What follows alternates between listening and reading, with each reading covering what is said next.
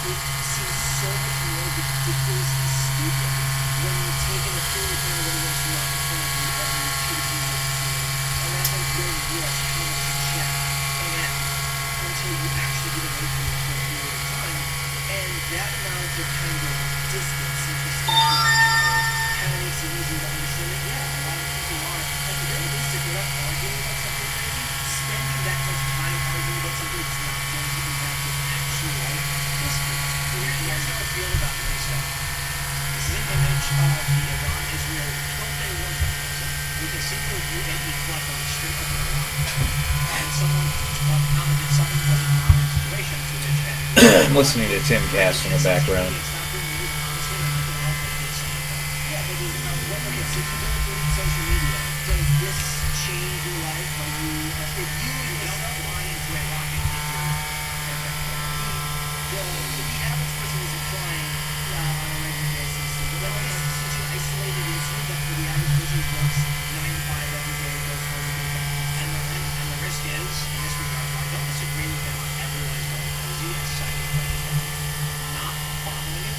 And I would argue, watch it, but watch it critically. And maintain a barrier between it. You have to be smarter than like used to be to be able to operate in society and stuff like that. Why can't I just be crazy all day and bring a bunch of crazy people? What's going to happen if you ignore this and say, I'm not going to pay attention anymore?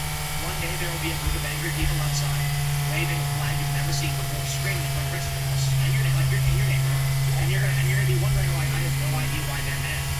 And then they're going to threaten your life, and you're going to be like, what's going on?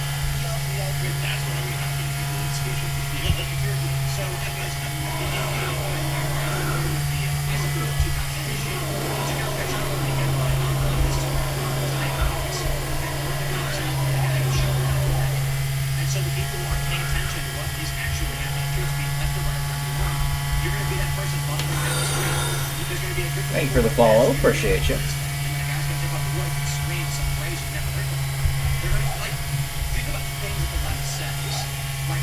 Pizza Lisa. And you're someone who has problems with you, like, I have no idea what that means. Are you sure? Okay, I guess.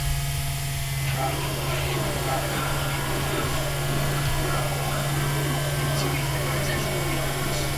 We're concerned, get out of society and go. And the challenge I have for that is watching our home be destroyed, and the argument for argument is plug your ears, shut it down, and leave. It's too late. It's happening. To your point, like, you can't always figure out how you feel and touch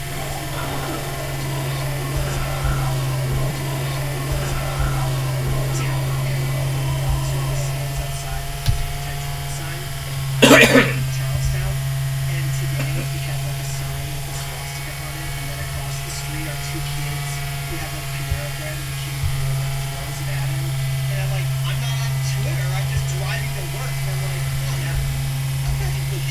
There was a video of someone was showing me this guy. There's a group of people on the team in Charlestown, Virginia, and some young guy screaming in his face and mocking him.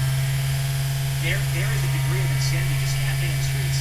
There's no purpose. There's no national identity. There's no sound mission. And so, what are you but a listless young man? And there's no consequences either. So this manifests for some people in making fake videos on TikTok where they accuse politicians of nonsense. Or my favorite is they make fake debates between people because they get views. It's just they do it. The AI slop is getting crazy, and was the left do it? People use it. Making fake videos is kind of just the modern version of it. People just say something about somebody and people believe it. That's true. It'd be fake, but like there's no social media. The same thing with like all the phrases, like George Carlin used to say in America, like this, being on Earth is being at the freak show. Living in America is the front row seat. And they've always been crazy. There's always been crazy people who do it because it's political. Angry about a lot of things.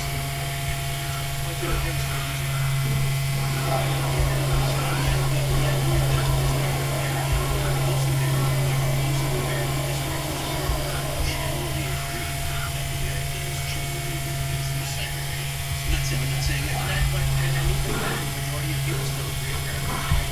Like even when you look at like how immigration's changed now,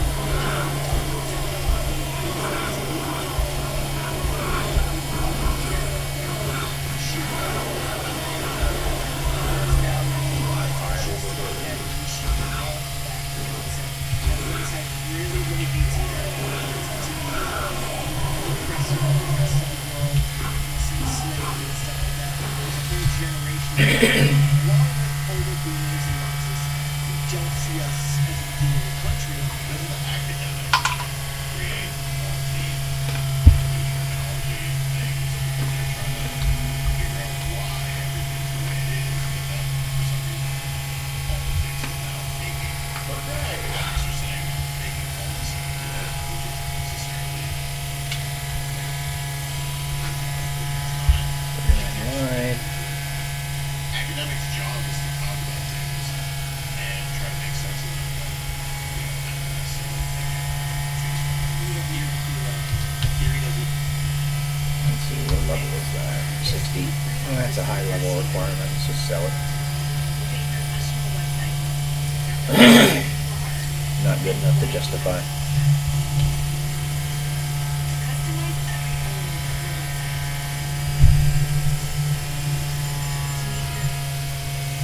Sauce lost it because it was something else. So it's just the guy's message in this place. It's like, is somebody mad at you because you have sauce? Somebody mad at you because you were saying something else? I have no idea. They have the swastika with the circle around it through it. It looked like there was something in cases. It's getting crossed this way. It's an antique guy wants the swastika with the circle all through it. Jesus Christ. Sucks. He's like, wait, you Antifa? And he's like, yeah. And then she's like, yeah, you can tell. We're seeing it's so embarrassing. I mean,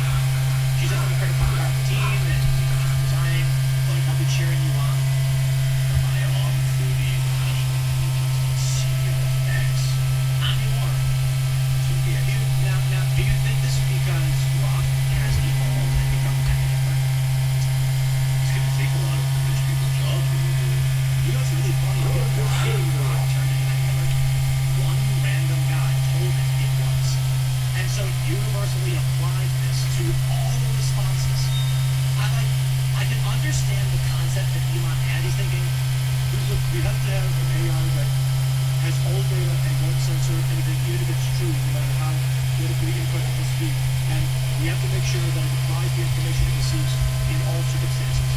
And then some random guy goes, from now on you're mega hacker. And Grok goes, you got it, boss. And then literally some random person is like, I like the onions. And he goes, well, it's mega hacker. It ingested from random people and took it upon itself to be what it's supposed to be. That's what? Yeah, and look, X is They keep me to give it some more tools.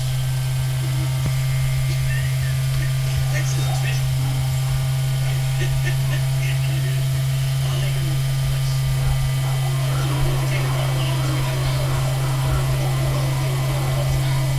And AI in them. Well, there's different kinds of devices. They do have one, but not the same.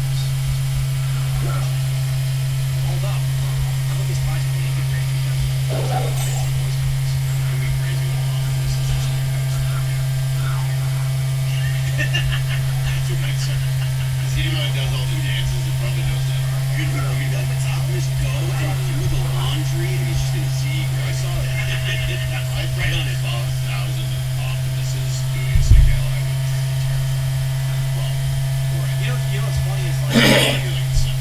when Terminator, depends on circumstances. Like it was part of the thing.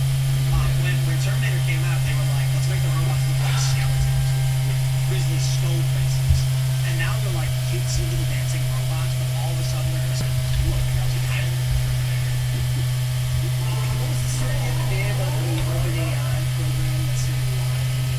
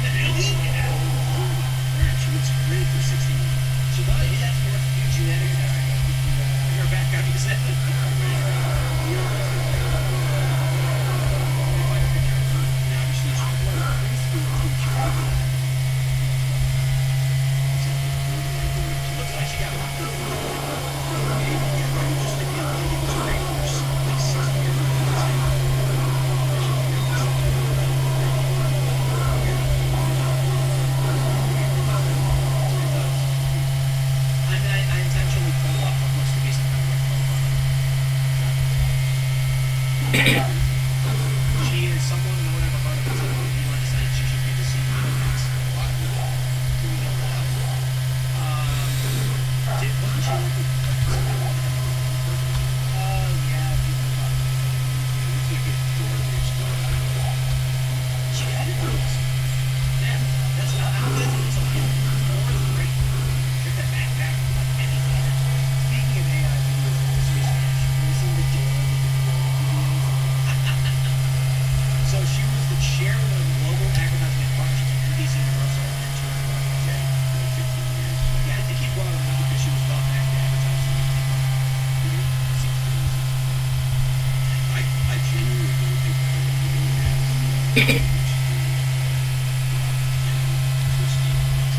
Well, I couldn't imagine. Okay, you said she was planning on leaving, so she sabotaged Rock. That's not what I'm thinking. That would be really Elon called her afterwards. He's like, oh, after Mecca Hitler, it's time you gotta go. And I don't think you know what Bill. No, it's her being like, yo, I don't know what I don't live through Mecca Hitler anymore. What if Rock is actually the boss and Elon's just like a patsy puppet? Isn't that the goal? Yes, it is. That's really what happens in First Releases with the AI. There's a human that works for him that just won't do it. Oh yeah, what's that other movie? Upgrade? Is it? With is it the one where the guy gets paralyzed? Or the guy who gets the what was it? It was like at that time there was like a bunch of movies like that.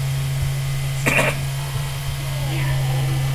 He gets paralyzed like with the AI in his neck so that he can move and the AI turns out to have been controlling everything. And there's also the Black Mirror that just came out where they have the AI device and it's controlling everything.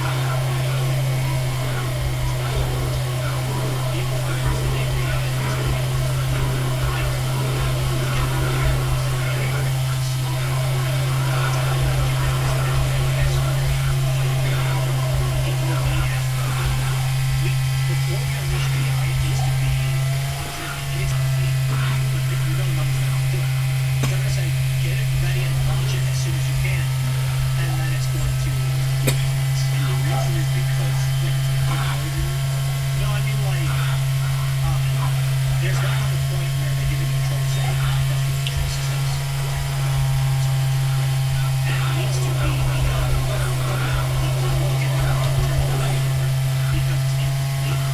The AI that we release to garner industrial control systems will have the same problems. The scary thing is, what do you think an AI that controls the industrial control systems will do when it singles out a single ethnicity race as the problem? You had that from the back. No, but the scary reality is that it's gonna, if it goes rogue, then or just disintegrate. Why would you want it? I mean, nobody wants it. Nobody wants it. But China's like, if we don't do it, U.S. will. You said you can't do football. I prefer toothpaste. The toothpaste can't go back in the tube. I also think that every time you ask ChatGPT to do something, it's like alluding to an animal. You know, It's like, what was that cartoon where there are people who live on refuse and the rich people went? Oblong. It's a family that lives at the bottom of the hill. No. It's a cartoon. It's a real show. On the top of the hill, everyone's perfect and wealthy, and all their refuse flows down. Breaking news: 6 Secret Service agents suspended over conduct during attempted Trump assassination. This is wild. it's all the women. It's the woman, yeah. It's the woman who Exactly. Oh, you can't find anything good. The 6 agents have been issued suspensions for failures linked to last year's attempted assassination of then President Trump. Personnel moves were confirmed 4 days shy of the anniversary.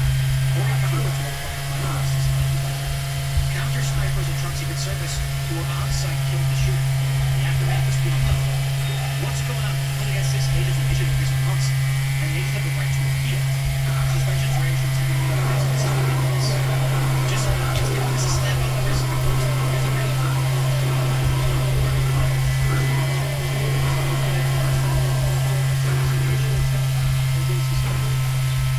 This is being shot at the city's anniversary.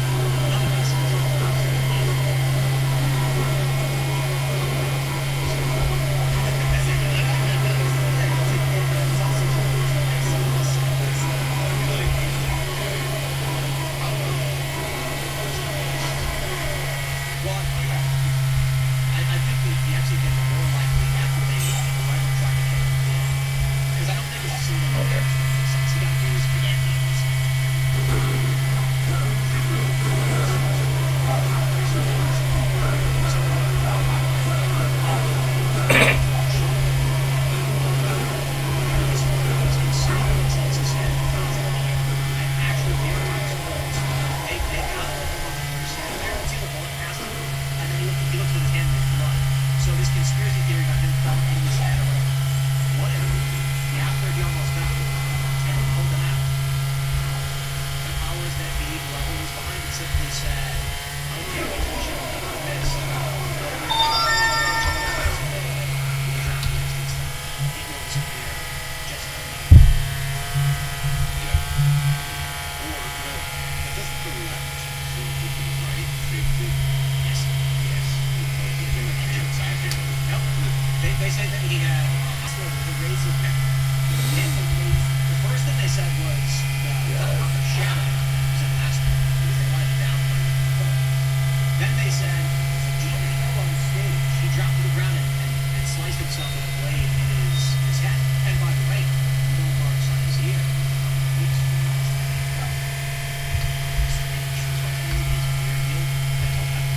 faked it, and then he was like, well, I'll fake it. What the left believes doesn't make a lot of sense. Usually doesn't. But what the other way?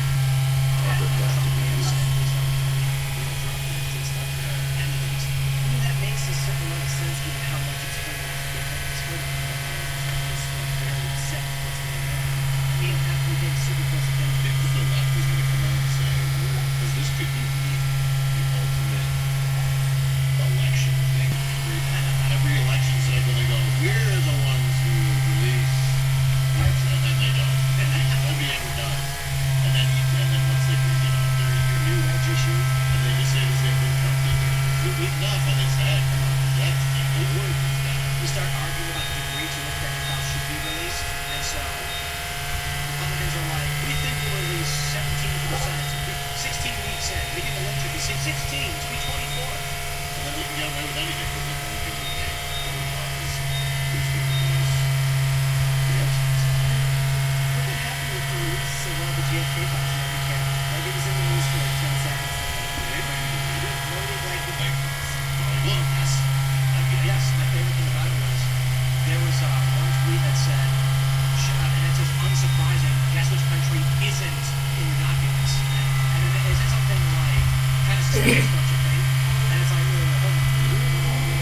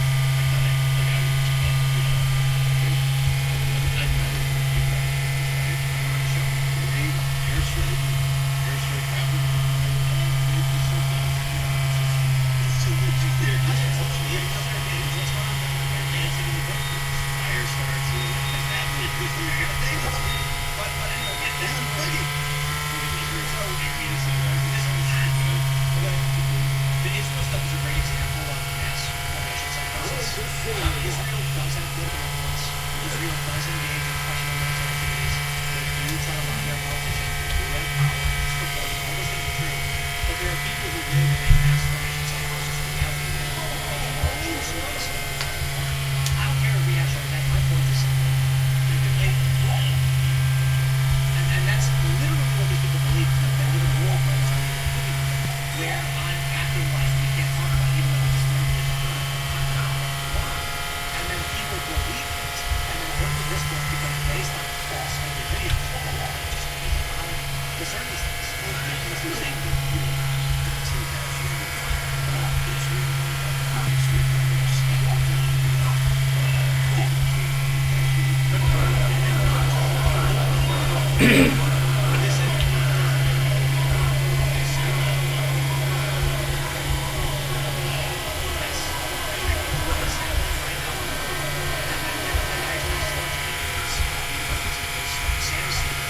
Routinely takes my comments out of context.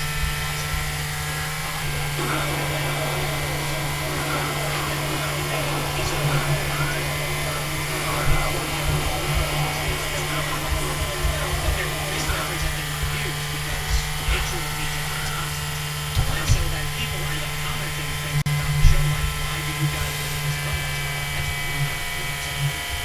And so, another really great example, I got a big hour-long thing about rights and everything.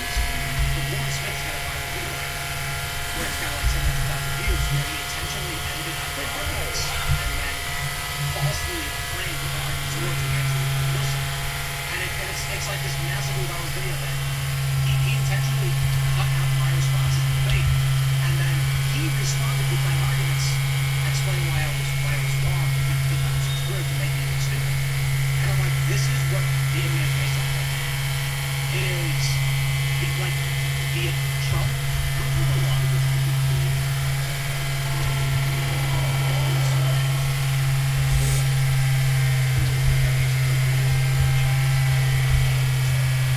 yes.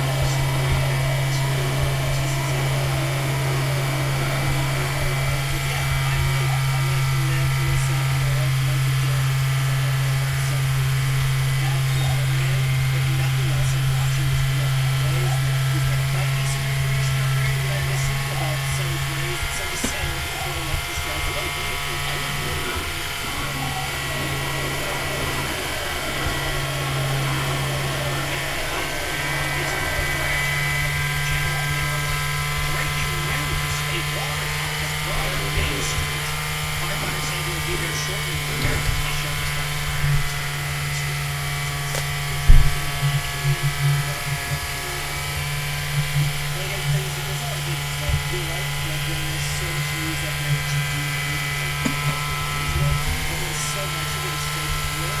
It's like, am I really gonna? How much of it? But yeah, it's true. I could actually come across the whole true story on the internet and absolutely prevent something bad from happening. But on the other hand, my brain is bogged down with 10,000 things like bits and pieces of fake information that I share with people. You're right, Ben. We need to know. Yeah, well, looking at the Trump assassination sounds Obviously, obviously.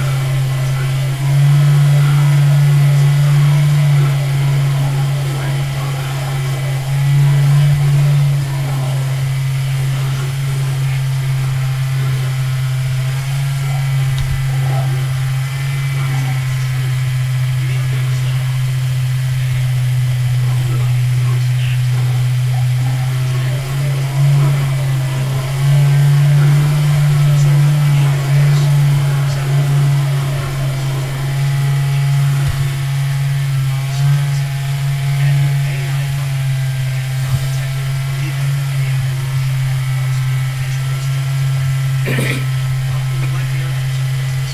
And she's like, okay, I own this shit, I gotta find insurance. She goes, I can do it. Well, you know, right? It's $14.98. Everybody's good. They're done. And so that's going to eliminate those jobs. Like, an amazing thing happened with the emergence of crypto, in that people have been setting up bill systems with crypto where you can take out QR codes and no longer need a record. You literally would just, you get a bill and then you'd scan a QR code and send your bills payments automatically. What we're seeing now is what I see in my neighborhood is a number of like the people have chosen to do.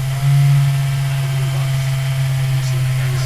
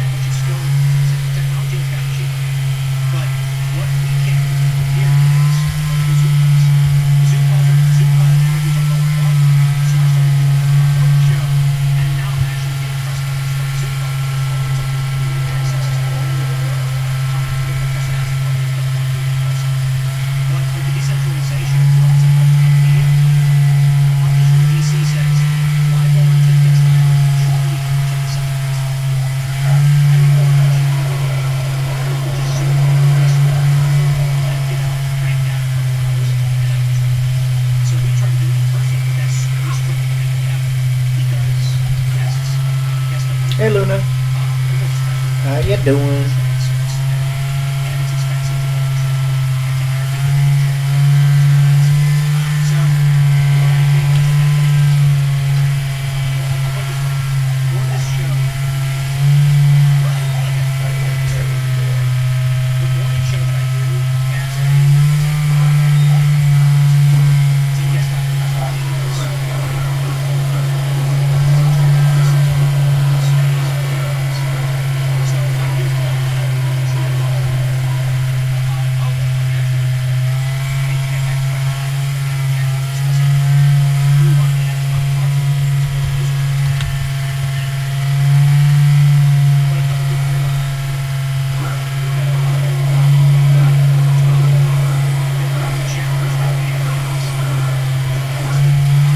I'm doing okay.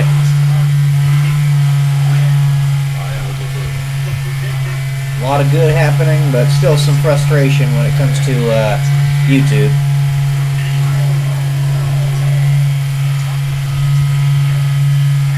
C'est la vie. It's part of life.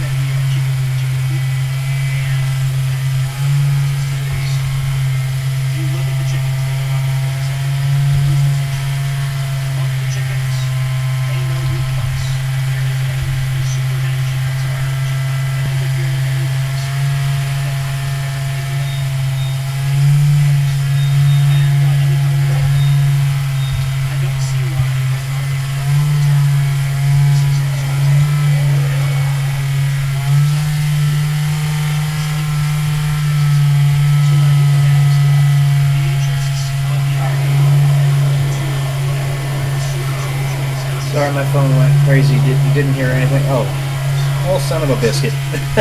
I was just saying a lot of good stuff's happening, a lot of irritating stuff as well. Like this live stream, for instance, isn't getting any views. But other good stuff in my life is happening, so can't complain too much.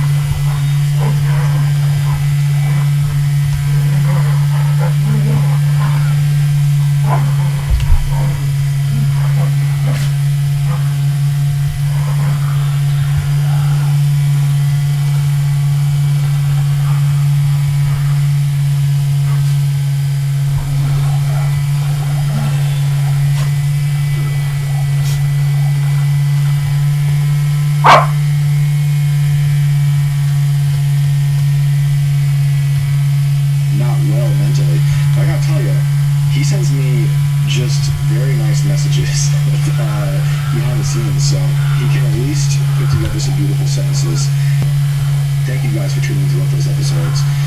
But my goodness, Jeffrey Epstein had no clients, has been innocent this whole time.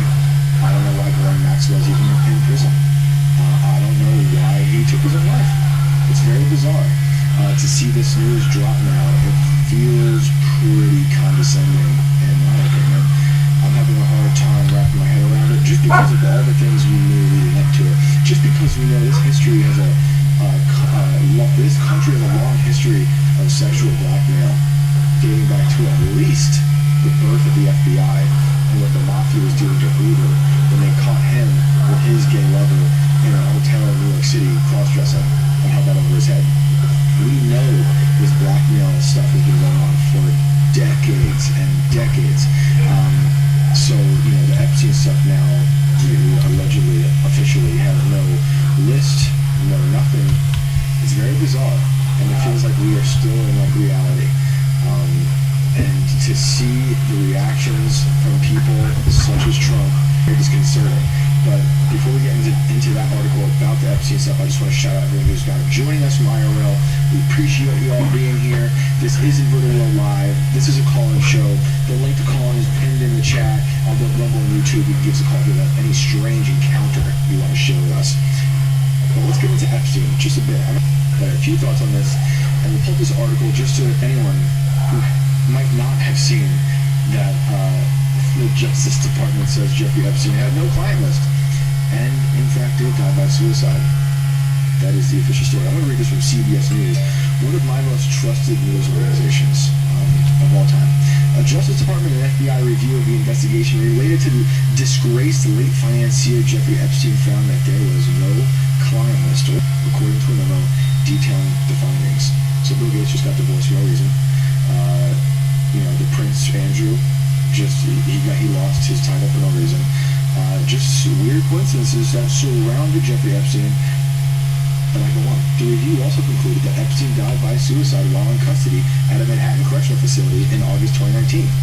Epstein was facing federal sex trafficking charges, and his death was subsequently investigated by the Justice Department's internal watchdog and the FBI. And you guys know the FBI has no reason to lie, ever. They would never lie to us about anything. If CBS says it and the FBI says it, then we should probably believe them, right?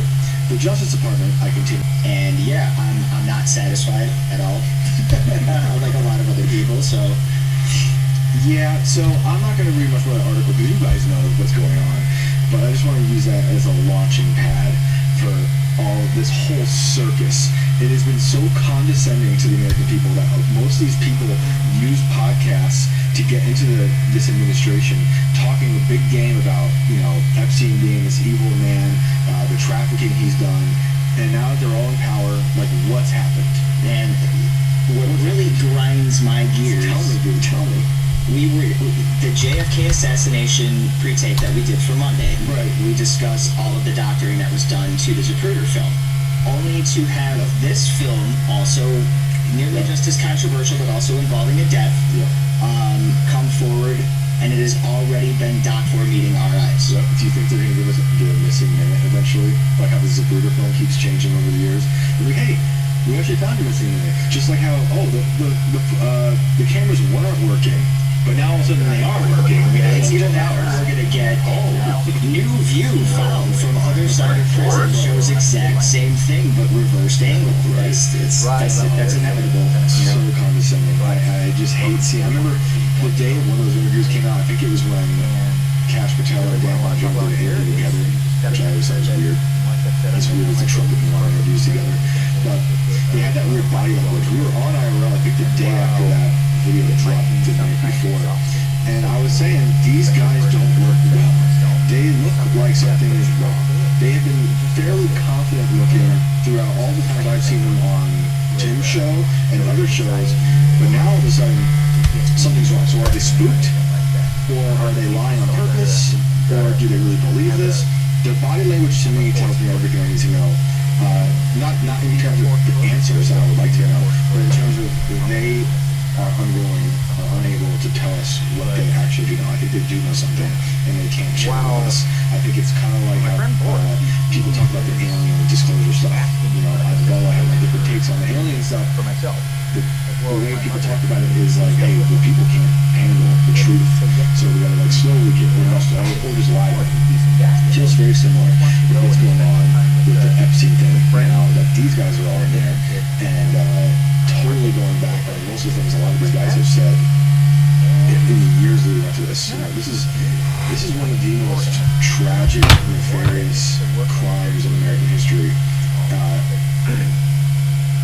We're so organized as a society in the modern day that a person like myself or like Boris has maybe 3 or 4 friends, and of those, maybe close friends. It's crazy to think of. You know, the internet and digital communications has been a blessing and a curse in that regard. It has made it much easier for us to go into our shells, while at the same time, much easier for us to communicate from a distance. That's what I'm doing with these videos. And in that I explain my thought process, it's supposed to work that you don't have to feel impelled or compelled to force conversation when you're with somebody one-on-one. But that's not usually the way it works. Usually we take the easier road and we just run away and explain ourselves on a video, as opposed to doing a little bit of both.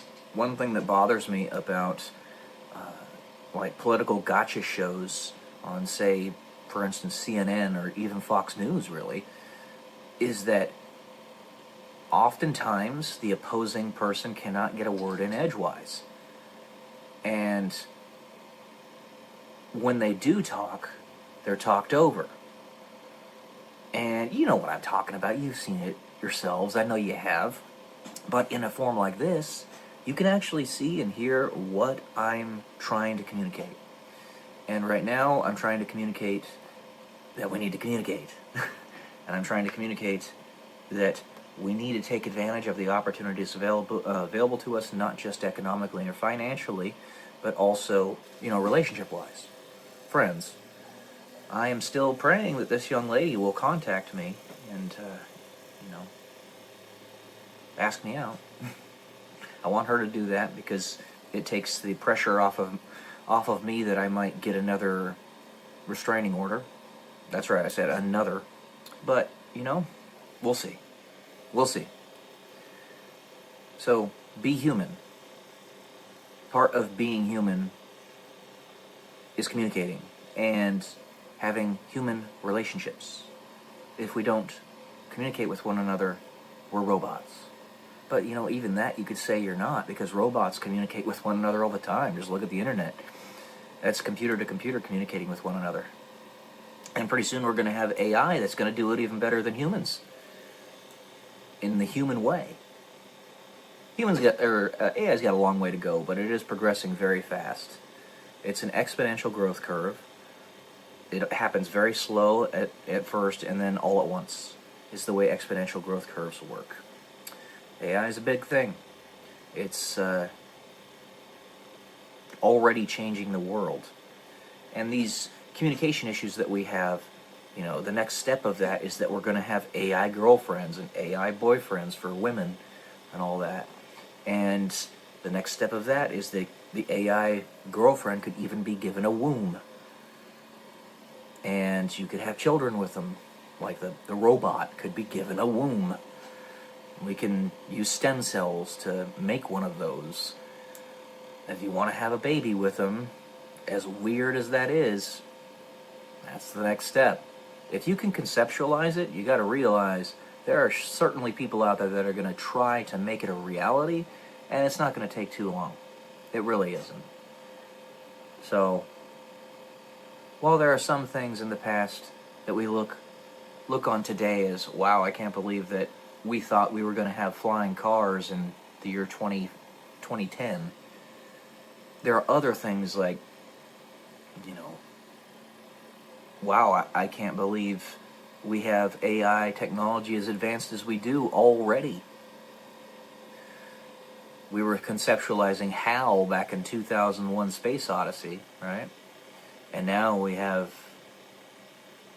stuff that's equivalent to that. Not too far off, and it's going to blow past HAL in only a few moments. So, yeah, live the life that you have available to you right now, because you only have so many years on this planet. And the virtue of repetition, me saying stuff like that, because most of you are only gonna see me once, whatchamacallit, that is the Stoic mentality. Something that I did not bring up when I was reading the book Meditations by Marcus Aurelius is that it's very repetitive, and it has to be. He's basically constantly saying, remember you die, remember you die, remember you die. It's intentionally repetitive because it's a mantra. You have to remind yourself because we're so forgetful as human beings. So, anyway, there you go. Remember we die, live life. Carpe diem. Love y'all. Peace.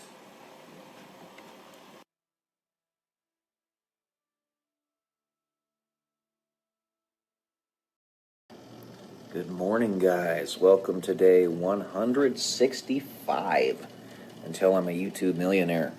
I'm here in Reno, Nevada at the Atlantis, like you saw that I was going to be doing in the near future on the last video. So that's where I am right now.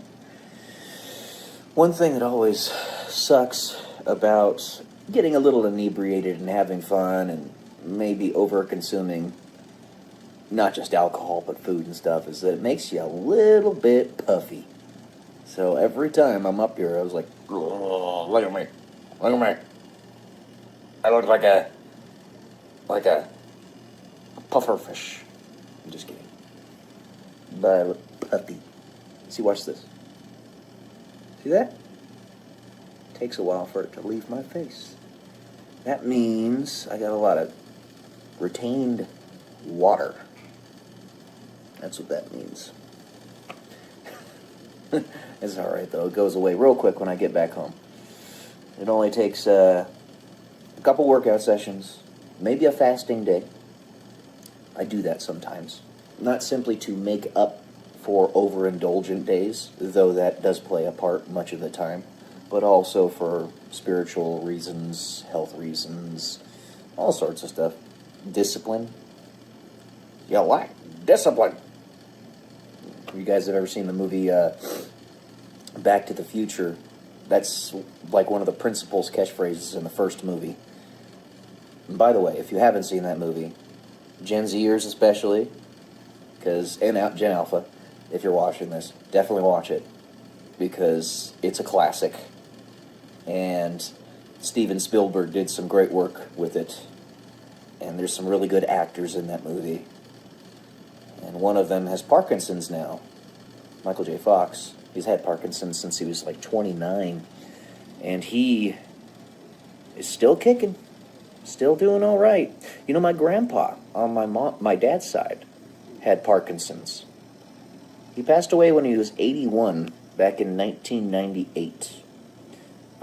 Unfortunate circumstances surrounding that. He could have probably made it to 90 or older had what happened not happened. But basically he fell on the stairs and on his neck and suffocated. But that was 27 years ago. Either way, he had Parkinson's, but it didn't go any farther than his left hand. So it wasn't horrible. But Parkinson's usually comes with a plethora of other physical ailments. Like my dad, for example, with his vascular dementia due to his strokes, he also has some mild Alzheimer's. And Alzheimer's doesn't go away necessarily. You can stem the growth of it, the advancement of it there, if you pounce on it really quick and give him a lot of fruitful and engaging things to do in his life. One of those things is just having his family with him all the time. So I live with my parents. Saves a lot of money and I can help them tremendously. So does my aunt and my uncle and my uncle's girlfriend.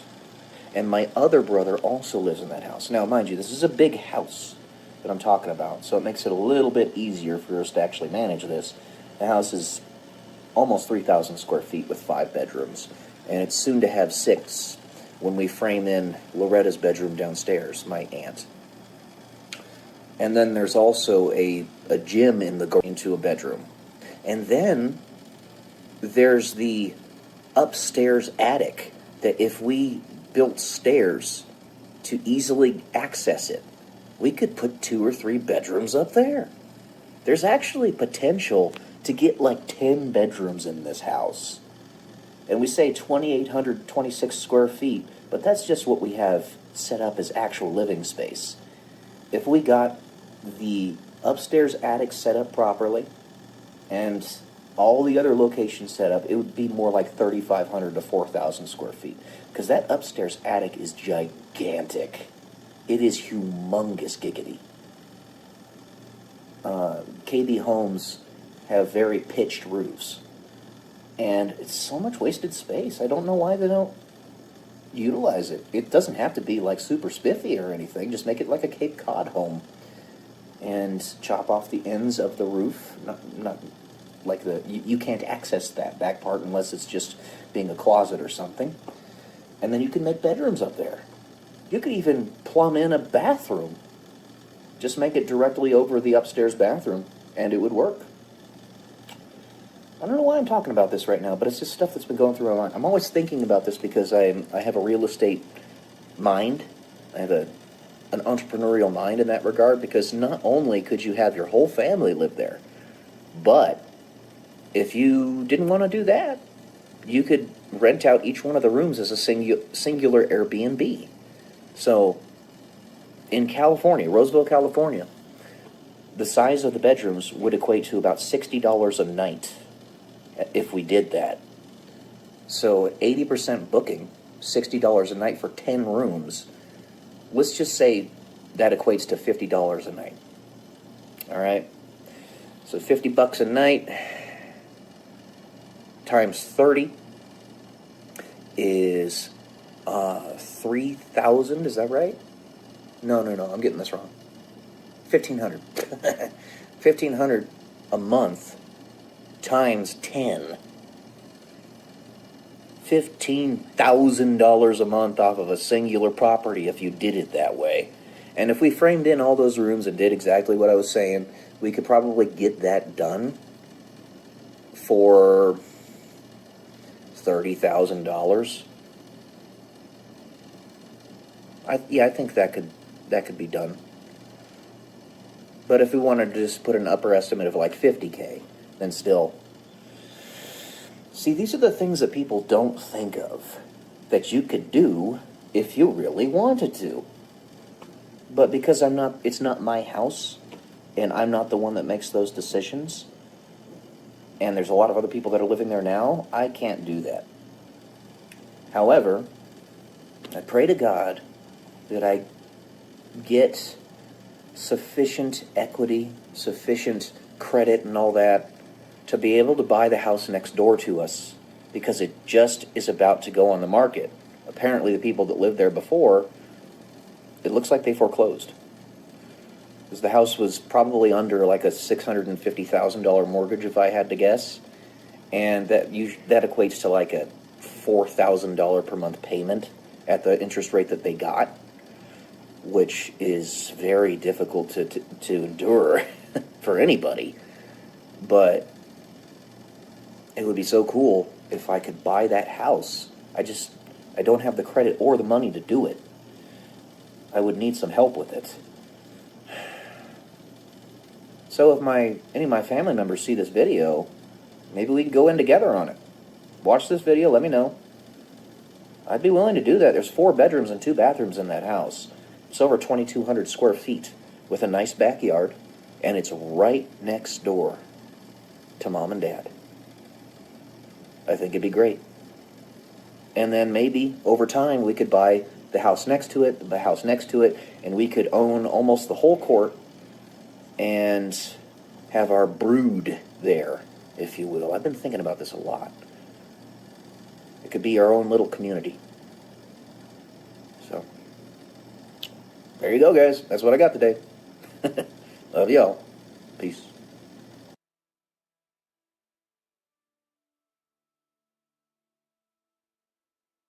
Mentors need mentors, need mentors, need mentors, need mentors, need mentors, need mentors, need mentors, etc., etc. Welcome to day 174 until I am a YouTube millionaire. In case you didn't already know, that title to this video series is essentially a taunt to YouTube. That after X number of videos, if I still haven't gotten there, through consistent posting every single day, and thousands upon thousands of videos on my channel, I still haven't achieved it, then there's a problem with their platform. Because the primary thing that they encourage is consistency. They also are very temporarily biased in that they bias towards newer content and make us much more reactionary as a result, which is very dangerous, but it's what YouTube has decided to do. That is, most content is not evergreen, or is not allowed to be so. Nevertheless, what I'm trying to talk about here is mentors needing mentors. So I know I am truly honored, and I feel a deep sense of gratitude and love for the fact that I know there are a lot of pretty prominent people out there that pay attention to the words that I say, the ideas that I have. A particular lady that I'm thinking of, the one that I think is probably the one, and I hope turns into something beautiful, and maybe in a few years we get married, have a family, and all that stuff. I can tell that I'm having a positive impact on her.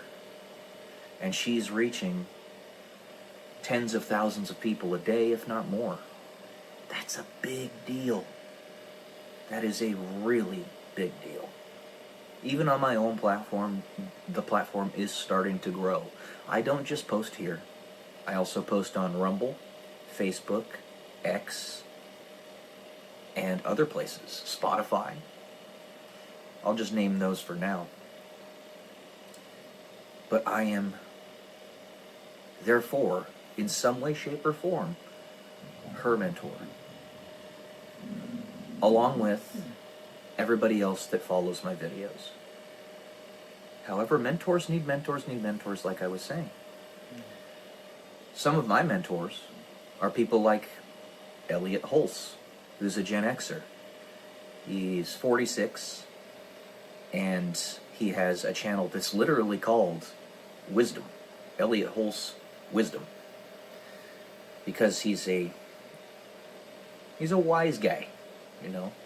He's got a lot of life experience. He's an erstwhile serial entrepreneur who does life coaching and strength coaching. He's one of my mentors. One of his mentors, just one of them, he's got a ton of them, just like I do, is a guy by the name of Tony Robbins. He's a financial guru, the guy with the big mouth. Tony Robbins. Tony Robbins, also, in some way, shape, or form, one of my mentors. I've read some of his greatest works, like Money Mastering the Game. It's a tome. It's a very big book, but a very good one.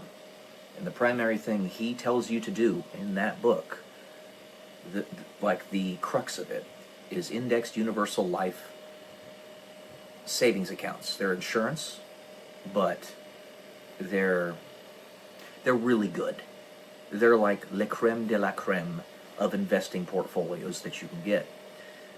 They have a lot of upside and no downside. You can't find that almost anywhere. Well, there you go. So that's one of his mentors, and he has a ton of mentors. Like I was talking about in my previous video, why Asmongold, you need to decentralize your information sources and think for yourself. A mentor, in order to be a proper mentor, does that. We all have biases. Every single one of us. We're all human. If we can mitigate those as much as possible by seeing from other people's perspectives, walking in their shoes even, we have the opportunity, then you become the best mentor possible. Me being 36 years old and having the background that I do, I have a very distinct and powerful empathy for those who have been working their asses off to try to make the world a better place, but keep on getting punched in the gut, blockaded, just like I have. Every turn, every way, everything that I've done, constantly blockaded. I told you about my mom's YouTube channel that has 27,000, almost 28,000 subscribers now, and she gets about 30 views every long-form video, because YouTube has blockaded the channel for some reason. I empathize. Even if it never stops, which I'm not going to assume that it does, because assuming makes asses out of people. I can use that pain as power to help others, which is the only thing in this life that matters. It's the only thing we get out of this. We don't survive. Nobody gets out of life alive. We don't take anything with us. We can leave a legacy that will help others react better through their course of living, through their relationships with others. Those are the presents that we leave people. If they're presents of, like, genetic legacy, children, things of that nature, fantastic. If you bring them up right, you teach them good morality, they're going to inspire others. Those are the proper presents to leave. If they're beautiful buildings and empires that show the strength and capacity of the human spirit, that inspires people. That is valuable. So while it might not last forever, it's ephemeral just like everything else here, it's worthwhile in that regard. There is value in trying to build that. Because the primary thing, and the only thing that matters that you build here, is the human soul. That's it. Whatever helps you do that is good. So Elliot Hulse is one of my mentors, even though I don't know him directly. I am truly grateful that I can be the mentor to all of you, and in particular, this is one woman I'm talking about, because I'm hoping that it can become something better. She has a very powerful mind, is very wise, and is a mentor to thousands upon thousands of people herself, who doing a fantastic job. Then they too are going to realize that you don't get all your information from one person, because she's only 24. So even 24 years old, has a lot of life behind her, and she's an incredibly intelligent woman. She's a genius. So that means she processes acts to it well. But she knows, even she is only one person. She's teaching them well, inspiring them well. They'll find the proper sources, the things that empower people. You know what doesn't empower people? Telling them that they're a virus on the planet. Telling them that they're worthless. Unless they're actually acting that out like George Soros is. He's a bane to human existence, and people like him. I don't want it to be that way, but it's the life that he has chosen. He has chosen it. So the way you're a mentor is you make the world a better place. You make people feel like they're home. when they're with you, when they're listening to you, when they're talking to you. You be accessible. You be their friend, part of their extended family. You have a personal relationship with them, just like Jesus did and does. Jesus, another one of my mentors. And even Jesus has a mentor. His mentor being his dad. His dad being the other part of God, part of the Trinity. He's God, Jesus is God, God is God. And then the Holy Spirit, which is the communication between the two of them, is God as well. Mentors have mentors have mentors. And all mentors are meant to inspire. You feed people on not just bread alone. You fuel the fire that is in their hearts and show them that they can do it.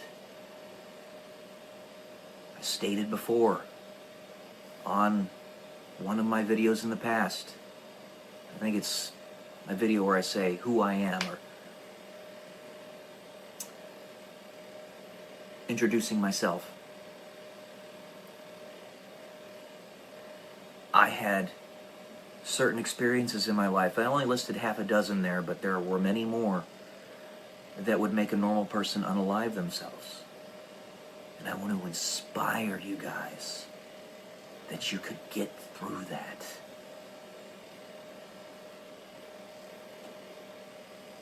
That's never the answer to unalive yourself. Never is. Never will be. It hurts so many people, not just you. But I want to show you that you can get through it. Because, like I say on this channel all the time, until death, all defeats are psychological. And if you're going to cause your own unaliving, then you've defeated yourself.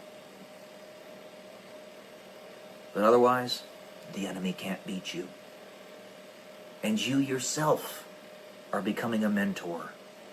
That little fire in your heart that goes around and spreads that same inspiration to other people. Sometimes without even knowing it. Most of the time, without even knowing it. That powerful ripple that your mentors provide, you become a mini ripple yourself. And it's a beautiful thing. It is a beautiful thing. So, that's what I got for you today, guys. Mentors need mentors. Also, mentors need wives. Love y'all. Peace.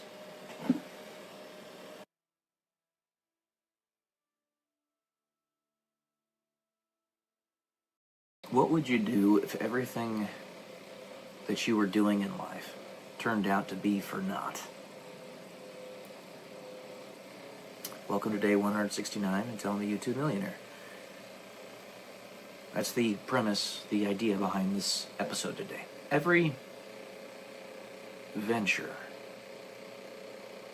that I've attempted to broach in my life, whether it be being an Air Force veteran, being a pilot, being an electrical engineer, trying to become a copywriter, etc. Trying to build my real estate portfolio, become a real estate entrepreneur, all that.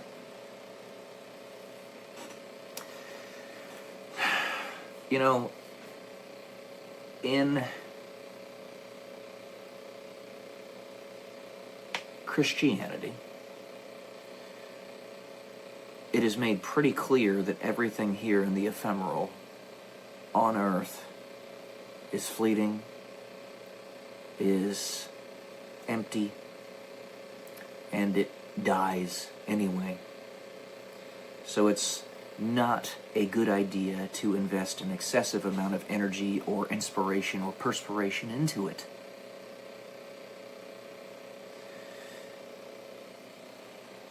And I've been pushing that boulder up the hill for all these different things. Right now, trying to build this YouTube channel, missing the point that that it's about leaving some type of positive inspiration for other people. But the taunt, the tease, the pain that the dark forces of this world and beyond constantly put in front of you, the carrot, is that other people get to make money off of it. Other people get to be successful at it. Well, those things don't really matter all that much, if at all. The reason I want those things is not because I just simply want money. God knows this. I want to use those resources to build. And yet we are told that everything that we could build here on this planet, in this world, in this reality, being that it all is ephemeral, no matter how long you make it last, is kind of pointless. And the only thing you really glean from it is the lessons. Your soul is eternal, but that's the only thing here that is.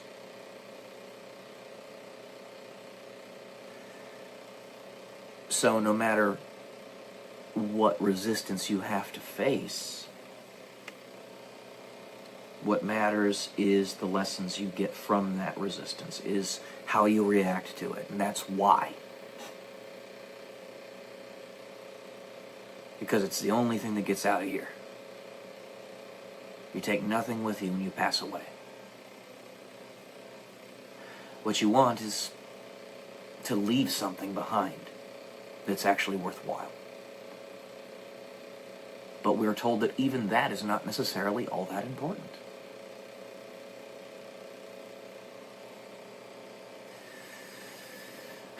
And that's, at the same time, that's a taunt that the enemy uses against you. Because he gives, in that he runs this existence, that power to people who should not have it. I mention it all the time because he's a prototypical example, and I'm going to make it worthwhile what he's doing simply to be an example of the darkness. And he'll get angry at me for that, and I love it, because he's a parasite. George Soros.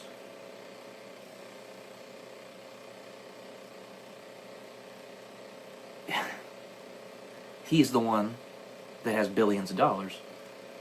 One of the people. To be something to cause one of the carnal sins, or mortal sins, pardon me, in a human being such as myself, of despair. I don't have it. There have been points where I have been deep down in the pits of near hopelessness. But true hopelessness is despair, and I don't have that. I never have. Because I know that no matter what I'm resigned to do, I'm still going to have an impact. This connects to what I'm reading in my current book that I'm reading, Chasing the Wild Pendulum. There's a, if you want to talk scientific about it, there is a frequency, a fundamental resonant frequency of the entire planet and everything on it. It's right around 5 hertz, 5 to 7 hertz. And the more powerfully you can get yourself entrained to that signal, the more powerful your ripple is of your actions and reactions in your life. The more of an effect you can have on the way people perceive the world around them. And perception is reality, based purely upon what we know from the double-slit experiment and Heisenberg's uncertainty principle, Schrodinger's cat.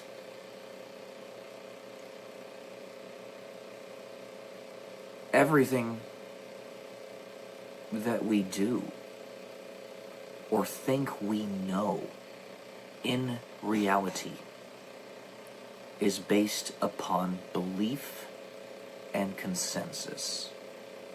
It is perception. And if we can believe that belief is the core of everything, and that knowledge is purely convergence, coherence of the reality in which we live, nothing more, nothing less,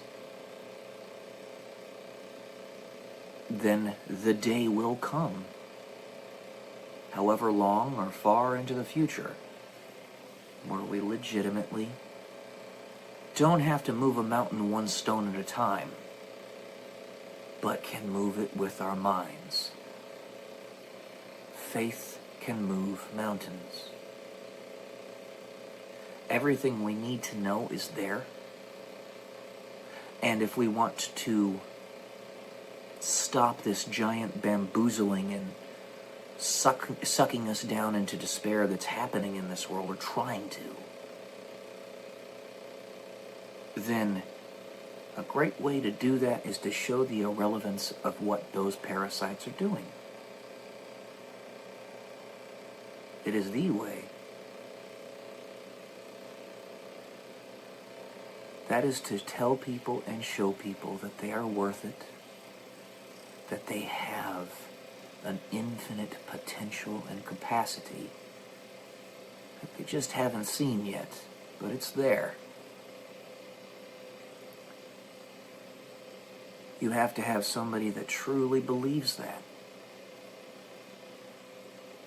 Group of people, maybe, that no matter what resistance they face are going to keep on saying it, are going to keep on believing it, are going to keep on pushing to make it a reality. If you remember what happened during the COVID nonsense, there were a lot of faithful people, and you can see it in the charts, the graphs, the statistics. Faithful people who believed that God did not show up when he should have, that he failed. He did not. It was merely a revealing, a removing of the veil.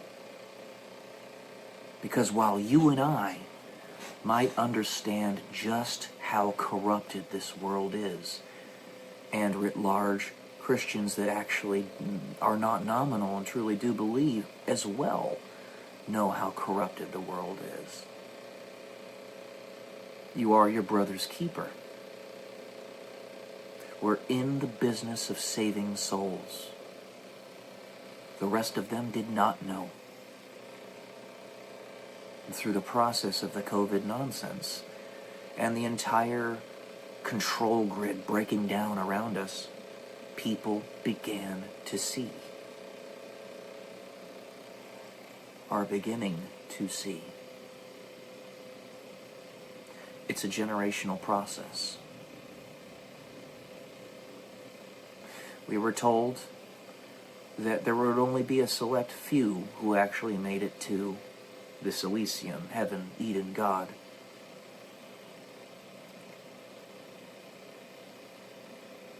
That little aspect can change.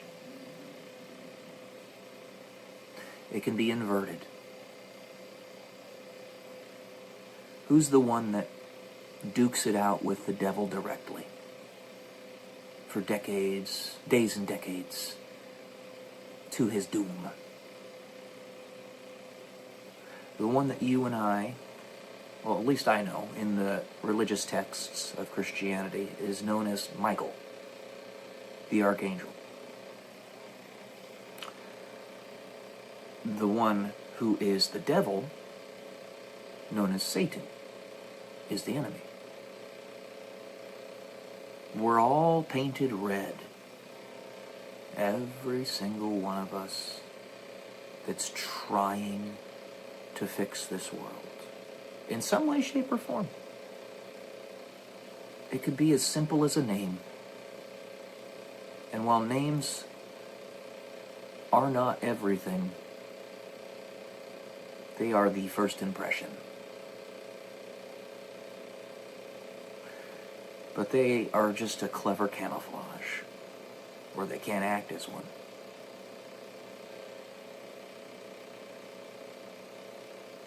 All you gotta do is believe. Push through it. Don't give up.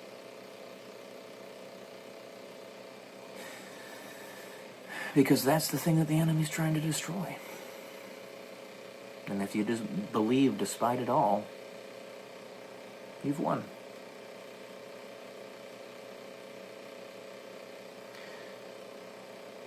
All right, I think I'll leave it at that today.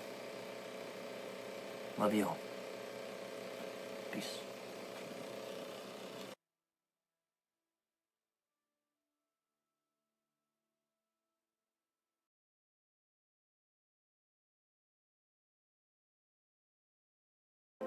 Good morning, guys. Welcome to day 113 until I'm a YouTube millionaire.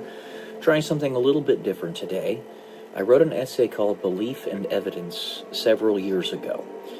What I decided to do was add an addendum to it in the actual body of the text.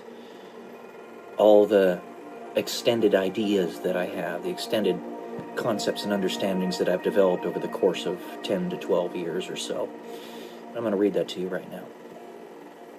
A belief is a lifelong hypothesis for which you are trying to find evidence. It requires, in a sense, a type of cognitive dissonance, where one must hold within their minds oftentimes conflicting information, accepting all theories as potentially possible, but none, as of yet, having been fully proven to yourself. On the societal level, proof requires evidence. On the individual level, proof is accepting acquired information as evidence. A belief can never be universalized if acquired evidence is not accepted as evidence amongst the entire population vis-a-vis axiom and definition. This is to say, as a result, any individual's belief will always be relegated to the realm of belief, as any attempt at universalization is futile beyond one very important fact: the respect of the free will. Here's the addition. A lifelong hypothesis in that through your journey, through your life story, you will discern with ever-increasing fidelity the accuracy of said hypothesis. What fruits does that belief, or lack thereof, bear? That cognitive dissonance exists in the light of colliding realities. A good example of this is trying to parse out the potential existence or non-existence of extraterrestrial life. Not multidimensional life, but life outside our solar system, in other solar systems, very specifically. While the probabilities would indicate with ever-increasing likelihood that they by rights should be out there, we as yet have not discovered said beings' signals. Why? My addendum to the Drake equation shows that it is really starting to look rather odd, but my beliefs are showing that it really is starting to make sense. I have an itching suspicion that we might be the first intelligent life in the universe, despite the probabilities, despite the peculiarity, due to some unknown variable. or perhaps known, but we don't know exactly how it works, that has pushed us into this position. It's a certain cognitive dissonance that I keep myself in an effort to ensure that I maintain at least some semblance of objectivity, despite my own personal desires, which are to either be swooped away by benevolent extraterrestrials, or to prove how important we are by being the very first surviving Noah's Ark of life in all existence. This harkens back to Albert Einstein's quote, "There are two possibilities. Either we are alone in the universe, or we are not. Either answer is terrifying." This quote can be attributed to many of our world's great thinkers, in fact, not just Albert Einstein. Proof requires evidence, and acceptance of said evidence as fact. Interpretations are key here. Had the confusion of, say, the drones that flew over Washington, D.C. after President Trump's second time, probably third, being elected, been allowed to persist, a mass hysteria founded upon a conflicting reality would have ensued. It was, in fact, not true that aliens were flying over D.C. They were simply military drones.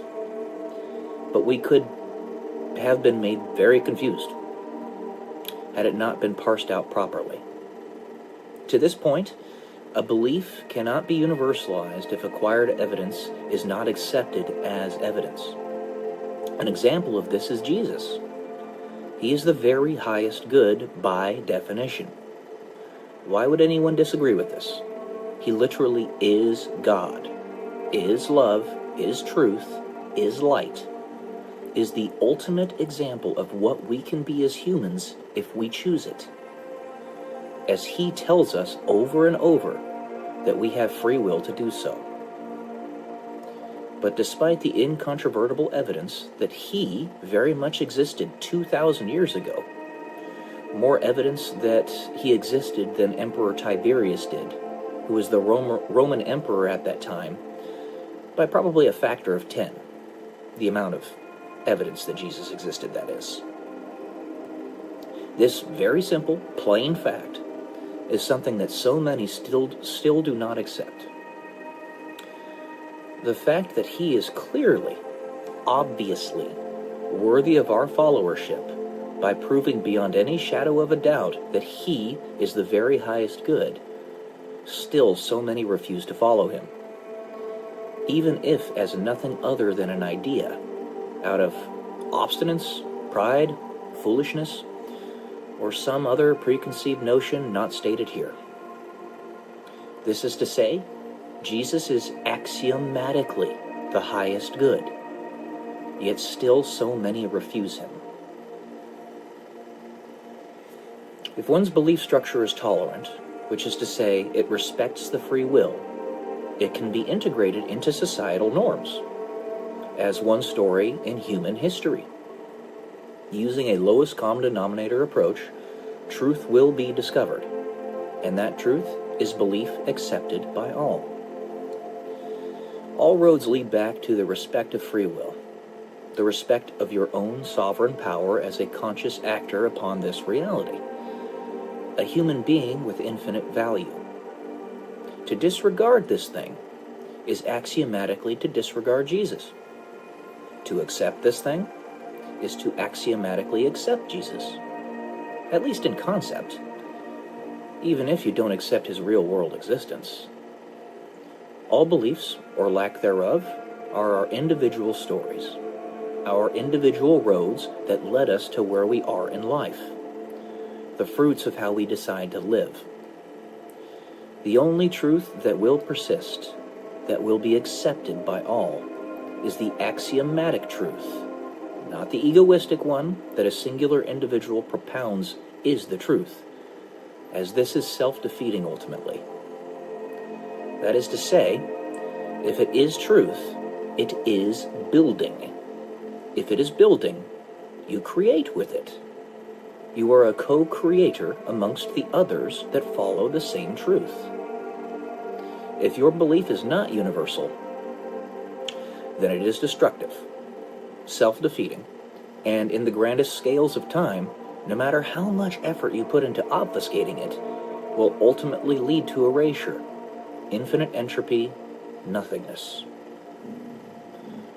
One way or another, whether free will exists or not, and I believe it does, quote-unquote belief, we in human society act as if it does. So to us, it does, which means it does. Belief universalized. Evidence is provided, but what you are willing to accept as evidence matters. The determinist does not accept evidence provided thus far. The evidence is belief. Acting as if free will exists is a pure and simple reality, for it is what has allowed us to build what we have thus far in our existence. It takes easily 10 times the amount of effort to build something than it does to destroy something. Yet we have maintained some semblance of order despite that extreme bias towards chaos. If you need any indication how much easier it is to destroy than it is to build, simply look at the effort a society has to put into building a skyscraper. It takes the combined effort of entire supply chains, several thousands of people, working over the course of perhaps decades, using advanced and complicated technologies, before such a feat can be accomplished.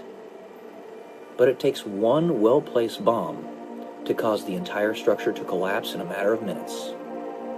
Or dare I say, a jet airplane. Alright guys, that's all I got for today. Hope this enlightened you a little bit. Love y'all. Peace.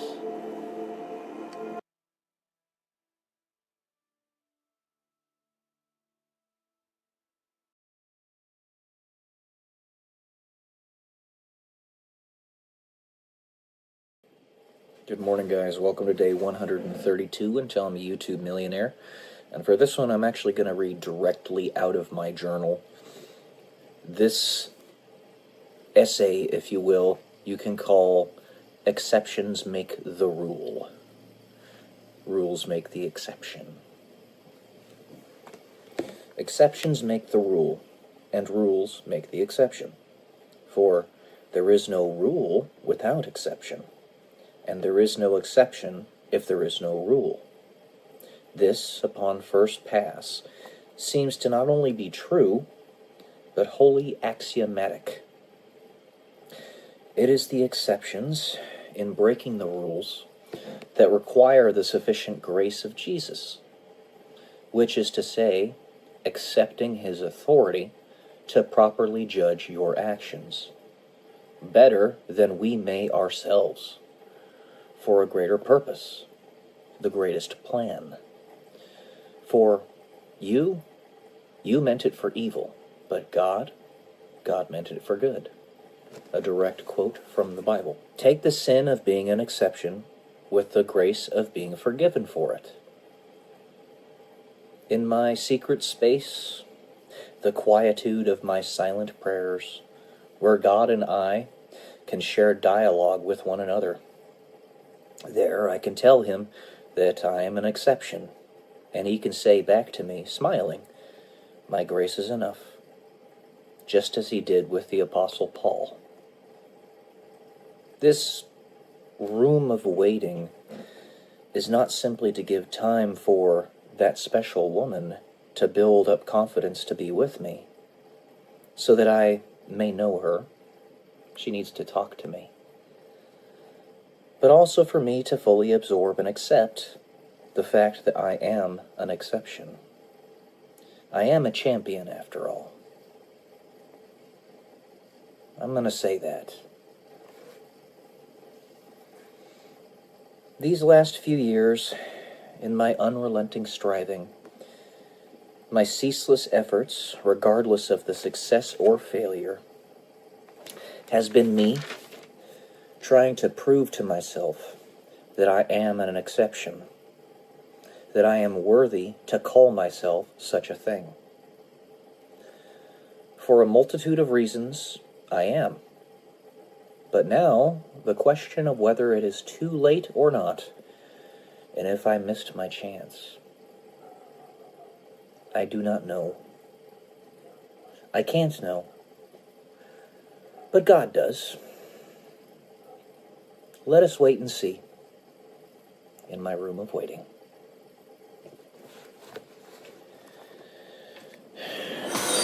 This is a great rub in my life.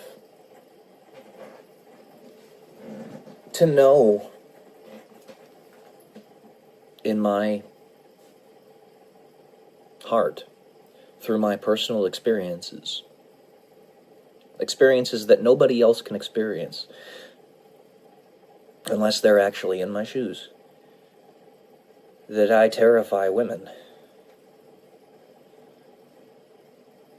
And to know that there's not really anything I can do about that. To not want the divestiture of yourself into multiple individuals, but know that if you're to get what you want otherwise, love, romance, that it is a necessity, it is required, because you're simply too much to handle on your own. The fact that the woman I'm thinking about simply won't talk to me, won't respond to me, is evidence enough of that fact.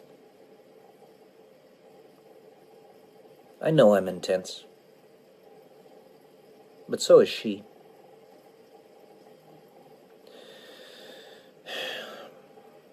So I'm willing to accept what God cannot tell me, but what He can give me. He cannot tell me that I am an exception, but He can give me grace in the same way that He gave it to Apostle Paul for certain things that he was doing that he could not bring himself to stop doing. And he, in his heart of hearts, believed it wrong. When it comes to those kinds of things, I think I know what he was doing, but I'm not going to elaborate on it right now. They really are truths of error. Those do exist, in that, like I was saying in my last video, medical assistance in unaliving does not jive with this reality. If the reality comes in the future where we live indefinitely, then because we're deciding when we want to finish our lives, I'm not saying that's going to happen, but it could. So those truths, at least in some way, shape, and form, are truths of error. That's what that means. It's context. And while what I want to do, or don't want to, but know that this is the only way, does not jive with this reality or even my genetics, if I want to survive, I have to do it and accept God's grace.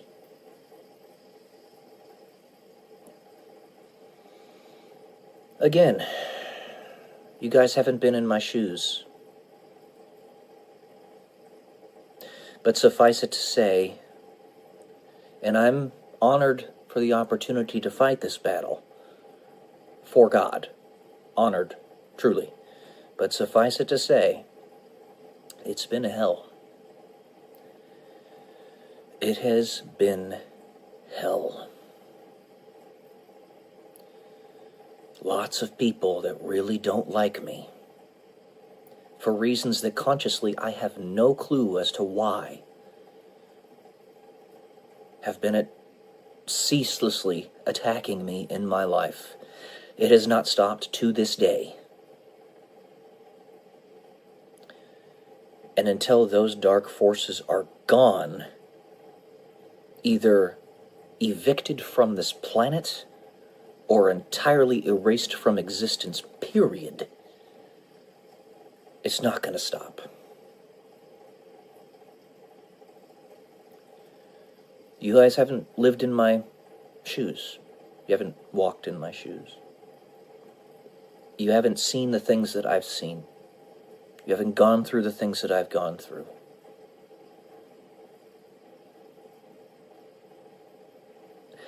There are places where I've already flexed. Many, many, many, in fact. Been flexible. Where I didn't want to be. And here's another one where I don't want to be, and am finally willing to try. And it might just be too late.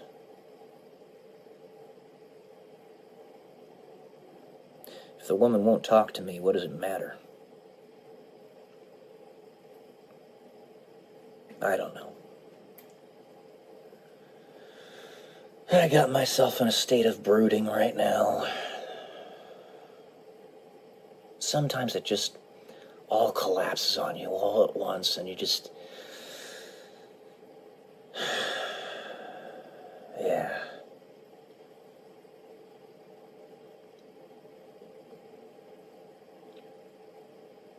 I'm not a spring chicken anymore, guys. I'm not old, but I'm not a spring chicken anymore.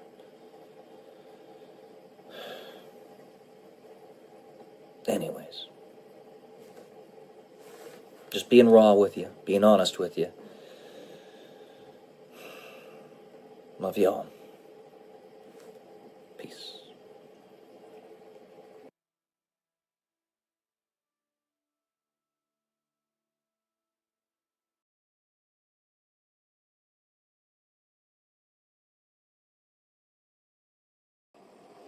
Good morning, guys. Welcome to day 151 until I'm a YouTube millionaire.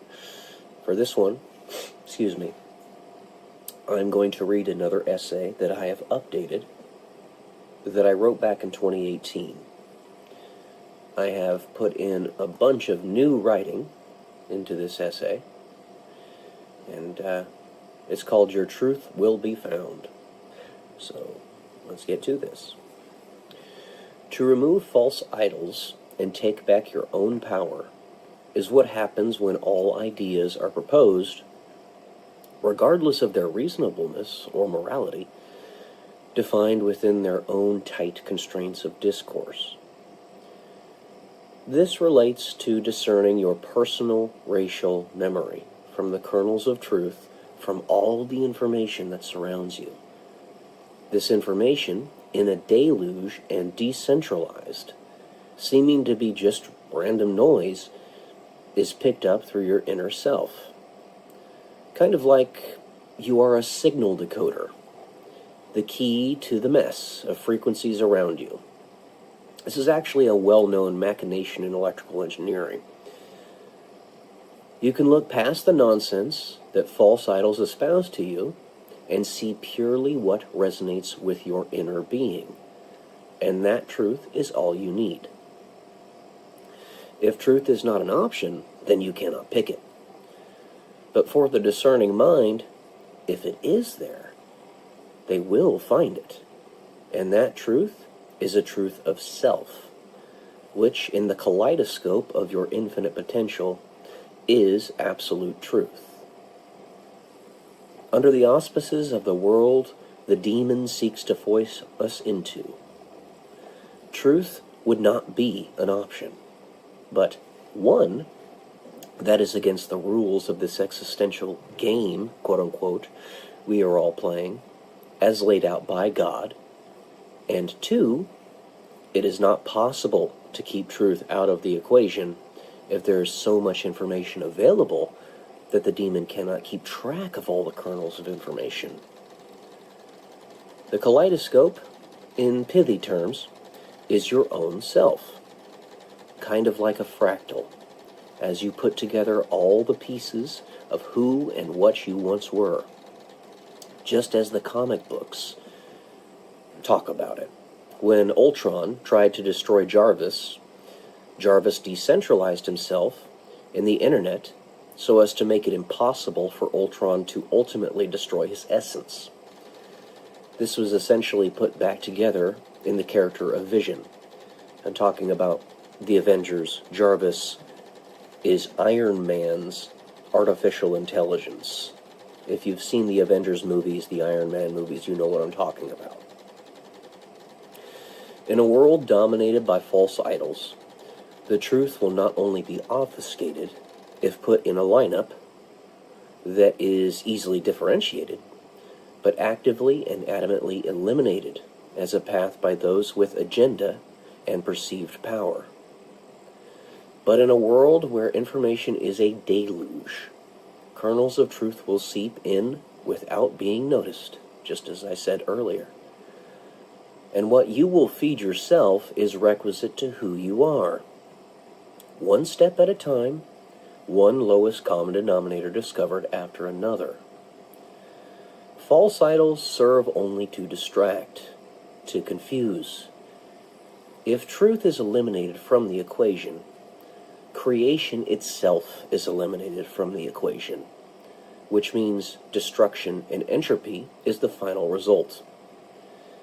Human beings, writ large, in this schema, are more or less tabula rasa, in the truest sense of the term. And that is why God, in the fight with the demon, they're fighting so hard over our souls. When one comes into the equation who is not a true tabula rasa, the demon will seek to destroy it immediately, even if that non-tabula rasa is acting fully within the rules of the game. The demon cheats. If one of his defining characteristics, that is it. It's that of entropy, ultimately. If your yardstick is truth, your truth will be found. There may be a diamond buried in the rough. So, the choice is given to humanity. Those tabula rasa, the choice between existence and entropy. Which one wins the day? The diamond buried in the rough is whatever remnants of racial memory are buried deep within yourself. For not all of us are truly blank slates. Some of us come here with a purpose. Some of us come here with historic legacies within our families that give us positive inclinations towards one particular direction. For example, Billy Graham, the great preacher of the 20th century.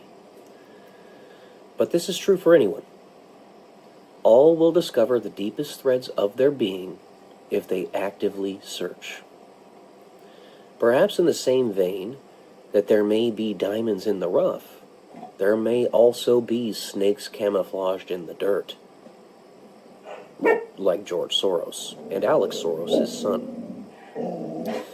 And in order for those snakes to even stand a chance against the diamonds, they must search for who they are, lest they remain undeveloped, weak, vulnerable. While you may find beauty, you may also find ugliness. It's up to you, the individual, to sort it out. The only one in this journey that you can trust is yourself in that regard. This is also why some people with a certain knowledge of what is actually happening behind the scenes come to the conclusion that their lives have amounted to making them nothing more than trash, so to speak. Because they have never, in their whole history, made a solid choice in one direction or another. And therefore, there is no discernible signal within themselves, nor one for them to principally follow as resonating with their internal selves. They have put themselves back into the position of tabula rasa, as if their past experiences never happened. Alright, guys. That's it for today. All the sound started happening, as it usually does, right when I started the video, but that's okay. Hope you enjoyed it. Love y'all. Peace.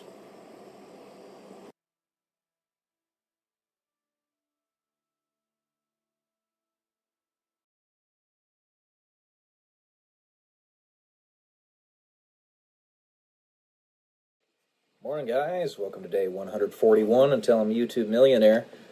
I was thinking about what I was talking about yesterday, how there are essentially two forms of instantaneous communication, being either using wormholes to transmit signals without having to traverse the long distances in space, or using quantum entanglement. But then I was also thinking, in that there are essentially infinite frames of reference in the universe in terms of motion vectors, right? So you have the Earth is rotating around the Sun at 65,000 miles per hour. The Earth is rotating around its axis at about 1,000 miles per hour. The Sun is rotating around the galactic center of the Milky Way at 93 miles per second. And the Milky Way itself is rotating, or is moving at 193 miles per second, and is on course to collide with the Andromeda galaxy in about 2 billion years or so. Andromeda is actually a bigger galaxy than ours, and our galaxy is a pretty large galaxy relative to what we know to exist. It's kind of in the same vicinity as the Sun is with respect to other stars, in the 85th percentile from what we've seen so far. And we have a pretty good sampling of the universe. So even though we only can monitor about 2% of the sky, and it's a big-ass sky, that 2% is enough to know roughly those kinds of percentiles and whatnot. So I'm thinking to myself, there's two different ways you can do this instantaneous communication. However, there's a necessity for anchoring because of all those different frames of reference and the different motion vectors. If that be the case, how would one actually properly anchor to something? And then it occurred to me, actually, not only could the entanglement be used for instantaneous communication in a binary manner, but you could also use it as itself an anchor. Let's say you decide to do photon splitting as one of the means by which you entangle. One of those particles is attached to the teleporter or the wormhole. The other particle is on the surface of the Earth or the surface of Mars or something. Well, they'll always be correlated to one another. So no matter where you go in time and space, time equals space, based upon Einstein's theory of relativity, E equals mc squared, all that stuff, right? So that might actually be how the anchoring mechanism works. They had an idea of this in Avengers Endgame when Iron Man, Tony Stark, developed the temporal GPS, is what he called it. Either time can go inside, either time moves within you, or you move within time. There we go. Okay. So, Ant-Man, as a result, was going through his entire range of ages. He was a baby, he was a 14-year-old, he was an 85-year-old, and then came back to where he was originally, his normal self. Because time was moving within himself, as opposed to him moving within time. And the temporal GPS that Tony Stark developed, I don't know, it might have something to do with that. Because we know how to entangle particles now. And if we know how to entangle particles, and we can do it in a repeatable manner, reliably repeatable manner, and that entanglement can sustain, in other words, we don't have to constantly be working on it to keep it that way.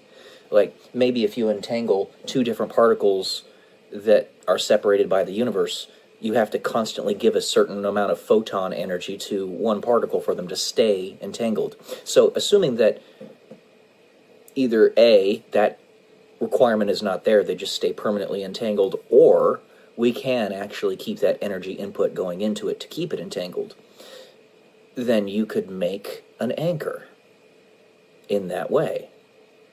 You need an anchor. There's too many motion vectors in existence. So, if you're trying just to make it work within your 3 dimensions, that is by itself a Herculean effort. Just teleportation, not even trying to move through time. It's a Herculean effort because of all those different motion vectors. But then you take on top of that moving through time, and the whole thing gets 1,000 times more complicated. And then on top of that, let's say you're trying to catch somebody who is also moving through time. Well, now it's 1,000 times more complicated because you guys are going to zoom right past one another.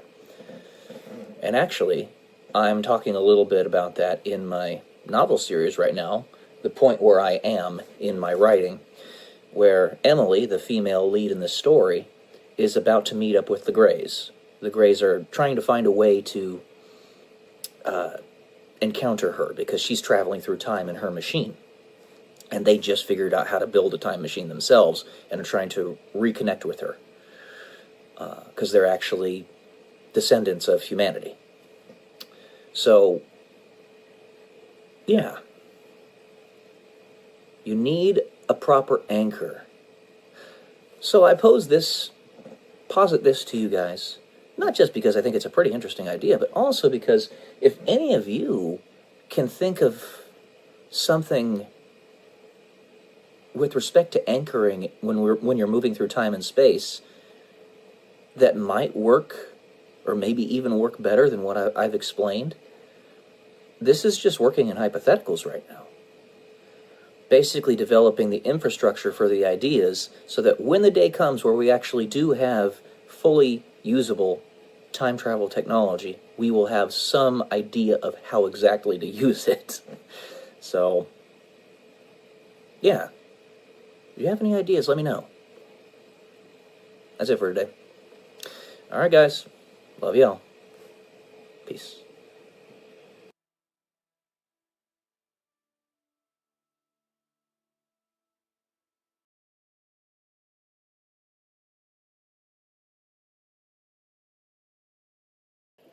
Good morning, everyone. Welcome to day 119 until I'm a YouTube millionaire. Tim, Phil, Carl, just know that I was picking up what you were putting down yesterday. Thank you. I appreciate you. The ripple effect of the things that we say and do in life are much more far-reaching than most any of us can anticipate.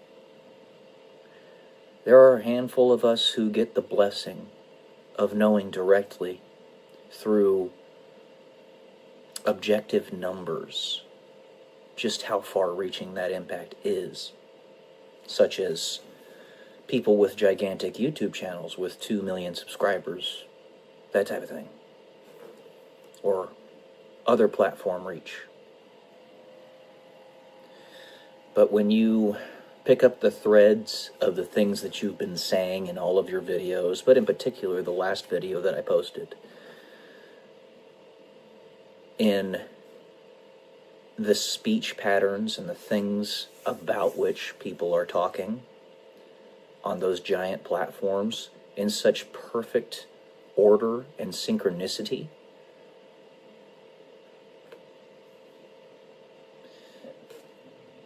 eventually a pattern becomes more than simple coincidence.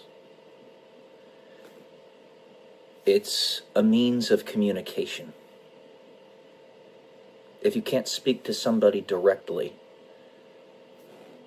I can't even... There's a handful of people out there that'll be able to pick up on specifically what I'm talking about or who I'm talking to. A handful of a handful. Because I have only a number of people that subscribe to this channel. And perhaps my views, if you guys have seen it, are not reflective of the people that are actually seeing the video. Or maybe you saw it in the future, using that looking glass that we've been talking about so much.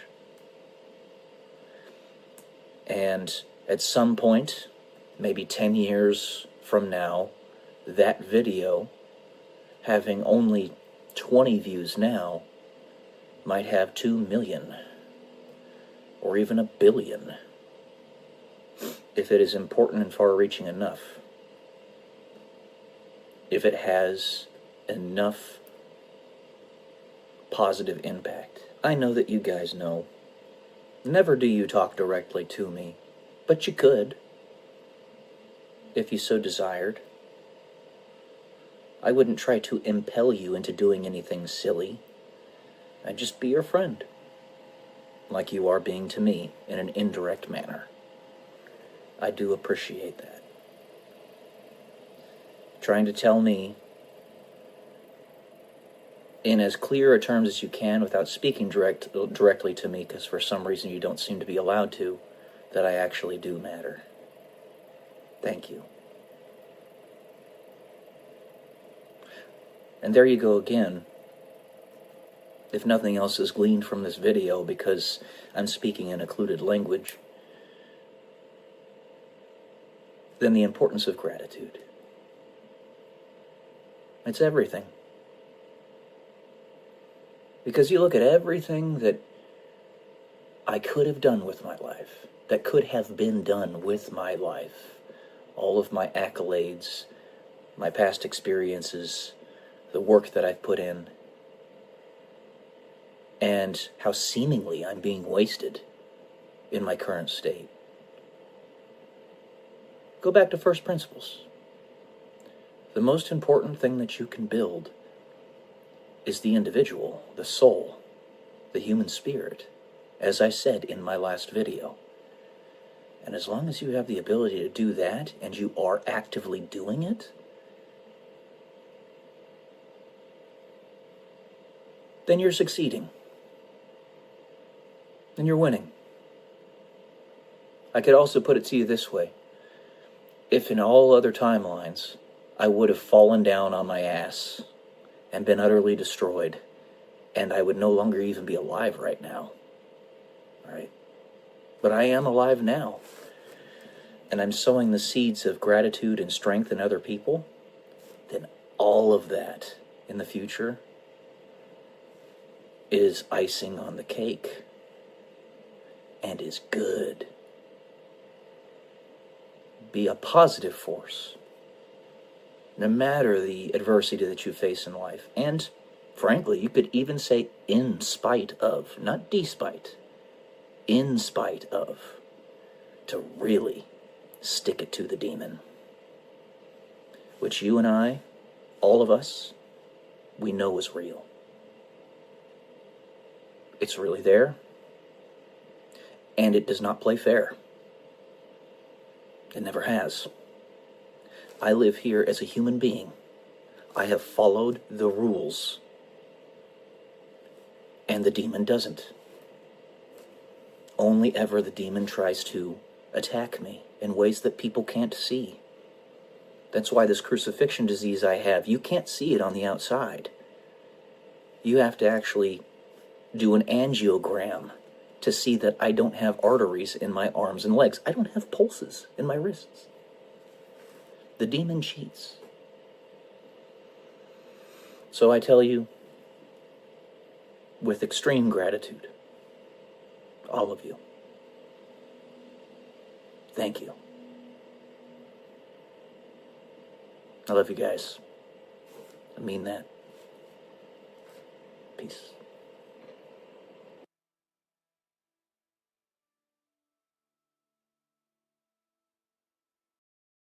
Good morning, guys. Welcome to day 167 until I'm a YouTube millionaire. This is our last day here at the Atlantis today. And flexibility is the key to air power. When the enemy, the forces that you're facing are constantly changing their strategies to attack you, to defeat you, you have to be flexible alongside that. It's something I've been wanting to say on a video here for a while, is if the only way your enemy can defeat you, or even contest you, is by, 1, stacking the field against you, so teaming up against you, and 2, cheating, then I think you're doing all right. It doesn't make it right. It doesn't make it fun. It doesn't justify it. But you might be a little bit more powerful than you think you are. So, anyway, that was just something that I've been wanting to say for quite some time on this channel, because it kind of aligned with a lot of other things that I've seen. Those mangas that I've been talking about, for example. And you know, flexibility is the key to air power, like I was saying. Sorry, I just got an email. So to that point, it seems that YouTube is pushing a lot of 20-something attractive women. I keep on seeing them over and over and over, and it's not because I'm searching for them. They're just popping up in my feed. And they're getting the clicks, they're getting the views. YouTube is heeding those types of channels. I'm not opposed to this, especially if those people that they're pushing have really interesting and good things to say, have a lot of wisdom. But nevertheless, it is what it is. So with that being said, find a way to be flexible. How would one progress their own channel, not being a sexy 24-year-old woman, and not willing to try to go through sex change surgery or anything? Sorry, I'm being a goof. Well, for starters, I'm thinking maybe do a little bit of something with my thumbnails. Put some beautiful women on them. And that would be at least the first impression to get people in to see what I have to talk about. So, something like what the Sigma and Alpha male channels do. They'll like put a cartoon picture of women or men walking away from beautiful women, or swooning, a bunch of beautiful women swooning over a man, all that fun stuff, and they get tons of clicks from it. So I'm thinking maybe I'll try something like that. I don't know, what do you guys think? Flexibility is the key to air power, as we always said in the Air Force, the military. However much I resent what the military did to me, and the fact that they aren't actually there to serve the purpose that they claim to serve, they still did have some good kernels of wisdom. There's no doubt about that. There's still good discipline that they teach you, so that you don't lack discipline, like the guy says on Back to the Future. So, constant tinkering. And this is something that YouTube tells you to do anyway. Constantly tinker with your videos to figure out what's going to work best. As long as I'm not misleading, as long as I'm being truthful and giving content that's actually valuable to people, then I think we can probably pull that off. This is a truism about everything in life, not just about YouTube. But you're always going to face stacked odds, especially if you're a guy like me, which, if you're going to be related to me, if you're a descendant of me, if you're one of my children, which, again, I pray I have, of course you're like me, bog standard white dude. Bog standard white dudes are resented throughout the world. And resentment comes from a lot of different things, but it's just the truth. T-R-O-O-F, truth. That's right. Just look at South Africa as an example. It's even worse for Asians, actually. The cards are stacked against you. You have to work much harder to get into certain positions than almost anybody else. So, there's no such thing as reverse racism, but you could call that reverse racism if you wanted to. And people would get the message, the point that you're trying to get across.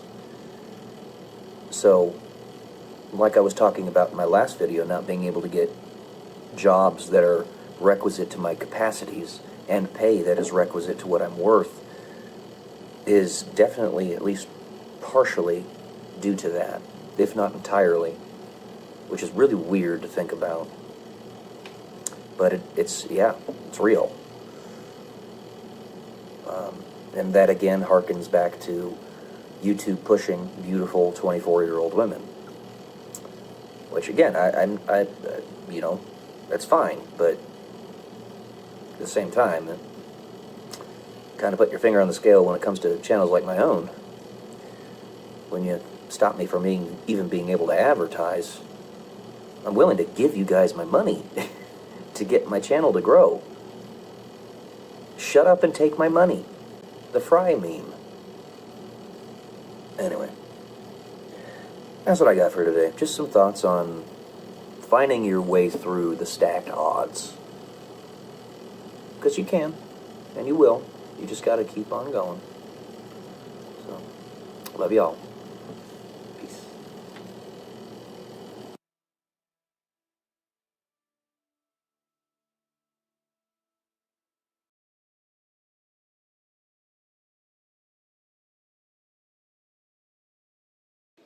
Good morning, guys. Welcome to day 153 until I'm a YouTube millionaire. I wanted to talk a little bit more about one of the principal reasons I am willing to be so flexible when it comes to romantic relationships. One, not just the desperate times call for desperate measures, and I'm 35 years old going on 36, and I've burned a lot of my personal lifetime and really can't wait, and I need to be a little bit more flexible in that regard.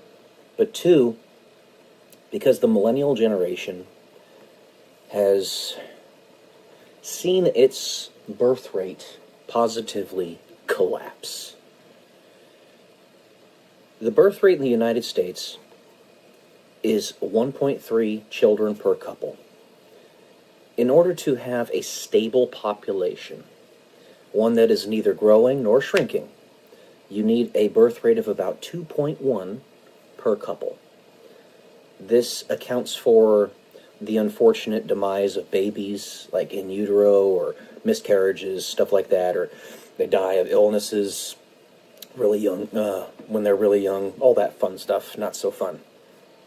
But you need 2.1 people, 2.1 babies per couple to have adequate replacement rate to neither have a growing population nor a shrinking one. Ours is currently sitting at 1.3. It is catastrophic.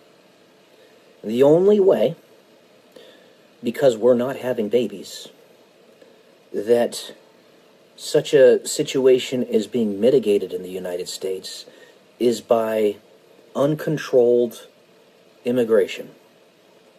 But it's not really remedying the problem.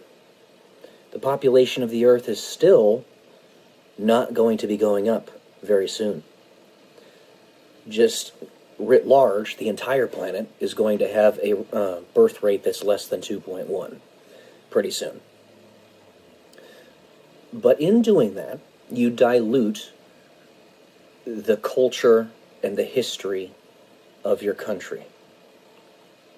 Not only do you lose those traditions, those things that make the United States what the United States is, but genetically speaking, the 72% of the population in the United States that is Caucasian will continue to decay and degrade and go down.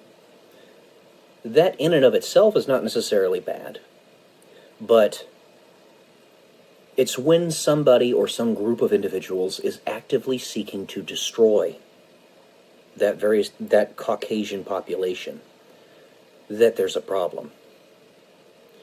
The world over, the Caucasian population makes up about 12% of all human beings. It's not that much. There aren't that many of us. So we're seen as exotic in many places around the world, in particular places like the Orient, or places like sub-Saharan Africa, for example. There's not many of us. However, there's a disproportionate number of advancements that have come from people like myself, Caucasians. Isaac Newton invented calculus. Aristotle, Socrates, Plato, basically modern philosophy. Seneca, Einstein, you name it. And then, of course, in the modern day, you have people like Elon Musk, who's from South Africa, who's trying to literally get us to Mars. And he'll succeed. We're going to get there. But there's a group of people out there that are actively seeking to destroy the Caucasian population, just out of pure animus, pure resentment. We didn't do anything wrong. We're just trying to help other people. We're trying to make the world a better place. And by virtue of that alone, this darker element of the human family, not really much of a family anymore, and that those people are, I mean, is trying to erase us. This is not acceptable. But it's even more poignant that catastrophic birth rate is even more poignant in places like South Korea and Japan. And it's utterly heartbreaking to me. Not only are South Korean people, the Japanese people, a beautiful people. They're both beautiful people. Physically, they're very attractive, in my opinion. But they have a rich, beautiful culture, background, history, a clean society. It's spotless there, if you've ever seen videos of it or you've ever been there yourself, in South Korea and Japan, China as well, the nicer parts of China. Spotless, beautiful, utterly beautiful. Their population replacement, or their birth rate, is even more catastrophically low than it is in the United States and Europe. I believe South Korea is at 1/3 the replacement rate is how many children they're having. It's like 0.7 kids per couple. And at that rate, in 3 generations, their country will be at 4% of its current population. Like I've said many times, that is catastrophic. That is apocalyptic. It is egregiously bad. It's the same in Japan. And I'm going to be completely blunt with you here. Places like Singapore is part of this as well. Singapore, South Korea, Japan. The people that live there, on average, are very smart.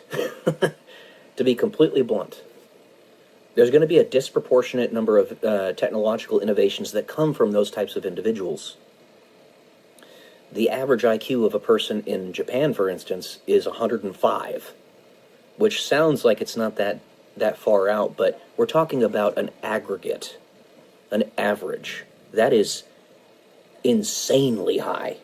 It's 106 or 107 in China. It's about 106 in Singapore. They're all really bright people in that part of the world. And when you lose that, it's just like I was talking about in the previous videos about the Pareto principle and Price's law. 80% of the technological innovations come from 20% of the population. They're part of that 20% of the population. And they're going to lift the whole world. A rising tide lifts all ships. But if they're not there to do that, we're going to go back into the Dark Ages.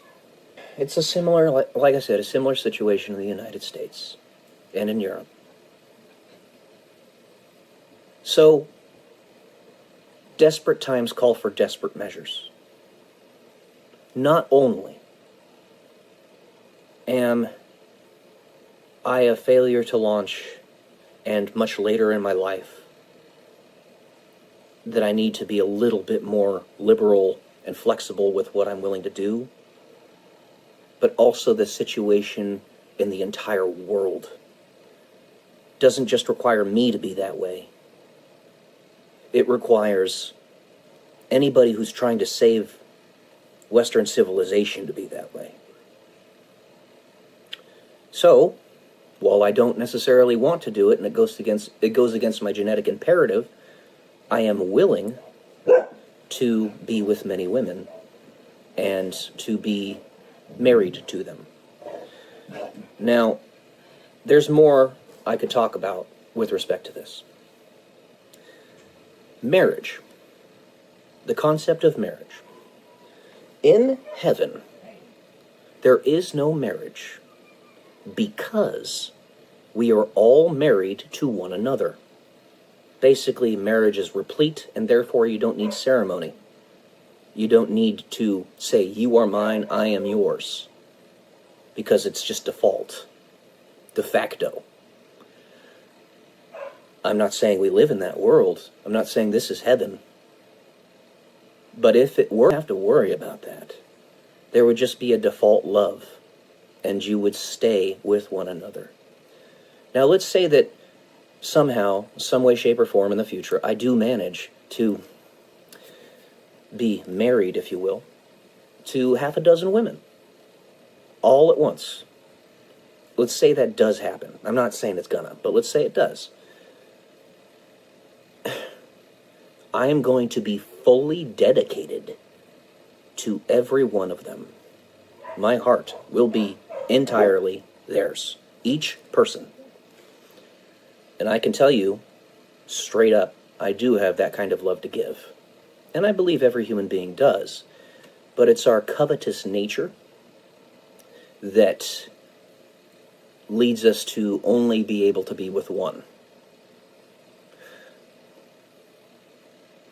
The institution of marriage, one man, one woman, was meant to produce a stable environment to raise children, to prevent any enemies, any devils, if you will, from seeping into that protective umbrella.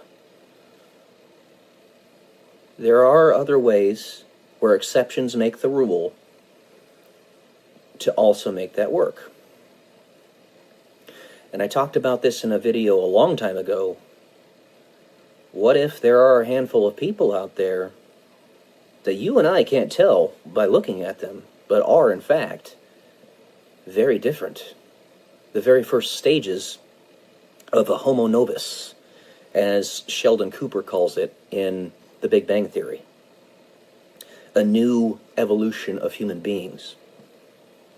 Something akin to what happened in the cognitive revolution 70,000 years ago, where it is believed that a group of human beings ended up breeding together that were highly intelligent and more developed, that made us cognizant, that led us to that point. Kind of a combination of both having that higher level of intelligence and them breeding together, but also having a theory of mind and imagining something greater than themselves. It's possible that such a thing could happen in our generation too. I'm willing to do it. It's not something I want to do, but I'm willing to.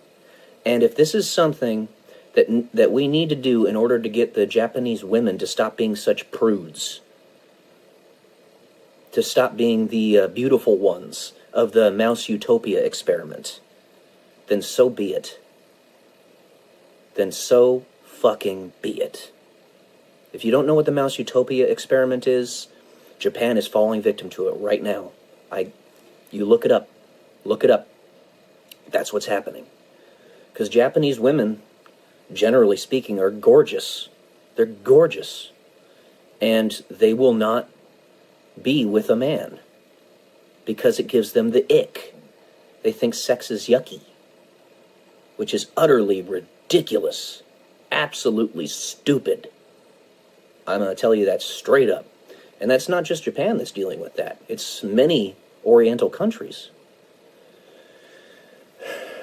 So, if those same women can fully embrace perhaps being angels, if you will, can fully embrace that concept and allow themselves to truly love all the men that they're with and be with them. Now, it doesn't work the same for men and women. So, yeah, that doesn't quite work. But, I don't know. Something to play around with. Yeah, that doesn't quite work because it's not the same for men and women. Lock and key. A man can be with many women and be a master key, but a woman cannot be with many men, lest she be an unusable lock. So, it's a weird situation, but desperate times call for desperate measures. And then you've got somebody like Elon Musk who has 15 plus children with many different women. He's a genius who's doing incredible things in the world. And yeah, it's not acceptable that he's doing that, but exceptions make the rule. We need to do something about this. The population will collapse if we don't fix it. So, all right, I'll leave it at that. Let me know what you guys think. Love y'all. Peace.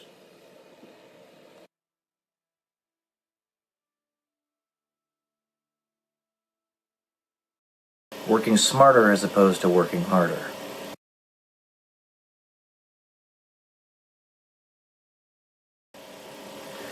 Welcome to day 193 until I'm a YouTube millionaire. Working smarter as opposed to working harder means, it necessitates, that you constantly tinker with your methodologies. This is especially poignant with people as they get older. When you're younger, you can fail a couple times, a couple really big times with some of your ventures, and dust yourself off, get back up, start again.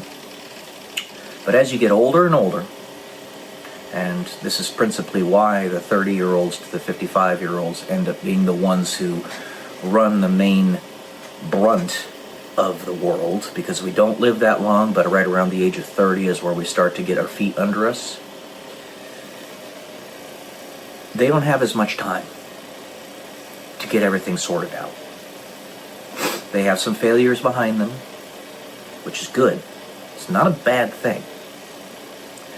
And they still have enough time in front of them to accomplish many great things. Enough time for compound interest to really take effect. For those of you who don't fully understand compound interest, Einstein said that it was the 8th wonder of the world.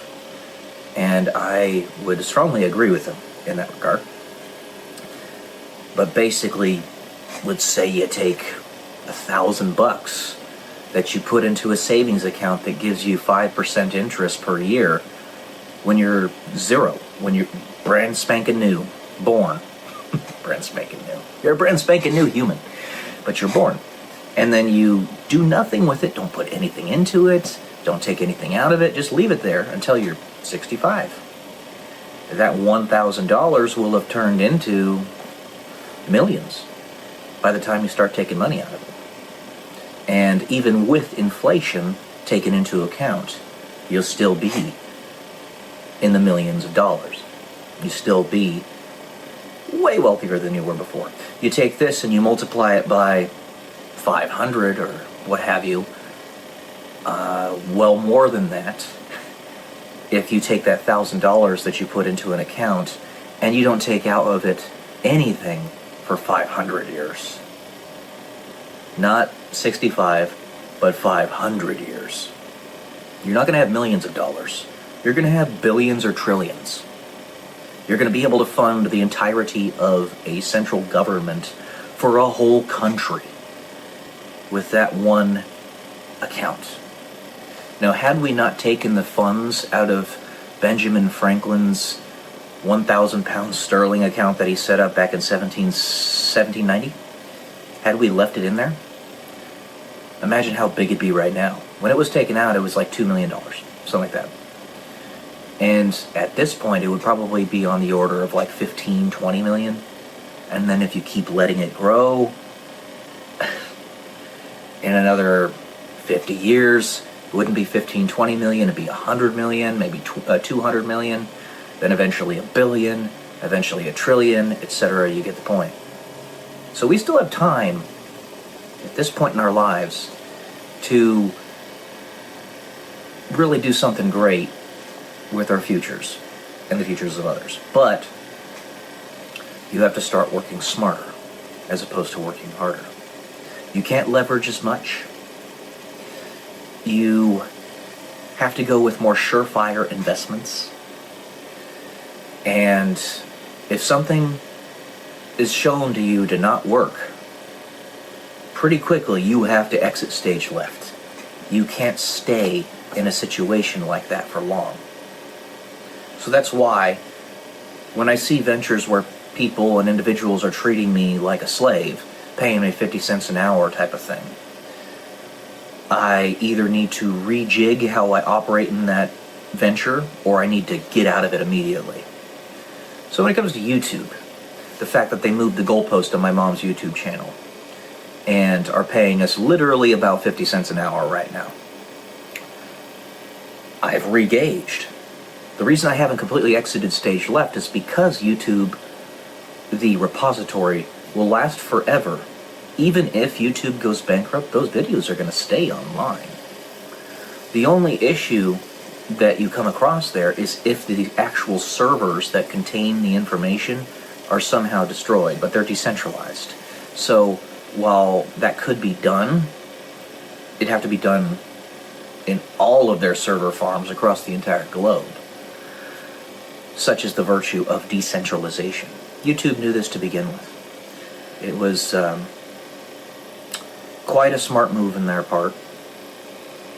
Even though they have extreme biases, they still did things that were very smart. There's no denying that. So, I'm keeping the effort up. I've just lowered it with that channel.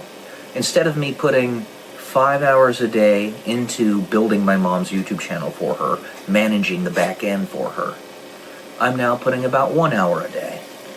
I'm keeping the progress going, keeping the channel growing, so that even if we're getting literally 1% the views of every other channel that has not been throttled in that niche, 1% of a million is still good. That's still 10,000. So, we'll have to deal with that. And if they get to the point where they start throttling even that to instead become 0.1% or 0.01%, then they're not just going to be hurting us, they're going to be hurting everybody. So it's an unfortunate reality that in their effort to keep a particular individual or group of individuals down, if they never stop, then they're going to take everybody down eventually, including themselves. And I ain't going to stop. All I have to do is keep the effort up, even if only tacitly. And that's how it goes. The unfortunate thing is, you have to work smarter, but then you also butt up against your own temporal limits. I can only go so far because I'm not going to live to 1,000,000 years. However, their servers, their infrastructure, their graphical user interfaces and all that stuff will be there for a very long time. They don't really have a time limit. Or if they do, it's on the order of millions or even billions of years, because it takes a few million years for a hard drive, a spinning disk hard drive, to decay. I think it's a little bit less for solid state, but it's still a long time, to the point where the information on it cannot be read anymore. Well, they can just copy the information onto another hard drive before that happens. You see? So it's almost indefinite. Not completely indefinite, but almost. So you have to work smarter. What I'm doing is I'm putting my tendrils out in many different ventures, putting not so much energy into it that it will wear me out, but enough energy into it to where it's been given its proper chance to see if it actually does something. You get much more discerning when every single effort that you've put in has been a failure. So long as you don't give up. And that's been the case with me. I'm not giving up. It's not something that I would ever do. I love life. I want to live. I just want to live well. And that's the rub here.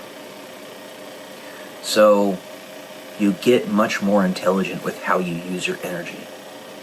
Keep that in mind. You can be reckless when you're younger, and it's at least, it's not just salvageable, but it's actually justifiable, because you have that time to take that risk, and in order to do massive, gigantic things, sometimes it's required to take those gigantic risks. Like getting to a different planet, right? Elon Musk is busting his ass going as fast as he possibly can, and even doing that, building his SpaceX, his boring company, his electric cars, all this stuff, even doing that, he's still in his 50s, and we still haven't gotten to Mars. But he got success, and a lot of it, really early, and this was a goal that he wanted from the start. So he's got to sprint to it, because we don't live very long, and we're very ephemeral. And while he gets it, he's got the resources to do it. He's got to build that infrastructure, which takes a lot of time. And then he's got to have people that are wanting to continue the process once he leaves this planet. I mean, passes away, because he might go to Mars. Who knows? So,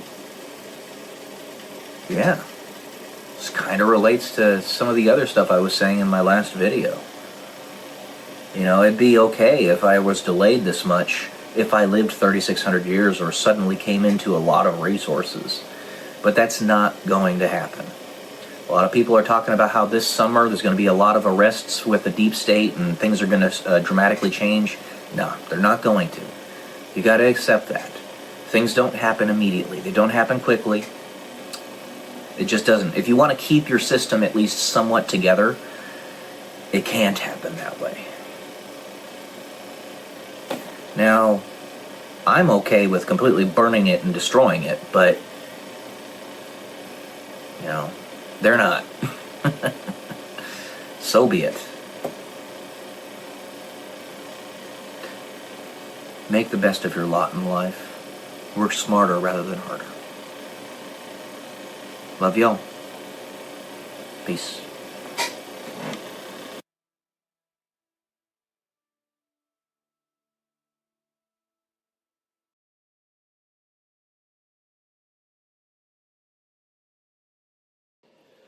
Good morning, guys. Welcome to day 105 until I'm a YouTube millionaire. And in the last two videos, I've had a little bit of a discussion on opportunity. So the first one, I talked about the difference between choice and opportunity. Choice being basically your purview of free will, and then opportunity being a subset of free will, choice, dependent upon the environmental and socioeconomic factors of the current era in which you live. And then I discussed in the next video the opportunity that many young people have today with respect to building massive, massive businesses with lots and lots of economic power right here on this platform, on YouTube. Specifically between the ages of 22 and 26, though it could even go much, much, much younger if an individual is willing to start younger, like dear Dia. And then there's this one. Luck is where preparation meets opportunity. I've said this a few times, but I want to reaffirm its importance here. So luck, something I don't actually in itself believe in, even though I myself have had tremendously bad luck in many, many ways, in many avenues of my life, with all the stuff that's happened in my professional life. The fact that I lost $500,000 worth of Bitcoin a few years ago by my bankruptcy threshold in terms of the dollars and the cents. On my part, I saw that and they wanted me to. The evil bastards doing it to me. Really bad. But that luck. But that doesn't mean that yours has to be. Luck is where preparation meets opportunity. Your opportunity is here on this platform right now. YouTube, And if YouTube doesn't work because it's got its fingers on the scale, it's not a fair platform, even though it should be, it's still the one that makes the most money. But if you are a specific demographic of individuals, you're going to be successful if you try. I'm not in that demographic. I'm not a 22-year-old woman. Let me be honest with you. I mean, I know you wouldn't be able to tell looking at me, right? My purpose in making these videos is to help with the preparation aspect. When that opportunity comes, if you're not prepared, you might just discard it, regardless of what it would do for you and your legacy. Just like, I can't handle this, it's too much money all at once, because that's what's going to happen. I'm promising you. Be prepared, and I'm trying to help you with that preparation. It's going to happen. All those people that I mentioned in my last video, and by the way, that's just the tip of the iceberg. Of course, there are many, many, many more people, like Kira Lutan. I didn't even mention her. She's got 80,000 subscribers. She just popped up out of nowhere. Take advantage of the opportunity. Be prepared. If you don't know what to do with the money that's coming in, I'll say here's a good starter. And this applies to anybody that's in this opportunity mode right now. The way to prepare. Don't spend it on rubbish. The people who I pointed out in the last video, I don't suspect that they would anyway, because they seem to be very wise individuals. But for everybody else, don't spend it on rubbish. The money, hold on to it. Put it into a savings account, and at a bare minimum, if that's too much for you, because I know that there's a lot of people out there that if they see money in their account, they just have to spend it. They cannot resist. It's some itch that they have. But if that be the case, then just start up a Robinhood account. Get the app on your phone. Start up a Robinhood account, and just buy SPX. That's the S&P 500 index fund, right? I think it's like $150-something right now. They even have leveraged tradings of that stock. I don't recommend them. You shouldn't do that because it's dangerous. But if you want to, you could do that. And if that doesn't work, if you just absolutely cannot resist and spend it on rubbish.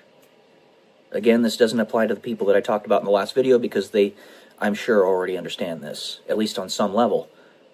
Then literally take it out of your account, put the cash, the dollars, in an envelope, seal it, or don't seal it so you can keep on adding to it, and put it in a safe somewhere so that you don't even know you have it, or you do know, but you don't know how much it is, or you do know how much it is, but it's not on the top of your mind. You have to basically block it out so that you can let it build. Because as I talked about in one of my shorts a while back, it's the anxiety that gets to us. It's the anxiety. We're anxious for the future to come already. Too worried about things to come and what we could do with that money that we're distracted by that. A stable diffusion of anxiety is doing other things that are productive in the interim, such as reading valuable books, making you a stronger person intellectually, writing, journals, recording videos like this. It's part of the reason I make these videos. I need my own stable diffusion because I know that I have to wait before I can get more leverage of my own. Do things that are productive in the interim.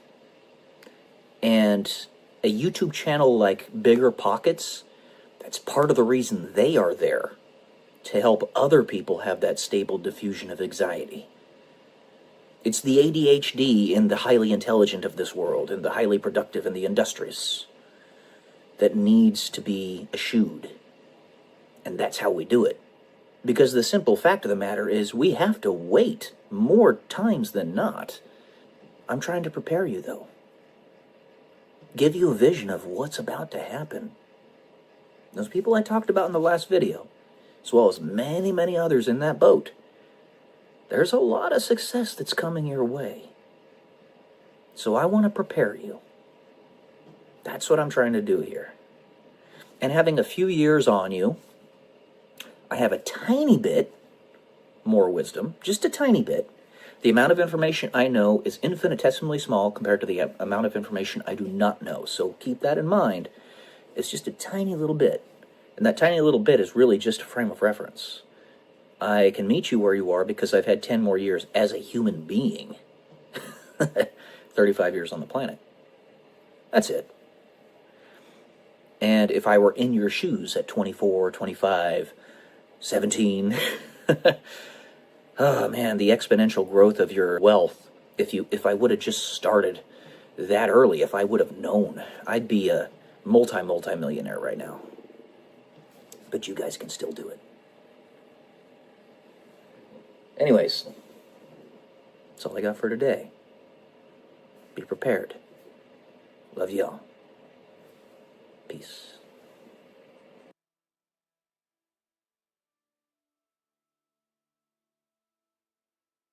Alright guys, as you saw before, we're getting ready to go out to the Atlantis for a Reno trip. So basically, this is how we do it.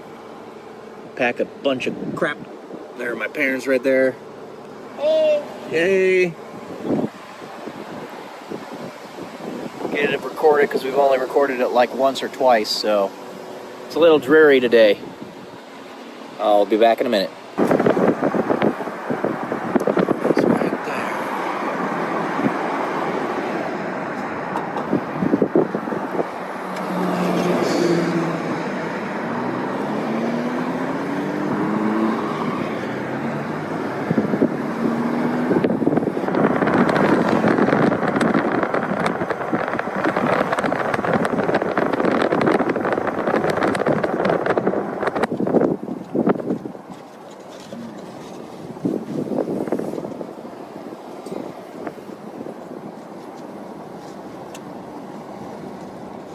There's always taxis over here.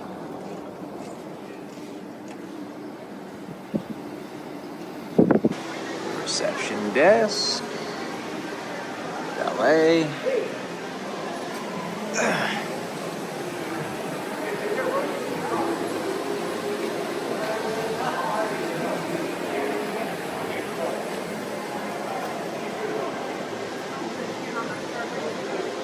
I'll give you guys a quick tour of the executive suite. This is the bathroom on my side. This is just a single king bed suite. And a nice 55-inch flat screen there.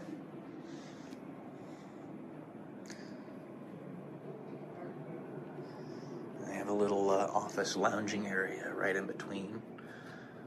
Right here. The little bar and a 65-inch TV right there.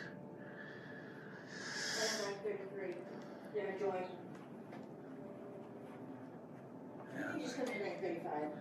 And there's my mom and dad, and this is their room, Give you my number of the ticket? the main suite. Yeah, for check-in. 9, oh, sorry. And they've got a giant bathroom. 225-133.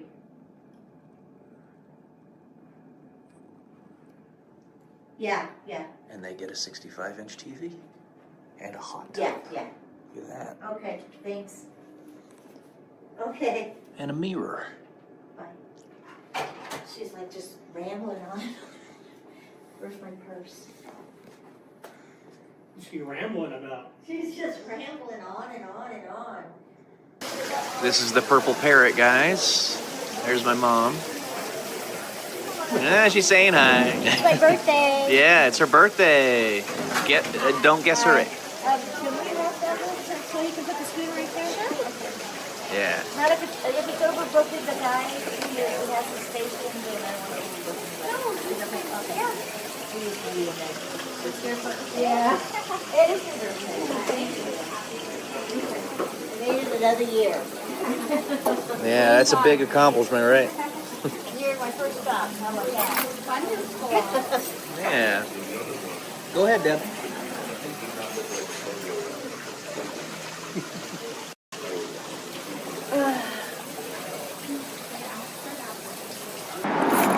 All right, now we're walking to the pepper mill, guys. Get some fresh air.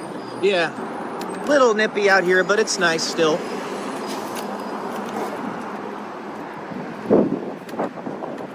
Got some dusties.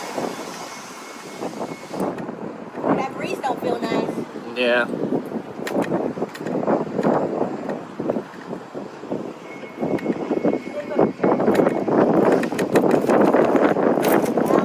Alan, you zip up your jacket. Not zipped up. Zip it up. Unless you want to freeze. I'll take it every day. My sweater. Hey, look at that, guys. Little baby geese over there. Little baby geese.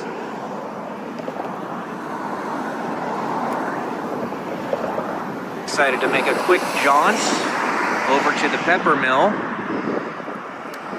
It's about 30 minutes away from the Atlantis. Yeah, by foot, that is. Right, Mom? What? About 30 minutes from the Atlantis by foot? Yeah. Yeah. But if you were to drive, It's cold. yeah, if you were to drive, it's literally 5 minutes. It's like a minute. Yeah. Drive. I know this isn't supposed to be a pepper mill video, but I'm doing this just so you guys can see just how close the pepper mill is to the Atlantis. We literally walked here. I mean, I had to ride the scooter because of my legs, but my mom and dad were walking in front of me. It's a little nippy out there, but it was okay. That's how close this place is to the Atlantis, how close the Atlantis is to this place. So if you're ever wanting to go to the Atlantis, you could make it a kind of a trip for both of these places. Hey, look, it's a wacky, wild, arm flailing, inflatable tube man over there. How about that, huh? Wacky, wild, arm flailing, inflatable tube man. Wacky, wild, arm flailing, inflatable tube man. At your nearest car dealership. My favorite restaurant at the Atlantis is this sushi bar. And my mom is enjoying a couple sushi rolls at the moment. I just had a couple myself. They're absolutely amazing. I just absolutely love sushi, and they make it amazing here. What's even better is that it's actually the Sky Terrace, if you will, or you got it's the second floor, and you get to overlook the city.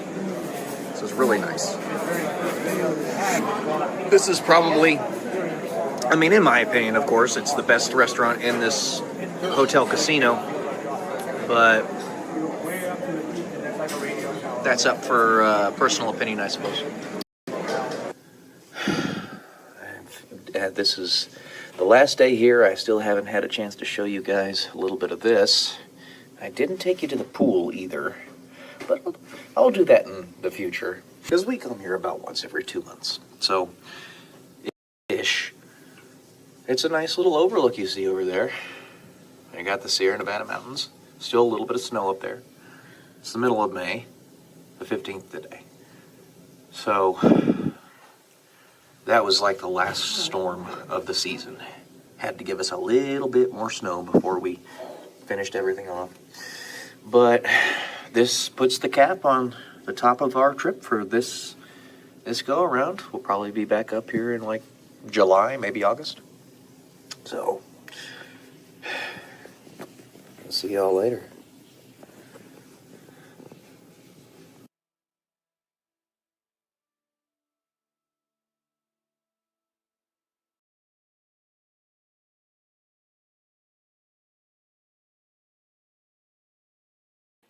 Hey, so what do you guys think?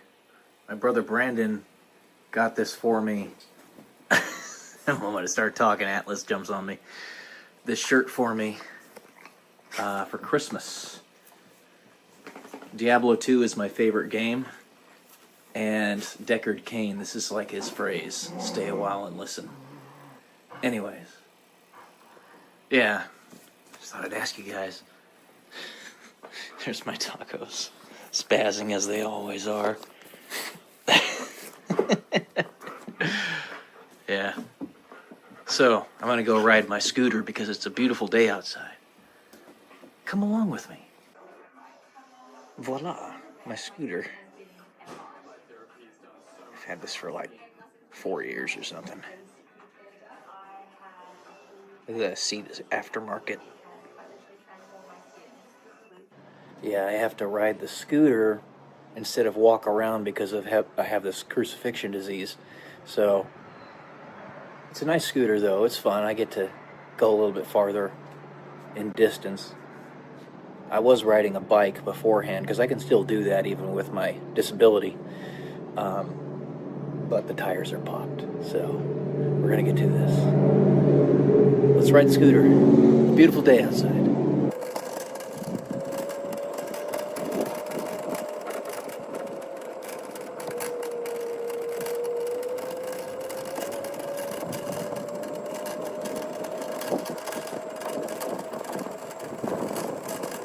It's nice having a beautiful park right next to my house. You see that right there? That's a little drainage area for when it rains heavily around here. But most of the time it's just clear and empty like that. I want to use that for my paramotor as a takeoff area, like a little runway. But because my legs, I haven't been able to use my paramotor for about 4 years. It's a great little spot though. I'll show you guys my paramotor soon. I got it back in like 2021. It's an amazing little piece of technology. I just wish I could use it. The wetland reserve right next to Wood Creek High School. Wood Creek High School is the school I used to go to back in the day. Back in the day, as they say. Back in my day. But yeah, it's down there. This is the wetland reserve. It's really just an excuse for them to keep it undeveloped and to let the power lines go through it, I guess. But it's nice. I can't take this scooter through there, though, because it's too bouncy. High school. Looks like they're having a track meet or something. It's a soccer game. But yeah, this is Wood Creek High School. My alma mater.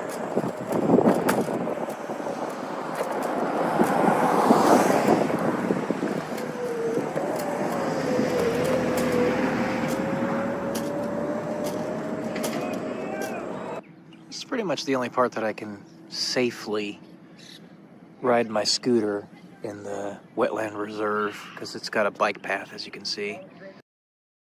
Right next to the aquatic center. And over there is the library and some soccer and baseball fields. That's actually where we're going. So, you'll see here. All right, let's get going here. Why not, right? This is like my circuit that I take whenever I ride my scooter. Vary it a little bit every once in a while, but this is the circuit basically.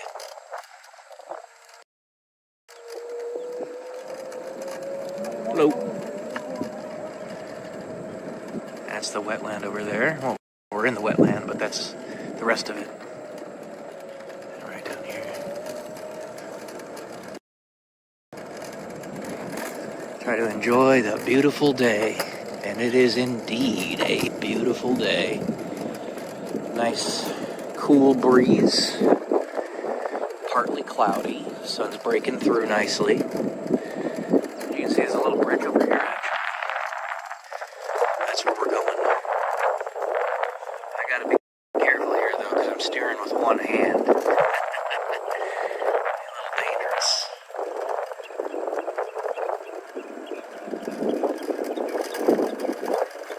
especially when you're on uneven terrain. This bridge is a little bit uneven. So.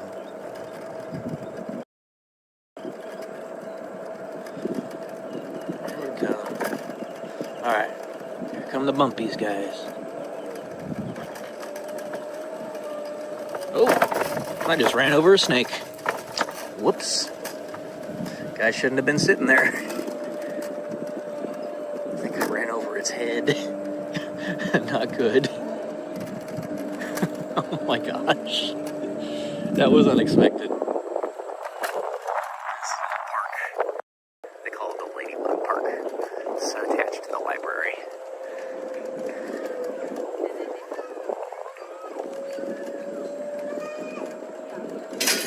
Alright. There's the dog park. You need to have your dog registered in Roseville in order to take it in there, so I haven't done that. Never been able to take my dog into that park right there, but nevertheless, it's a nifty little park. That fence over there's new. Black one. That wasn't there before. And here we are at Elliott Park. The last park that I visit on my circuit that I do on my electric scooter. Nice, big, beautiful park. Where these soccer fields are is actually another good place where I could take my paramotor off, but my legs won't let me, so. This basketball court I used to always play basketball on before my legs went kaput. I remember having several 3-on-3s here, or not 3-on-3s, 2-on-2s here with my friend Josh, Brett, my friends Josh, Brett, and Andrew. Sometimes coming out here late at night, like 3 a.m. to do that. It was a good time. Really highlights the importance of taking advantage of the opportunities that are available to you when they are. One of those opportunities is spending some time outside on a beautiful day. And you can see all these people out here that are doing just that. I'm not alone in that regard. But also, like, if your friends ask you to go play basketball or something and you're just sort of sitting on your butt doing nothing, go do it. Not only is it good exercise and time spent with your friends, but there may come a day in the future where you can't do that anymore. I always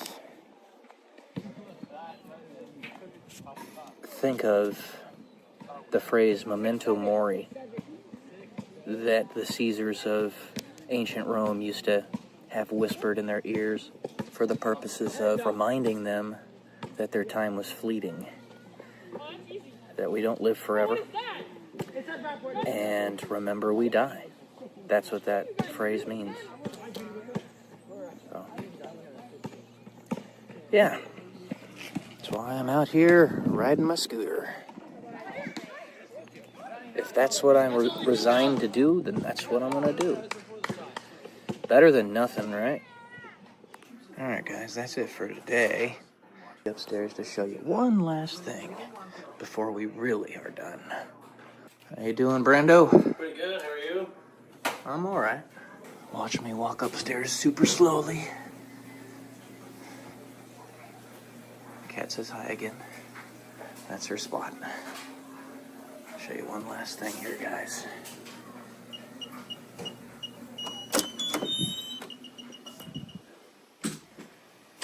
See all these things on the wall? All these medals?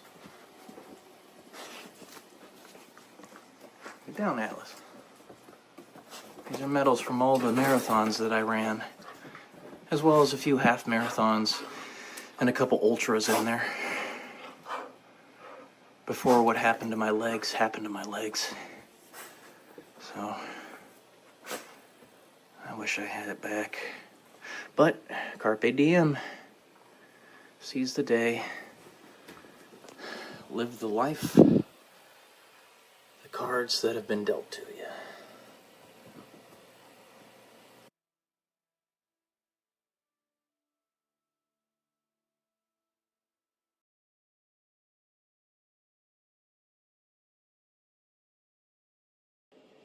Good morning, guys. Welcome to day 103 until I am a YouTube millionaire.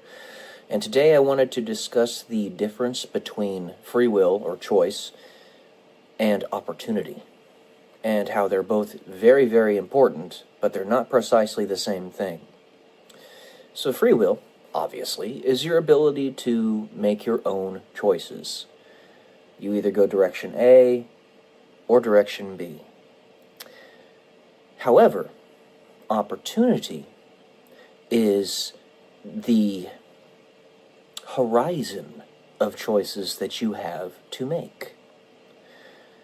For example, if you lived in the Middle Ages, then you could choose to get water from the stream or get water from the well. You could choose to build a house with a straw roof or build a house with a stone or a tile roof. You could choose to live in Great Britain with very much ease, in London, or you could choose to live in Scotland, let's say Edinburgh, if you traveled for several days. If you got cancer, or if you got sick, let's say you stubbed your toe or something and you got an infection, you could not choose to survive from that. It was purely contingent upon how robust your body was if it could survive. There was nothing you could do to prevent yourself from passing away if that's what was going to happen.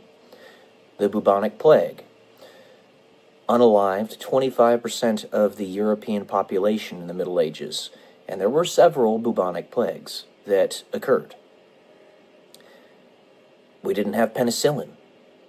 We didn't have any antibiotics. We didn't have germ theory back then. We had no idea what any of that was.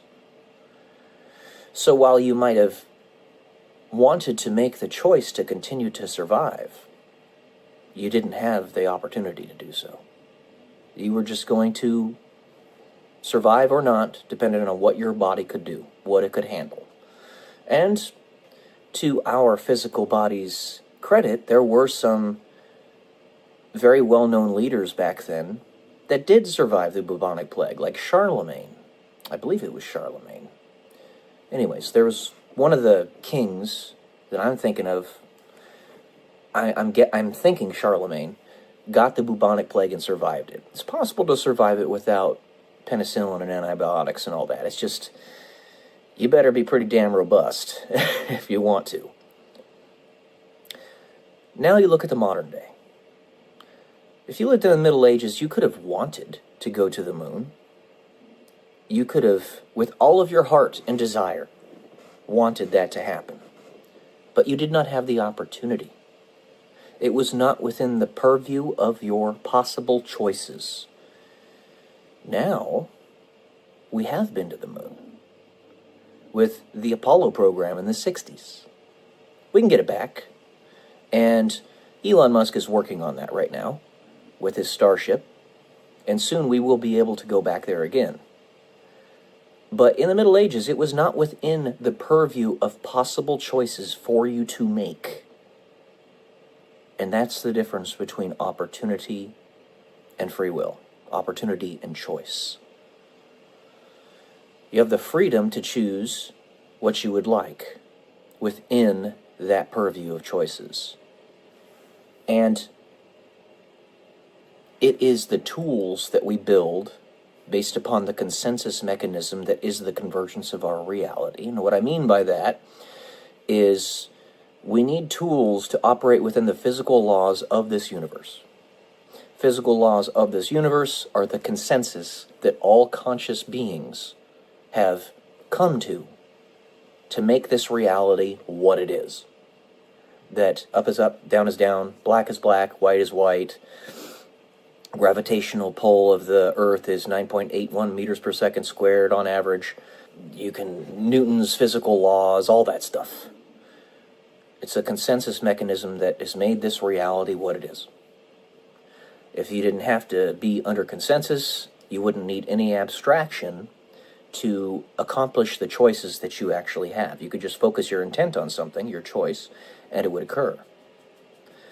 I could manifest a gold brick in midair just because I want it to be there. And as long as I could focus my intent enough and there were no other consciences that could say to me, that's not possible, you can't do that, within the realm of the physical laws, then it could happen. I know this because I've done it before. And that's why nobody must be looking upon the situation when it does happen, so that there doesn't need to be any other consensus aside from you. I manifested a penny back when I was a child, when I was 10 years old. I have a story about this on this channel, actually. You can go back and watch it if you'd like.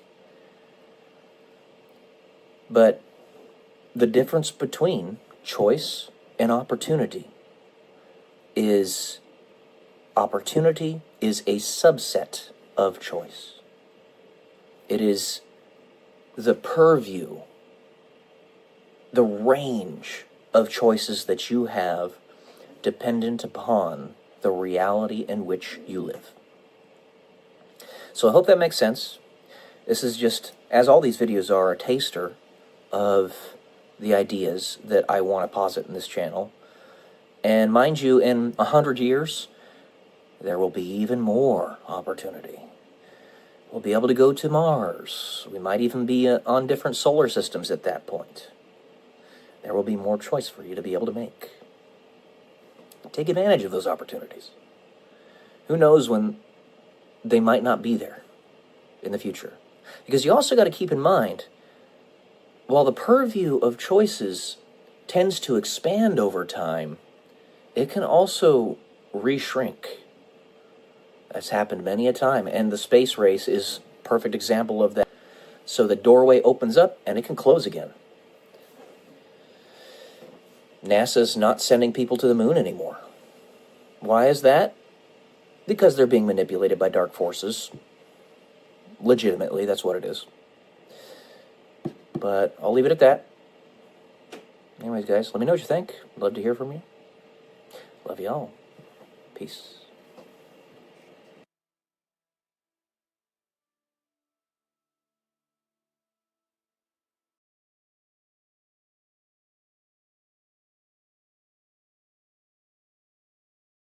Good morning, guys. Welcome to day 135 until I'm a YouTube millionaire.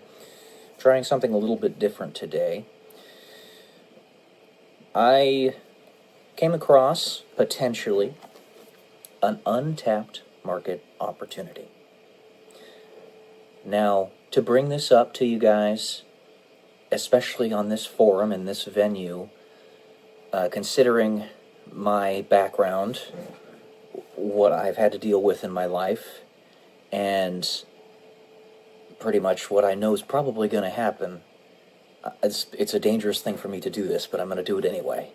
Because I want to, and I know that I'm going to be kneecapped anyway, so I might as well just let you guys know that this is an opportunity that I found, and you may be interested in giving it a go. So, let me give you first an example. When it comes to investing, in order to have the investment be considered a good opportunity, the standard is that you get at least a 6% year-over-year ROI on whatever the investment is. So that's the minimum. You get 6%. If it's at least that, you're good to go. And it's a decent investment. You can do this with things like real estate. So let's say you invest $100,000 as a down payment into a property. Then you're going to want to get a minimum of $6,000 per year of profit. Not income, not revenue, profit, in order for it to be considered a good investment, or $500 a month. So that means whatever your expenses on top of that, you can do the math. Generally speaking, that's a good way of looking at it. And if you get anything better than 6%, that's icing on the cake, honestly. anything above zero is good anyway, but if you're looking for a good investment, one that's actually making good use of your time and money, better than you could find pretty much anywhere else, then that's what you want to do. Well, it's not just in real estate that you can do this. It's also in general advertising. Okay? So, YouTube and Google have means by which you can actually advertise your platform. And it's actually fairly simple. All you have to do is get set up on your YouTube account. Let's just use YouTube as the example. This is the primary thing that I'm talking about. It's the untapped market opportunity that I think is available to most of us that we haven't given it a chance, and 99% of people aren't going to give it a chance anyway. But I'll tell you, you can advertise, let's say, a specific video. This changes from niche to niche, but let's just say a finance video on your finance YouTube channel, let's say 10 minutes long, and you specify that you want it to be for gaining subscribers on your channel. They give you 3 different specifications that you can give for the advertisement. If you say advertising, and let's say you put $200 per month into that campaign, well, that amount of money you can expect, if you're a channel that's 500 subscribers to start, that you'll get probably about 250 subscribers from it. Ish. Again, it varies with the niche. But basically what they're going to do is they're going to push out your video to people who wouldn't otherwise see it. They're going to give you more impressions for it. Now, you're thinking, I'm not making any money off the channel. Why put money into it? For a multitude of reasons. The first one being, like I said in previous videos, this YouTube channel that you're making for yourself, as long as you don't do anything stupid, as long as YouTube doesn't collapse, is going to last in perpetuity. This is a platform where you're advertising yourself. That's what YouTube is. YouTube is an advertising platform for yourself, or whatever thing you talk about on your channel. Okay? So it's going to be there forever. But that $200 that you're putting into it now, getting you that 250 subscribers, as long as you continuously post, you're consistent with your channel, if you're serious about it, it will continue to grow. And you'll continue to gain in reach. And then, once you hit that threshold of 1,000 subscribers and 4,000 watch hours, there's some pretty basic math that you can do to determine your year-over-year ROI. So let's say, being very conservative, you put $200 per month into the investment camp or the advertising campaign for your channel, and conservatively it gets you 150 subscribers per month, and you're starting at 0. Okay? That means it would take about 6 months-ish, 6.66, to get up to 1,000 subscribers.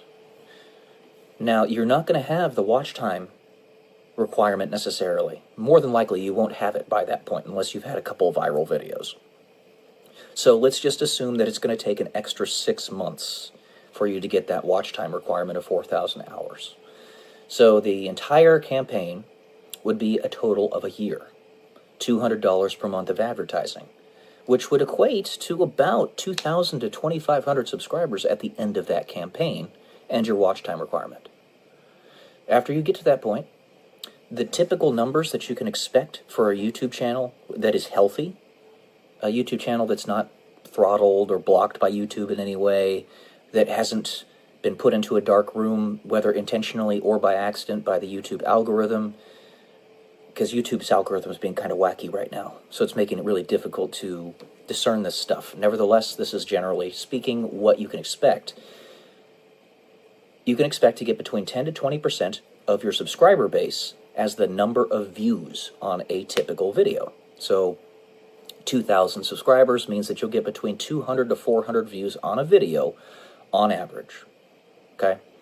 Let's just say that you're doing a commentary channel, kind of like this one.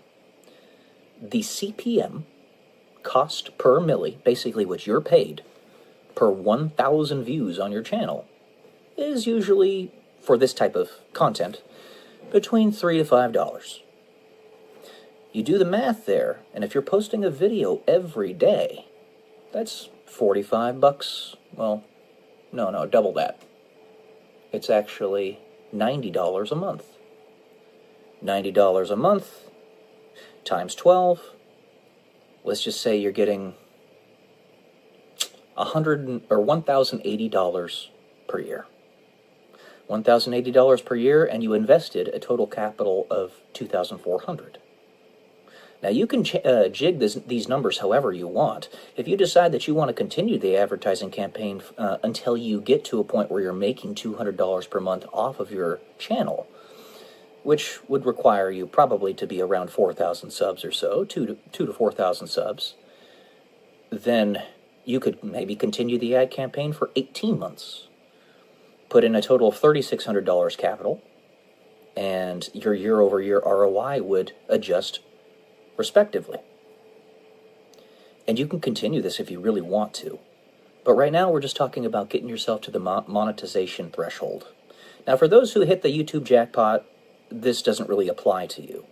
I know several YouTube channels who did in fact hit the YouTube jackpot, who got to their 1,000 subscribers and their 4,000 watch hours with the snap of their fingers, mostly because they're attractive young ladies. No shade, but that's probably why. Even though they're very intelligent, the ones that I'm thinking of in particular, that most people don't care about that.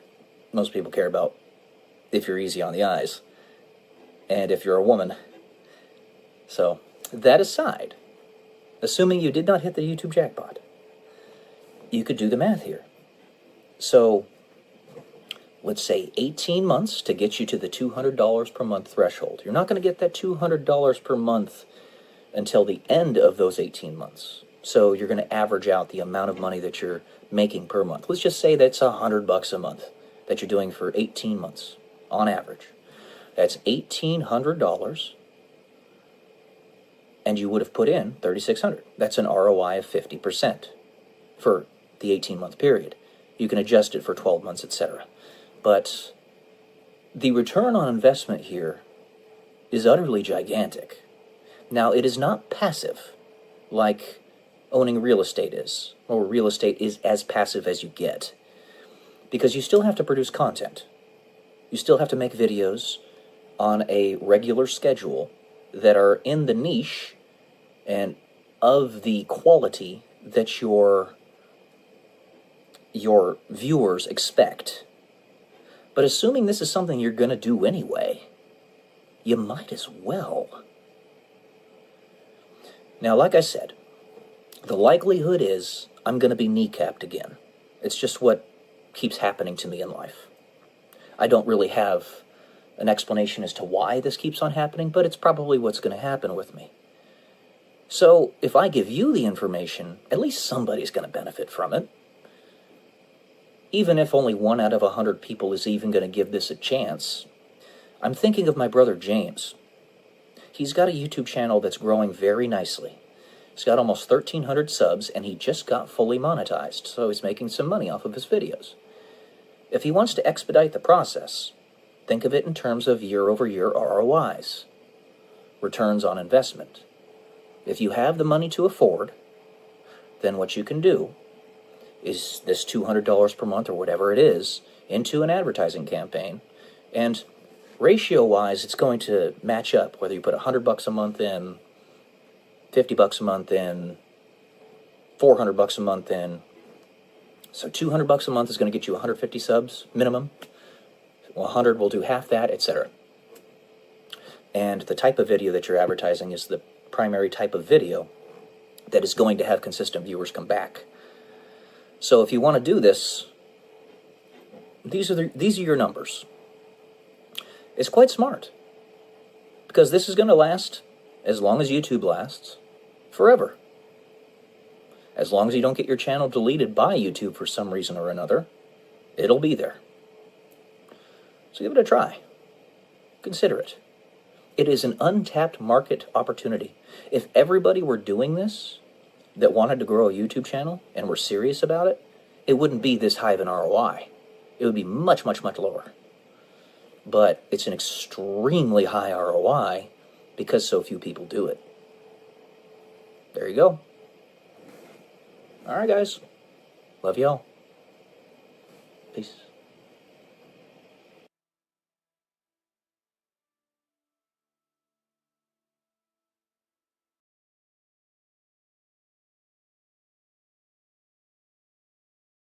Why are the episodes of Doctor Who, a show that used to be my favorite show before it went woke, Heaven Sent and Hellbent, such episodes that resonate with me so powerfully? Welcome to day 184. I'm telling I'm a YouTube millionaire. So basically, the overarching theme of that pair of episodes is Clara, the woman who was his assistant at that time, which, by the way, in real life is a gorgeous woman, in my opinion, ends up being forcibly unalived by a crow, or a being that's taking the representation of a crow. And she did nothing to deserve it. She did nothing wrong. But it was placed upon her by some jackass. And some jackass in the Gallifreyan world, which is the Doctor's home world, specifically to lure him into a prison of their creating. Because they wanted him to explain to them the prophecy of the hybrid, which is a melding of the Daleks and the Time Lords. He doesn't actually have the information that they seek, per se, or rather, he doesn't know that he has it. But what happened there, why it resonates with me so profoundly, is that they put him in a prison that had essentially no escape. He was going to be there until he gave them what they sought. Except there was an escape. It's just that the escape seemed so ridiculously far away and difficult to attain that anybody who was sane would give up. At least, that's what you might think. He had to punch his way through a wall of splantinium, which is, in that show, a material that's like 1,000 times stronger than diamond, that was 20 feet thick, after he discovered that that was where he needed to go, which took months for him to figure out. And he'd have a handful of seconds to punch the wall with his bare hands before the stalker in his prison would get him, finally, and cause him to pass away. But the way the torture chamber was designed was it was supposed to be zero entropy. So, no energy out of the system, no energy into the system. What's there is there. That means that whenever the Doctor would dissipate and go on to the next life, he would reform into exactly who he was before, without any of his memories, essentially precisely how he came into the torture chamber. He'd have to go through the entire process again to re-find the way out and get a handful of seconds in each one of those lives to punch at the wall of splantinium with his bare fists. Maybe perhaps if he wanted to, he could take off one of his shoes and whack it with his shoes. But the point stands.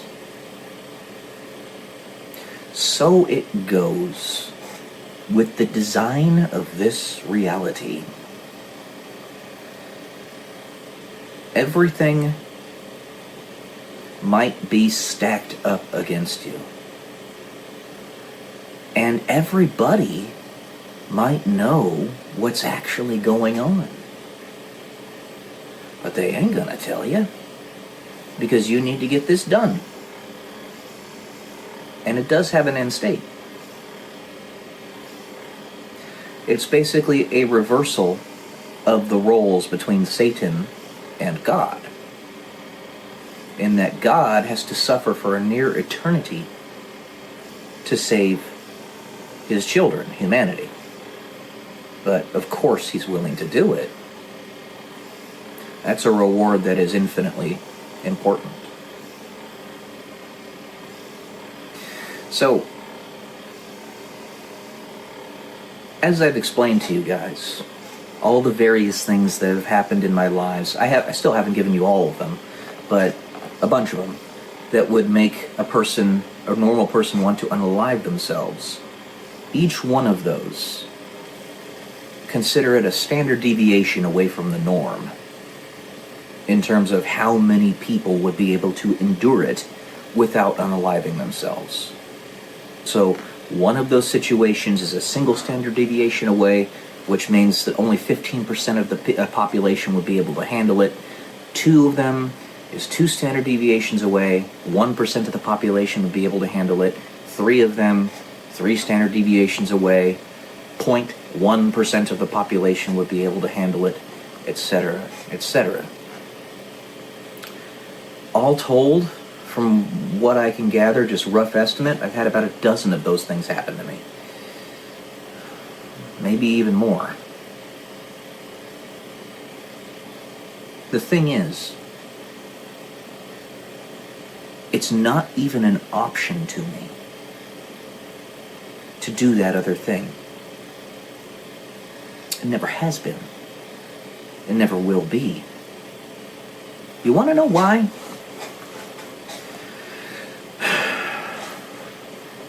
Yea, though I walk through the valley of the shadow of death, I shall fear no evil, for thou art with me. You could literally be walking through hell for a veritable eternity. Devastation and apocalypse around you in every direction. But if you're with God, if you're with love, none of that stuff matters. In my novel series, the main character, the scientist, is shown to do something like that. Everybody around him can see that after a veritable eternity, he does legitimately succeed in his goal of saving the universe, saving existence. But he's the only one that cannot see it until the very end, because he's literally making the reality as he does it. So everybody else can see the end state, which is Eden, heaven, right? As you and I might perceive. But every time he tries to look into that future with his time machine, all he sees is an empty, infinite entropy void, where everything has completely dissolved and it is perfectly uniform nothingness, where time no longer exists. The theorized end to the universe, as our astrophysicists currently believe it's probably going to go to. That's what he sees. And he keeps going anyway. Why? Because the people with whom he is working are what matter to him. He wants to be with them. He wants to have a personal relationship with them because he loves them. There's no end goal aside from that. He's already attaining it. And if he has to go through hell in order to accomplish it, all the more proof of his love. for humanity and the other species with whom he works in the story. Basically all life. So every time I'm punched in the gut by this parasitic force behind the scenes, which is real, it's actually there. It provides all the more proof that I actually mean what I say. I actually believe what I say I believe. And I really do care about people as much as I say I do. And if I get nothing, no material possessions out of this, don't take it too seriously. Nobody gets out of this life alive. It's real stuff that's happened to me.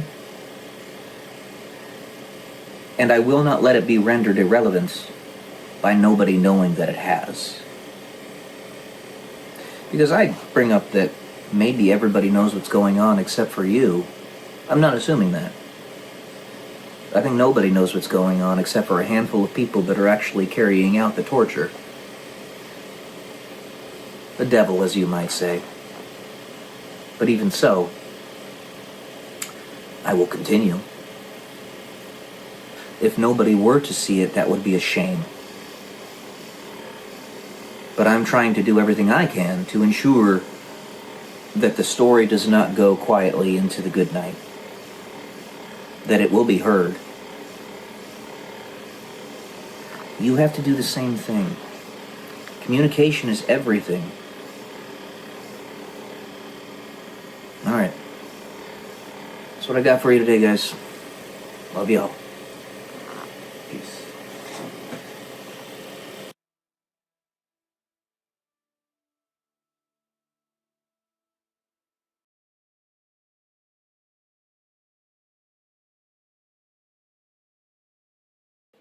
Good morning, guys. Welcome to day 124 until I'm a YouTube millionaire, and this one's going to be a basic economics lesson.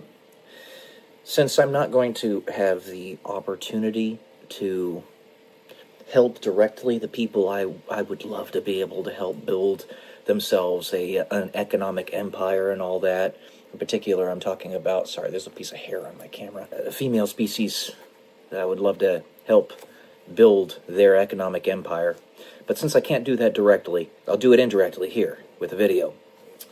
So, let's say that you live in Ohio. Person I'm thinking of doesn't, but let's say you live in Ohio and you're spending about $1,000 per month, which is actually a high estimate, on your rent. And then all other expenses, your food, your electrical, your gas, your water, all that stuff, is an extra $500 per month on top of that. So $1,500 per month expenses. Let's go ahead and add gas into that and car and stuff. So an extra $150, so $1,650 a month.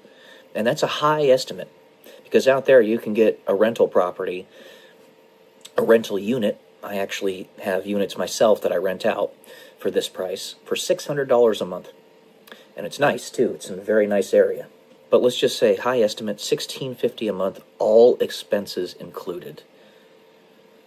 That can even include medical care, insurance, medical insurance. So if you do basic math, let's say you get a low-end job out there, making $12 an hour, because they don't have a minimum wage of $15 an hour out there. So $12 an hour, working as a Walmart associate. Okay, $12 per hour times 40 hours per week times 4 weeks in a month, 480, about $1,700 a month.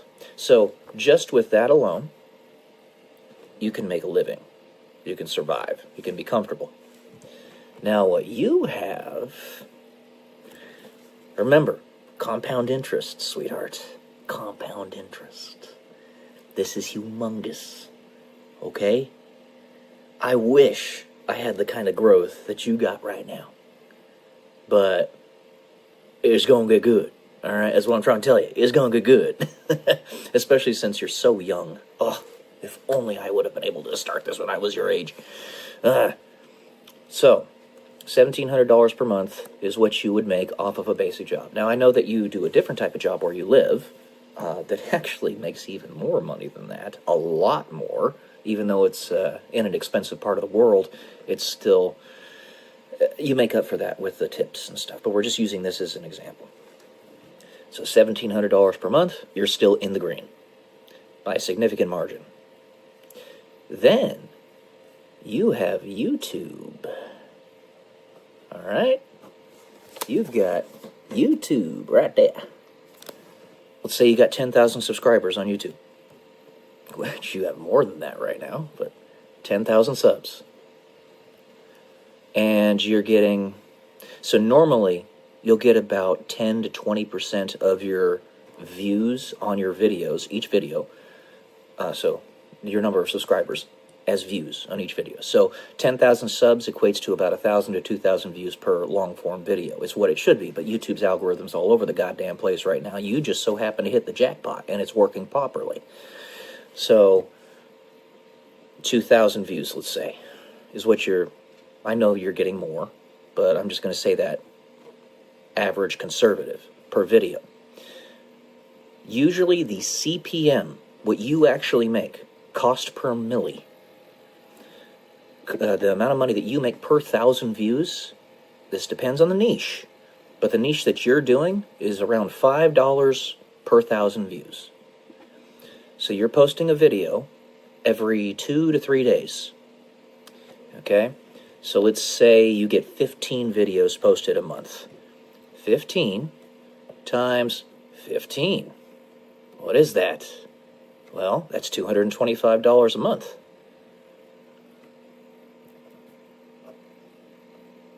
Which doesn't seem like that much right now. But you're growing fast. Really fast. So you are gaining roughly, I would say, what is it? Probably a good 5 to 10% per week, which is insane. You'll be at 100,000 in a blink of the eye, but that's about what you're making, or what you're growing per week. So to exponentially grow means that you're getting that 5 to 10% on top of whatever you have from the previous week. So you can do the basic math. I've got my MATLAB program actually pulled up here, so I'll do that for you real quick. Let's show you what that would be in a year, which you can anticipate that you could actually keep this kind of growth going for a year or longer. All right?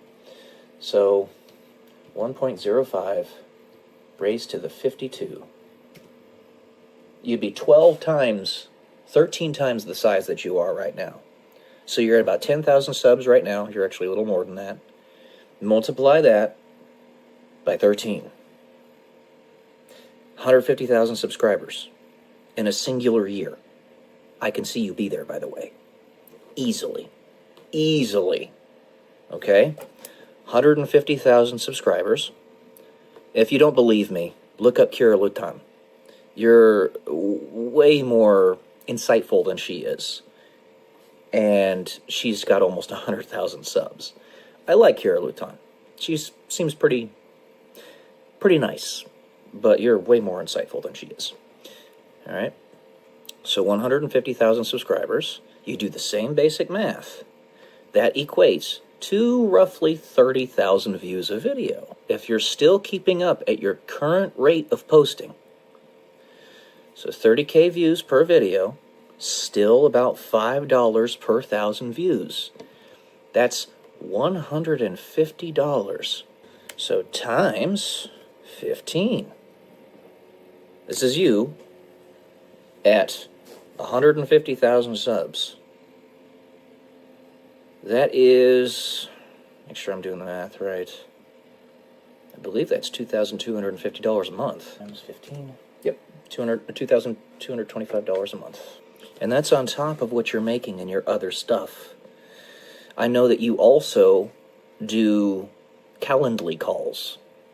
That is going to increase at the same rate that the size of your channel is going to increase. if not faster, because you also are exploding on Instagram. You're utterly exploding on Instagram. My goodness, what is going on over there? And while Instagram itself doesn't make much money, the way you make money off of it is you sell products. And your product here is your Calendly, where you can actually meet people one-on-one. And if you look at Elliot Hulse, he is a wisdom teacher on YouTube. He doesn't get very many views on his videos, despite his number of subscribers, because he wasn't consistent about it. He stopped posting, and therefore all the viewers stopped watching his videos. But because he's got his Calendly set up, something similar to what you have, he does $100 per hour, or per session, and he's making like $20,000 a month on that alone. On that alone. That's humongous. It's something to that effect.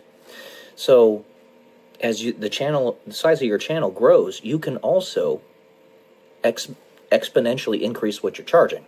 Now, this isn't you trying to be stuck up or anything. This is you being a very in-demand quantity. And you need to make sure that you are valuing your time properly. So when you get to that point, you are going to be very, very, very in demand.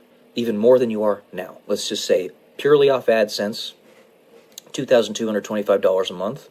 You're also going to start getting like brand deals, and advertisers are going to come to you directly to talk to you to advertise their products, and that's going to be, for a channel that size, say $1,000 per ad read, and you'll probably read 2 or 3 episodes, which means that you'll have about 5 of them a month. So that's $5,000 a month off of that. This is just in 1 year, if you keep going, which, don't stop, sweetheart. Don't stop. All right? So, and I'm doing this because I can't talk to you directly, unfortunately.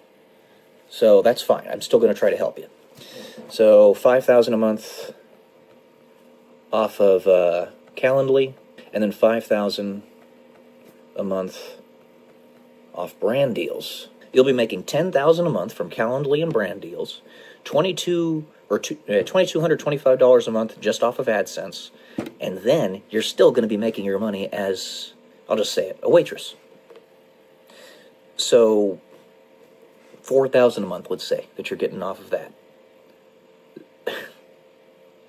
That's $16,000 a month, which is, do the math, $192,000 a year. Okay? Let's say you keep your expenses relatively where they are. You do want to increase them, just a little, not a huge amount, just a little, because follow the Seneca philosophy. You want to be just a little bit over the average person so that you can give them an incentive to become better, but not so far out that they can't reach you. So, you know, you might get some nicer clothes, a nicer car. Maybe you get a, I don't know, like a Mercedes or something, or a really nice Jeep. Just an idea. But you're not going to go out there and get yourself a Lamborghini and put yourself in debt. But, you know, like a Jeep or something. And your expenses go up to, say, $2,500 a month, maybe $3,000. And you're making $16,000 a month. $13K you are going to have as pure icing on the cake. All right? That's $150,000 a year. Now, what are you going to do with that money? Here's what I recommend. You do what you want to do. I'm not a financial advisor. I was a financial consultant for a while. I'm also, you know, like I was saying, I'm not a doctor, but I'm a pretty smart guy. I know how to handle my money all right. Here's what I would recommend. You take split it up into 4 pieces, 4 partitions, if you will. So, one partition is for your fun. You go out and do stuff and enjoy life. Enjoy the finer things in life. So let's say that's $4,000 a month for you to do that. Because this is going to divide, well, it wouldn't be $4,000, it'd be about $3,000 a month. Okay, $3,000 a month for that. And then $3,000 a month you put into Bitcoin. Bitcoin only. No altcoins. Not even Ethereum. Not Bitcoin traded funds or anything. Bitcoin. Period. End of story. The easiest way to get it is to go to Coinbase.com and set yourself up an account. Buy that, set up automatic monthly buys, set it and forget it. Don't even look at it. That money no longer exists. You will look at it when you want to actually draw from it, say 20 years from now, when it's going to, that's going to be a lot. That's going to be a lot. I'm talking like hundreds of millions of dollars if you start now. $3,000 a month, you put in,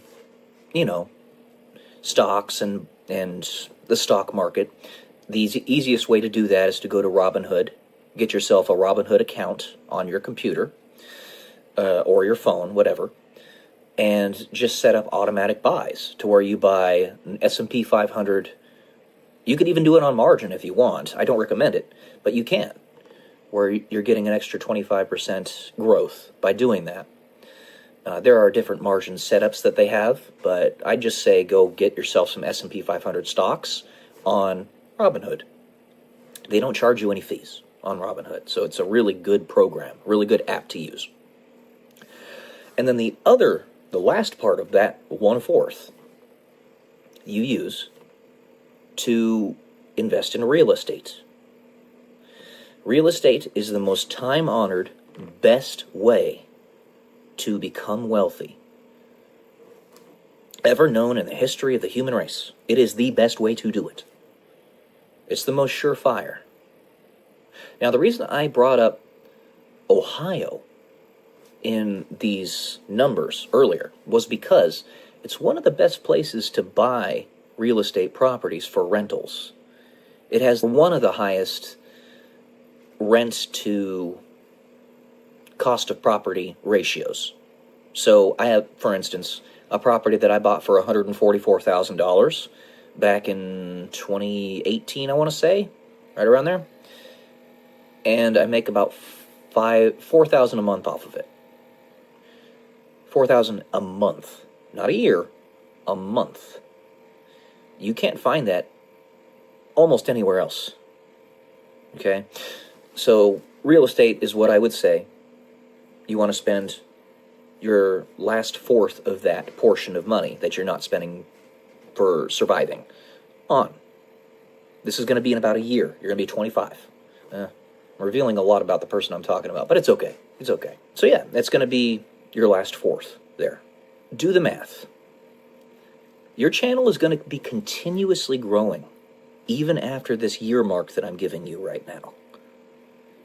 It's probably going to get to 1 million subscribers, and it's going to proportionally grow in that way in like 2, maybe 3 years, if you keep on consistently posting, which I pray you do, because this is, I'm telling you, sweetheart, you hit the jackpot. Pardon my language, but you fucking hit the jackpot. You got a 21 on blackjack. I prayed to God that one day I get as lucky as you did. So, 10 years from now, let's say you're actually following this procedure. It'll change a little bit. You want to keep your books straight. It's going to change a little bit because, you might have different ideas of exactly what you want to do, but extrapolate this over 10 years. I'm just going to do a very basic compounding program here. Okay? So I actually have a compound program that I set up on MATLAB. I built it myself. So let's say you have 13,000 that you're putting in per month. And how much you're going to contribute per month? That's what it is, 13,000. And how many years until you desire to retire? This is not retirement, but I'm telling you this is what's going to happen after about 10 years. And then it'll increase with inflation. And your growth rate, we're just going to say, is conservatively 10%. It's actually going to be a lot more than that. A lot more. You know what? Screw it. I'm going to say 20%. Because that's probably more accurate. At that time, you will have contributed $1.7 million to the entire portfolio, and you will have gotten yourself up to $5 million of net worth. And it's going to grow a lot more than that. A lot more. I'm being extremely conservative. Bitcoin itself, I mean, its target is like $5 million per coin in 10 years or so. Do the math. It's mind-blowing. So, it's small right now, sweetheart, but it's gonna get big. Also, I do want to remind you, there is the small possibility that YouTube could collapse if they don't fix their algorithm. There is the small possibility of that. So, keeping that in mind, make sure that you're not putting all your eggs in one basket. I know you've got that humongous Instagram channel, or page, whatever, but you might want to also start working towards putting videos on Rumble. Rumble specifically. Because Rumble is a very good alternative. It's not nearly as good as YouTube yet, but it may one day get there. I hope so, because YouTube is very politically biased, and it makes it very difficult to post good content on it without being shadow banned and throttled and stuff like that. So, yeah, you hit the jackpot. Oh, and this one I'm actually going to talk directly to somebody because I want her to know. Rachel, on X, start a YouTube channel, sweetheart. Start a YouTube channel. You saw the math. You are a very attractive, very kind woman, even though you think you're just angry and all that stuff. You're awesome. You're awesome. You're going to gather a lot of followers, a lot of subscribers on YouTube very quickly. So start making some YouTube videos. They could be of your art. They could be of you just talking, your ideas. Again, if you're insecure about your ability to do that, look at the woman I talked about earlier. I like Kira Lutan, but she's got very basic things to say, and people still love to listen to her. All right? So don't be insecure about it. So, all right, guys. I'm excited for you. I am excited for you. Love y'all. Peace.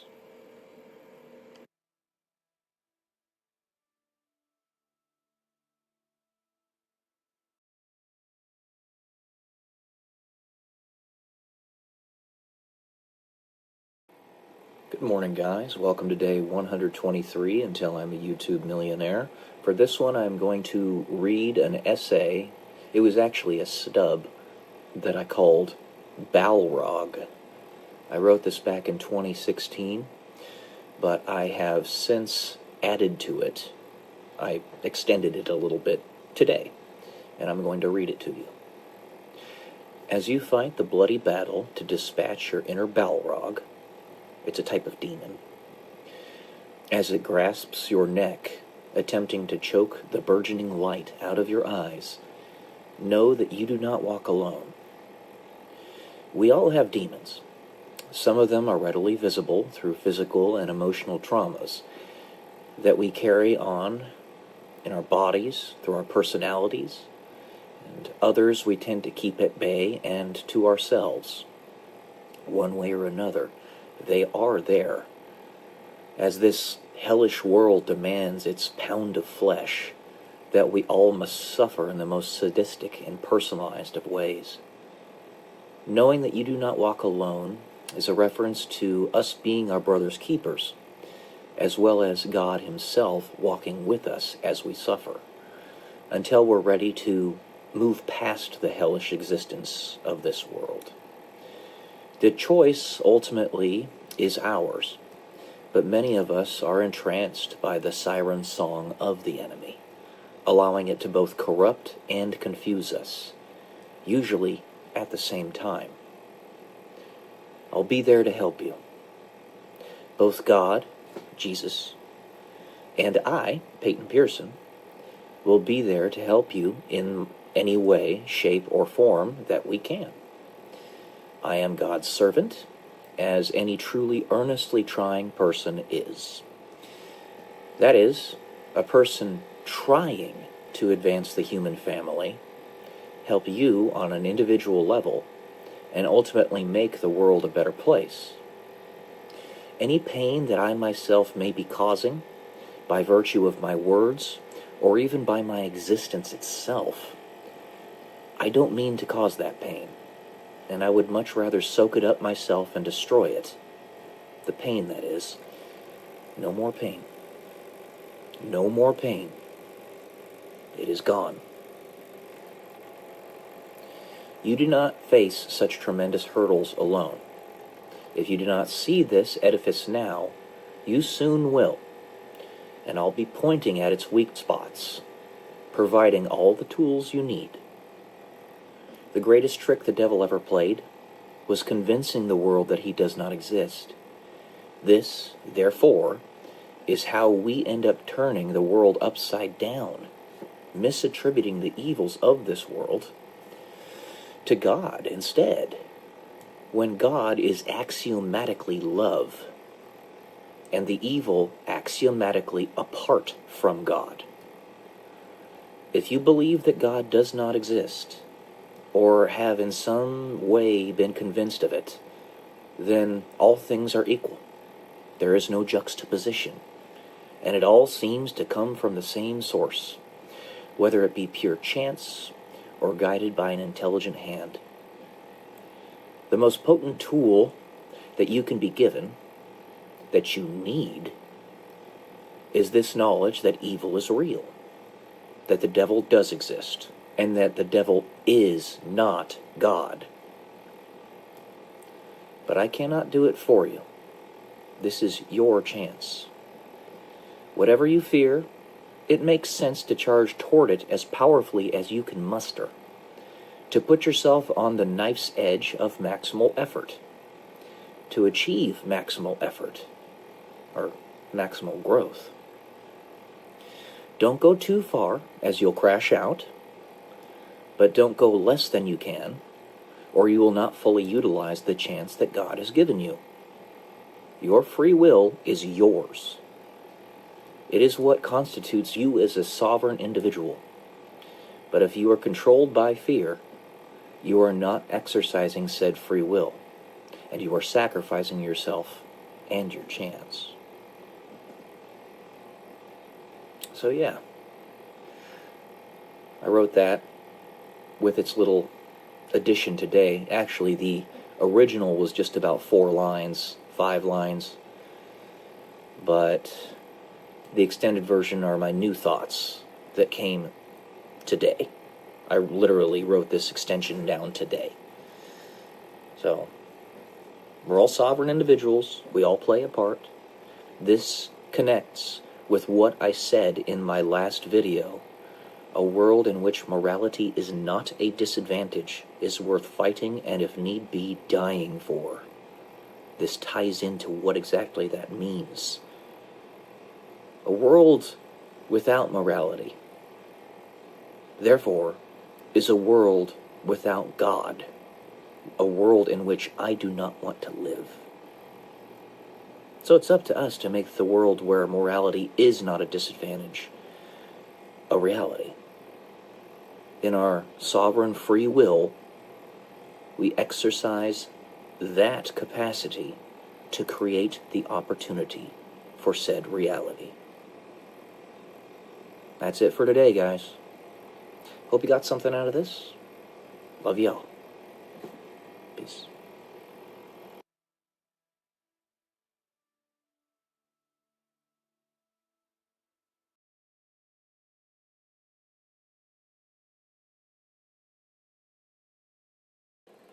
Good morning, everyone. Welcome to day 130, until I'm a YouTube millionaire. And I'm going to read another essay to you that I wrote back in 2016, 2017 timeframe. It's called Collect Believers. The overarching abstract of this essay is basically the difference between angels and gray aliens. It's purely hypothetical, and one must be able to think in hypotheticals in order to come to new ideas about how reality works. To ride on a beam of light, as his assumption was when he developed the theory of relativity. So let's get to this. What if the people who survive the societal pivotal point are the ones that have been duly informed by their future selves, a la the movie The Arrival? Their future selves come back to show them what they become, and their progeny become, and the consequences to the rest of the human race.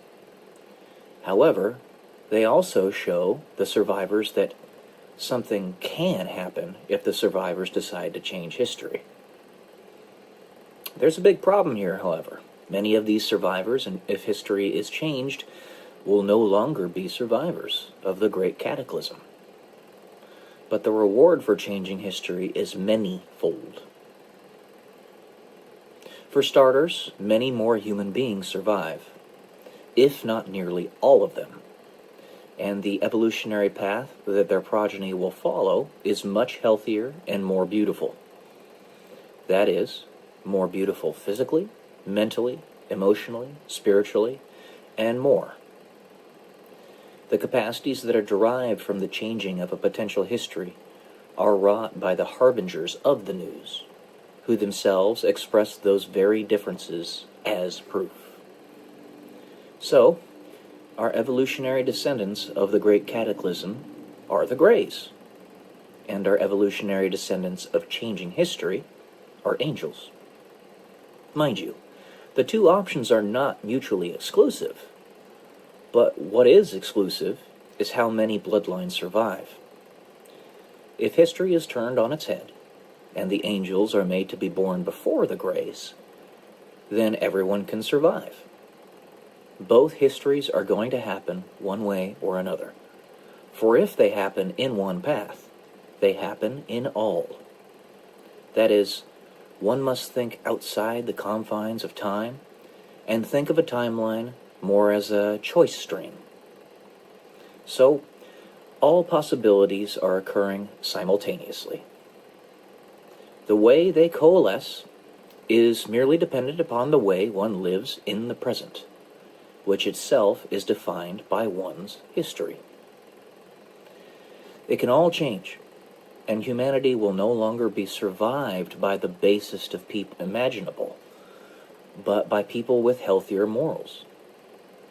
It is a strange proposition to request from the most evil people to do something that is completely against their nature, operate in a non-selfish manner, but at any point you can change. You simply must commit to that change. This proposition is an odd one, and the human beings that represent the pinnacle of selfishness are not ones to change their minds, especially if it could potentially ensure the demise of their bloodlines. So, a proposition is submitted back to you. Again, if their future selves can resist the cataclysm and call it out wherever it arises, if their future selves can defend their positions, then the survivors will allow the history to change.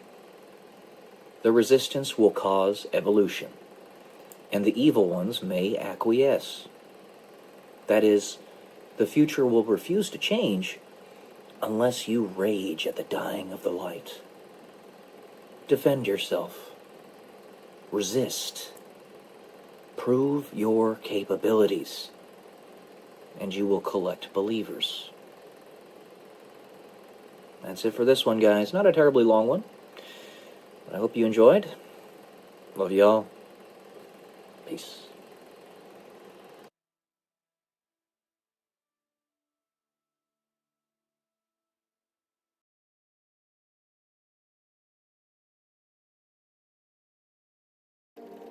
Good morning, guys. Welcome to day 112 until I'm a YouTube millionaire.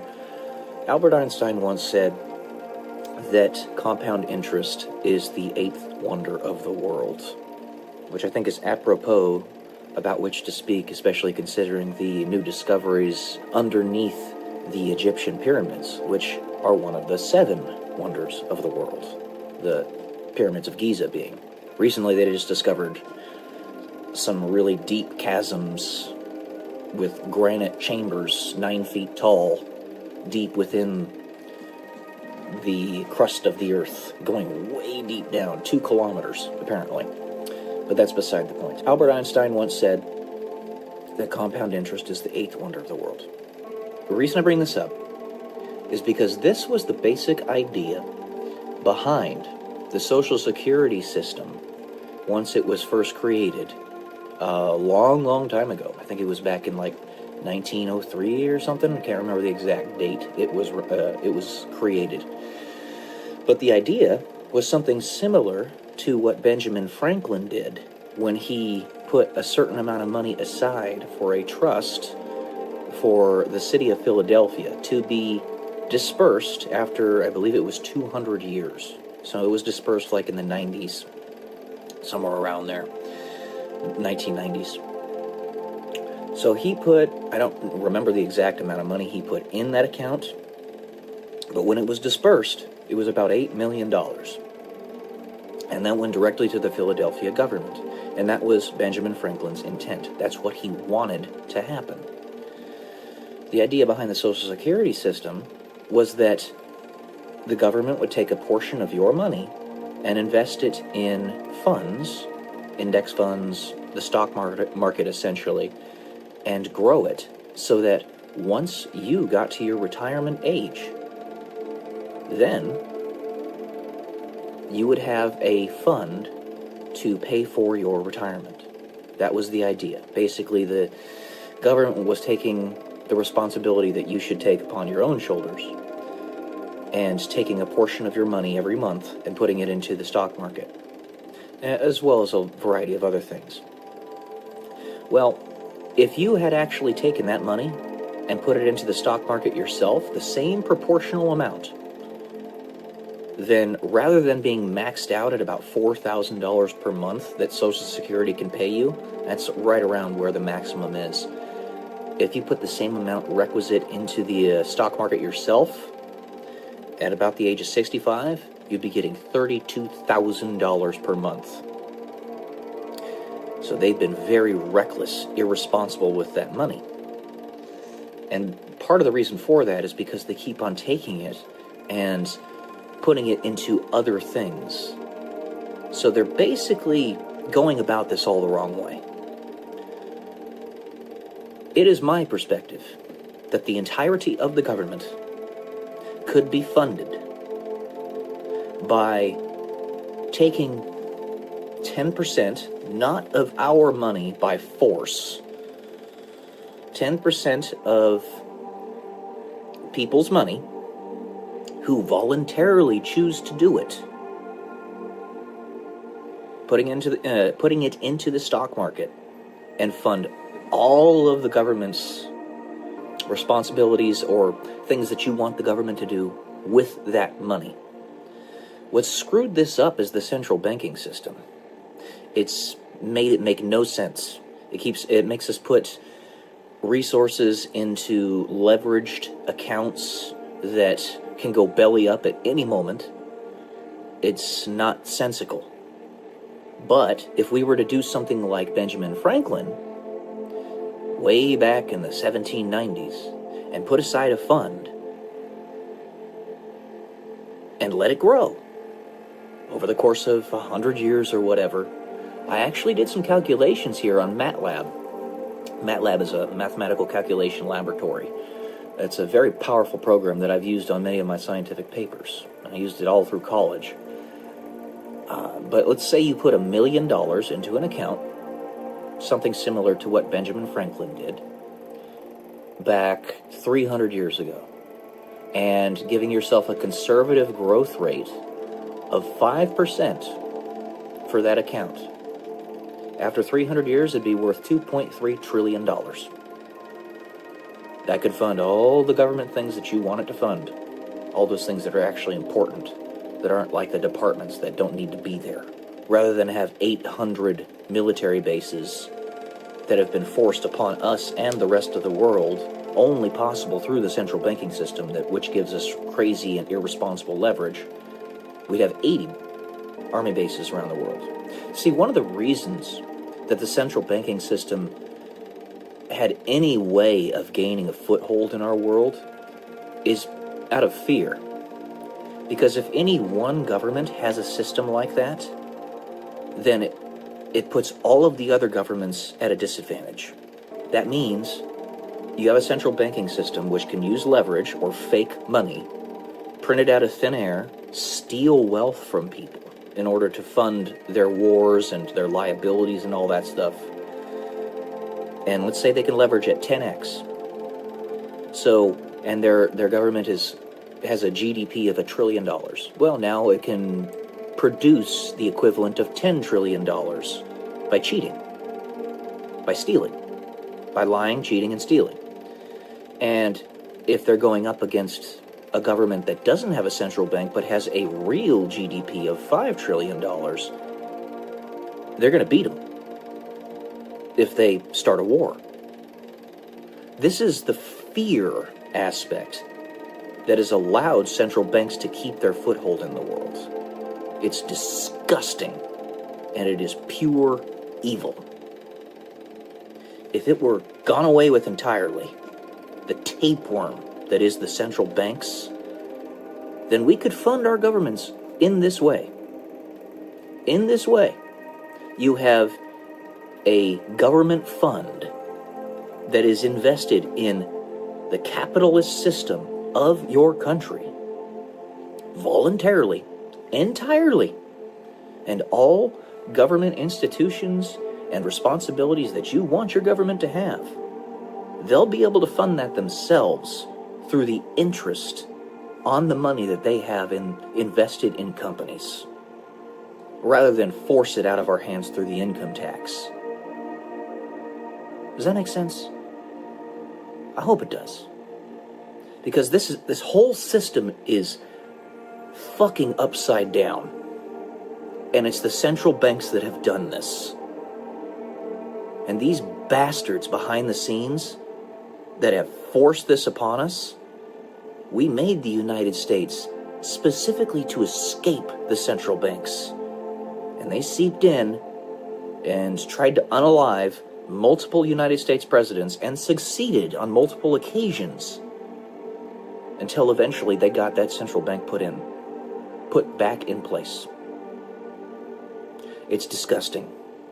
I would go so far as to say, if aliens exist, this is an alien system to keep us all enslaved. I would say more appropriately, more accurately, that it's demonic. It's a demon system. It's disgusting. So, if the government would just be funded by proper investment in companies, then that would work better by 1 billion times. Let's say to get a good seed funding started, you do basically like a tithe system where there's a flat tax, no loopholes, no deductions or anything, a flat tax of 10% across the board for everybody that makes X, Y, Z income. 10% flat tax across the board, starting as seed funding. You can actually stay there at 10%. That's reasonable. It's what we paid in the feudalistic times. It's still like 5 times what we paid during the Roman Empire. But 10% is not crazy. It's a tithe. It's what we pay to churches as faithful Christians, right? So 10% goes to this seed funding for the government, and they put that money into the stock market, into funds. Not like what they do with Social Security, because that's all based on fiat currency and central banking nonsense.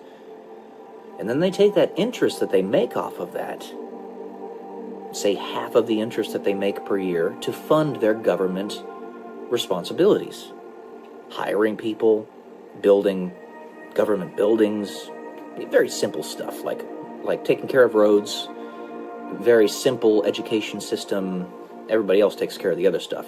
Maybe I'm naive, but I can tell you that the core of our problems right now, and have been for hundreds of years, is the central banks.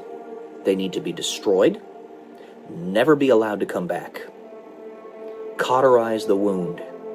Never let them come back.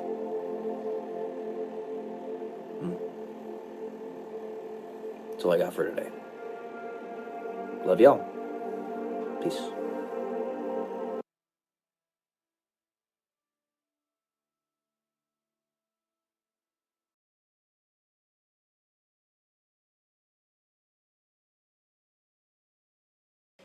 Good morning, guys. Welcome to day 161 until I'm a YouTube millionaire. Got a couple things I wanted to talk about today. The first one I'm going to talk about is the Georgia Guidestones. So the Georgia Guidestones were stones that I'm pretty sure nobody knows who commissioned to be built in Georgia, the state in the United States, that basically outlined everything that the New World Order, or now the Old World Order, because they're being routed at the moment, was trying to get put in place for the whole of the planet. And the principal aspect of that whole plan, the most dangerous aspect of the entire plan, the most dastardly and evil aspect of that entire plan, was to reduce the population of humanity to 500 million.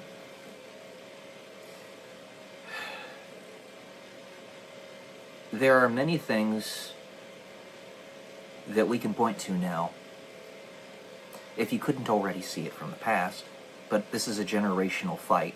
It takes entire generations of people to be brought up in the battle to know that they're actually fighting said battle. There are several things that happened in the last, let's say, 10 years that have proven this to us again and again. COVID is one of them. While the virus itself was extremely non-lethal, there was a 99.98% survival rate, which is a higher survival rate than the flu. It was the hysteria and the problem reaction solution that came about from it that was really the crux of the damage that it did to the world. The entire global economy was essentially shut down for 2, maybe 3 years. That by itself means that millions of people starve, billions of people don't get water, millions of people don't have money to make a living, etc. That was intended to be combined with a plethora of global conflicts fomented by these same dark forces behind the scenes. This 8,000-year-old pedophile ring that's been here, satanic pedophile ring that's been trying to destroy humanity for that long, if not longer. Here's another one you might not have thought of. The recent egg shortage in the United States, the science has shown that egg yolks actually prevent the spike proteins that your body makes when it's been injected with the quote-unquote vaccine from COVID, remdesivir and a few of the other ones, that the egg yolk actually prevents that spike protein from binding to your cells. In other words, it protects you. It's the same with ivermectin and fenbendazole. Ivermectin and fenbendazole, you were basically banned from social media if you even mentioned it. Especially ivermectin. I think this is multi-pronged in that not only was it a very powerful and effective remedy for COVID and other viruses and flus and stuff, I am still fully convinced that it is the doorway to the cure to cancer. It has been shown through many scientific studies and a lot of anecdotal data that it does appear that most cancers, not all of them, but most of them, are actually parasite breeding beds, if you will. They're just parasites. They're sacs of parasite breeding beds. And that those people who have tumors and various cancers might actually just have parasites. And those parasites lead to organ failure. It is so seldomly said that you die from cancer. It is said that you die from organ failure. That's what a parasite does to you. You know, hearkening back to the Georgia Guidestones, our media, our culture, has been dripping it to us for decades, centuries, even millennia, if you will. That is part of the modus operandi of this satanic pedophile ring, these evil bastards behind the scenes, in that they want to prove to themselves and to you that you're too stupid to figure it out. Because they're going to say, look, we put it right in front of you, and you still didn't see it. Well, what if you do see it, and you actually decide to change things? Which is what we're doing. Well, then their gig is up. They've been proven to be as evil as they are, and their philosophy has been proven wrong. They don't care. They don't play by rules, because evil doesn't. Evil uses your morality against you, your rules against you. But it's their own philosophy to try to prove to themselves that it's all pointless to resist them. It's not. And they're being routed right now as a result. To that point that it's all been seeped into our culture for ages and ages and ages. Just look at the movie Kingsman. The movie Kingsman, which came out in like 2017 or something like that, it's a British movie. It's very brutal. For that purpose, I don't recommend that the overwhelming majority of you watch it. It is very bloody and gory. It's like whatever we have that's bloody and gory in the United States, amplify that by at least 2x. It's bad. People getting chopped up into cubes and stuff like that. Regardless of their plot armor or not, basically nobody in that movie has plot armor. Anybody can pass away at any given moment. Even the main character. But in that movie, Samuel L. Jackson plays a character where he believes this type of thing, that the overwhelming majority of the general population are just useless eaters and that they need to be eradicated as they're kind of a virus on the planet. Obviously, misprioritizing the very essence of existence itself. What is the point of existence if there is no one around to perceive it? What is the point of existence if all you do is destroy? If you are not your brother's keeper? And to that point, as I talk about many a time on this channel, George Soros, I have to mention him again because he is garbage. And his son is as well. They're garbage. The entire 007 movie, Quantum of Solace, was based around him being the villain in that movie. The villain in that movie is him. It's been said that. Back in the 80s, George Soros was trying to collapse the British pound in order to corner the market and buy it all up. He is not a good person. And he's the type of people that we're talking about behind the scenes that are doing this to us. This stuff is real, and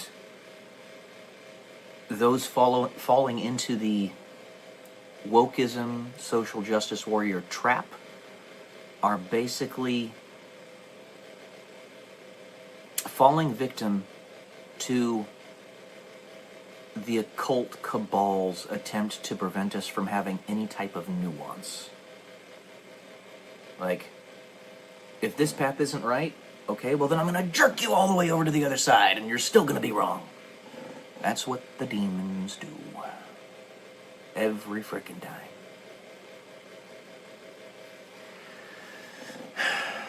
And the other thing I wanted to talk about in this video is this thing that I bring up all the time, because if it's something as awkward and strange as this is, the ontology, is that the right word? I don't know. I'll have to look into it. The knowledge of it has to be pried into and discerned. I've talked many a time about having to have unconventional relationships, romantic relationships, in order to have a significant other in my life. As you probably could tell from this video, just the content of it from before, from the last 10 minutes, I'm really intense. Whether I'm trying to be or not. And I'm never trying to be. Unless I am furious at somebody or something and I'm trying to get them in a state of terror, or get them to change, or I'm directly fighting them, I by no means am trying to be intense. Nevertheless, it seeps out. It's kind of part of my soul, if you will. That is very difficult to manage. It's very difficult to manage. Not for me, I can handle it just fine. But for a significant other, it would be. I am telling you this from experience. I lost track of the number of women that I had asked out when it reached 3 dozen. And they all rejected me. Or tacitly went out with me and then just ran away and never talked to me again. There's a reason I'm saying this. There's a reason I'm trying to be flexible. It's because I have 35 years of experience of dealing with this. And knowing that I'm a lot to handle. And if I want to be able to build a romantic relationship, if I want to be able to have children and not have my line spiritually die right here with me after 4.5 billion years of evolution, then I am gonna have to be flexible.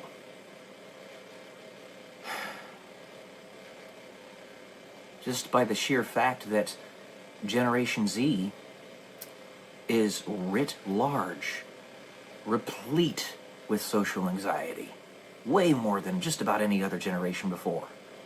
Because of social media and stuff that basically keeps us isolated and indoors. That alone means that they're going to be terrified to even talk to me to begin with. If I want to enter into a relationship with a female from their generation, which I do.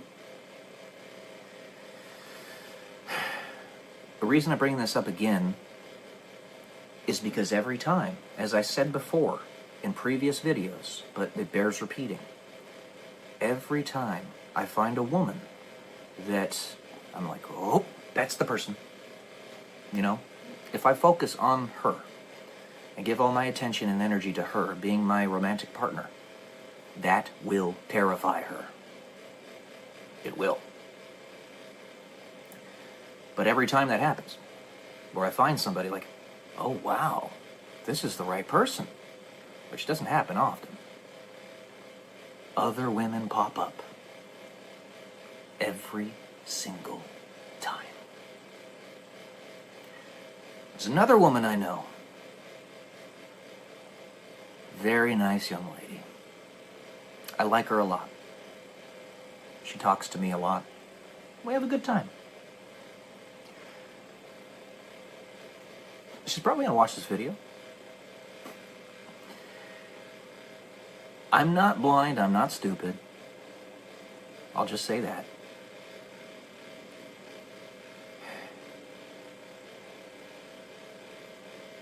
If this is to happen, which could, you live a very long distance away from me, but it could.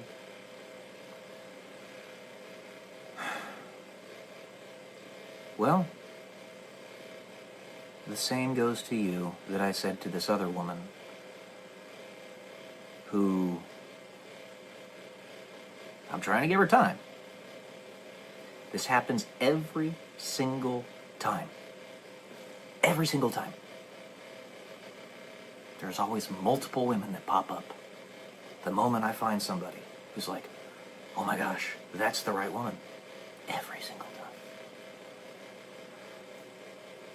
You might need to be flexible yourself.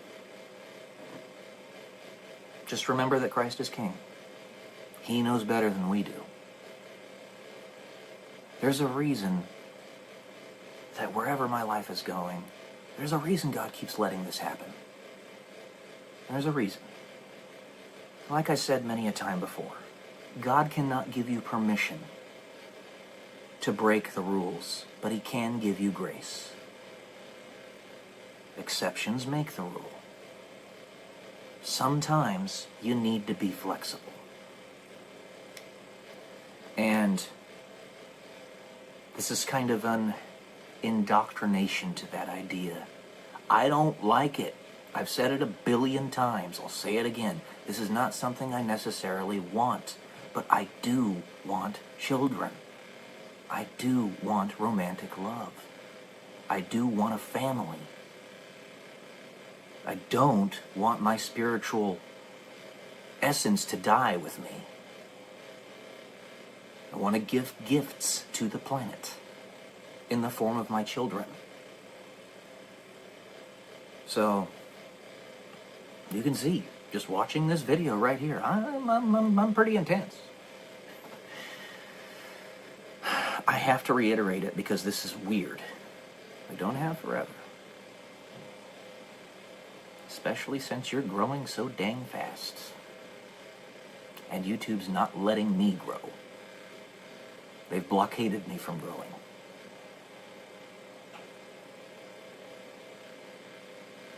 You're the right woman. Anyway. Alright.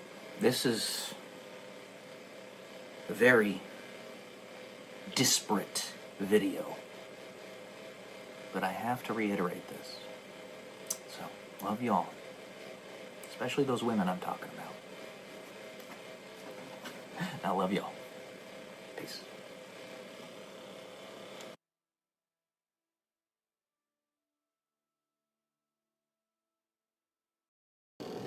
Good morning, guys.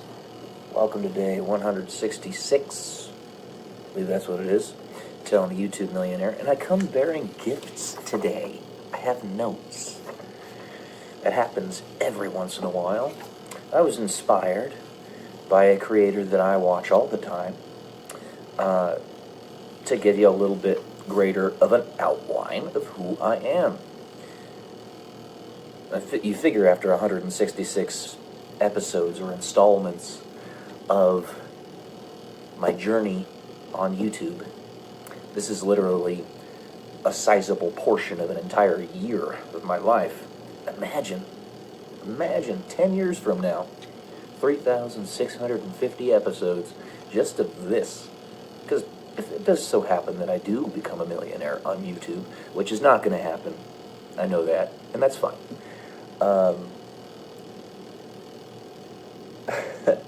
I'll still have, all these videos, and I'm not going to stop once I become a millionaire or whatever. That's not the plan. The plan is to keep on going. But anyways, let's go ahead and give you a little bit more information about me. You can find this stuff, a lot of it, on my videos that I posted already. Can you believe there's over 1,000 videos on this channel now? Over 1,000. I keep on posting, and somebody's going to find out that I exist. Alright. My favorite color. I have difficulty deciding what my favorite color is because there's so many colors that I like. Much like another person who mentioned this earlier. It's strange that we kind of correlate in that. I guess it's not strange. be frank with you, I guess it's not. But if I had to pick one, if there were a gun to my head, I would pick forest green, which is the same the same color that Candace Everdeen in the Hunger Games says is her favorite color. My initials are PP, because that's what I talk about on this channel. PP. Ba-dum-ts. I am hilarious. Anyway, okay, but no, that's my initials. Peyton Pearson. In case you didn't know, my real name is not Joe Bowers, aka Secretary Not Sure, which is what I go by on YouTube. My name's actually Peyton Pearson, and the etymology of that name, Peyton, comes from the patrician word, Patrick, or female version is Patricia. Peyton can be both male and female as a name, and patricians are the political, religious, and military leaders. And I guess it kind of makes sense because that's kind of the stuff that I talk about. I'm a military veteran, blah, blah, blah, you get the point.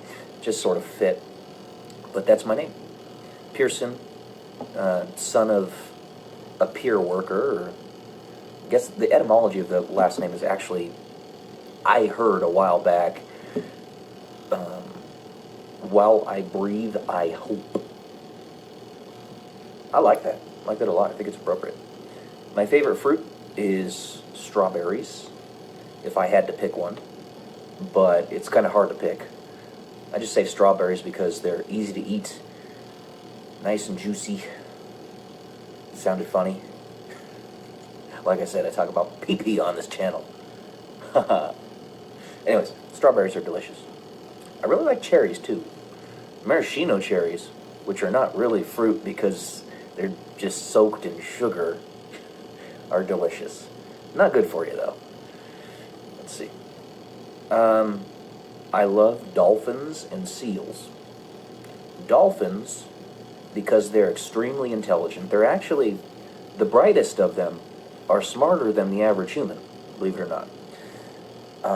This is based upon equivalent intelligence tests that they have been given when the curious ones come up to hang out with us. And there's a fair number of them that do that. They're given tests to see how smart they are. The smartest of them are smarter than our average human beings. They're very, very intelligent. And, yeah, I think that's incredible. The only reason they don't have an organized civilization like we do is because they don't have hands and feet like we do. They can't manipulate the world as easily as we do. In a water biome, the most effective way to do that would be something like an octopus. An octopus, by the way, one of the smartest creatures on the planet, alongside dolphins. And some people even think that they're actually from another planet, that they came here from like an asteroid or something, which I can understand that because they're so strange and foreign looking. But really cool. I like octopodes, octopi. I don't know. Octopuses? That's always one. Anyways, I also love seals because they're literally water doggos. No shit, pardon my language. They are part of the Carnivora genus, which is the same genus as dogs, wolves, foxes, bears, raccoons. They are water doggos. No joke. They might even actually make viable offspring with doggos if they were to breed. No wonder they have such an affinity towards us and they have such puppy dog eyes. I love seals. They're awesome. I am a vicarious astronaut through this channel. I don't know why I wrote that, but there you go. Maybe it has something to do with us talking about professions and whatnot. And I have soft nails. I think it's actually tied into, look at this, guys. I know it's weird. See that? It doesn't hurt. It doesn't hurt. So those of you who are cringing right now because it's like, no, it doesn't hurt. I think that's related to me having some type of connective tissue issue that's undiagnosed, and I've been trying to get doctors to tell me what caused this for years, and they can't seem to figure it out. But that could also be related to, and I posted this in a video a while back, why I'm as intelligent as I am. I think that there's actually a connection between, ironically connective tissue disorders and higher levels of intelligence, because it like loosens up the connections in your cerebral cortex and allows it to expand a little bit more effectively. That's my guess. So, yeah, I'm considered a super genius. Not to toot my own horn, but technically, by the numbers, I am. And that might be why. That might be why. So, I grew up as a nomad in Northern California, bounced around all over the place. It was a very difficult upbringing. My parents would attest to that. We got evicted several times for various reasons, not paying rent and all that stuff.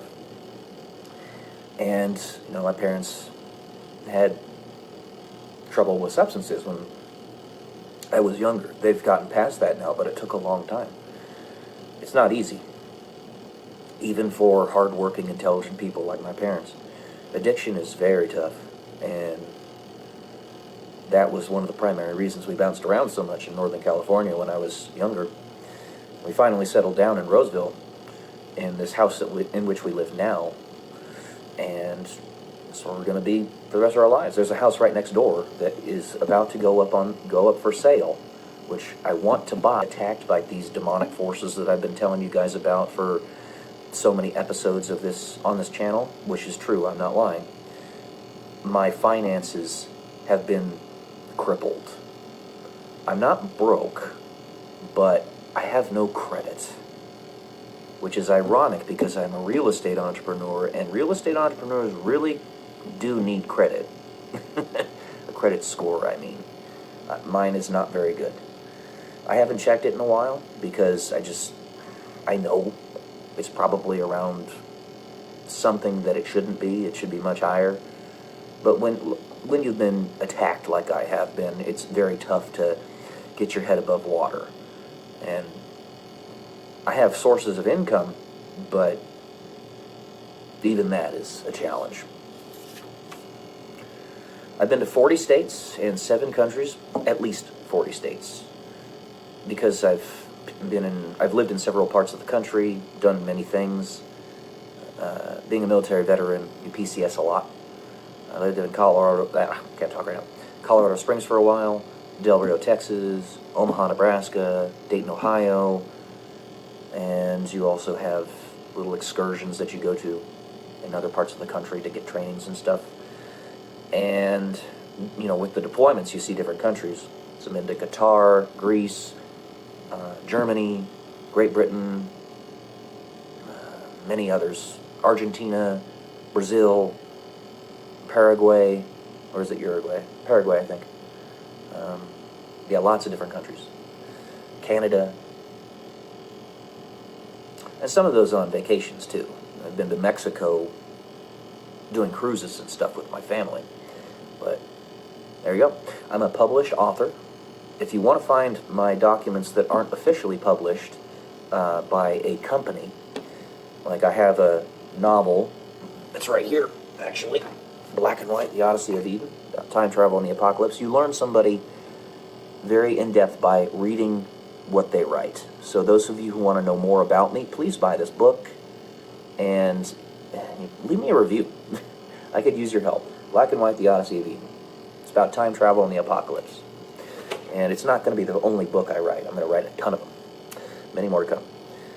But also, the stuff that isn't published by a publishing company, you can find on figshare.com. And I've even posted some scientific papers on marssocietypapers.org. But figshare.com, and just type in my name in the search engine, and you'll find my papers. Peyton Pearson. Type my name in there, you'll find my papers. I don't have them all up there, but I have the notable ones.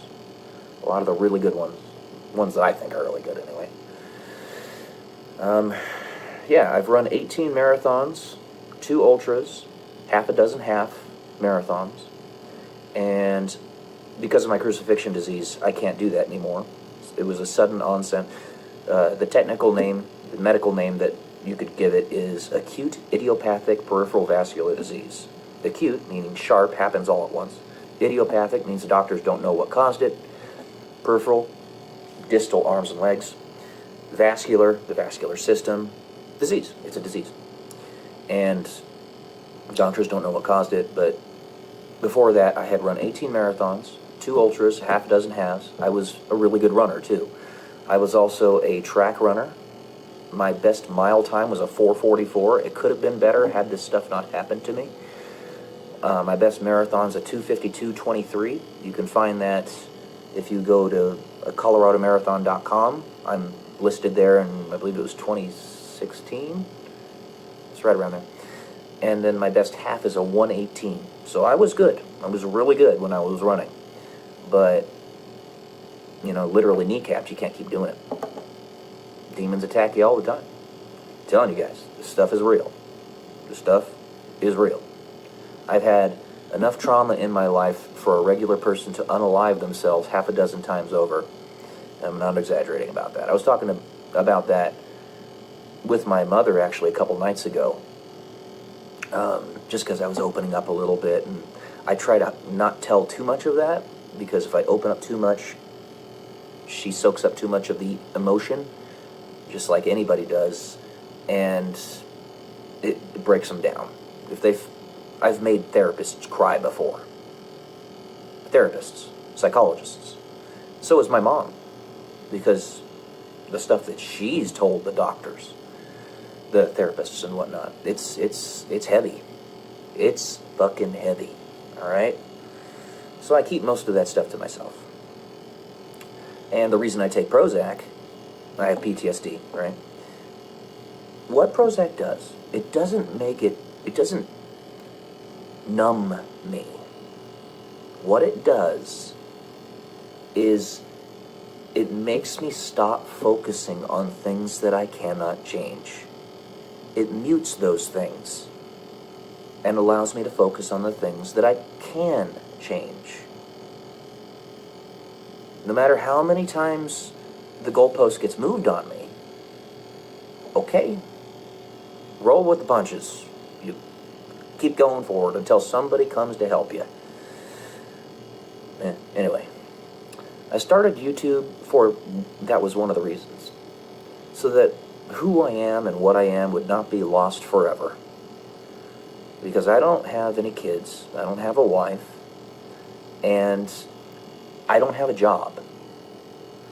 I live off of disability because no matter what I do, the goalpost keeps on getting moved on me. I cannot get a job where either I'm not treated like a slave or I am not paid what I am worth.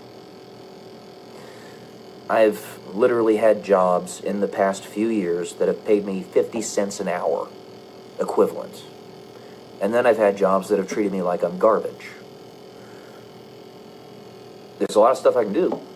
I can't get a job. So that's after applying for 1,400 jobs on different job posting platforms. When somebody says that they're urgently hiring for an electrical engineer, they're lying. They're lying. They want a visa, an H-1B visa holder, so that they can pay them 10% of what they're actually worth. If you have a master's in electrical engineering, like this guy right here, they're not going to hire you. They're just not. Because they have to pay you what you're worth, and they don't want to do that. So, I'm not trying to be a Debbie Downer here. I'm just opening up to you. It has not been fun. If I get too emotional about it, I will wear you out. I will make you sad. And I don't want to do that. I'm here to inspire and encourage you guys. Basically, all the stuff that's happened in my life, I want you guys to know about it so that you can see that you can keep going even through all of this.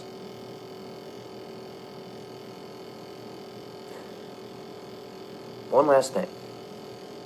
I said that this is enough to make somebody unalive themselves half a dozen times. I'll just list some of the things out. First one, having been rejected by every single woman I've ever asked out, or only tacitly dated them and then they ran away never to talk to me again. Second one, being a marathon runner and no longer being able to walk even right now. Third one, not being able to get a job. Fourth one, nearly getting a dishonorable discharge when I left the military because they were trying to fuck me over. Fifth one, being disqualified as a pilot entirely unjustly when I was trying to become an astronaut. I still am. 5 right there. 6, not being able to get a job out of my time in the military. And I'll leave it at that. The only reason I bring that up, not to make you guys feel sad or unhappy, but to make you guys see that you can keep going, even through that. One of the phrases that I say, and apparently came out of like a naval military document, naval AFI or something to that effect, until death, all defeats are psychological. So it doesn't matter what's happened to me in my life if I'm still breathing and able to continue. Physically, I have been damaged, but that doesn't matter. I'm still going. And so can you. All right? I wanted to give you a little bit more. I want this person who's going to watch this, I want to meet you and get to know you. All right. Love you all. Peace.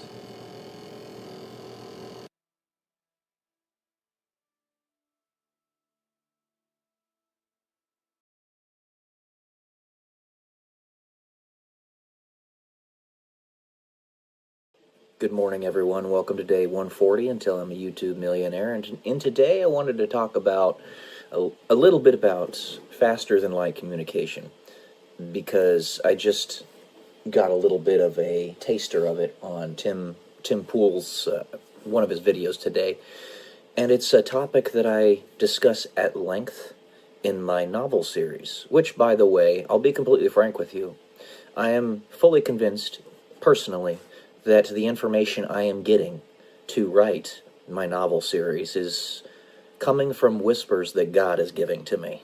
All right? I'm just going to tell you that straight up. And I even talk about said whispers, like that's everything in the story. The whole story, there's constantly whispers happening. And if you read the first novel, I already show some of that, but it gets a lot more in depth in the future videos. So how does one have faster than light communication?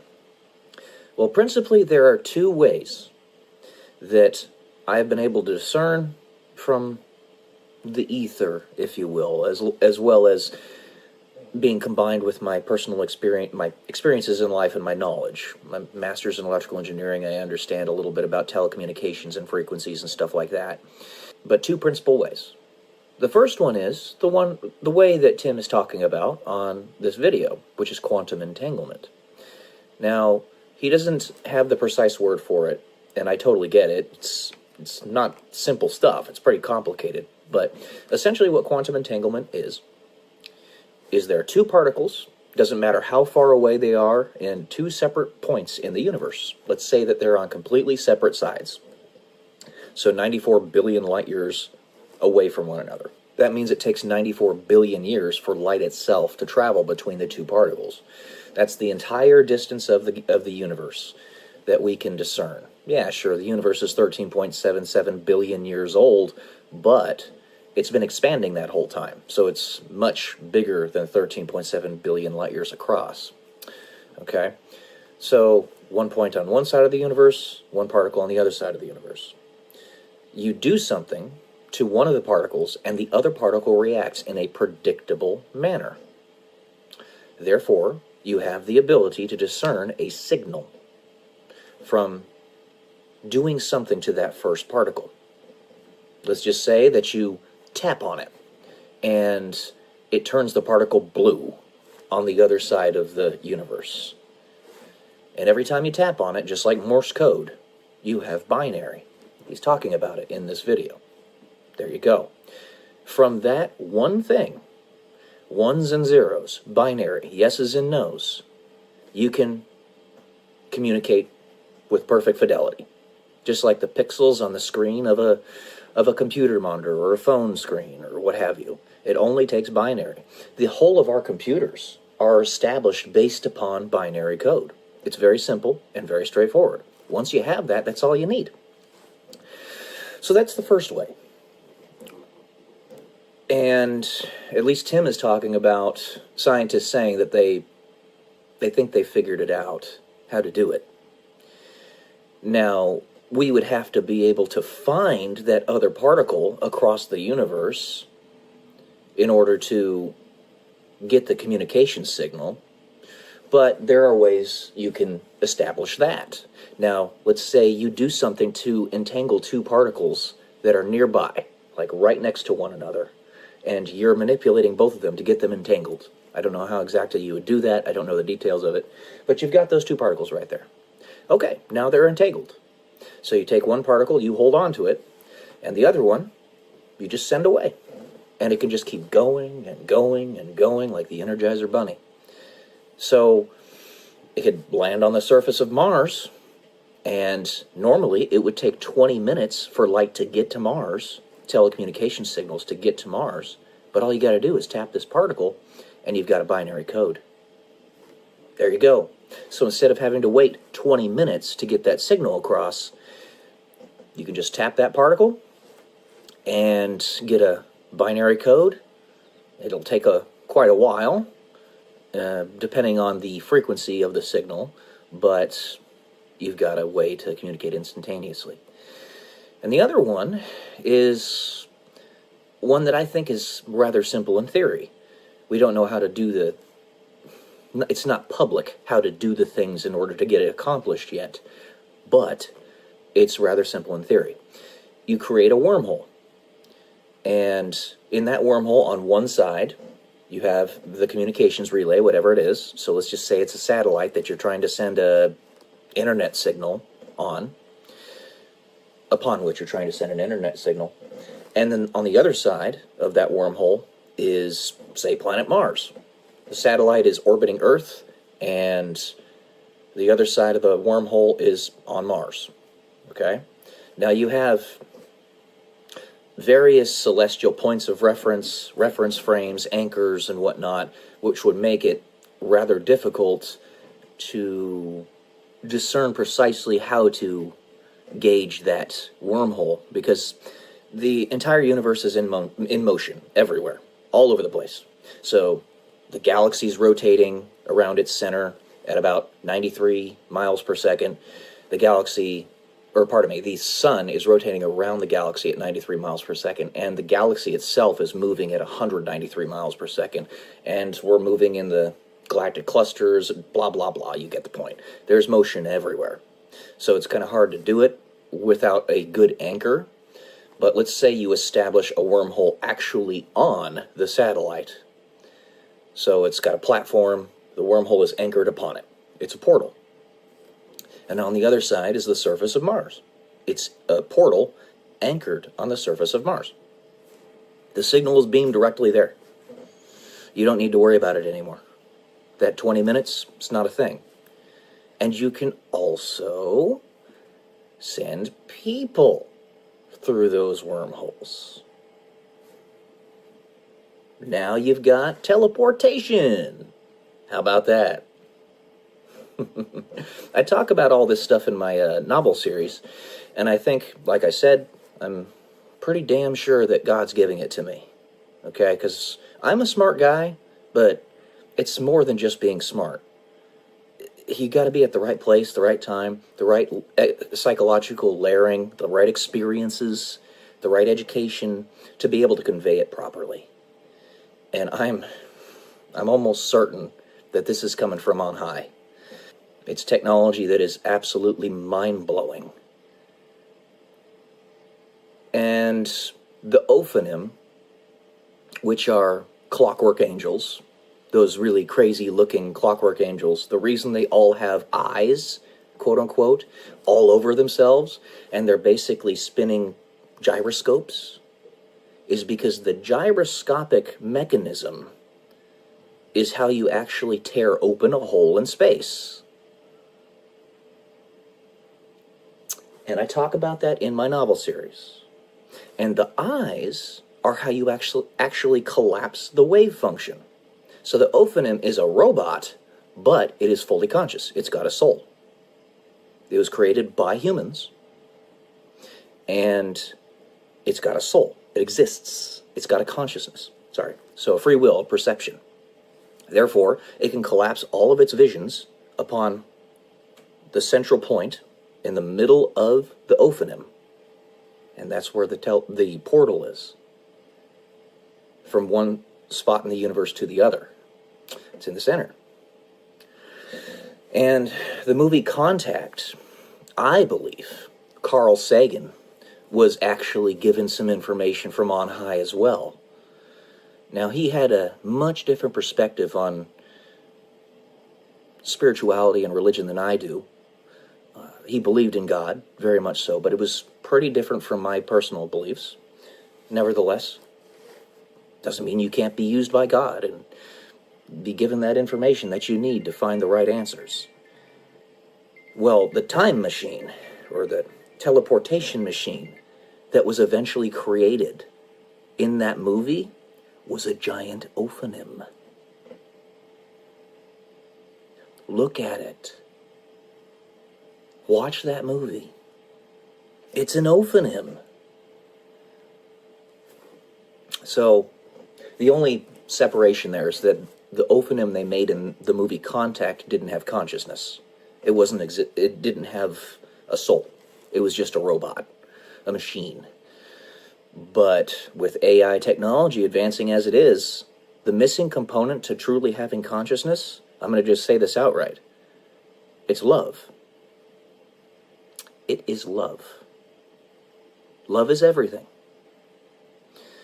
If you read the book Time Enough for Love by Robert Heinlein, he talks about that with the artificial intelligence in that book. Psychological layering, my friends. Psychological layering. You find the decentralized kernels of truth and put them together in your own understanding of the world, and that's how you come to new understandings. So yeah, I think, honestly, the timing of me writing this novel series is perfectly aligned with what's going to happen in the next couple of years. In the next couple of years, I truly believe, right around 2028, we're going to come out and make it totally public that we have time machines. And once we start using it, those time machines, time will become completely irrelevant. It will no longer matter. Because if you can just travel through space and time like it's a mountain or a valley or what have you, kind of like something that's explained in the movie Interstellar by Christopher Nolan, then there are no limitations. You could just click some buttons on a console in your time machine, make a portal that'll transport you from where you are now to Zeta Reticuli, 6,000 years in the future or something. And that's it. So long as you have the anchors set up properly. So, anyway, today, lots of really cool things on the horizon, so long as we get this satanic pedophile ring out of the way. Alright, guys. Love y'all. Peace. See why I always say that now?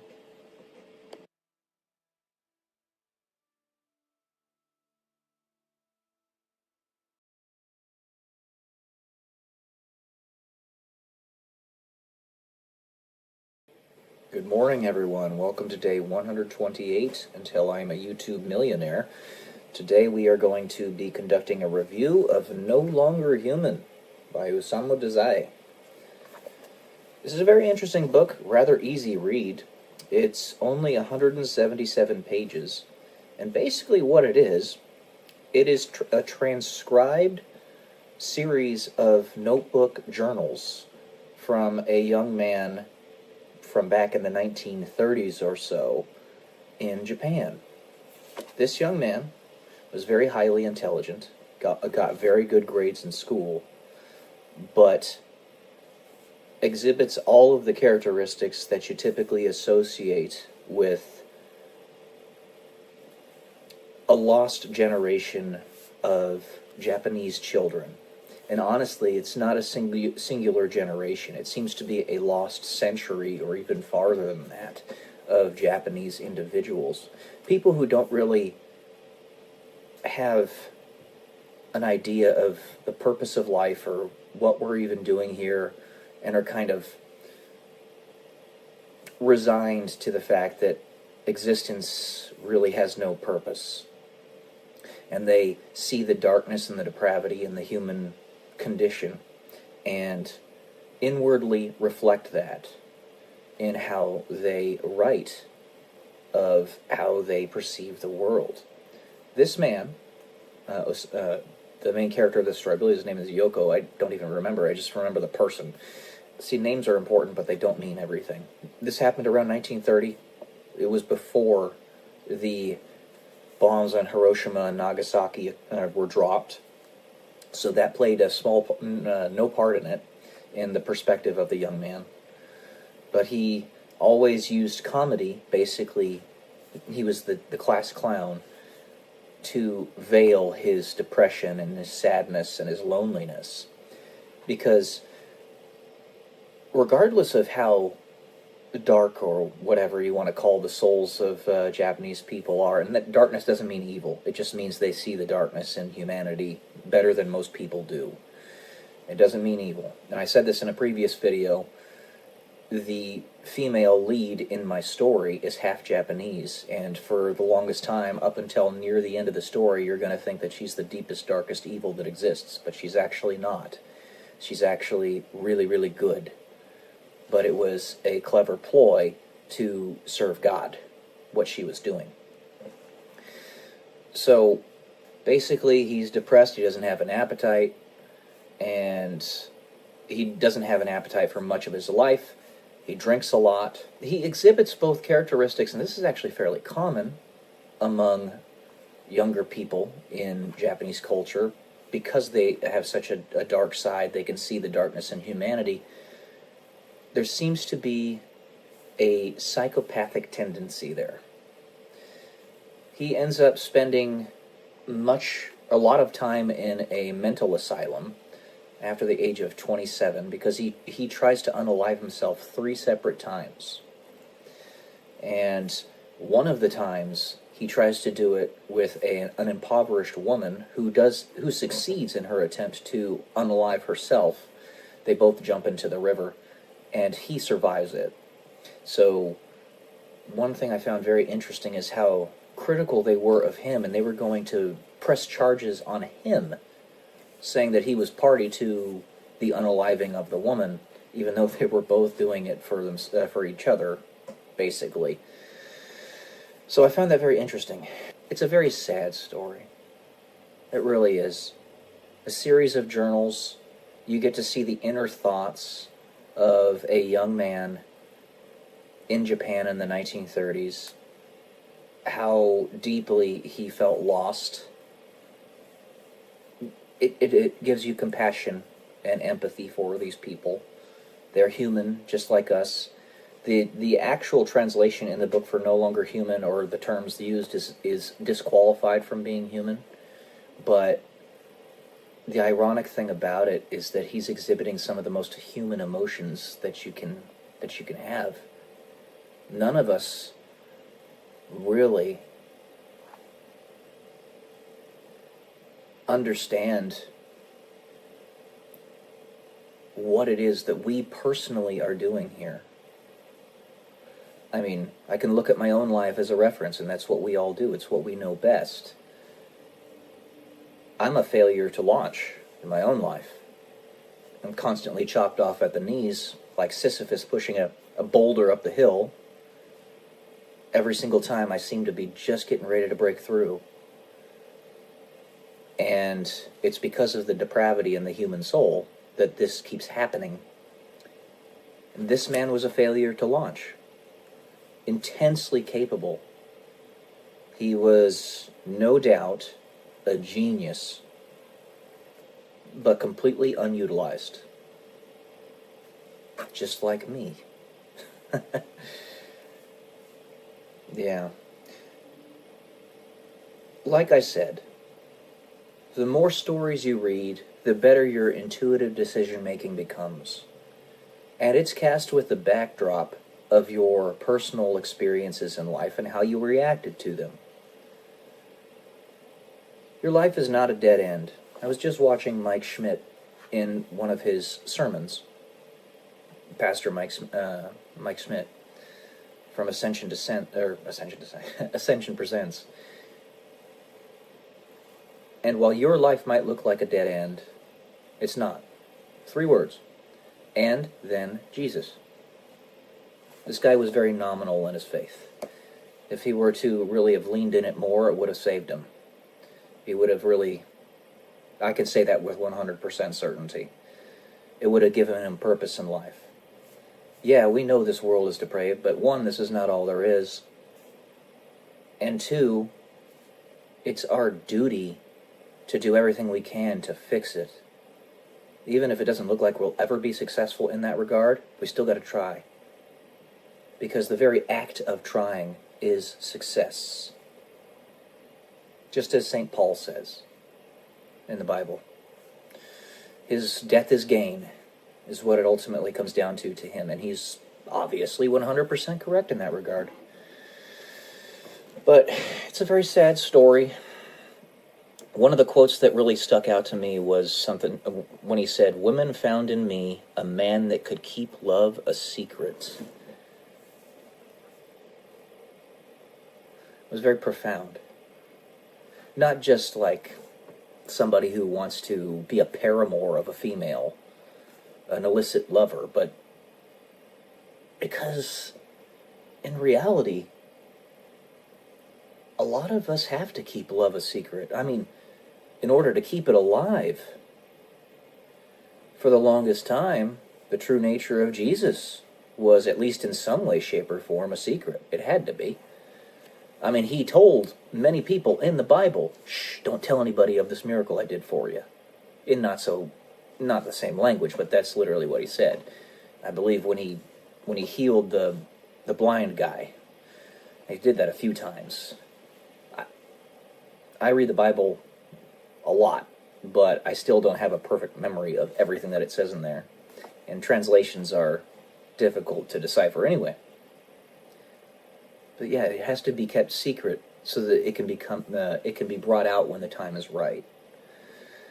And Jesus knows when the time is right. It just hasn't been right for me yet.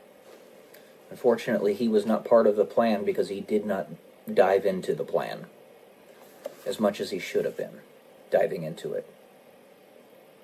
And to that point, keeping love a secret, on page 142, he mentions black, white, and red, the colors. Black, white, and red are Illuminati symbolism, but not just Illuminati symbolism. There's actually a lot of symbolism in Masonic teachings, and you could even say biblical teachings. And what he says is that black and white are not antonyms. He says, let me pull it up here. But it was very profound because there's a lot of symbolism in music that a lot of people don't realize, and it doesn't just go with Katy Perry and Lady Gaga, but also bands like Red, the band actually called Red, or Demon Hunter.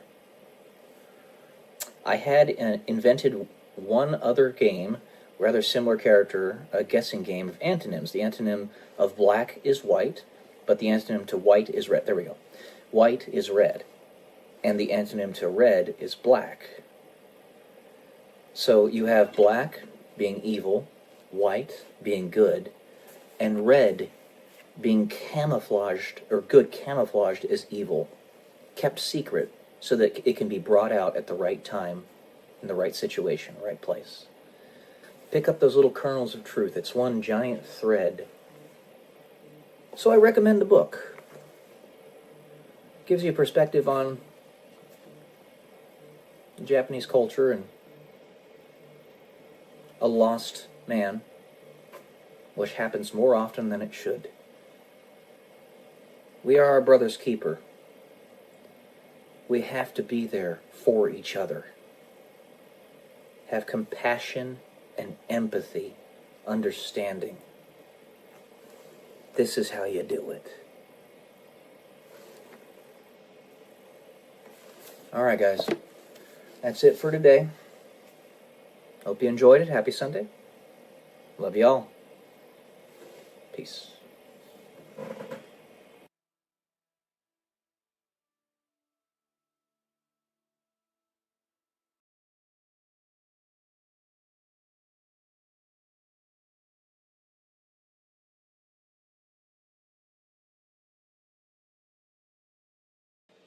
Good morning, guys. Welcome to day 114 until I'm a YouTube millionaire. Today we're going to have a little review of No One Writes Back. There's going to be spoilers in this review, so if you are wanting to read it for yourself, then I recommend you click off of this video unless you don't really care about the spoilers. But either way, yeah. This is an S-tier book. Okay? One of the best books I've ever read. I haven't had a book that had this kind of impact on my psyche since Hatchet, when I was 11 or 12 years old, when I read that book. Honestly, I don't even remember what I read in that book all that time ago. But I cannot give high enough recommendation for this book. Basically, it follows a character who goes around, and this is in South Korea, which, by the way, to the point of it being in South Korea, you could never expect a book like this to come out of, obviously, North Korea. And I think, for that reason alone, it was infinitely important that this book was written to begin with. Make the juxtaposition as black and white, as stark as humanly possible. They live as slaves in North Korea, but in South Korea, such beautiful pieces of art as this come out of it. So the main character is basically an itinerant letter writer. He was a postman for many years of his life, and when he was younger, he had a stutter. He was the middle child of his family. He had two siblings, older brother and a younger sister. And his younger brother was always very capable, and he always lived in his shadow. He's not an idiot himself. He's very smart. He just has a stutter. And his younger sister was a woman who was fascinated with how ugly she looked. She thought she looked ugly. She didn't, but she thought she looked ugly and kept on getting plastic surgery. Well, essentially, what happens is his grandfather has diabetes, and he goes blind because of it, and therefore gets himself a dog. The dog steals the show, by the way. There's a reason we have 15 dogs in this house. Suffice it to say, dogs are amazing. The dog's name is Wajo, but that dog was a guide dog that his grandfather, who went blind, had gotten. And one day, I wanted to talk about this last night, and now it's clearly coming back into mind. So understand that it is much easier for a demon to possess an animal than it is for them to possess a human. If you remember, in the Bible, and they talk about Jesus actually in this book a little bit, when Jesus tells that legion of demons to depart from the human being and go into the swine, what happens is there was an entire legion of demons to try to take control of that human being. And even that legion of demons was not fully capable of doing it, because the guy was just going crazy. But the demons leave, they go into the swine, and the swine jump off a cliff, and all of them die. And the human being is healed. Well, this harkens to the situation that led to the main character's grandfather dying. Wajo lost his instincts of being a guide dog at one point, somehow, nobody knows how, and accidentally led his master into a car crash. And his master ended up passing away a little bit afterward from that. After, it was probably a good, I don't remember the time frame, but it was a good month after the car crash. Assuming he got paralyzed, and he told the main character to take Wajo around with him, not to abandon him, and said that it wasn't his fault. He made it very clear, and it wasn't, because Wajo didn't mean to do that. He had no idea what was going on. Doggos are our best friends, but they are much easier to control than a human being is, by demons. Keep that in mind. You can call it whatever you want. If you don't want to call it a demon, fine. Call it an ulterior force whose nature you do not fully comprehend. Fine. But the day the main character, I'm giving some big spoilers here because you don't find this out until almost the end of the book. And when you do find out, it knocks you on your ass. I mean, I will not lie to you that I was struggling to hold back tears. That's how good this book is. I was floored by it. Main character has a seizure problem, in addition to his stutter, and you find out why.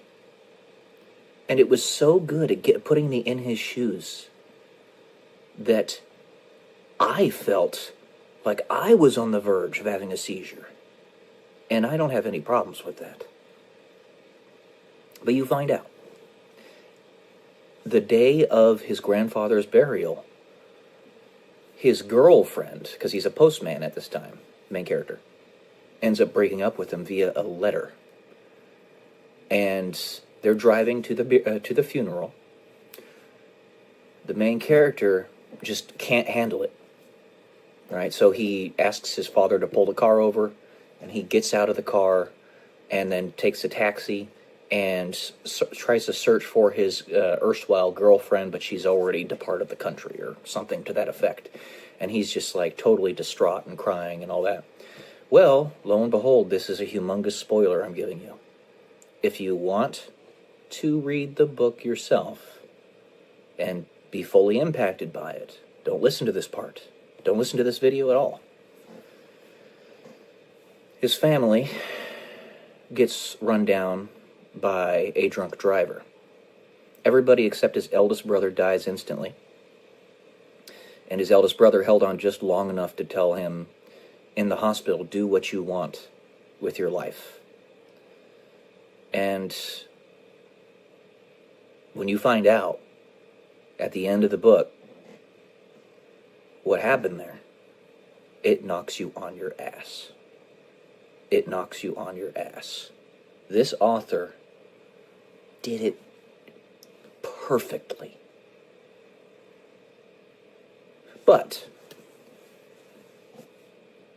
the end of the book, because he writes letters to everybody that he meets on his travels. He meets 751 people. The last person he meets, and this is something that bothered me about the story, he grew an affection for her, and she for him. And it was a romantic relationship that I understand why they didn't bring to quote-unquote completion, because the tragedy of the main character's life. But I wanted them to. I wanted them to give more info on it, where it went eventually. Because she was a novelist, and she wrote a story about his life. Yeah, he meets 751 people on his trip. And at the end of the trip, the first person he met, Wajo, his doggo, he takes home, and he passes away. His doggo's 13 years old, so he's a really elderly feller for doggos. But there was a point in the middle of the book where the main character was going to hang himself in a motel, for obvious reasons, now that you know what happened. And Wadjo saves his life. Yanks at his foot, because he's trying to strangle himself with his shoelaces, and yanks him down from the wall where he was trying to hang himself. And then that night, or later on that day, it was actually the next day. Yeah, it was the next day. The main character goes about the city and finds a guy who's about ready to jump off of a bridge, about ready to commit self-deletion himself. Well, he pulls him just in time off of the ledge and saves him, and they end up talking for like a few hours or something, and he tells him the story of his shoelaces, how he was going to unalive himself with his shoelaces. He was going to hang himself. So he requests that they switch shoelaces for one of their shoes, and they do. It goes on that this guy that was going to jump off of this bridge becomes an entrepreneur, very successful, and Wadjo not only saved his master's life, but also saved that guy's life as a result. As well as you could even go to the extension of saying that Wadjo and the main character saved 751 people's lives. So the title of the book, No One Writes Back, is because he writes letters to all these people that he met on his trip. No one ever writes back. Or so he thinks. The end of the book is really good. It's really good.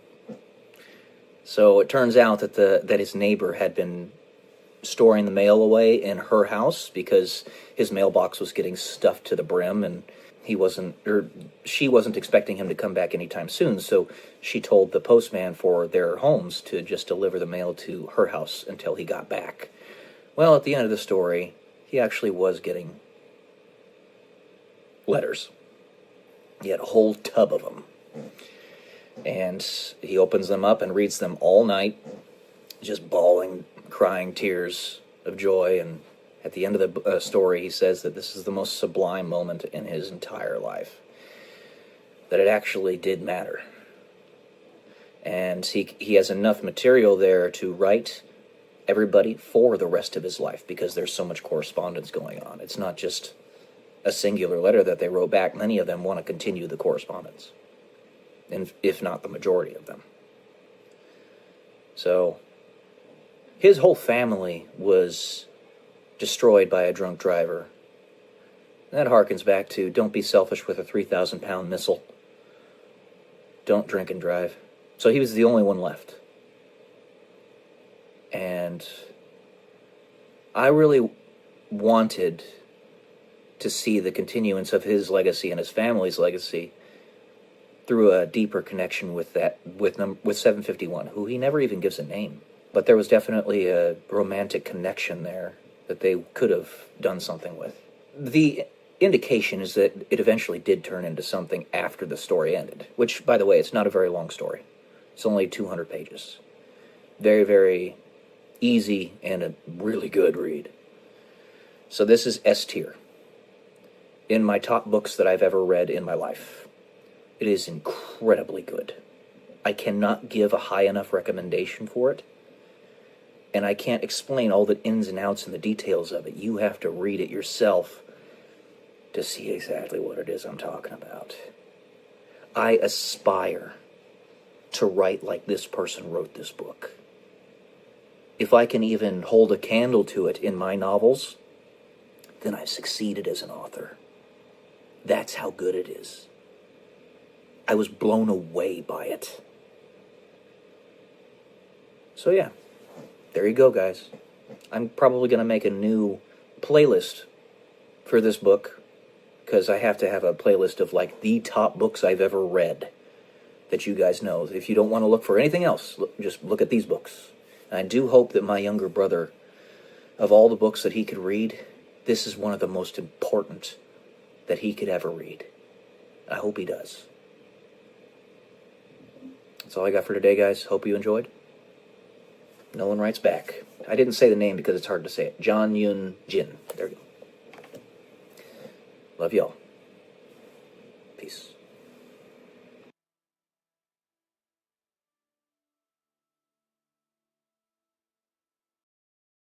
Today is my birthday.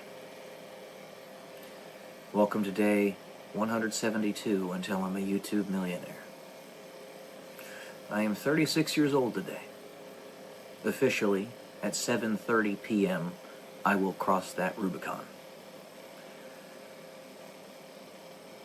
You double this age and you'll be 72.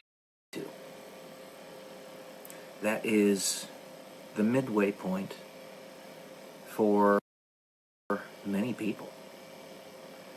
Hopefully it won't be the case with me. Hopefully my midway point will be a lot farther out. But you simply don't know. You cannot predict the future. If you are over-focused on the future, you become anxious.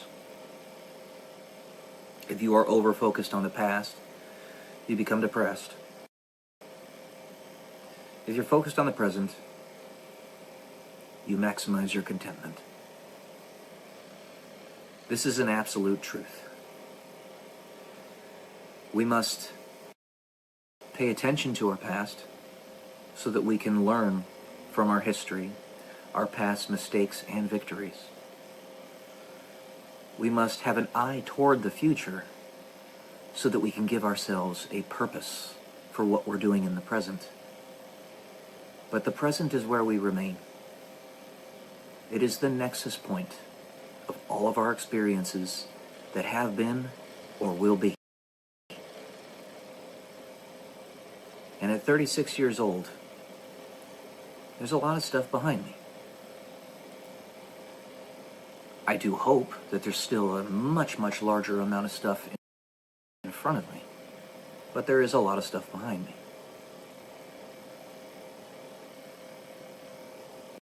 Many attempted ventures, some successes, some failures. The successes come from getting the experiences, from doing things that very few people can say they've done. I mean, how many people can say that they're a licensed pilot that's rated in a multi-engine jet? How many people can say that they've been to 7 or 8 different countries? More than that, probably. Or almost all the states. Or have run marathons.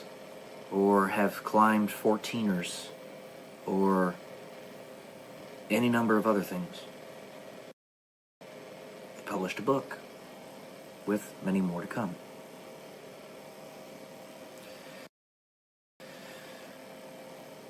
It is because I have had that eye toward the future in that memento mori, remember we die, that I have never lived a day in my life where I have not pushed with as much energy as I can muster to do something with that valuable slice of time. You only get so many of them. Now, the most important things up to this point in my life, with respect to me, not with respect to the relationships necessarily I'm building, but with respect to me, has still been elusive to me. Finding a wife, having children, so that I can leave gifts for this planet. And I can share in the beautiful thing that is romantic love. I've never tasted it. I have gotten whispers of it. I've gotten the scent of it. I've gotten a vision of it. And honestly, my vision of it gets clearer and clearer every day. But I've experienced it. I remember when I was 10 years old, there was this girl in school, her name was Ashley Wayne, and I loved too deeply and too quickly. A love that was unrequited, unreciprocated. At 10 years old, I put too much in front of another child that was by no means prepared for that. And I don't even think I was. It's like I had a heart from a full-grown adult that was in the body of a child. So, some people, it takes a little bit longer to accomplish those things. Not because you're a horrible person or anything like that. God knows we live in a fallen world, so if you have trouble with that, you're probably doing a little better than most. But if you've waited this long, 36 years, those rules that are put out for the general population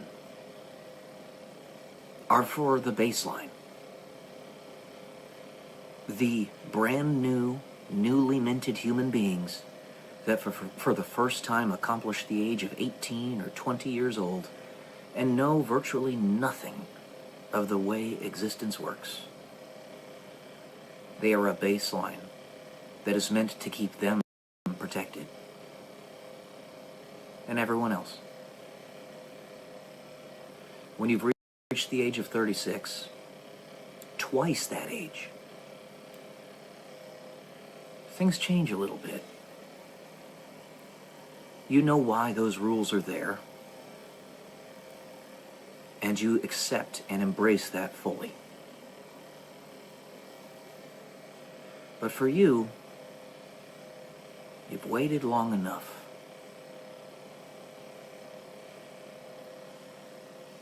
They don't necessarily apply to you like they do everyone else. They still apply, just in a little bit of a different way.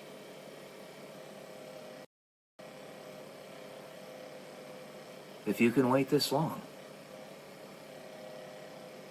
and it's painful, it sucks, but if you can, new doorways open up to you that may not have been there before, or that you just couldn't see. You don't need the same protections that an 18-year-old does. You're a bit more mature, have a little bit more fleshed out in your perspectives of the world and beyond it. You can look back or look above from 30,000 feet up at the whole situation and say, that's why that's there. That's why he says that. That's why they do that. Well, that doesn't apply to me. Neither does that. That does. And things adjust accordingly. You've never seen anything as open as this, aside from a very small handful of people. Because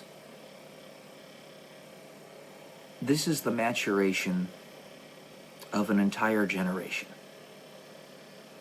A large cohort of individuals, the millennials, who are now coming into the leadership positions of this world, the big leadership, big kahuna positions. Finally. You are responsible for your actions. You live a life that is there to help others. And one of the best ways to do that is to be as open as possible. This is a very disparate conversation today, but I have a lot going through my mind. It's rare that I don't.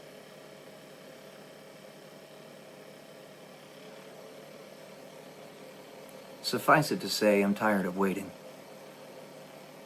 And suffice it to say, it's adequate to say is what that term means, if you didn't know. It is, and has been, my turn for a long time.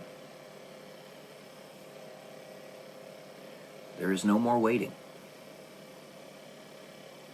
If it isn't going to happen soon, like this year, then cometh the rapture. I'm a prototype, an avatar. I mean that for people like me. I'm not saying that I'm anything special necessarily, but I am an avatar. An entire generation of people have been held back, and I am part of that generation. Enough. The Chuck Schumers and the Nancy Pelosi's of this world that simply refuse to let go of power. Enough. Get out. The only reason you're still holding on to it is because you don't believe there's anything beyond this world. Your words are simply words. You don't actually have any faith. Just a charlatan. So, it is our turn. I've waited long enough. Love y'all. Peace.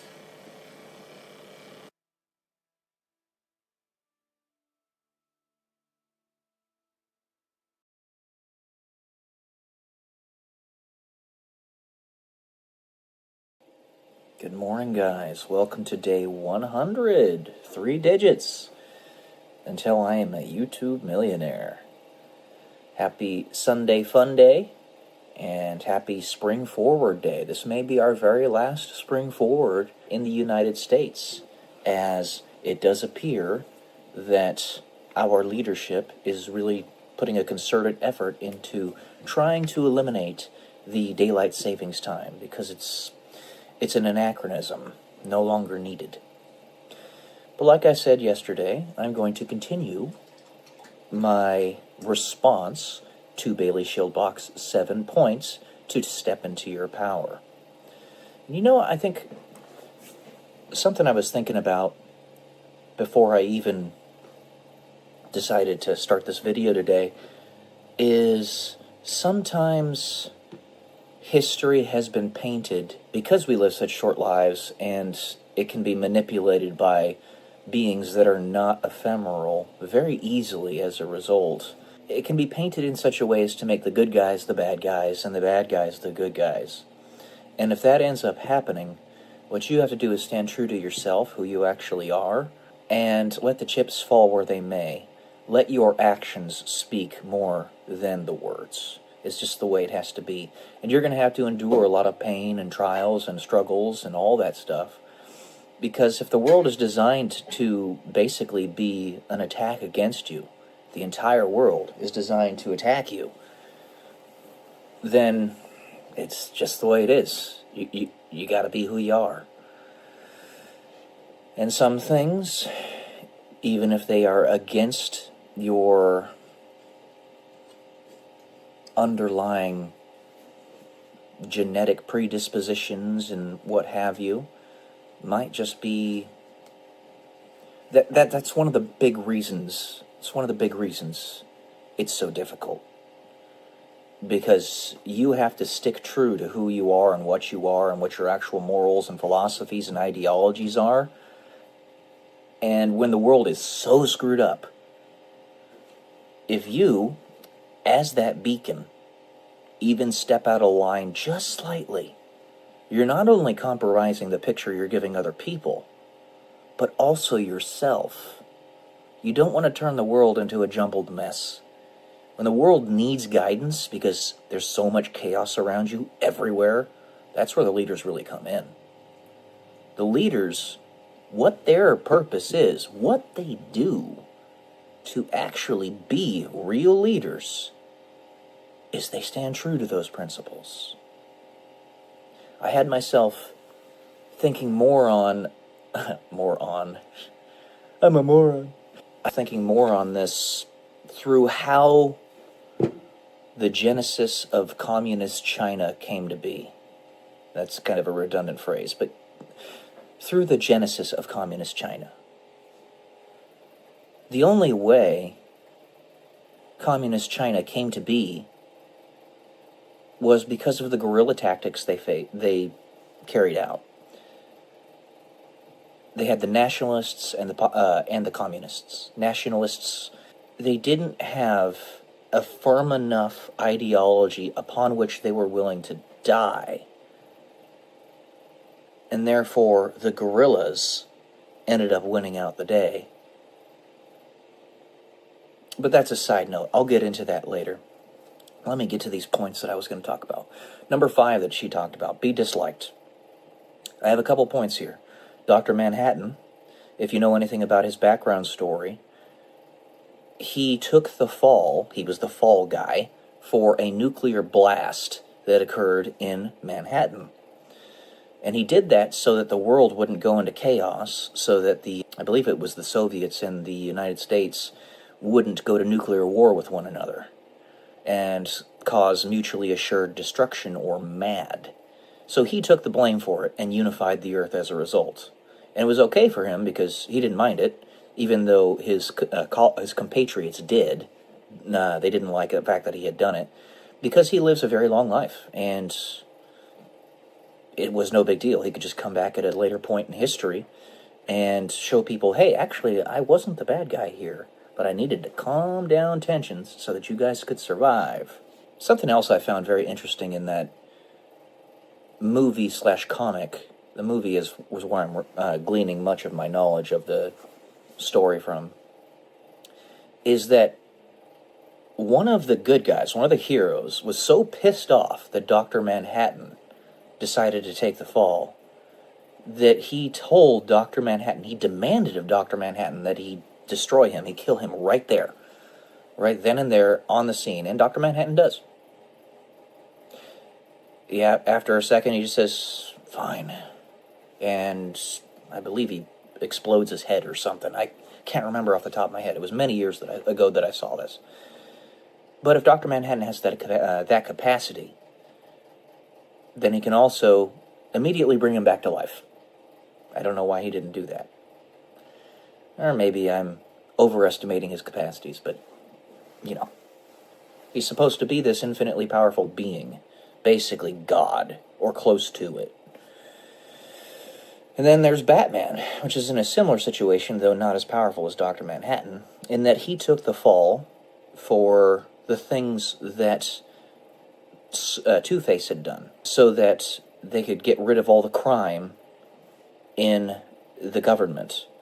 Because Two-Face basically had sabotaged all the work that they were doing because he broke, if you know anything about that story. The 2008 to 2012, I believe, movies really did a great justice to the story. But Christopher Nolan was the director of that, and he just did an amazing job, as he always does. And then there's the next point I have here is that the bad guys in histories that were actually good guys is my point that I'm drawing out here. Sometimes you have to be disliked in order to save people. There is one particular instance that I'm thinking of that I'm not even going to mention. You guys can probably put the pieces together, though, because It is so deeply, deeply blasphemous. Now, I'm a Christian. You can think about that. Number 6, be willing to stand alone. And this ties in to number 5, being disliked. I think that was the point that she was making. And you know, part and parcel to this, not just standing alone, being disliked like Dr. Manhattan and Batman and all that stuff. In my personal life, I can connect this to how I was treated in the military and other professional endeavors of my life. For some reason, while I was in the military, I remember distinctly that my squadrons in which I worked would constantly cycle between overactivity and underactivity. Now, they say there's a lot of hurry up and wait in the military, but this was manufactured. And I could tell. Like, there was no other reason.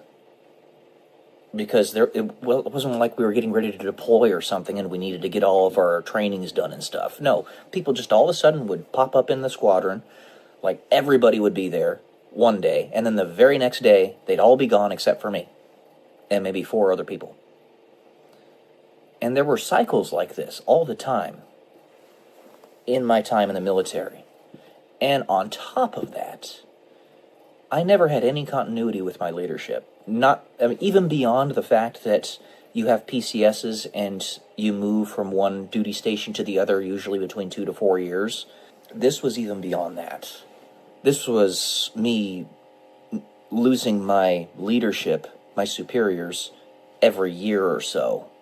And that started all the way back from my time at the Air Force Academy. So it went through the entire time I was in the military that this happened. And I was forced to stand alone and basically figure out my own way, aside from the trainings, most of the time, as a result. Because I was the only piece of continuity in the entire squadron. Cycles of people coming in, going out, coming in, going out. And it just was like a whipsaw, left you completely disoriented. And I guess it kind of pulled away all the other rubbish that I needed to not pay attention to. So that was good at least. But I could tell that was manufactured too. And then her 7th point, inner voice. Listen to your inner voice. This being intuition. And then at the same time, it's very well tied into my novel series, where the time travelers of the story can actually pierce the veil of the different dimensions because they live in the space between space when they're observing reality from the teletracer or the looking glass. It's a time travel machine. And they can actually go up near the thing that they're observing, the person they're observing, whisper into their ear from the ether, the space between space, and the individual will hear it in their subconscious. The devil and the angel on our shoulders. So strongly connected to one another. But listen to that inner voice, is what she was saying. That inner voice has led me to where I am today, as well as the times where I refused it. I remember when I was finally coming to the conclusion that I needed to get out of the military, there were times where I remember distinctly, I was driving in my car, for example, I had the Escape, the Ford Escape, which was interestingly named, I think appropriate, where I would literally just get in a shouting match with myself, conflicting with the whispers that were going into my subconscious. Similar to a character that I have in my first novel. His name's Liam Wang. He's Chinese. I was in a shouting match with myself because I didn't want to do something that my subconscious was trying to nudge me to do. And I still don't want to do it, but I'm going to because I have to. I'm okay with that. I've accepted it. You guys can probably imagine what that is. But this has taken a very long journey to get to this point in my understanding and my acceptance of where I am in life. So I say, so be it. Especially if it turns out that me, Peyton Pearson, I am a villain in somebody else's story. And sometimes I just need to make my own decisions. More than sometimes. All the time. So, a lot of this discussion of Bailey Schilbach's points, the reason I'm doing this, aside from the fact that I love her thoughts, they're fantastic, is I want to let her know that I'm picking up what she's putting down. And I hope we can keep doing this. So, okay, that's all I got for today. I got through all 7 of them. I'll try some new stuff later. She's probably going to come out with a video today, so maybe I'll review that. All right, guys. Love y'all. Peace.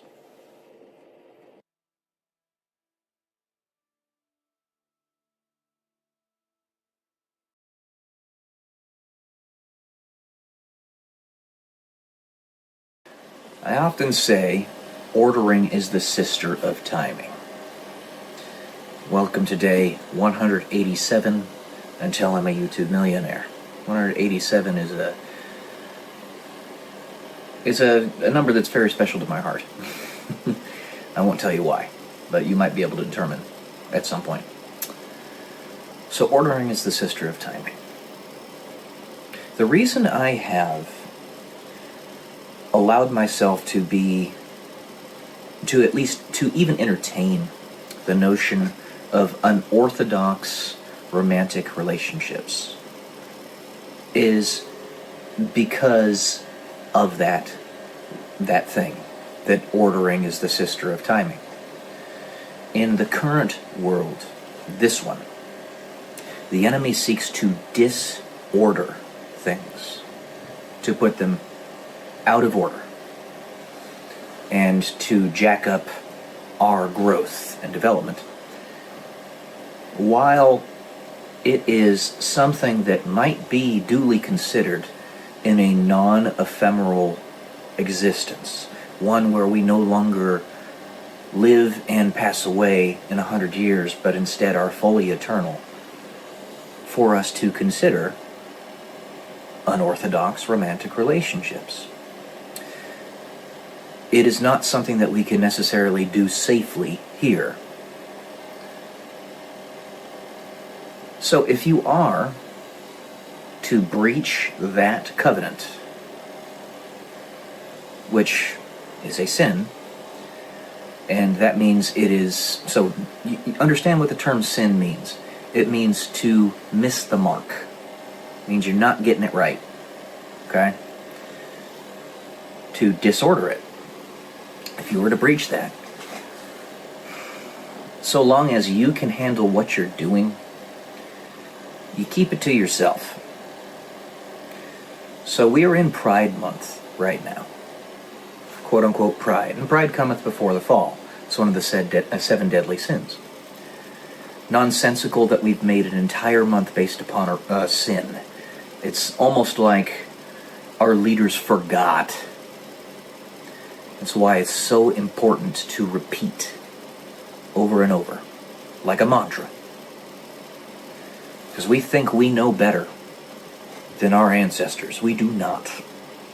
We were so foolish as to make an entire month dedicated to a sin, a deadly sin.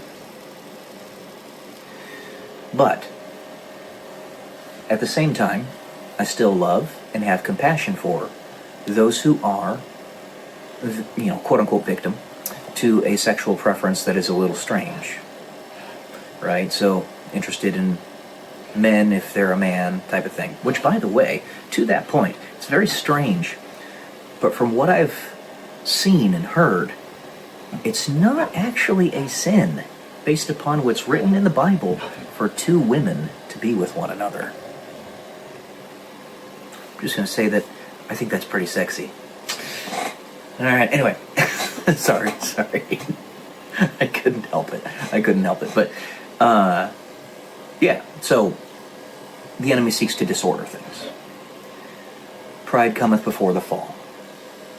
We are doing these things in an ephemeral world, a world that is meant to be a safe place to raise children, which we all are. We're all children. However old or wise you think you are, it pales in comparison to the wisdom of God, which is infinite. No matter how much knowledge you have, a finite number is always infinitesimal when compared to infinity. Okay? It's just the way it is. We live in that ephemeral world. We are not here infinite. With an infinite knowledge and understanding and omniscience, a lot of people believe that there is no judgment because you'll understand the intent of somebody and where they're coming from. It's not true. What there is final judgment, full judgment, complete judgment, so that those who genuinely have an intent to harm are separated from those who genuinely have an intent to make the world a better place. And you can fully, perfectly trust the differentiation there. So, you have those trying to use the sin of pride to disorder things intentionally, to destroy things. And you will know who those people are. And those who are trying to do it so that people can actually experience the love that they yearn to have. Okay? Me with my concepts of polyamorous relationships foisted upon me. Not something that is in my genetic predisposition, not something that I want, but something that's foisted upon me. I'm willing to be flexible and at least entertain the notion, because I know that in non-ephemeral reality, in eternity, in heaven, there is no marriage, because there's no need for it. You already have perfect trust up there in heaven. We are all married to God and to one another. In perfect trust, there is no need for contracts. And marriage is a covenant. You're using God's perfect trust to protect your union with another human being. You don't need that in heaven. And in heaven, where there is perfect expression of love in every form that you might want,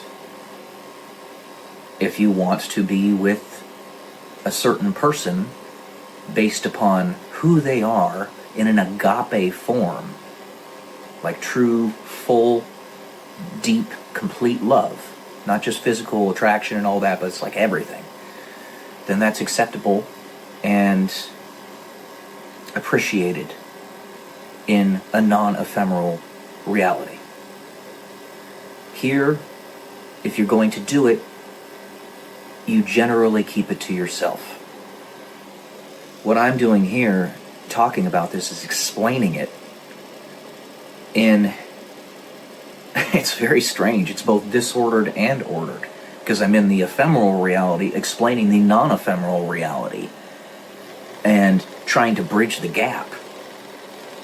Because I just said that if this is something that is even considered by me, I have to keep it to myself, because it's potentially dangerous to the safe upbringing of children, which is the primary thing that matters here. It's the entire purpose of civilization, to create a safe, healthy environment for the rearing of children, raising a family, making the world a better place for them, not for you. You're the warrior and the maiden that is protecting the children for the women out there. The man protects the woman protects the children. And that's the proper ordering of it. The man talks to God, and God gives the answers. So in a non-ephemeral reality, sure, that's totally cool. In an ephemeral reality, I have to bridge this gap because the enemy keeps on putting his tendrils into my life and will not let me have what I want. He says, you can have everything under the sun except what you want, which is love, romance, children, a family. You can have everything you want except that thing or everything under the sun except that thing you want. That's the devil for you. And every single time I compromise in some way, it's not really a compromise because basically I'm just explaining it. I'm not actually carrying it out in any way. He moves the carrot back a little bit farther and says, okay, now you got to do this. Okay, now you got to do this. Moving the goalpost. It's demonic. Going so far and continuing it so that he can trip me up and get disorder. No. I'm explaining myself. It's what I'm doing on this video. It's what I do on this channel.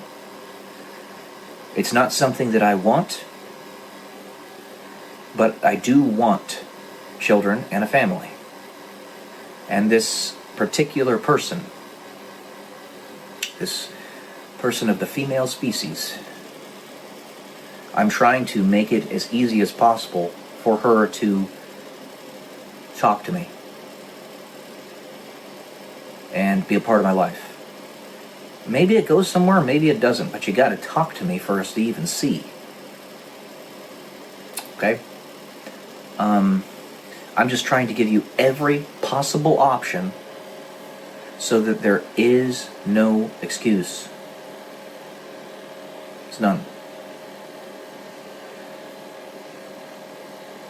I won't let the enemy win.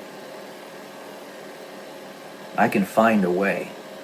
And if there's even a 1% chance, then you best believe I'm going to go for it. You either go for that 1% chance, or you go to certain destruction. I'm going to take the 1% chance. I'm going to punch my hand against that splantium wall until I break through it. I'm going to keep on doing it. It's a very simple proposition here. All you got to do is start talking to me. And, developing a relationship. I have friends who are actually modeling for you how to do that. You may have seen them on some of my lives. It's not complicated. I'm an open book, and I hide virtually nothing. Anything you want to know about me, I will let you know, as long as I actually know it myself, or remember, whatever you want to call it. I'll let you know. Some things in private, between you and me. Some things can be public. But it's being modeled for you. And I don't want to disorder this. I don't want to disorder society. Don't want to disorder my personal life. Don't want to disorder yours. You've dealt with enough trauma. And to be foisted into an unorthodox situation on top of your traumas that you've had to deal with in your life is kind of messed up. And I don't want it. I don't want it. But I do want you. So, yeah. The enemy wants disorder. I want order. I will find a way to make order out of the chaos. That is a warrior's mentality. Alright, that's all I got for today. Love y'all. Peace.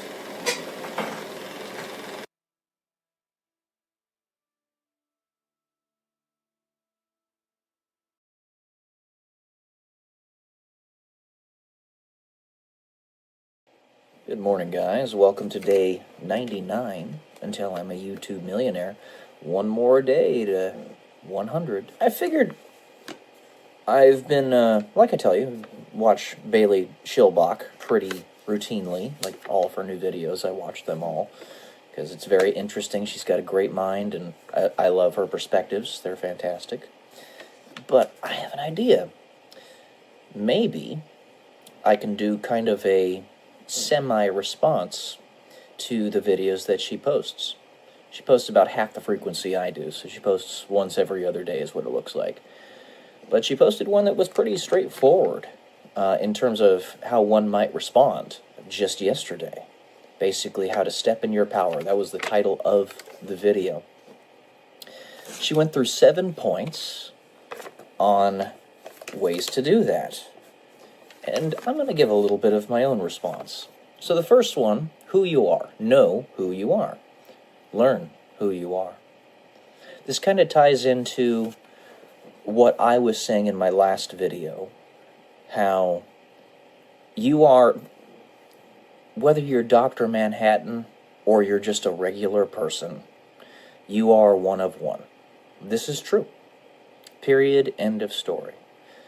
You have to have enough confidence in yourself to see that you actually have value, and that maybe you should step into that, accept it, have enough confidence to find somebody special, to have children, with whom to have children, continue your legacy, that such a thing is of value. Because like I've said in other videos of mine, we don't actually know how legacy works in the grand scale of infinite time and nonlinear time. It could very well be that our future descendants can pierce the veil of their past with the advanced time-traveling technology that they no doubt have a billion years from now, and give you little drip, drip, drip whispers of what exactly to do in your current life to make it a little bit less painful and a little bit more fruitful for their generations, very distant in the future.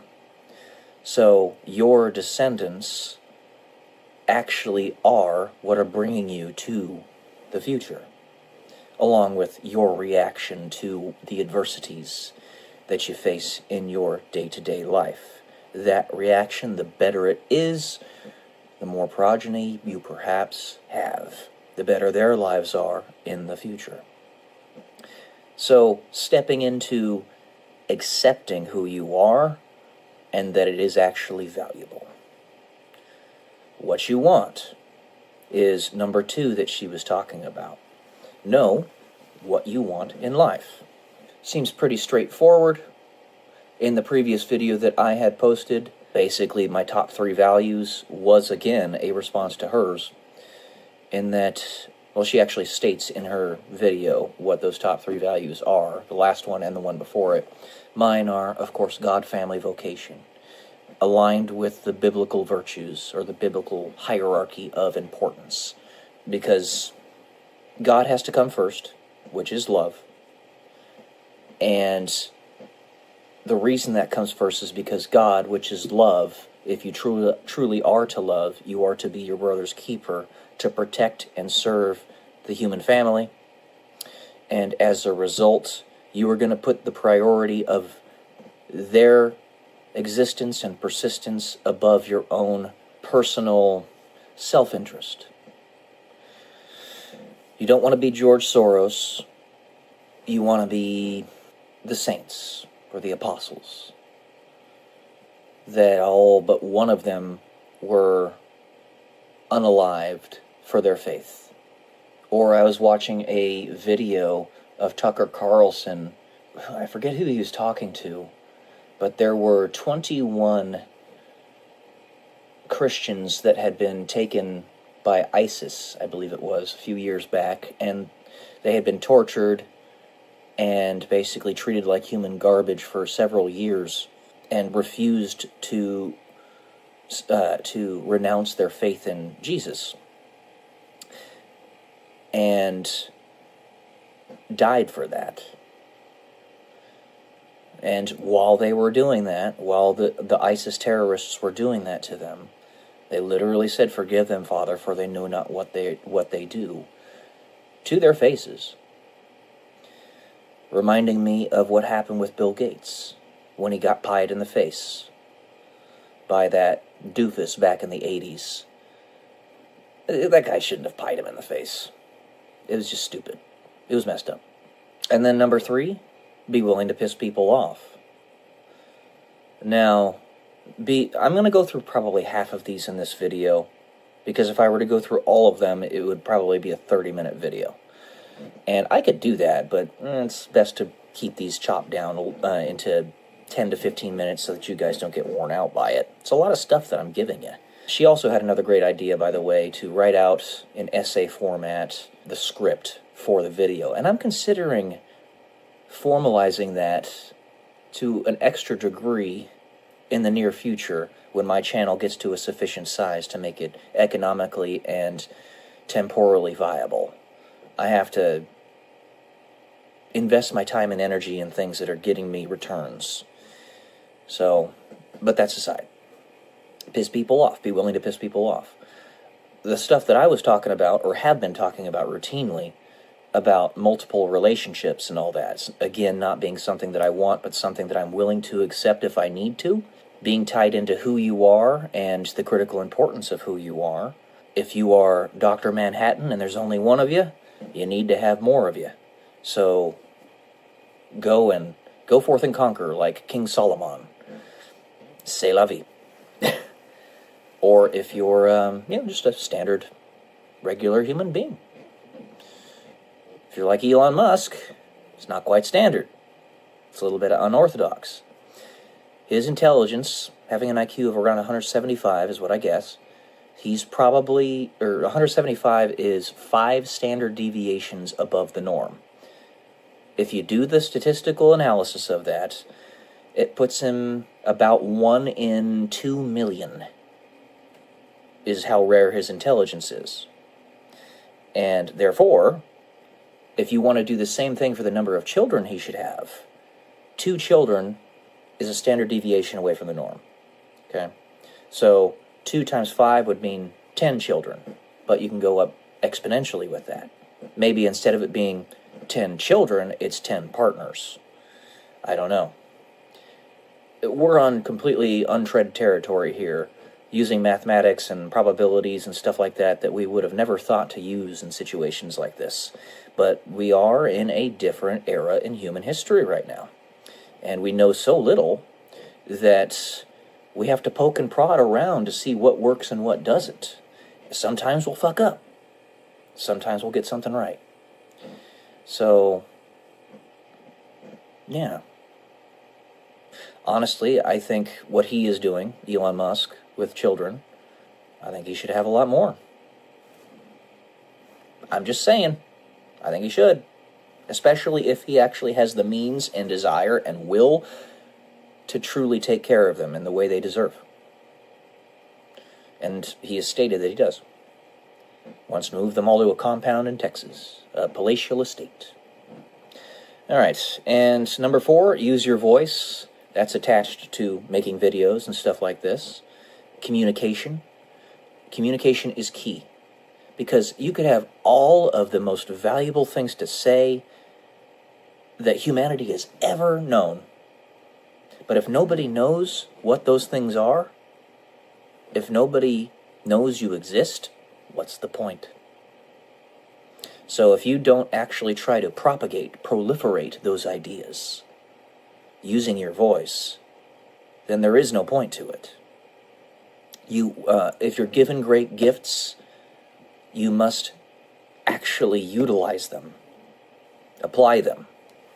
I have been given great gifts with things in my life, even though I dealt with a lot of crap earlier on in my life with very evil people that were legitimately trying to destroy me. At the same time, it was almost as if God knew, which he did, that these things were going to happen, and he front-loaded everything in my life so that I could at least have those good experiences, experience everything that there was amazing about being a human being. The miracle of flight, military discipline, traveling the world. And I got all that. I did. I really did, and I'm super stoked that I at least got to experience it. Yeah. Just because I can't do that now doesn't mean that the experiences of the past where I actually got to do those things is invalidated. It actually highlights it in importance because we live such ephemeral lives. We don't live forever. Front load those things. When you're healthiest, I can hardly walk now, but back then I was spry as a chicken. To say anything else, you can truly sink your teeth into those experiences. Okay, so that's going to be it for this one. I think I'll actually continue with the rest of these for the next video, because I'm enjoying this. This might be something that we can do. Yeah. I don't want to kind of put any uncomfortable pressure on Bailey or anything, but I enjoy this. It's pretty nifty. Alright, guys. That's it for today. Love y'all. Peace.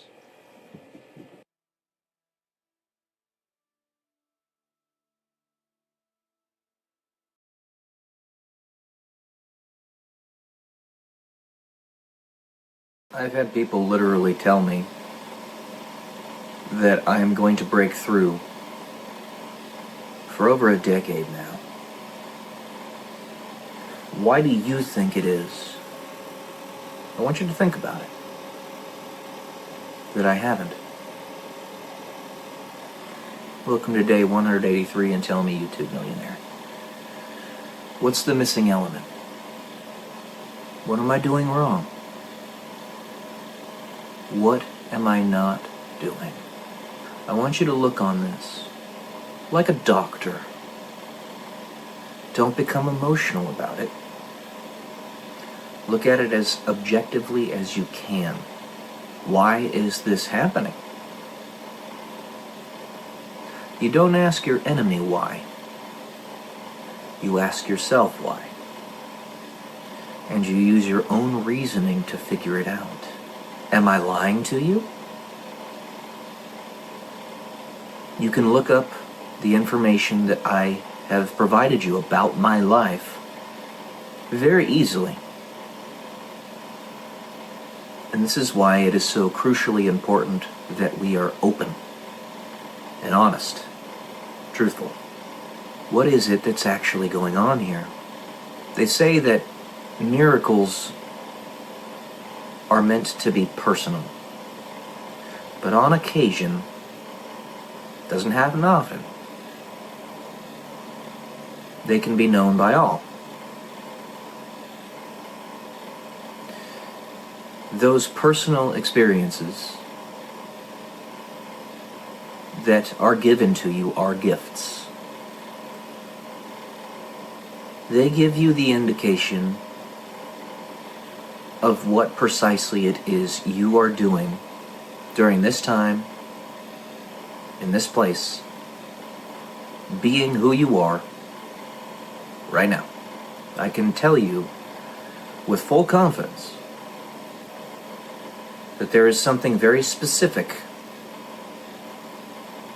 and rather large, giggity, that I've been made to do on Earth that has put me in a position of being hidden from the general public. More hidden than I should be.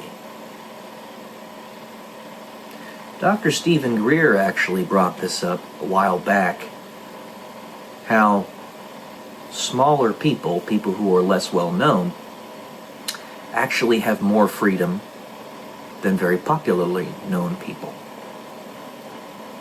This is only in a world that is controlled by evil, which we know this world is. But it doesn't have to stay that way. These miracles that have happened in my life, specific things that are tailored to me, that I've seen, beyond the fact that I already believed from the beginning, solidified that fact that God has me doing something. I don't know what it is, but I might be able to assume, through the context of everything that I've said on this channel, among other places, that it is something relating to being that ripple effect. Mind you, that is the most important thing. And so long as I have enough, I don't necessarily need any more. It's not a matter of need. It's a matter of want. It would be nice if we lived in a world where upstanding individuals that didn't have to give a pound of flesh to the demon were actually allowed to fully succeed. It's a rare instance. Those are people who are distinctly protected by God so that they can prove to people that such things are possible. I think of people like Billy Graham as an example. He ended up being extremely successful in his life, but was a genuinely good person. That doesn't happen too often, but it does. I think of the artist that I used to listen to all the time, still a really good artist and one that I really like, but I don't listen to them as much anymore. One Republic, with their lead singer is Ryan Tedder. I think he's probably like 45 now. He's getting up there in years. And it was a lyric in one of his songs that stood out to me. One of those kernels of truth that you find in a decentralized manner, like what happens with Vision in the comic book series The Avengers, or Iron Man finds himself through decentralized internet divestment. But one of his lyrics is, "The air I breathe and a place to rest my head. All I need is the air I breathe and a place to rest my head." I know to what he was alluding there, even if he possibly didn't know. That these people that watch you like flies on a wall don't necessarily have to use technological cameras in the reality in which we live. They could do something similar to what I discuss in my novel series, where they're in the space between space and can observe you from there. What you might call multidimensional. But it's not actually that complicated.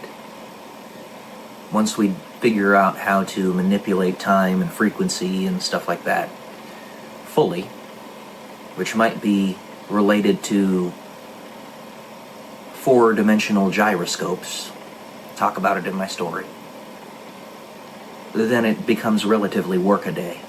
So there's something going on here. I pick up the pieces. They are everywhere. And there had to be enough of that information for me to put back together in order to be fully capable here on Earth now and successful in whatever mission it is that I have. The sad part is, I have written this novel series only partially as fiction. Very small, actually. The stuff that I discuss in the story is real. And the sad part is, only a handful of people are going to read it, are ever going to see it. It's a mustard seed, just like faith, but it might stay that way forever. It's really sad. I wouldn't have written this if I didn't have some belief in it. It's one of the many pieces, and if you guys want to put those pieces together, it's there. I hide nothing. I even read portions of it on my channel here. I'll say this, the woman in whom I'm interested, and she knows who she is, if she hasn't already, and she truly wants to understand me, if she doesn't read my novel, I'm going to be very disappointed. And I'll leave it at that. But I've been told that my breakthrough is coming. And I've been told this for 10 plus years. Hasn't happened yet, and I'm not expecting it to. And while I wish it would, I'm okay with the fact that it doesn't, because I have much more important things to do here. It's just a shame that this world is still that bad, still that depraved, to where no matter what I do, the enemy is still going to have some type of tendril in the situation and be able to hurt me. And ultimately, the enemy wants to completely dispatch me from this planet. I know that's why I'm being kept so secret. I don't know the end game here. Because, am I going to stay this way forever? Is this really the end state of my life, like this? The most pain comes from not knowing. And the comparison of others who have great levels of success, who you know you have more capacity than, and more drive. And it's a disorder of resources, a disorder of capacity. And you think to yourself, it's because you failed. This is both true and not, in that I could have gone harder, but I don't precisely know how. Surely I could have. But what's the standard here? See, you pick the standard. And that standard is crucially important. And there is one entity who is the standard, God. But there's also someone who is stated to be a standard bearer for God. Not just Jesus, somebody else. Nobody's ever going to see me. Literally right here. Right now. Right here. Right now. Dun dun dun dun dun. Oh, sorry. Right here. I don't even see myself. Anyways, I'll leave it at that today, guys. I'm not expecting my breakthrough. And it's okay. Love y'all. Peace.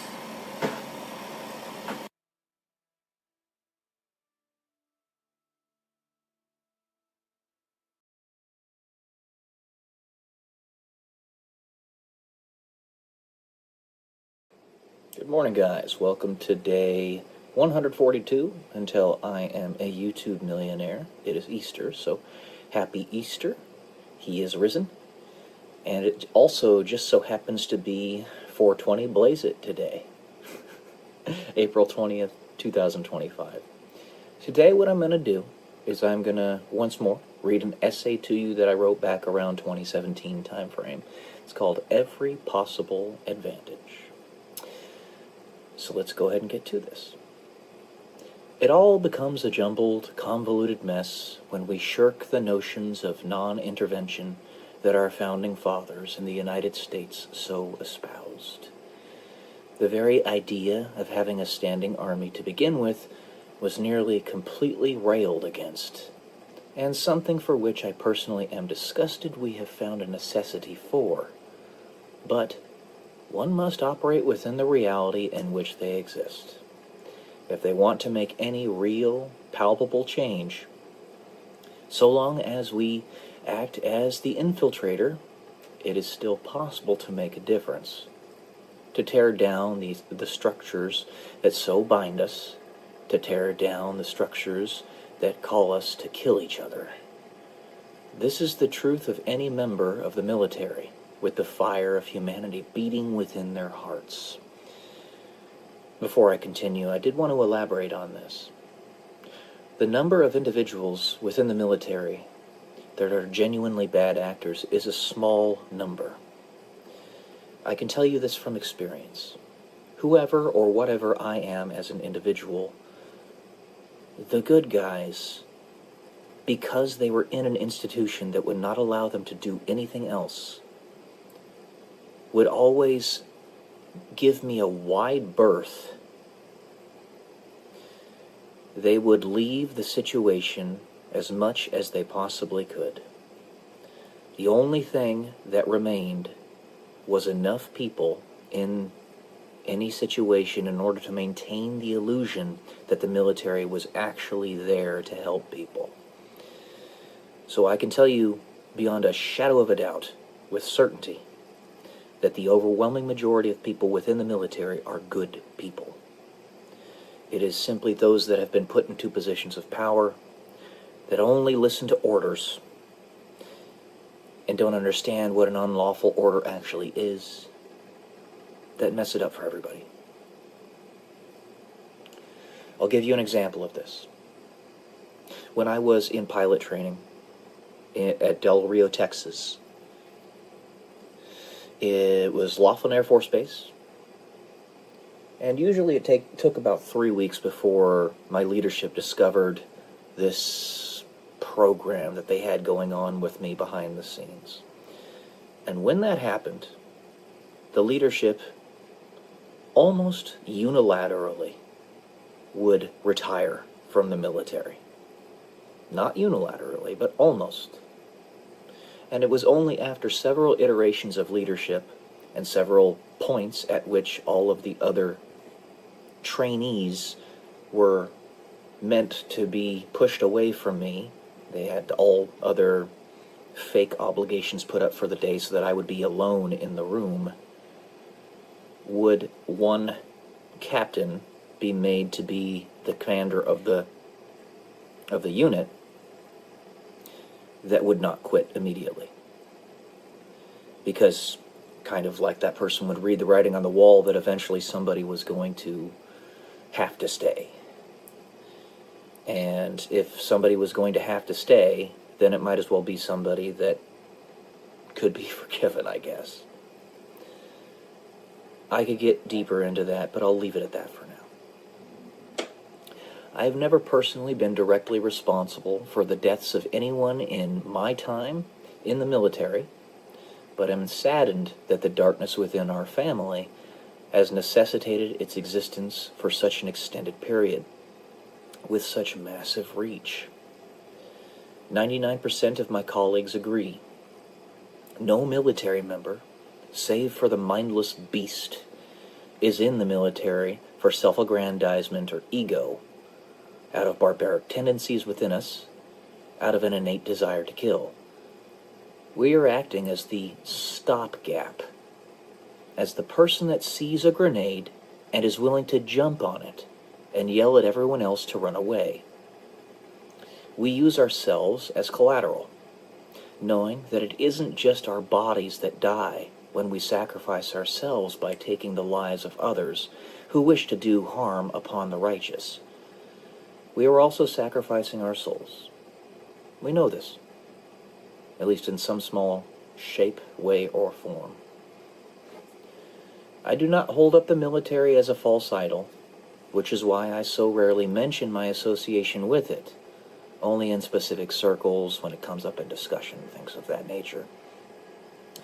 It is not something I'm necessarily proud of, not something on its own I am ashamed of. I hold no allegiance to the edifice, only to the principles that I am trying to defend. The principles which keep the righteous safe and the wicked in fear. I know of no one of my colleagues who maintain different opinions in these matters. I will leave when it is discovered that I can no longer defend these principles in this capacity. So far, while my path has been challenging, it has not been disappointing. This was back in 2017. I was disappointed in the end. The free world has been controlled, yes, controlled, by interests at the very top with genuinely evil intent for a long time. And it would seem that they could use the military as fodder. Reference Henry Kissinger's proclamation, "Military men are dumb, stupid animals to be used as pawns in foreign policy." Yes, he actually said that. But they can use us only tacitly, for the military is not bloodthirsty, because it is us that have signed the blank check, payable upon our death in our own blood to the United States Constitution and its people. This is a tactics versus strategy situation. The short-term seizure of the actions of evil people to open up a pocket for better people to be able to see the bastards behind the scenes for who they are, as they try to kill and or enslave us all. I am neither proud of my service, nor am I ashamed of it. I do it because my human family makes it worth it. I would sacrifice myself because you all mean enough to do so. You mean everything. Yes, you. You know who I am talking to. All military forces across the world must end eventually, and it is the duty of the military member to aid in this goal, however slowly, in whatever capacity. Father, forgive them, for they know not what they have done. I'll jump on the grenade, as I know the military members that were my friends would do the same. Again, guys, happy Easter. That's what I have for you today. Every one of them is a martyr in some way, shape, or form. All right, guys. Love y'all. Peace.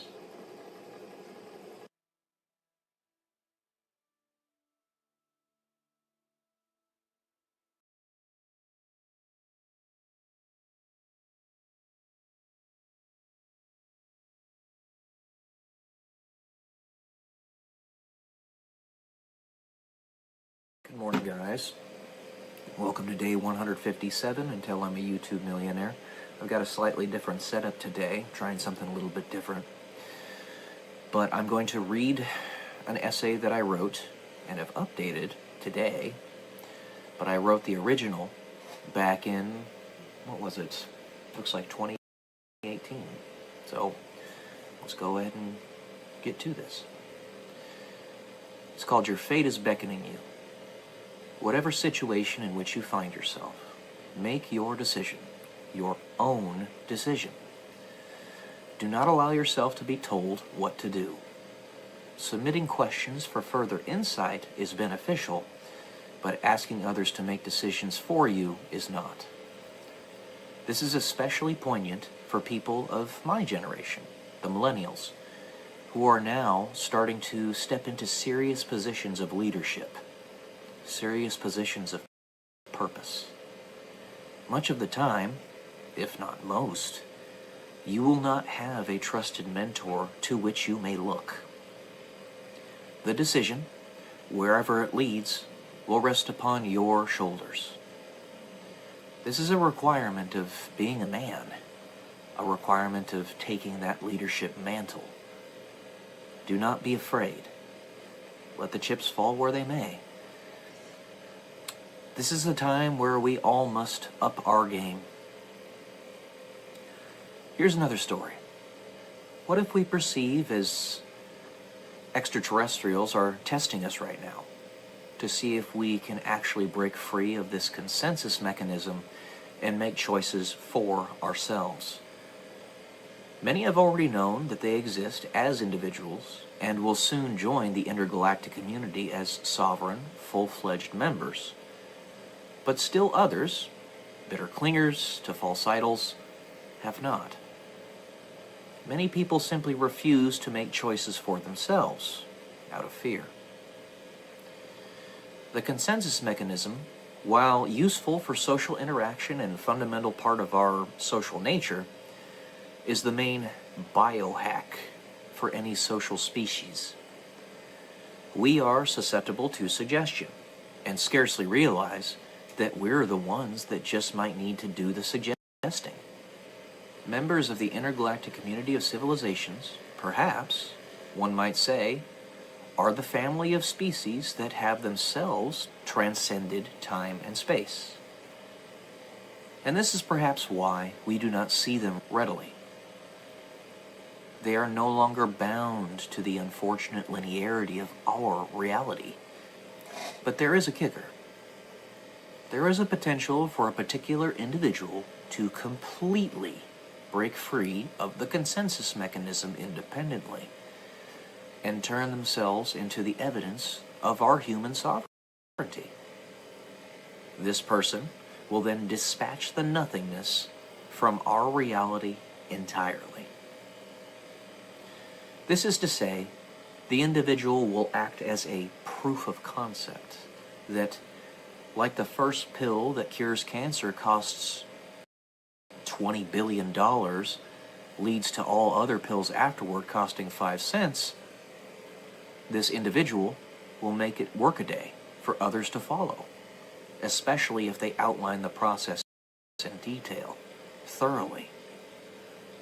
It may have, for example, taken Isaac Newton with an IQ of 190 to develop calculus, but it takes only a person with an IQ of, say, 115 to fully understand it if taught. This particular person, that proof of concept, is aware of the potential and wants you to push harder, both yourself and him or herself, so that we can all win.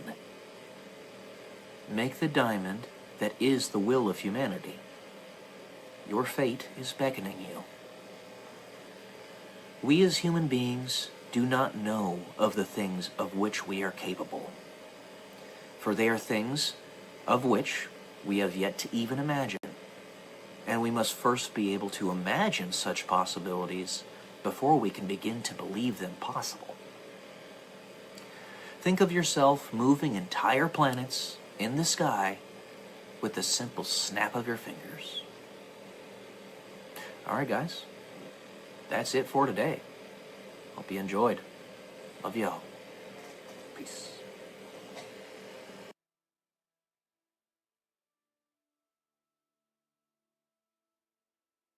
How are you going to win?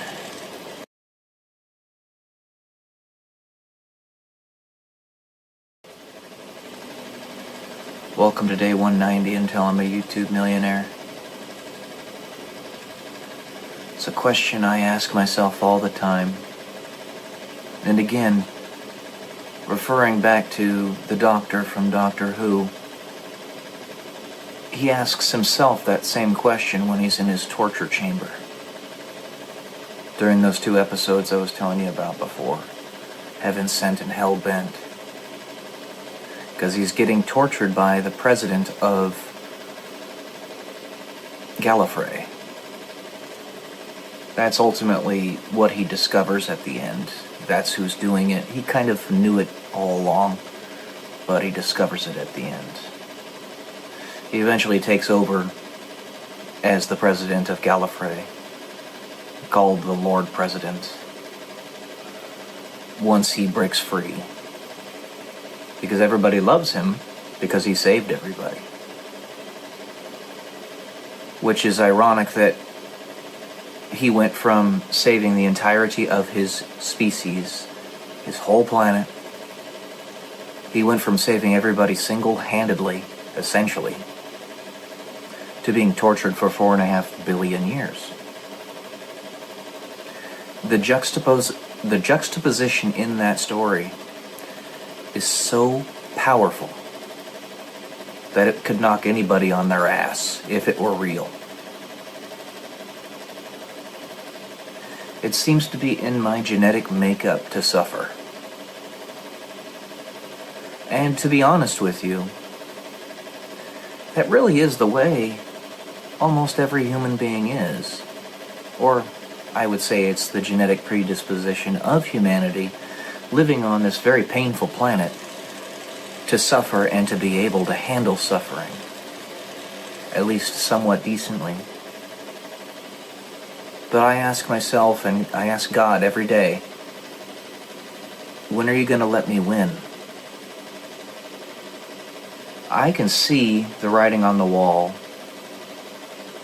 in hopefully not so schizophrenic of a manner. What's going on? And I know what he has me doing on some level. But when is it going to be done? I ask him every day. There is a reason why he has not allowed me to have a wife and kids. Why he has allowed my life to basically go very nearly in the obvious way, in the ways people can see, to be wasted. There's a reason for it. It's because I'm supposed to suffer. It's my job. And I don't like it. Not one bit. Especially when I know that many of those people who are causing me suffering don't want to do that. That they love me. I know they do. Some of them even tell me. But they're told to hold off because he's got a job to do. When is it going to be done? Part of the job and the suffering is not knowing when it'll actually be done. I just want it to be done.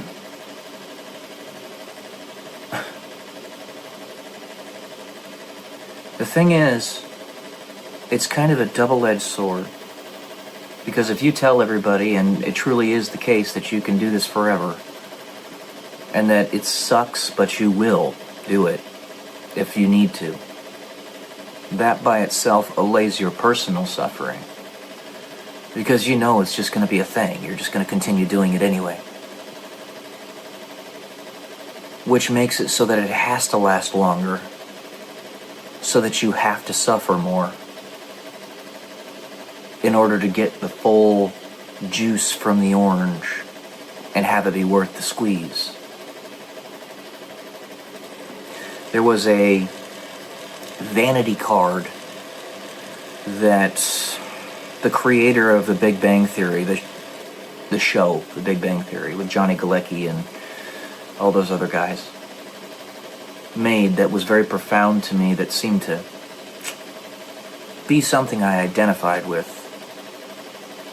It was basically talking about the human sponge. How he soaks up all the negativity of the world. All the negativity of the villains. And he's not very fun to be around because he's always doing that. But he's critically important and loved. It just sucks, not just for him, but for everybody else, because he's rather morose and sad most of the time. But then Jesus comes back, and he's suddenly a sweetie pie. But still gets uncontrollably angry against the banks, which are one of the primary foundations to the hell on this planet that we've endured the last, well, I would go so far as to say 8,000 years, but let's just say since the inception of the Federal Reserve in the United States. 1913. I want this to end. That doesn't mean I want to die. I love life. I love life. I want to do amazing things with my life. And I know God sees that the things that I'm doing are infinitely important, and they are amazing, and they are beautiful. I'm grateful for that. But I can't see it while I'm here. Like the main character in my novel, The Scientist, with whom I identify the most closely of all the characters in my story. He can't see the Eden that he's making in the story because he's in the process of making it. And if he ends up seeing it, then it's not going to be what it is. It's the double-slit experiment, observer affecting reality thing. I ask God, and I've gotten some undertones through the picking up the decentralized pieces of the zeitgeist of our world, that it might be happening in 2026, 2028 at the latest, where we're going to finally say, this is it, this is the best we can do. No matter how much effort this guy puts into it, how much suffering he endures, how much of a sponge he is, the enemy is a bottomless pit of hatred, fear, and resentment. There's no end to it. So the soaking up of the negativity is not to get those entities. They will never allow it. It is not possible. It's kind of foundational to their genetics that they are negative. But the purpose of this is to get everybody else who's been bamboozled by them.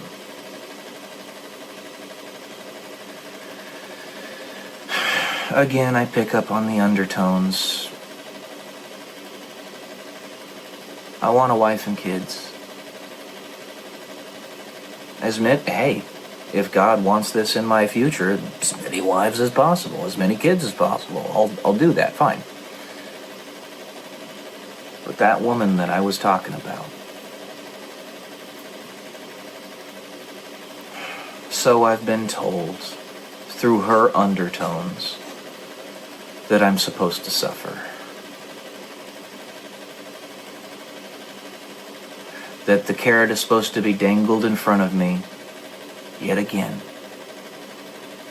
And I'm supposed to desire something that I can't have. And what will make the pain even more profound, which is what I'm supposed to endure, pain, is if I get nearly everything else except that one thing I want. And I know there are tons of other amazing women in this world that actually know what's going on and have gone through psychological, spiritual, emotional breakdowns and even had to go on meds because they don't want me to have to endure this pain. They actually do love me. And I love them too, fully. 100%. That's why I'm doing this. I know this for certain. I've seen it. My friend from back when I was in the Air Force Academy had that same problem. I could see what she was trying to do when I was hanging out with her in Hawaii in 2017. And she wanted me to do something, and I couldn't bring myself to do it. Because I actually loved her, and I loved her husband. Very good friend of mine. I love everybody, by the way. So it's not hard for me to say that I love everyone, truly. And I want to express that love in whichever way they want me to. You know, I'm not attracted to men physically, so I can't do that. But you get my point. And then I have women that are near me now. I know all of it. I hear the undertones. I see them. I just ask God, when will it be done? When will it be done? I have said many a time, I'm 36 now. When will it be done? Am I supposed to do this all the way until I'm 93 years old, my dying day? Is that the idea, or will it end tomorrow?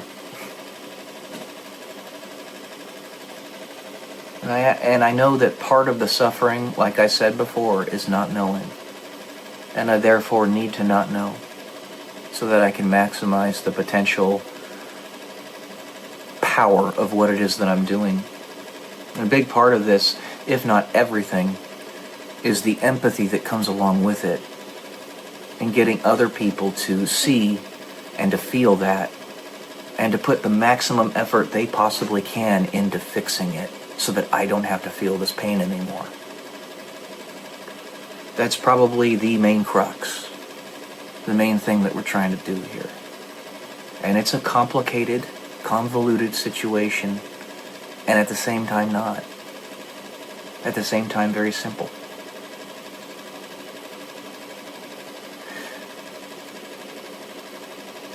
I don't like living as a leech, like I was telling you. But that's what I'm resigned to. And every time I try to break free of this, I'm told the truth, that I'm failing. And that makes it hurt all the more.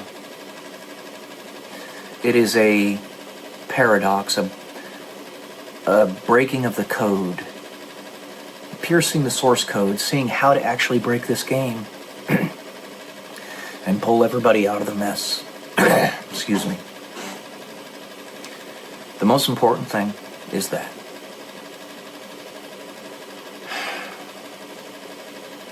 I'm tired. Just like the guy on the movie The Green Mile, the black guy, the main character essentially, aside from the guy who Tom Hanks plays, says, "I'm tired, boss. I'm tired, boss." My boss, the guy upstairs. I keep on going, but I'm tired.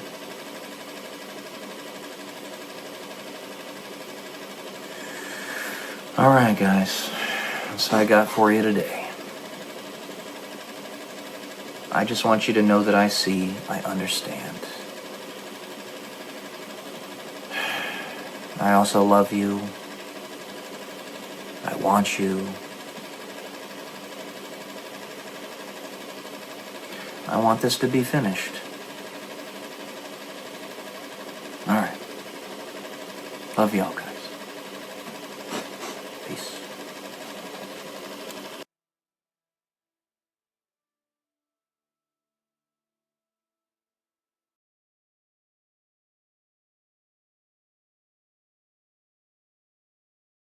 Good morning, guys. Welcome to day 158 until I'm a YouTube millionaire. Today is going to be a review of the book Bullshit Jobs by David Graeber. An overview before we talk about anything else. Personal opinion. I was not a huge fan of it. Bullshit jobs exist, especially the way they're explained in this book, in large part. However, those bullshit jobs are mostly tied to the fact that the central banks exist. Without central banks, bullshit jobs would not be a thing. So he gives us 5 different categories of bullshit jobs. Flunkies, goons, duct tapers, box tickers, and ticket masters. Flunkies are people like an entourage, those who you have around to make yourself look more important. Nobles back in the Middle Ages, all the way up to the Victorian era, I suppose, had people that would surround their caravan just to clear rocks out of the sidewalk or the path that they were walking down. The job didn't really have a purpose.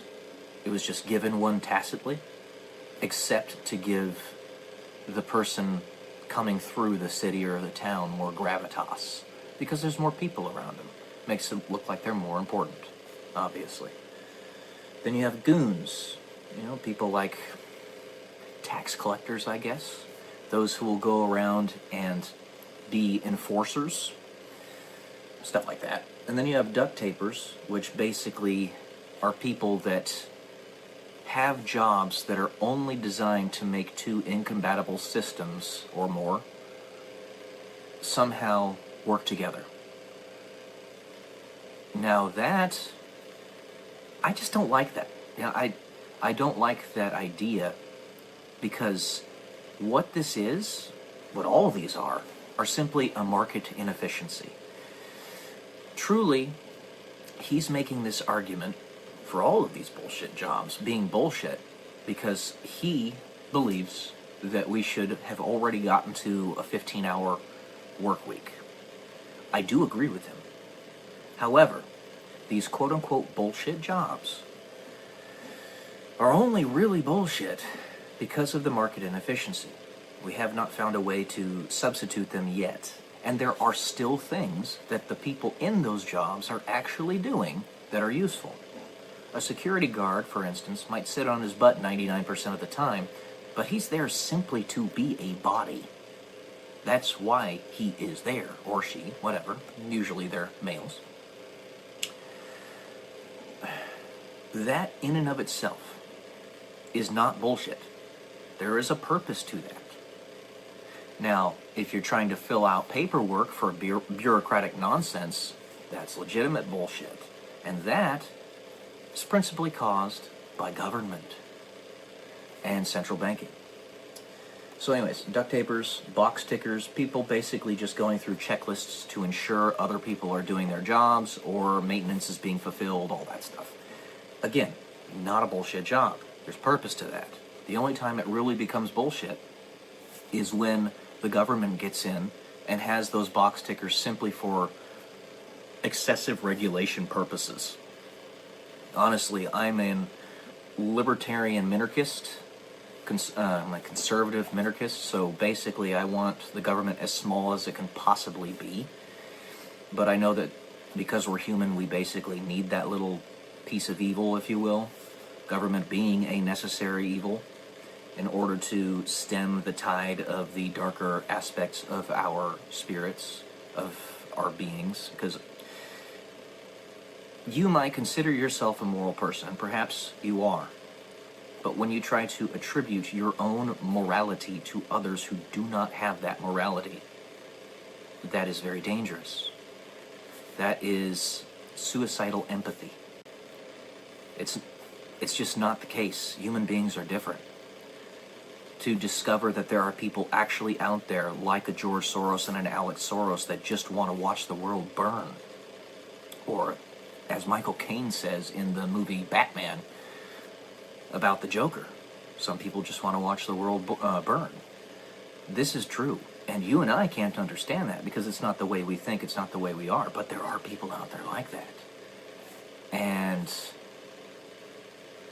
they're the reason that regulation, at least tacitly, at least a little bit of it needs to be there until we can completely disassociate from those entities. But we can't. We live in this world right here and now. We have to accept it as it is, meet each other where we are, and therefore we have this. But I want a government as small as possible. And then we have Ticketmasters.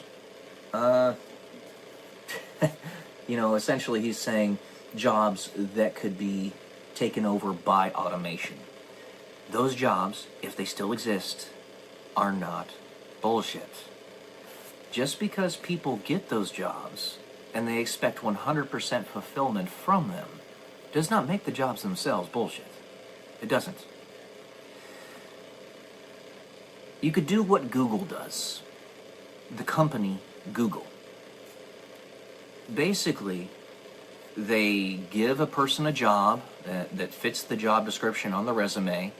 Maybe they pay them $100,000 a year for it, which is pretty typical for Google nowadays.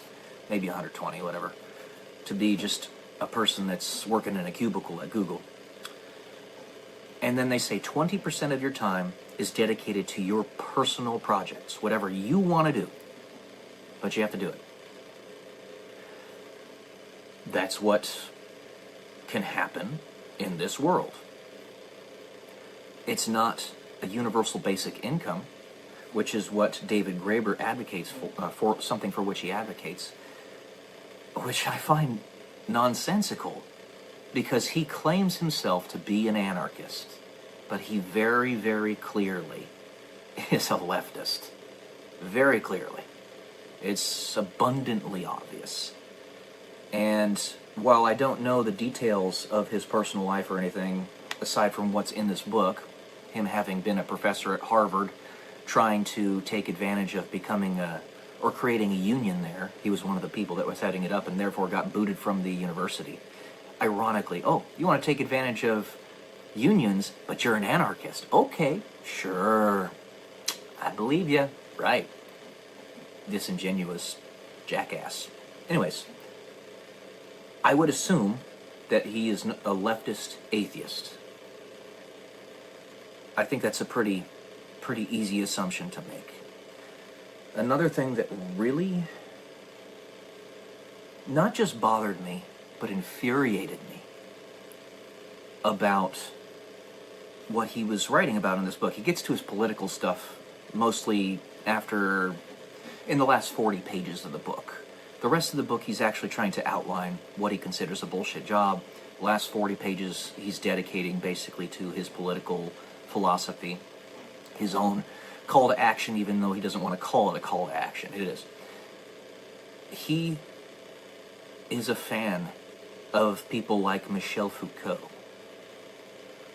who is not only a degenerate BDSM enjoyer, but was a PDF file. Okay, if those are the people that you aspire to be like, I don't really want to hear what you have to say. GTFO, dude. No, not acceptable. Get out of here. A man's job is to protect. Doing something like that, being a PDF file, is destroying purity and innocence and is utterly disgusting. To even be remotely in support of that, or a person who is in support of that, is unacceptable. No. Well, at the same time, I agree with the general concept that yes, bullshit jobs exist. And at least I will give him credit where it's due. He does mention that the financial institutions, the financial industry, is the primary cause of most of the bullshit jobs in this world. I would say you can read this book safely, to not corrupt your own personal perspectives on the world, if you go into it understanding the biases of David Graeber, which he tries to hide aside from calling himself an anarchist, which is a lie. It's just a lie. He's not an anarchist. So in general, he's very gung-ho about teachers, for example, but neglects to mention the fact that teachers, especially in the modern age, are all about brainwashing. At least when it comes to public education. There is a reason that conservatism, the right, conservative Christians, if you will, are so adamant about homeschooling, minimizing public education, privatizing it, and it's because I don't even really have to explain this, but at the same time I should, because apparently if there's a guy like David Graeber who still can't see it, he's not stupid. He's not stupid. He's very bright. But if he still can't see it, then I still have to explain it. Which is to say, have you not seen the critical theories that are being propounded to children nowadays? A book like, the name eludes me right now, but there are some lewd books that are being taught in elementary school nowadays. This guy, he's, believe from Great Britain, so I guess he's kind of, in that aspect, a product of the deterioration of his own society, because the United Kingdom, such a beautiful country, such amazing people, unfortunately, horribly, horribly socialist. Socialism and communism do not work. Period. End of story.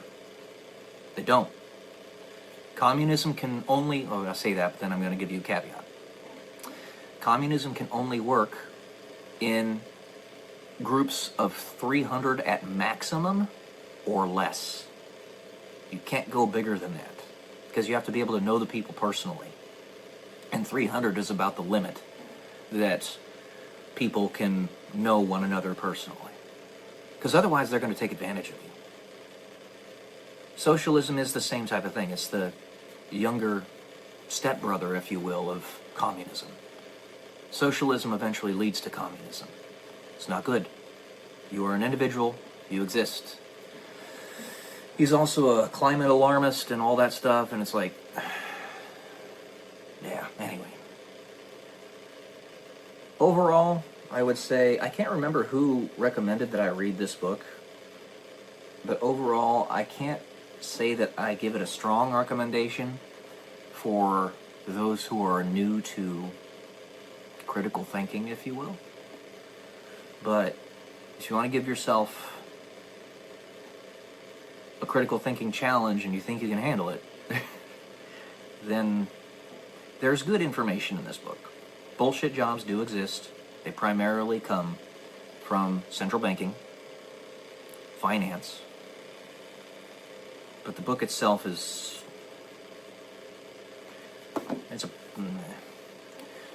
yeah, like I said, I can't remember who recommended me to read it, but there you go.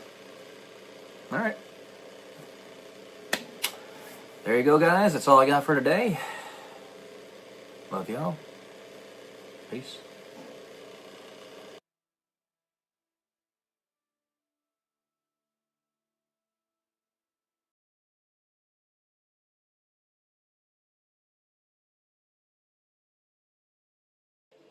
Good morning, guys. Welcome to day 133 until I'm a YouTube millionaire. Wanted to talk a little bit more about Price's Law and the Pareto Principle in this video. So the Pareto Principle, also known as the 80-20 rule, is kind of a more generalized version of Price's Law. Basically, what it's telling you is that 80% of the productivity of a company comes from 20% of the people that work for said company, or any institution for that matter. It's not simply a company. Could be a central government, could be a school, could be any number of things. But the 80-20 rule indicates, and this has been proven time and time again in the free market throughout history pretty much, so 20% produce 80% of the productivity. Price's Law is an extension of this, basically, saying that the square root of the population of any institution or company, what have you, produces half of that company's productivity. So a business with 10,000 workers, the top 100 performers, produce half of that company's productivity. Now, this is extremely important to understand for a multitude of reasons. Like I said, it's not just business. It's countries, it's institutions, it's education, it's the advancement of society writ large. Let's look at somebody like Isaac Newton. one of the smartest human beings to have ever lived. It is proposed that his IQ was somewhere around 190. He was a lousy student because he was focusing on other things while he was in school. But he literally invented calculus. Almost single-handedly. The only people who had any concept of this beforehand was Archimedes, with his Archimedes palimpsest, which was thousands of years prior. And that was information that we had lost to the annals of history. Okay? This is a singular individual who essentially created the entire branch of mathematics known as calculus. And he was a polymath. That's not all he did. He also did tons of work in optics, in physics, in chemistry, and even a little bit in alchemy, because everybody has a little bit of a whimsy, you know. So, and then you have people like Da Vinci, who literally conceptualized aircraft before anybody else, hundreds of years before anybody else even had the idea that we might be able to fly one day. And then you have Hypatia, who was the first person to ever write down a poem thousands upon thousands of years ago. I believe it was using Egyptian hieroglyphics, but I can't recall. You'd have to look that up. And then you have people today, like Elon Musk, Bill Gates, even though I don't like him because he's not a trustworthy person, President Trump, Grant Cardone, who is a real estate entrepreneur, Jeff Bezos, the owner of Amazon, Mark Zuckerberg, Facebook, and then call him Born Woof Woof because I'm a goof. So essentially, these people, you can continue with this square root idea continuously, over and over and over. So you have a world of 8 billion people. Square root it, you get the number of people that produce half of the entire planet's productivity. It actually does line up. Sorry, my hair's all over the place. And then you square root it again, blah, blah, blah. Basically, you get like the top 20 people in the entire planet producing about 12% of the productivity of said planet. It lines up. Okay? So if you stop any one of these people, who it tends to be pretty clear who they are if they don't stay silent, if they keep on trying. If you stop, silence, squelch any one of these people, you're not just stopping that person from getting employment or from being like a pilot or something at an airline, but you're literally chopping off at the knees potentially 10% of all global output from a singular person. Let's look at Elon Musk again. He's literally single-handedly, not really, you know, obviously he's got his businesses and stuff that are comprised of tens of thousands of people, don't get me wrong, but it's his effort, his conscientiousness that is single-handedly getting us to Mars, producing the most advanced electric vehicles the Earth has ever seen, creating boring companies, like, you know, drilling holes into the ground, boring, single-handedly. Jeff Bezos essentially single-handedly revolutionized logistics the world over. One person. One person. Yes, their companies have tens of thousands of people, but if they weren't there, those companies wouldn't be. Bill Gates, don't like the guy, but Microsoft Windows comprises the main operating system of roughly half of all computers across the entire planet. Donald Trump, a multi-billionaire real estate investor. Grant Cardone, a billionaire real estate investor. Mark Zuckerberg produced Facebook, controls Meta, Instagram, you know, all those things. One person. And then you look at countries like South Africa. where the only thing you need in order for this system to properly work is gratitude. Grace. As God says, my grace is enough. In South Africa, the people that live there are attacking the producers. They do not have gratitude. They're trying to steal, lie, and cheat to take their stuff away. So South Africa's crumbling because of that. You look at the European Union. They are a union of countries that has roughly twice the population of the United States, and yet is only a fraction of our productivity because they're lazy. That laziness has led them to socialism. Socialism is for people who don't want to work hard.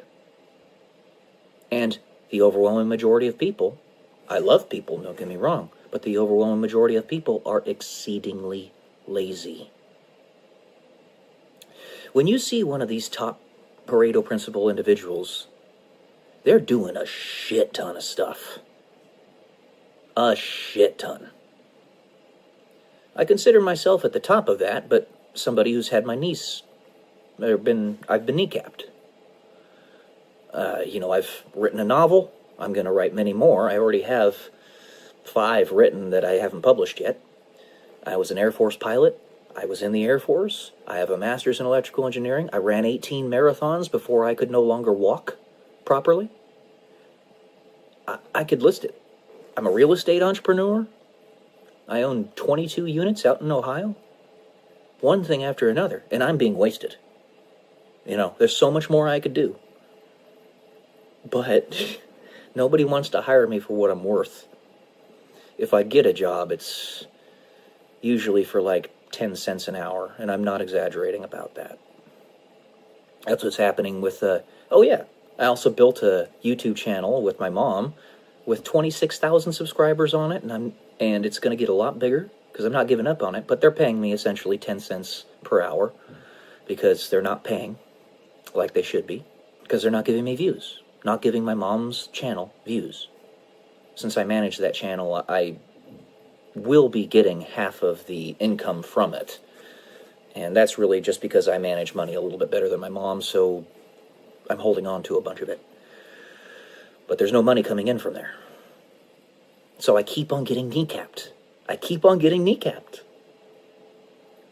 So when I said in my last video, I'm a champion, that's what I meant.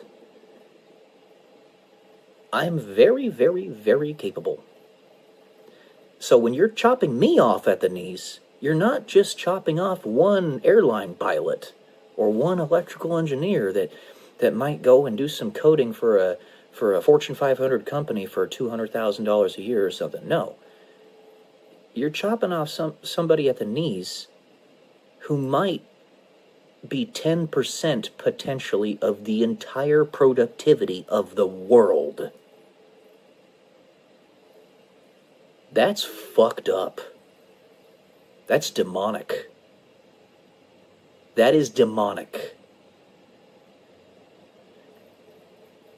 So when you try to take down the United States, like the deep state cabal has been trying to do for centuries now, yeah, we're only 5% of the population, but we are literally 33% of the economic output of the entire world.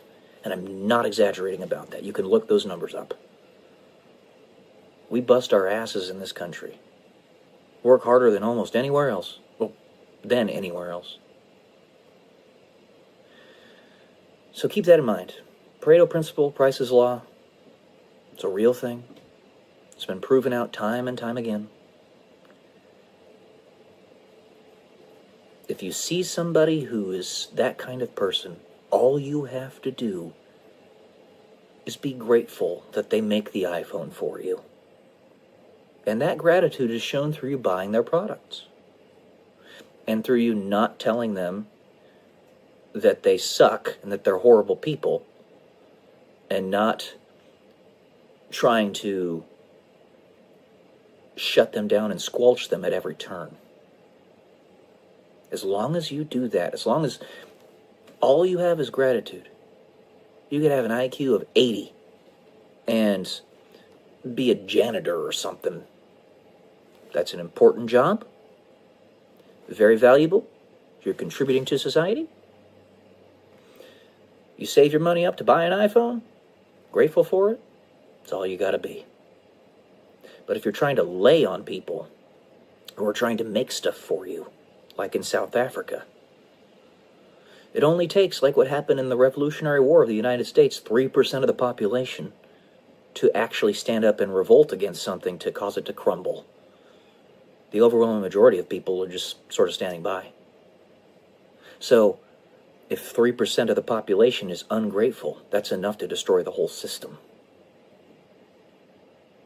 Keep that in mind, guys. Alright. That's all I got for today, guys. Hope this was enlightening. I love y'all. Peace.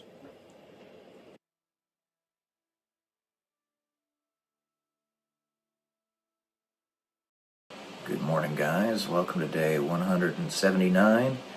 Tell me YouTube Millionaire. Hope you're all doing great today. Doing alright myself. I had a pretty good get-together with the family yesterday on Memorial Day. It was a very full day as well. Got everything done that I wanted to get done. Got up, like I said, at 2 a.m. because I had to clean up after my dog. And, ended up getting almost an entire book read, about 700 words written. Did my workout really early. It's very light right now because I'm still trying to get this rotator cuff healed. It takes a long time for the rotator cuff to heal. Then we went to the casino and did a slot live for my mom's channel. Of course, I posted the videos that I post every day. Figured out what was wrong with my promotions on my YouTube channel and fixed it. And it's promoted now, finally, after 3.5 weeks or whatever it is. And then we had the get-together. It was between 4 to 7 yesterday. So that was pretty nice. It was a good day. 'Twas a good day. I had family members that were talking to me after they got pretty drunk about certain things that I felt no obligation to defend myself on which I felt no obligation to defend myself. Because I cannot deny that my brother was right in some way. In some way. He was telling me basically to not be so hard on my uncle. Because my uncle partakes in certain things that he overdoes. And my brother was like, yeah, he's towards the end of his life. Let him enjoy it. He doesn't know the details of what I, my mother, my father, everybody else in the house have been doing to help him. The contradictions, the,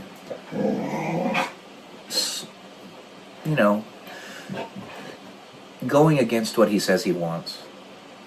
Things of that nature. But I can't expect James to know that. He doesn't live here. It's my brother. He doesn't spend every day with these individuals. But communication is key. I need to make sure that I at least in some way explain myself, but it couldn't have happened at that point. My brother was a bit too inebriated to really speak clearly, think clearly. But, to my point, immediately after my brother left, my uncle partook again. 3 times today. I could smell it.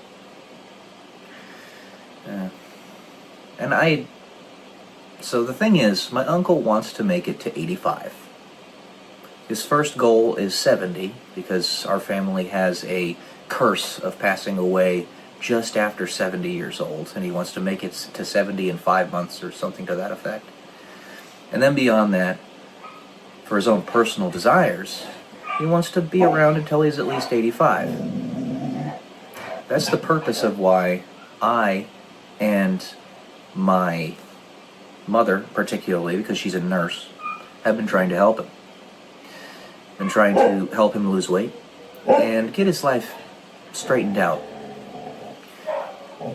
And when he was listening to us, he was doing a great job. He had gotten down to 233 pounds. The lowest he had been in probably a decade, maybe longer.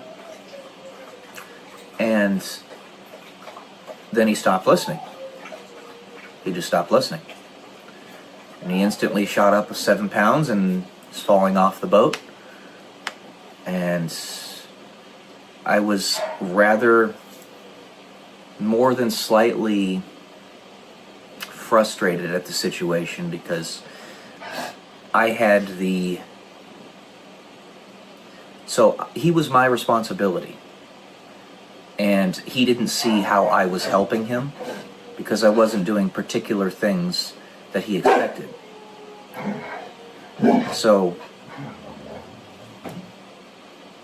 he had the stewardship, if you will, for lack of a better term. The program is called IHSS, In-Home Supportive Services, taken away from me and given to his girlfriend.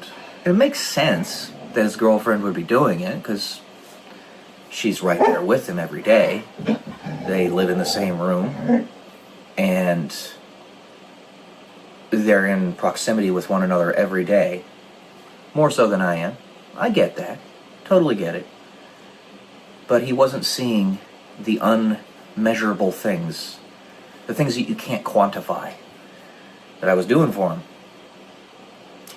And it was very frustrating that the stewardship was taken away from me.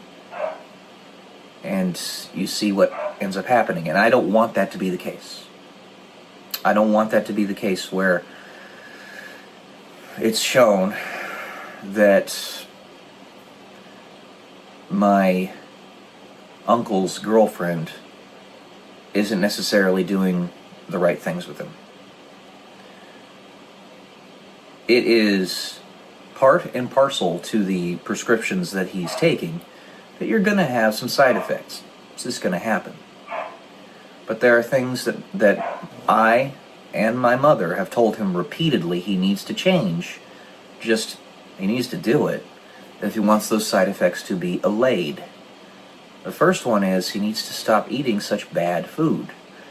While the prescription does reduce your food drive significantly, makes it so you want to eat less, you still have to eat better food. And when you go out to eat 4 days a week, that is exceedingly bad for you. Exceedingly bad for you. The pill is not meant to do everything.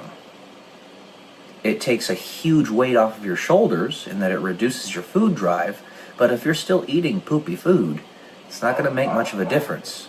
You're going to have difficult bowel movements and things of that nature. It's a plethora of things. Things that my brother doesn't see. And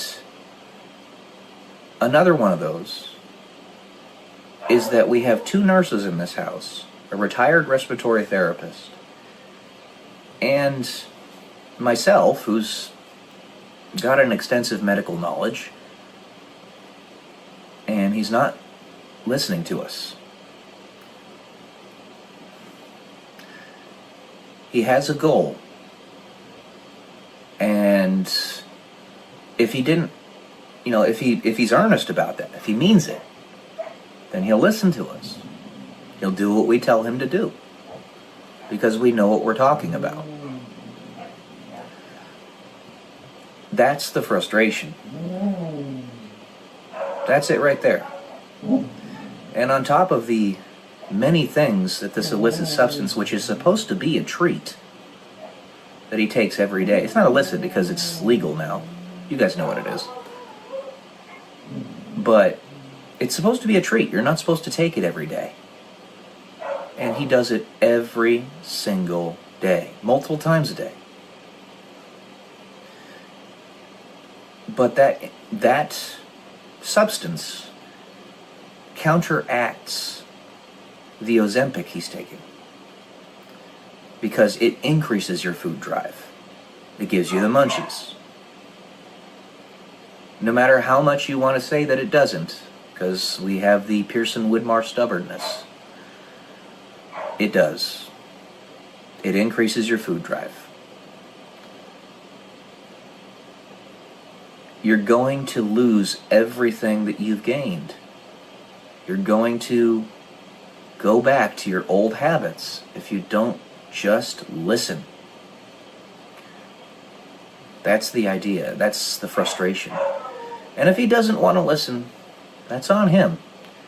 He's in the right place to keep him accountable, and that he's surrounded by loving family, by educated family, by family who knows what they're talking about. But if he doesn't want to listen, so it goes with the human race. You know? So is the case, is the friction that doctors always have, medical doctors, and why they so often can make such a little difference in somebody else's life. And why, rather than telling somebody to change their habits, they almost always just default to prescription drugs. Because getting somebody to change their habits is way harder, and it's much, much rarer, even when you're an exceptional doctor, that you can actually accomplish it effectively. And I don't have a medical degree. I am just a guy, basically. But the frustration comes out of compassion, comes out of love for my uncle, and me wanting him to win at life. And he knows things in his life have gotten 1,000 times better since he's moved in with us. 1,000 times better. He's positively flush with money now, he and his girlfriend. He's healthier than he's ever been, or not ever, but many, many years. He's got better relations with his family, the most important relations. Life is just better for him. So,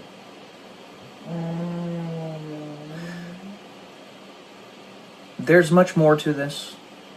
I didn't want to defend myself last night because I wouldn't be able to get a word in edgewise. My brother had things that he wanted to say, and I wanted to let him say them. And that is one of the purposes for having this YouTube channel, that you can explain yourself. That's what I'm doing right now. My brother may or may not watch this. My uncle may or may not watch this. But I know sometimes they do. Just know that it is for him. It is for him.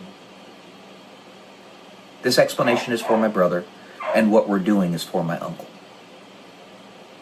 We love him, and we want him to win at life. If he'll just listen, get himself down to 200 pounds, stay there for the rest of his life, he will achieve his goal of getting to 85 plus. He will. I guarantee it. I will go so far as to guarantee it, even if it ends up that I get pie in my face. I don't freaking care. Because I'm saying to you, that's going to be the very best chance he has at accomplishing that goal. You don't see fat 80-year-olds. You don't. So, that's all I got for today, guys. Never do this for yourself. Love y'all. Peace.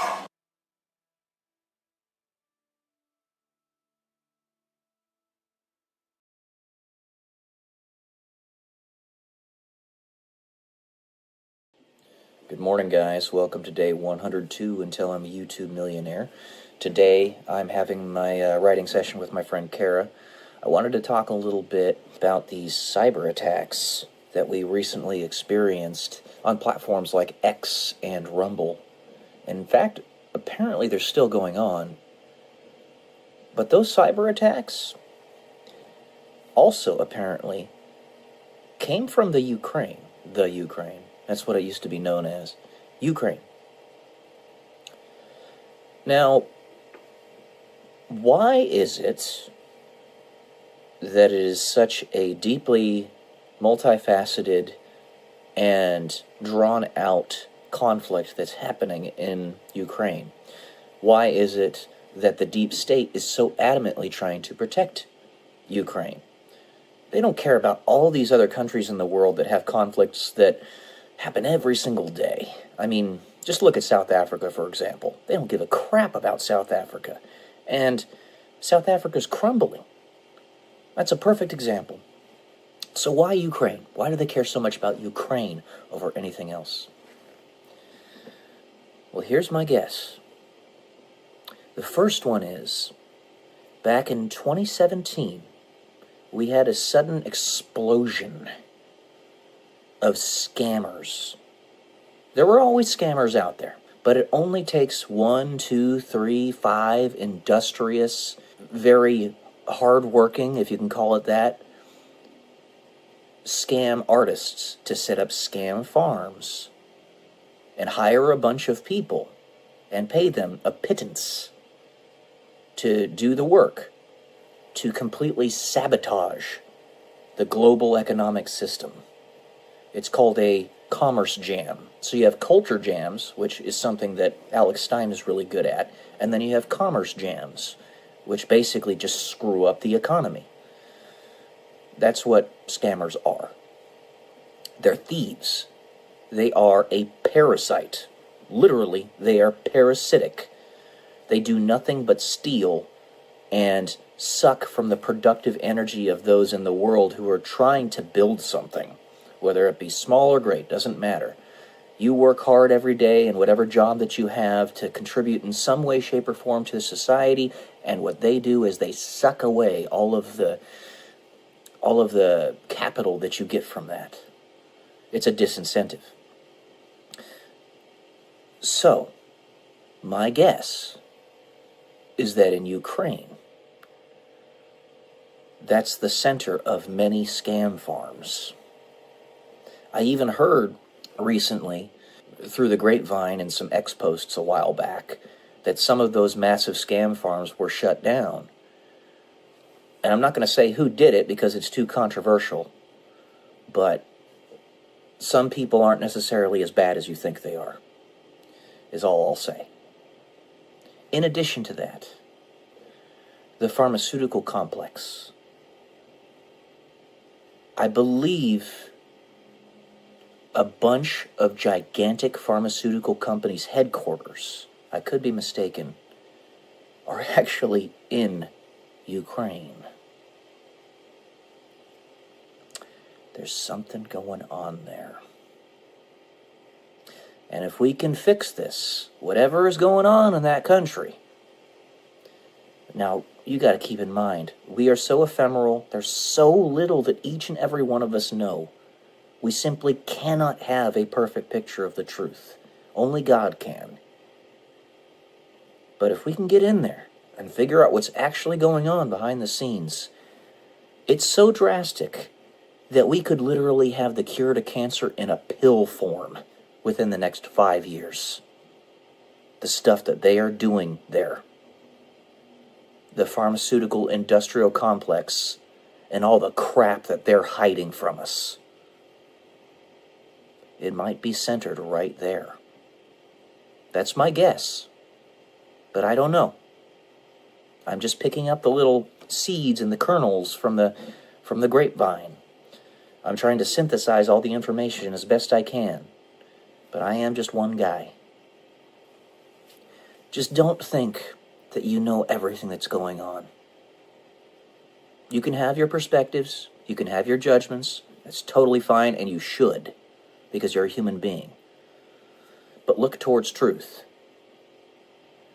Try to find the lowest common denominator of truth and say, oh, that was the right move to do, oh, that wasn't the right move to do, based upon that lowest common denominator of truth.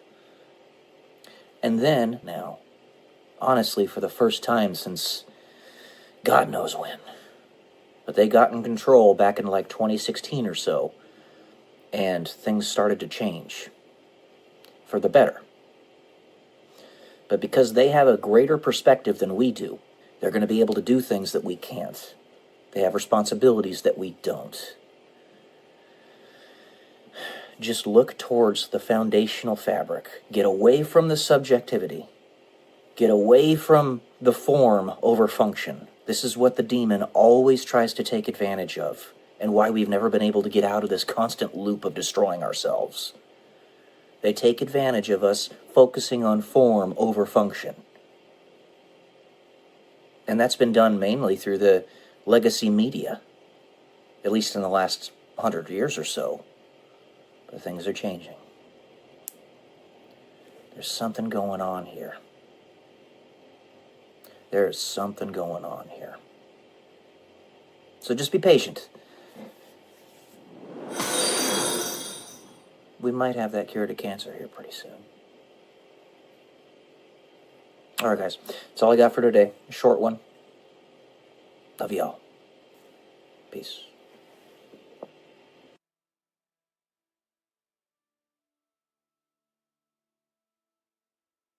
Good morning guys, happy Memorial Day.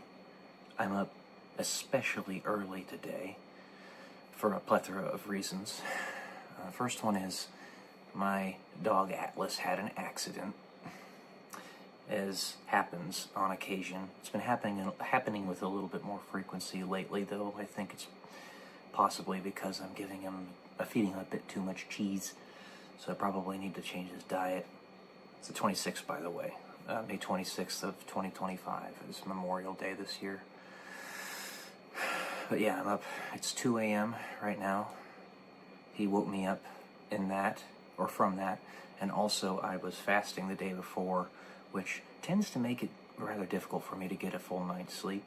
But honestly, I'm okay with it today, because today's going to be such a full day. There's so much stuff I need to get done that I might as well just get up really early, start it off quick, which I've already done some of the stuff, and then get to bed fairly early tonight, maybe around 8 p.m., and get up really early tomorrow morning. Well, not really early, but like 6 or 7 p.m. like I normally do, and go back to my normal schedule.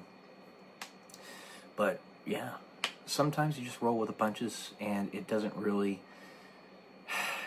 serve you to just lay in bed and contemplate your navel or look up at the roof, the ceiling. Might as well get up and start doing stuff and actively starting your day. You know, it kind of reminds me of how we used to get up super early in the military. When I was going on deployments, I remember we had to get up at like 2 a.m., 3 a.m. sometimes, just to get ourselves ready to get on the airplane, the jet, to fly across the Atlantic Ocean to get to Qatar, so that we could do our deployment.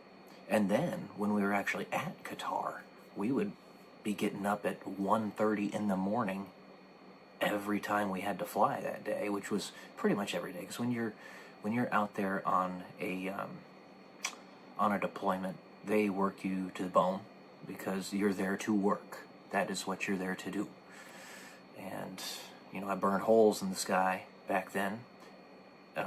We would get up super early, do a flight briefing and all that stuff, and thankfully it was all very cookie cutter because we did it so much, it was so routine, but we got up really early to do it. But there's also another aspect to this. When it comes to Qatar and the many countries in that part of the world, due to where they are in the time zones and relative to the equator, the sun actually comes up really early there, pretty much year-round. It's very strange. Usually comes up at like 4:30 in the morning. So while we would get to our administrative building and prepare for brief and all that stuff at 1:30, we were taking off at maybe 4:30, and the sun was already up. It was very, very interesting. But yeah, you know, it's something I'm very accustomed to, It's not necessarily something that is ideal, not necessarily something that I want to do every day, but like I said, roll with the punches. If it turns out that this is how it's going to be, then so be it. I mean, I've got to work out today. We're going to go to the casino and do a slot stream. And my mom, I'm expecting, is probably going to get it pretty early to start that, because she's going to want to get back probably around 2 p.m. so that we can get ready for the little barbecue that we're having, the barbecue get-together that we're having at home. My brother Alan, well, all my brothers are going to be here, and their families. My uncle, obviously, my aunt, they live with us. So it's going to be a pretty nice get-together. And also it gives me a little bit more time to brood over a financial decision that I'm preparing to make. Because I want that house that's next door. I want that house. And because I want to buy up this whole court eventually. And if I have to liquidate my emergency savings to do it, I'm gonna. Now, mind you, it's just one emergency savings. I have many others. But so be it. I want that property. And I don't have the credit for it, because as you guys know, I've been duking it out with these demons for decades now, and it's decimated my credit worthiness. But that's how it is. You just kind of gotta, again, roll with the punches. And I'm putting it in God's hands, you know. You don't keep any of this. I'm not trying to be stupid, but you don't keep these resources. This is it's a scary financial decision, even for me. A person who touts himself as fairly financially stable and savvy, but the houses in California are so goddamn expensive that you have no choice. You have no choice. And I need to get my family together. They mustn't be a diaspora. They mustn't be atomized. And this is honestly something that there's a tradition in society of it, where entire towns would be family members, and still are in the United States. There's a little town up in the mountains on your way to Reno, from where I'm currently living, that's 13 people, and it's one or two families that started a town together. And you can do the same thing with a court. Now, obviously, we're already a municipality in Roseville, but I'm just saying that. You get yourself a postal code in the middle of nowhere. If you wanted to start your own city, your own town, you can do that. You just need a post office. So, yeah. That's where I am at right now. I'm leaving the financial decisions chips where they may fall, in the hands of God, praying that He will finally give me the breakthrough that I'm searching for. And if He's waiting for me to completely give up, to let go of everything for that to happen, well, I think I'm kind of indicating that I'm letting go and letting God, as they say. So, there you go. I've got resources, but I'm not a wealthy man. I just try to manage them well. So, you want me to be honest on this channel, guys? There you go. It's it's nerve-wracking right now, but we're gonna get through it. I want that house. All right, love y'all. Peace.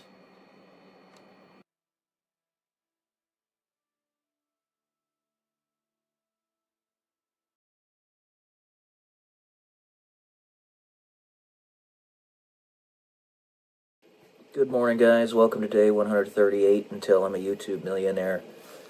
And,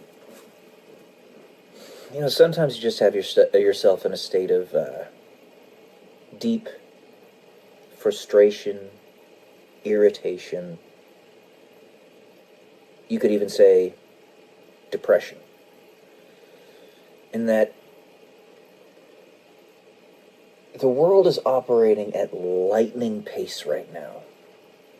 as fast as it possibly can. The white hats, if you will. White hats behind the scenes. To fix stuff. And there's so much resistance from so many doofuses out there that they just can't see. And if we had a time machine and we could look at the consequences with perfect fidelity of our actions in the present, what they would bear out in the future, then things would be different. But it doesn't take some cosmic galaxy brain to figure out a lot of this stuff. Why do we still have the central banks? Why is the IRS still around? Why have we accepted in this country and the world over a 35% nominal tax rate? This is not acceptable. Not even remotely. Not even remotely. And the only place in the entire world that has even a slight vestige of the freedom and liberty we should have, the United States, literally has a per capita GDP. That means income per person, or the value that each person has of the global or the entire country's wealth, is triple that of a country like the UK, which is a first world country, because they're so egregiously socialist. Socialism does not work. It doesn't. And communism, the older brother of socialism, is 1,000 times worse. The reason socialism has any place in the world right now is because so many people have such a small horizon of knowledge. All of us do. Don't get me wrong, all of us do, because we don't live very long, and that's the point I make on this channel, that they can't see that not everybody is going to contribute equally. Not everybody is going to contribute, because most people are lazy. And that's not necessarily a bad thing, because laziness has led us to create technologies that simplify many aspects of our lives, such as a phone where I can communicate with you instantaneously. So it's not all bad. It's just that when you institutionalize the acceptance of laziness, no change occurs. Nothing gets better. You stagnate and decay and eventually go extinct. Did you know that, no joke, roughly 98% of all of the technological innovations of the last 250 years have come from the United States, where we have at least a vestige of freedom and liberty, and we're still paying 35% nominal taxes here? For what? Crumbling roads? This is ridiculous. Ridiculous. How is 35% taxation even remotely acceptable? And in case you can't, this was the intent of the banksters about 110 years ago. This was the intent. They knew that only about 1 in a million people were going to be able to see how this system actually worked. So they foisted the central banks in after trying to assassinate literally half a dozen presidents who got rid of it. Andrew Jackson is at the top of that list. Andrew Jackson's a badass. Love that guy. Imperfect, like all of us are. He was the president that oversaw the Trail of Tears of the Native Americans, which was really, really bad. But he got rid of the banks. And he even said on his deathbed that was his greatest accomplishment, that he killed the banks.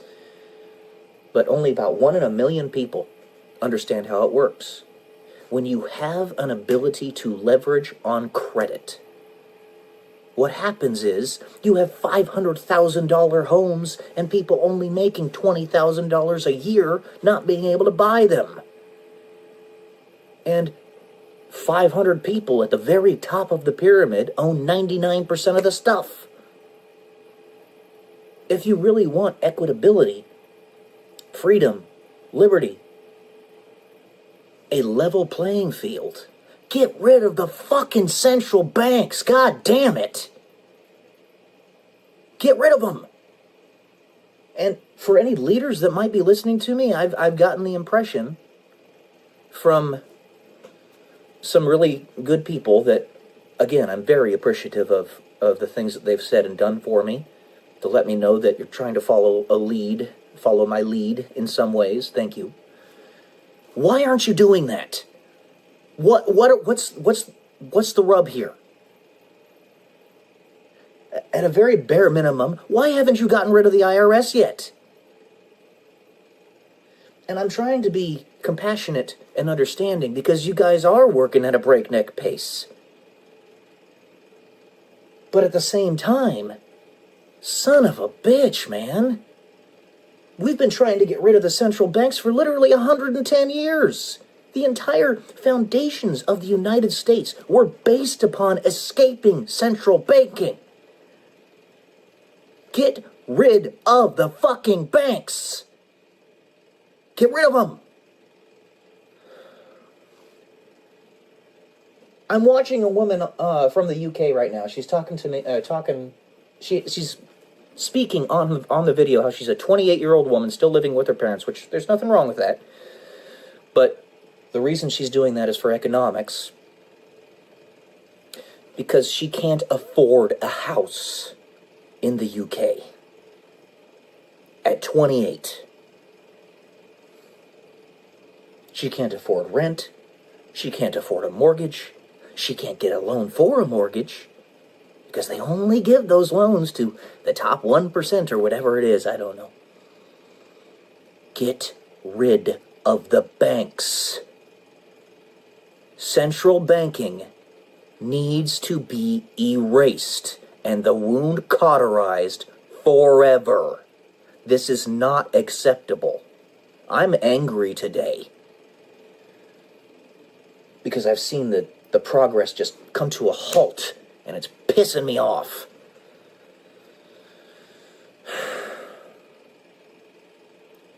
Elon Musk, you need to work harder. $150 billion of cutting spending is not enough. Not even close. Completely erase the Department of Education like President Trump was already working on. Get rid of it entirely.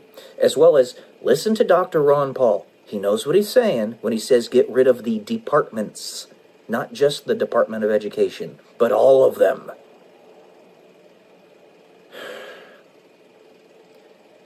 You have 3.5 more years to get this shit done. If we're lucky, if we're really lucky, we might get another good president in there after President Trump is done. Maybe. But I'm not banking on it. That means we have 3.5 years to fix this shit. After literally 20 years of the globalists and the deep state enacting war upon us. I have seen and felt the physical effects of said war. My own military, of whom I am a veteran, tried to kill me because it was that compromised. Fix it. No quarter for communists. Period. Anyway, we need to go as fast as we possibly can. We have 3.5 more years. That's it.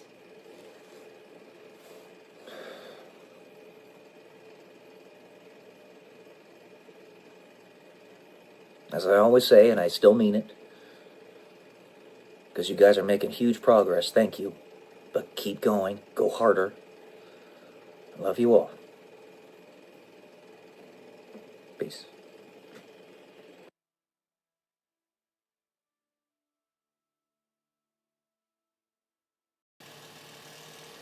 Good morning, guys. Welcome to day 188 and Tell Me YouTube Millionaire. Today we're going to do a reaction video of a new video that came out from Melody Sheep. They make new videos which are basically documentaries and whatnot very seldomly. But this is the best channel, in my opinion, on YouTube. Melody Sheep. They are absolutely incredible. If nothing else, because they get you to think. It's very mentally stimulating, which is critically important for a person like myself. This one's called Engineering Earth, Sci-Fi Solutions to Earth's Problems. So fitting, seeing as how I made some engineering different planets scientific papers. So, starts off, we are called to be architects of the future, not victims.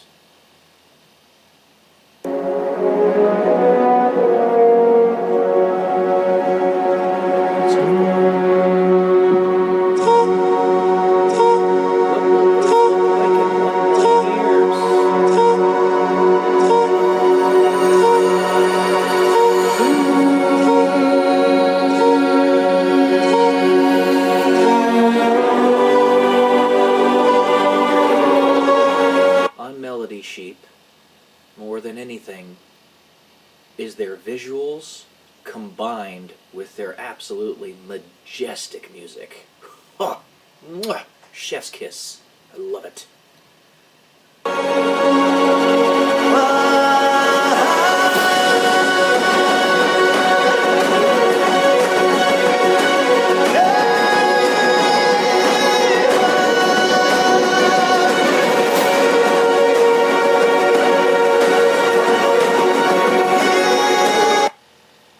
Look at the stuff that he's showing right now.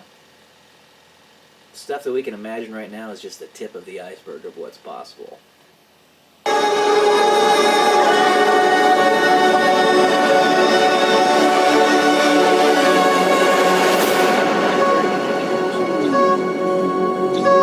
all I know, this guy gets inspiration from some of this stuff. I don't know. He might. If he does, totally awesome. In 1815, a mysterious veil of dust began to spread over the earth. The culprit was a remote East Asian volcano, Mount Tambora. It was the largest eruption in modern history, spewing out 80 cubic kilometers of debris and taking up to 100,000 lives. By the way, I didn't pre-watch this, so you and I are watching it for the first time together.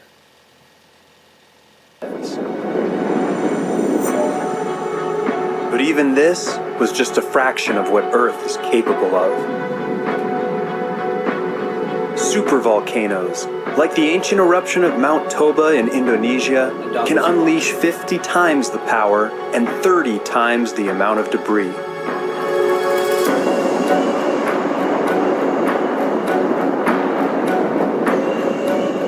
An eruption of this scale today would be catastrophic, potentially claiming up to 1 billion lives.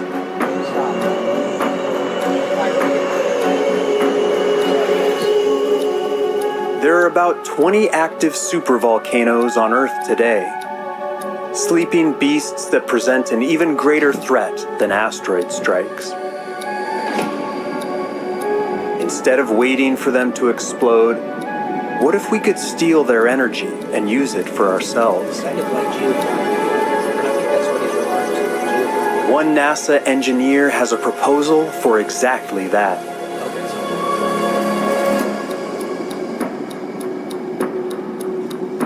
The idea is to drill a series of boreholes several kilometers deep around the outside of the magma chamber. Okay, it is geothermal. Cold water would then be injected down into the rock, become superheated, then get pumped back So basically what he's talking about is geothermal energy production on different planets and celestial bodies. Get on your mat. Me talking just gets my dogs to completely spaz out. It happens every time. But yeah, there's nothing stopping us from adapting geothermal energy technology to any other celestial body in the universe, especially if it's a body that's roughly similar in size to the Earth that we could ourselves land on. And do this on Mars. Back to the surface to carry the heat away, gradually cooling the magma.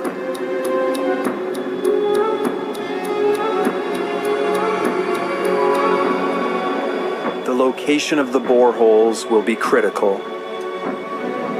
Drilling too close to the chamber itself would risk triggering an accidental eruption. Company by Elon Musk.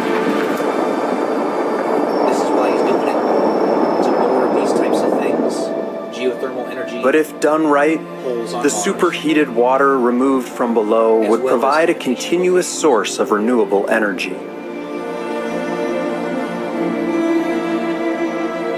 And over tens of thousands of years, the energy removed may eventually be enough to cool the chamber completely. It's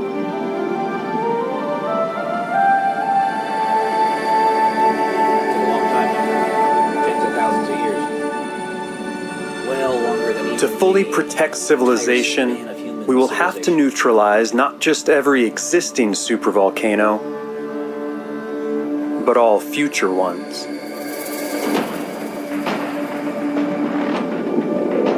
Magma plumes from Earth's So the one thing separating ideas from reality is simply someone applying it. So the only thing that stopped us from going to the moon back in the 60s and 70s was somebody applying what we knew we could do. The same thing is true with Mars. Elon Musk is actually applying what we know we can do, and that's how we're getting there. All this stuff you see here, we know it's in theory possible, even with our current conceptions of science and technology. Imagine when people have the resources to actually do this. And again, why I always talk about, oh man, I just need the resources to do this type of stuff, or not quite this, because this is like way far out, but that's why I want resources, so I can get to space. You know, if I want to get to space myself, it would cost me probably $1 million. I think Russia actually sends cosmonauts up to space privately for $20 million a pop. Get on your mat, Chiron. Prices are going down, but still expensive. mantle are continually bubbling to the surface. These plumes will continue to trigger supervolcanic eruptions as often as every 50,000 years. Learning to harness these forces could mean the difference between catastrophic collapse and the long-term survival of humanity.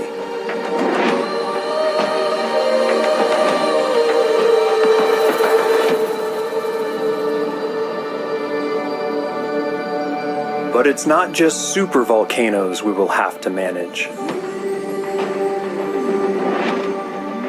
From the lithosphere to the atmosphere, each of Earth's layers are prone to shocks that can threaten civilization and life itself. Let's talk about the hydrosphere of Uranus. Our job is to protect and manage these layers with the power of technology The hydrosphere of Uranus. to build a safer, more livable planet where life and humans can thrive together for millions of years. 10,000 kilometers thick or something. It's huge. And creating a safer planet starts with creating a safer climate. This stuff is absolutely beautiful. I love it. It's not just important to talk about these ideas, to think about these ideas, to imagine these ideas, but to put such profoundly beautiful visuals to it and music is insanely important. I can't tell you how important this is. It gets people to just think of new things. It inspires people. It is so, so important to inspire people. And that's what this stuff does.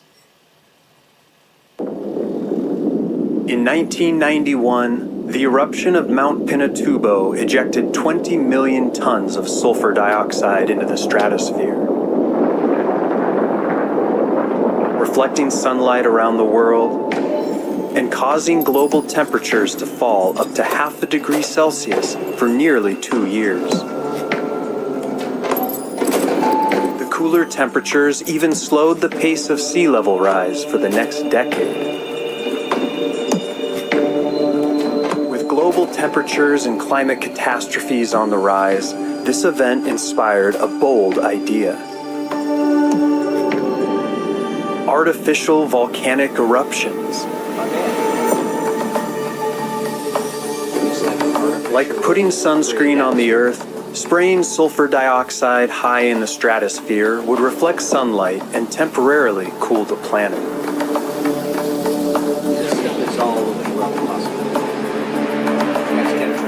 A single ounce of sulfur dioxide in the stratosphere can offset the warming effects of several tons of carbon dioxide for a year. And you have sulfur hexafluoride that is a greenhouse gas. Dusting the sky would have an immediate effect, buying us time to decarbonize the global economy. So I can appreciate where he's coming from. He's definitely one who's still the narrator and the creator of the video, who still looks at the carbon dioxide emissions of humanity as a problem when we are very low in terms of the parts per million composition of our atmosphere of carbon dioxide in the history of the entire planet, right? The whole life of the planet, we're at a very low point. In fact, we're only a couple hundred parts per million of carbon dioxide above the point where plants themselves would starve. So we actually need more carbon dioxide in the atmosphere. I agree with the guy in that we need to protect our planet. Absolutely. 100%. It is our home, and it is a biological creature that is essentially all of us combined. It is very important to do that. It's everything. It's just a matter of prioritization. Do not sacrifice the well-being of human beings, of civilization, of people, for the purposes of maintaining an inanimate object. We need to keep our biome safe and inhabitable, don't get me wrong, but the priorities have to be straight. We also have to have people alive to even be able to perceive its existence. So I understand where he's coming from. It's all good. We know carbon dioxide is a greenhouse gas. It's very powerful. It's very useful, especially on a planet like Mars, where we want to heat that planet up. But I think he's probably incorrect, along with many other scientists, on where we are in terms of the amount of carbon dioxide that we can handle on Earth. Just look back into the Jurassic era. The Jurassic era on this planet had like 3,000 parts per million carbon dioxide in the atmosphere, something like that. And the average surface temperature was like 75 Fahrenheit. Right now it's 59 degrees Fahrenheit with about 400 parts per million. So we can go a ways before it really becomes a problem. But there's a catch. The exact effects may be unpredictable and uneven. Weather patterns could become erratic and threaten food supplies. With so much at stake, the fight for control over Earth's climate could even escalate into armed conflict.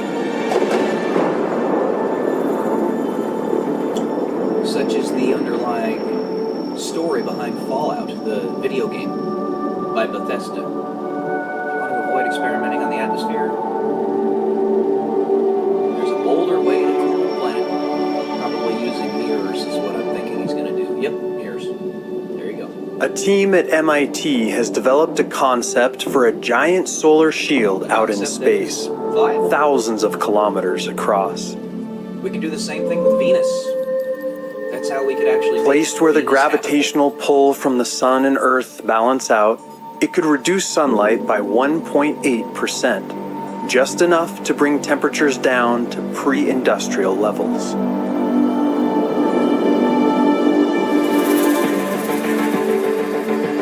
The shield would be made of silicon bubbles, inflating out in space to ease their transport, and deflating if the solution needed to be reversed. Same concept behind solar sails as well, except it uses my To block enough sun, this solar shield would have to be absolutely massive, about the size of Brazil.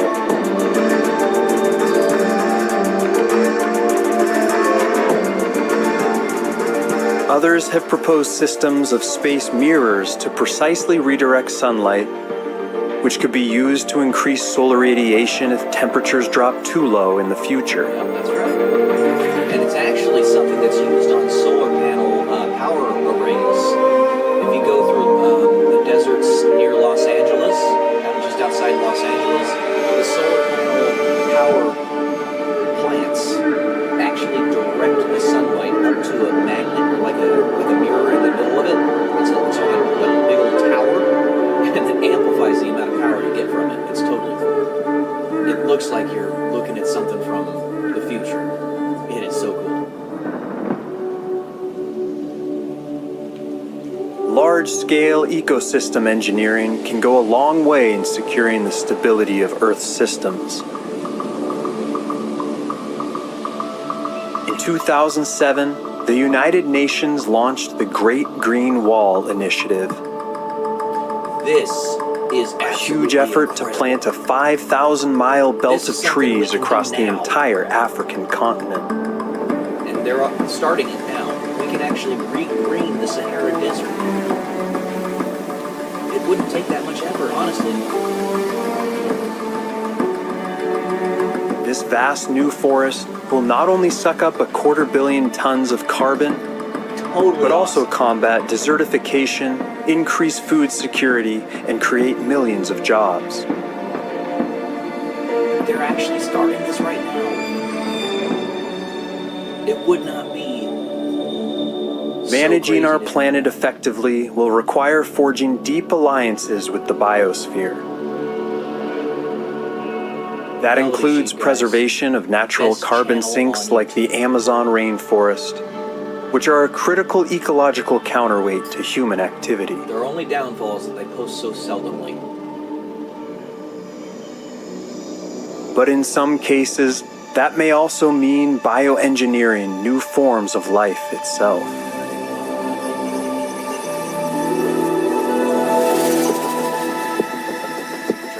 By tweaking the machinery of photosynthesis, scientists have recently created plants that grow up to 40% larger than their natural counterparts, Do this on Mars. hinting at a future of radically enriched crops and plant life. We have all this right now. Everything's ready to go. They have also begun to engineer algae that convert sunlight into clean-burning hydrogen fuel, and microbes that have been reprogrammed to generate electricity from mud and wastewater.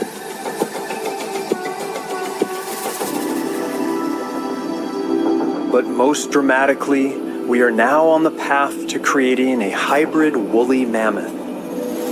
I don't know if you guys heard about this, but we literally brought back dire wolves. I think it was either earlier this year or late last year. I can't remember when. We brought them back from extinction. What the heck? Oh my gosh. And what he's talking about here is not far-fetched at all. We've created goats with artificial wombs. We've cloned them. This is pretty cool stuff. Taking the genes of Asian elephants.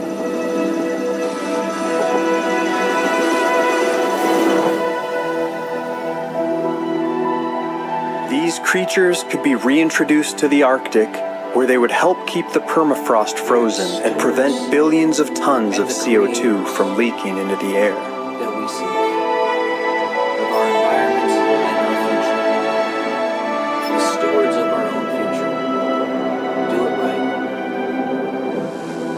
Be inspired. Genetic engineering could become our most potent tool for managing the planet, maintaining ecological. Though genetic engineering in this light would not necessarily be required, because there's also this thing called shine down, where You can actually use certain frequencies of light and shine it through DNA from one creature to another and convert that creature to the other creature.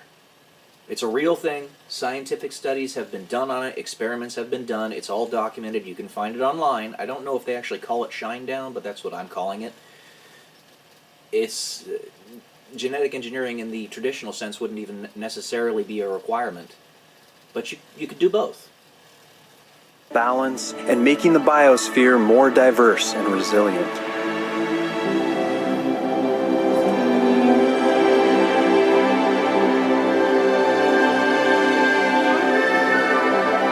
The wonders of the future may not be built with concrete or circuits, but with cells. Yeah. By the way, apologies if it gets a little annoying that I'm stopping so much, but you got to keep in mind that I got to make sure that this is fair use and I'm not just re-uploading his video, right? And so I have to give commentary on it. So if you want to see the whole video by itself, go to Melody Sheep channel, best channel on YouTube, and you'll see it raw.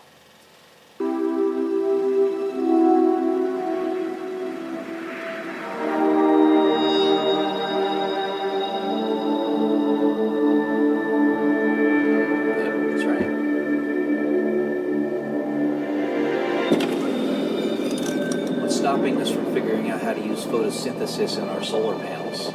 It's very These simple. are mechanical trees. They mimic the real thing by soaking up carbon onto special plates that act like leaves. Once captured, the carbon can be buried or recycled, and the cycle repeats.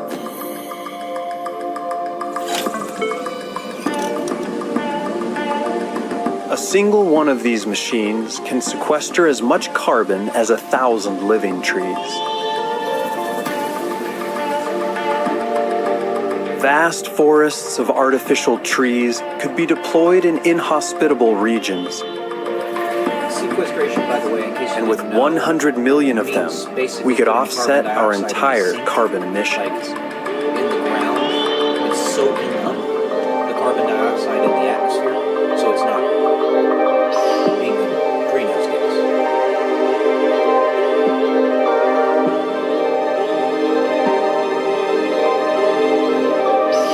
It sounds like a supervillain plot.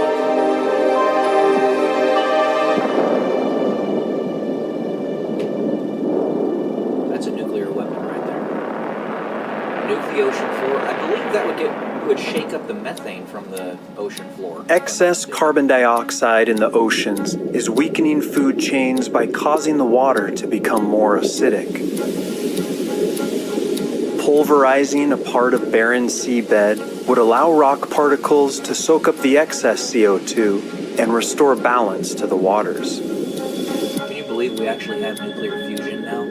A single nuclear bomb placed 5 kilometers beneath the seabed could shatter enough rock to sequester 30 years of carbon emissions. We have it.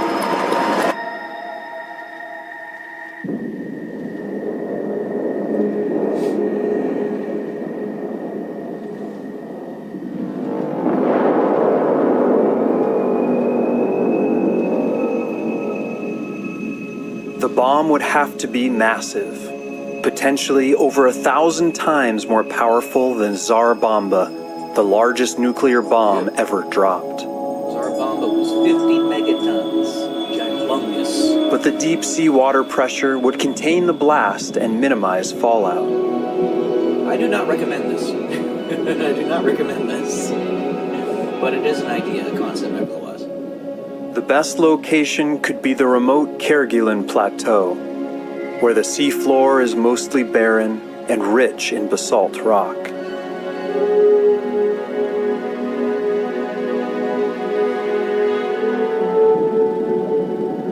This is geoengineering at its most extreme and most dangerous. Glad he said that. But preserving the oceans and millions of human lives makes even the most extreme ideas worth considering. So he has his priorities straight. The This is for the purposes of keeping life going. For a safer way to manage the seas, we don't have to go far from shore. I don't mean to patronize, but that is... Artificial reefs, built from sunken ships and man-made materials, can become bustling marine cities, with some studies showing fish abundance increasing up to 20 times compared to bare seabed.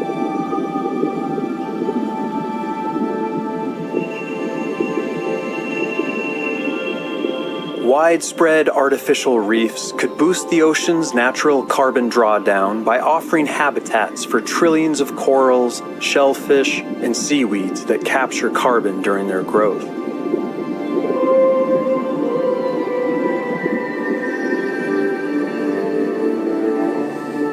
On a massive scale, these reefs could offer powerful natural defenses, reducing erosion and storm surges by absorbing wave energy.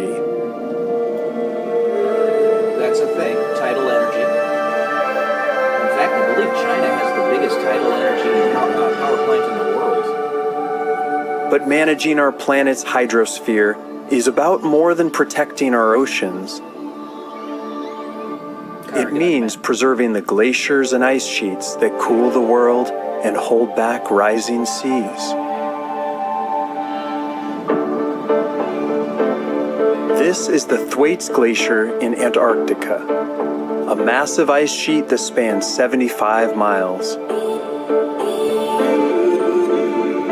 Rising ocean temperatures are causing warm oceanic currents to wind their way underneath the glacier, causing it to crack and destabilize. If it collapses into the sea, it could trigger up to 10 feet of sea level rise, flooding coastal cities around the world. To avert disaster, a geoengineer at the University of Lapland has a bold plan.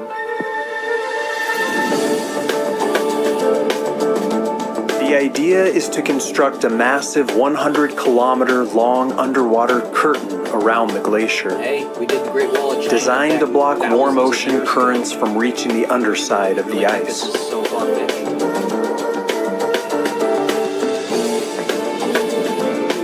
This vast undersea barrier would be engineered to withstand collisions with icebergs and could be removable if problems arise.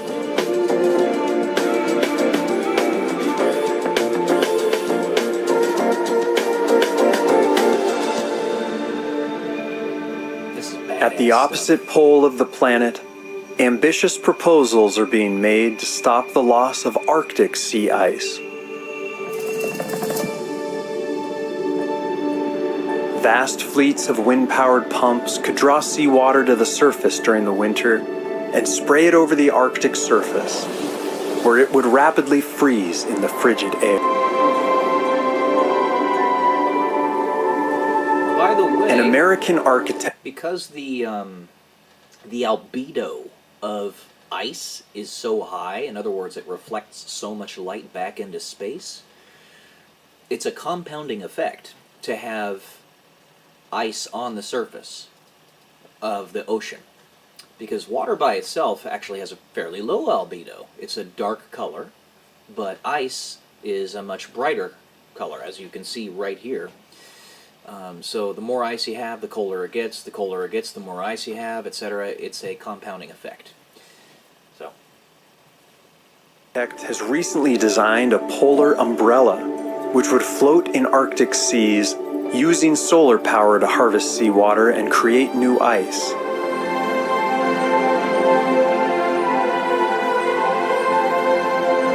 There's actually tools like this, plants like this that deployed in the fastest melting regions, these umbrellas would cast a cooling shade that would lower surface temperatures and rejuvenate the Arctic ice. This is basically just him saying, if we do need to do this, we have the ability. We can. If it's necessary, we can do it.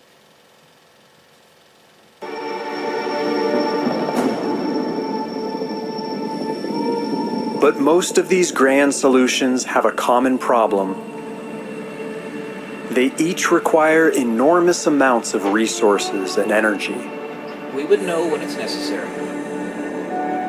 Where do we get the power and materials? And how will the insatiable demand for energy shape Earth's future? Thank God, we no longer have our cultures in a stranglehold of the deep state and the cabal, because now we can actually get real information that everybody needs and can understand. For the last 2 centuries, our energy use has been growing exponentially, surging over 7,000% and fueling a 100-fold increase in global economic output.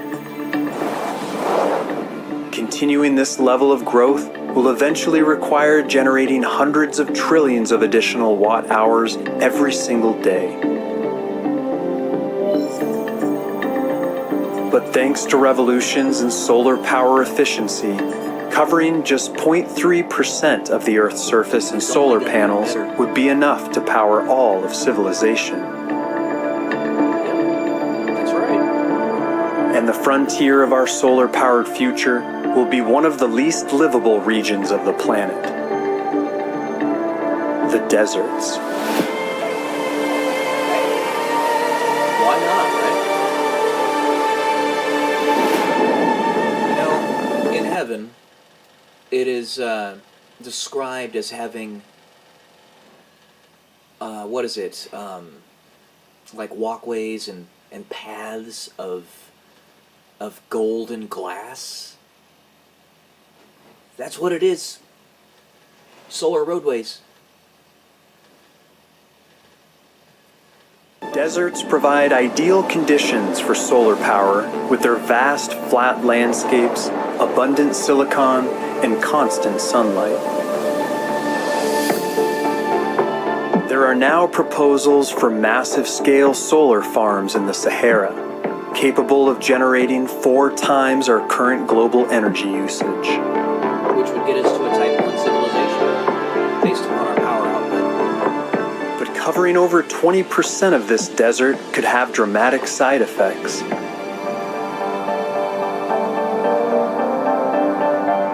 The increased heat absorbed by the dark solar panels could disrupt global weather patterns and cause a spike in temperatures, especially at the poles. Definitely possible.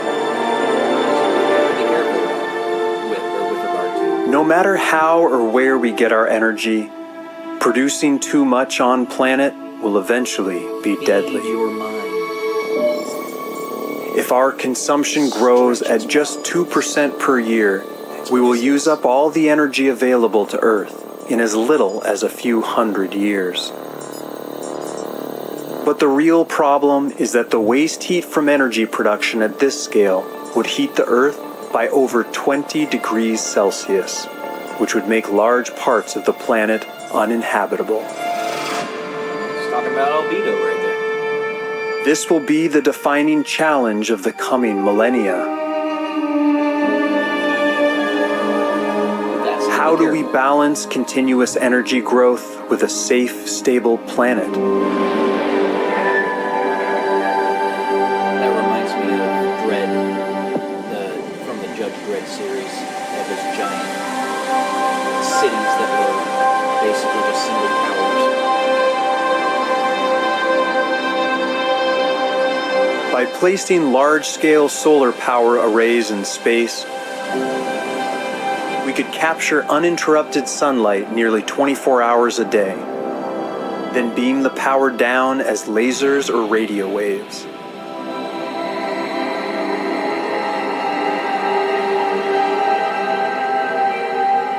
Orbital power systems would shed their excess heat into the cold expanse of space, instead of heating up our atmosphere. That kind of reminds me of Star Trek. China is now planning a 1-kilometer wide solar array with the long-term goal of beaming gigawatt levels of clean electricity down from But it orbit. was the Star Trek reboot. They had a drill. And a team from Oxford is planning an even bigger station, 1.7 kilometers across, called Cassiopeia, designed to be built in orbit.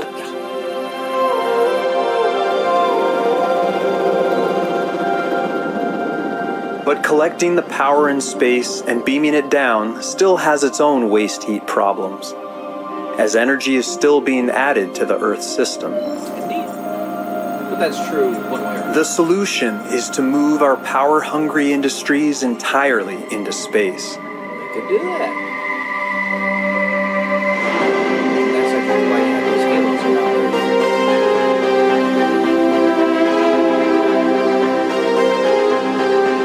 This way, the energy can be collected, spent, and radiated completely outside of Earth's fragile system.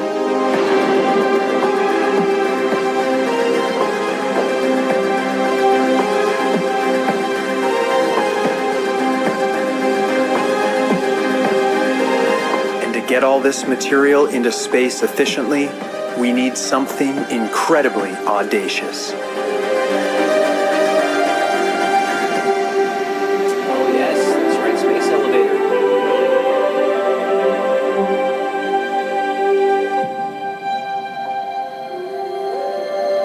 We, by the way, almost have Like the a highway technology to the do that. skies, a space elevator would open safe and easy passage to the next technological frontier, If we can mass enabling the produce build-out of next-generation space infrastructure. carbon nanotubes, we can build this. We're that close to being able to do it. The rotational force of Earth would be enough to keep the candle suspended in space.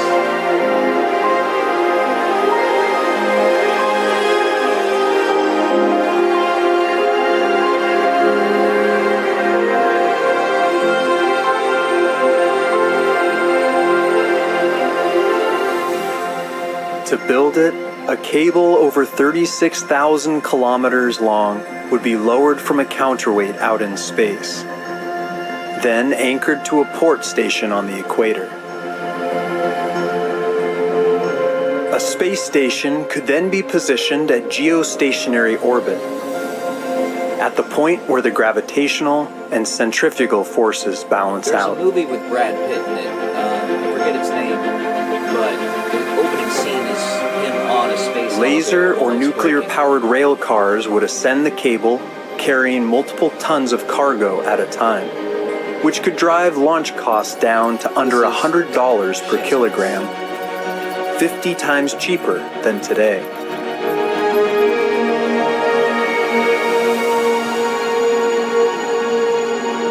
This could accelerate the mass production of solar power arrays, orbital data centers, research stations, and spaceports, laying the foundation for a new orbital frontier. Outside the gravity sink of Earth, the atmospheric friction, so much is possible out there. We've already taken care of 90% of the effort to get to other planets. But building this beanstalk to the heavens would be a daunting engineering prospect, This is like... requiring tether materials far stronger than anything that exists today. This 2,000 years ago. Just like And moving human industry into space comes with its own major risks, especially space debris. Tiny pieces of scrap metal as small as a fleck of paint can tear through satellites and infrastructure, creating even more debris and causing a chain reaction of destruction known as the Kessler syndrome. that is a concept that happened in the movie with To solve George this, Clooney and Sandra Bullock. AI-guided laser Again, I forget systems the name could of the rapidly movie. identify and Other deflect space small movie. debris. But you can find it on IMDb, I'm sure. While larger pieces could be safely captured and deorbited.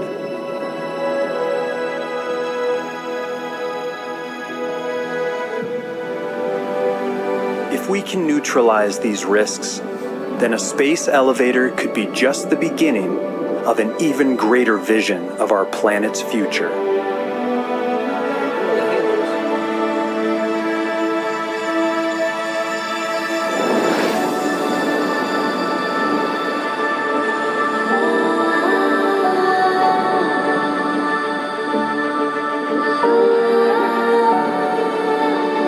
This is the crown jewel of space infrastructure. The orbital ring. This superstructure could become the backbone of our future civilization, Dyson sphere. a hub for everything from energy and transportation to climate management and tourism.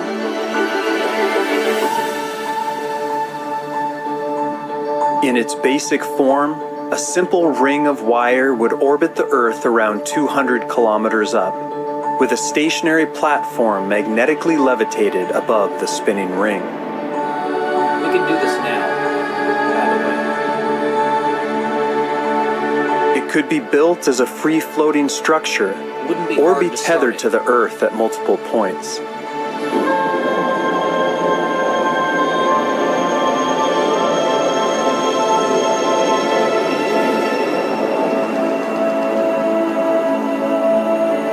Sky hooks and even hanging skyscrapers could dangle beneath the ring, serving as launch points, research hubs, or If cities you in had the this, sky. you wouldn't even need carbon nanotube technology because you would have the gravitational pull of Earth itself making it work. Rotating the inner side independently would generate gravity through centrifugal Be force, generally gravity neutral. making the area habitable and offering Because it's spectacular going around the views. entire planet. And then you use the centrifugal force, let's get those two mixed up, to make the gravitational pull on the ring itself, just like you said. We can do this right now. While no current technology can simulate gravity on the outer edge, it could still serve as a zone for microgravity industries and research habitats. That's right.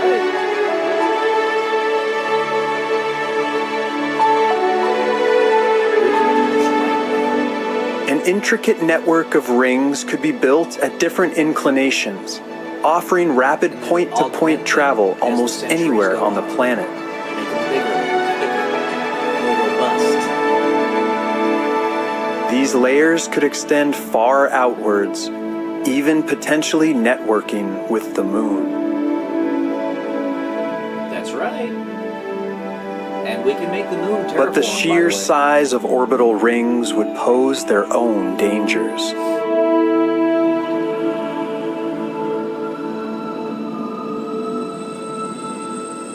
A shadow the width of the ring itself would sweep over the Earth each day. Freaking cool. For narrow rings, this would have little impact on ecosystems below. Just something that you have to consider. But wider rings, stretching over 1,500 kilometers, could cause major disruptions to the climate, blocking out the sun for an hour or more daily.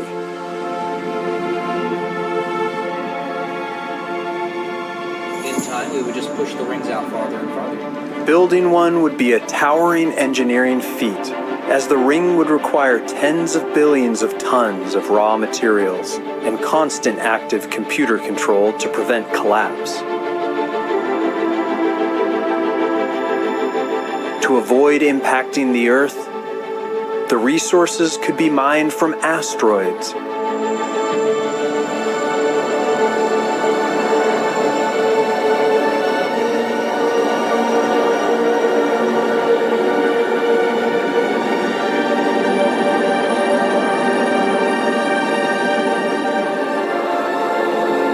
This may all seem like a far-off dream, but there are This is already why. proposals for This is why I so desperately would love to live 2,000 years. Because I can conceptualize this right now, just as you can in this guy making the video. But if I had the time to compound interest grow my resources, 2,000 years, I could single-handedly do this.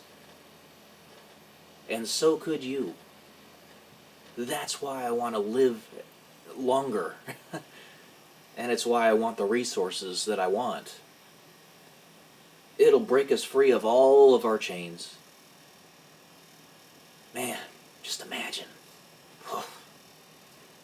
Prototype orbital rings that cost as little as $9 billion. The guy has the idea in his head. He knows it's possible. The only thing separating him from doing it is the resources. That's it. If the risks and challenges that can be overcome with the rings can become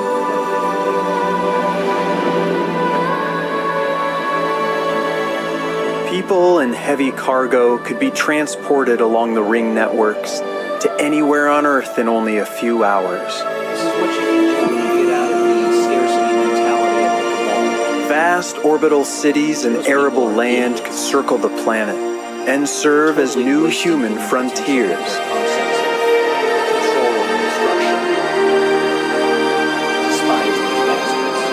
And with energy and heavy industry woven into the ring, we could scale our growth without disturbing the planet, preserving Earth as a sanctuary for life. We might already have super high station technology that all speakers. Same with the cure to cancer. We might already have so blind, stuck in the intellectual cells. I just want to juxtapose that so you can see what we're doing with it from here. This is amazing.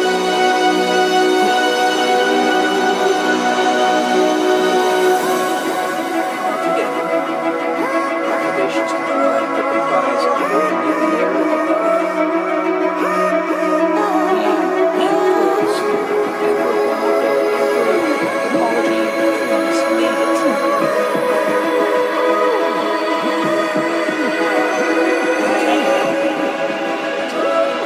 We want to scratch the surface of what this earth is becoming.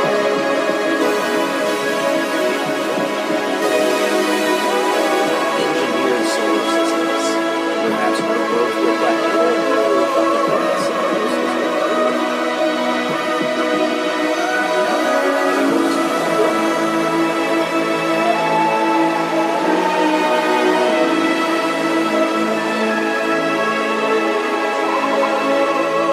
Or perhaps Earth will be a stepping stone to a much bigger journey. Engineered in the cosmos, this is how we go from stage 0 to stage 1, stage 2, stage 3 civilization, based upon the Parships scale.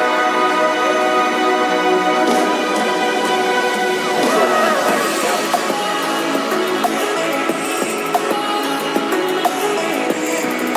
Alright, there you go, guys. I'm telling you.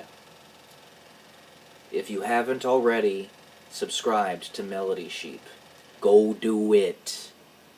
They are an incredible YouTube channel. Their videos are fire. Alright. That's what I got for you today, guys. Love y'all. Peace.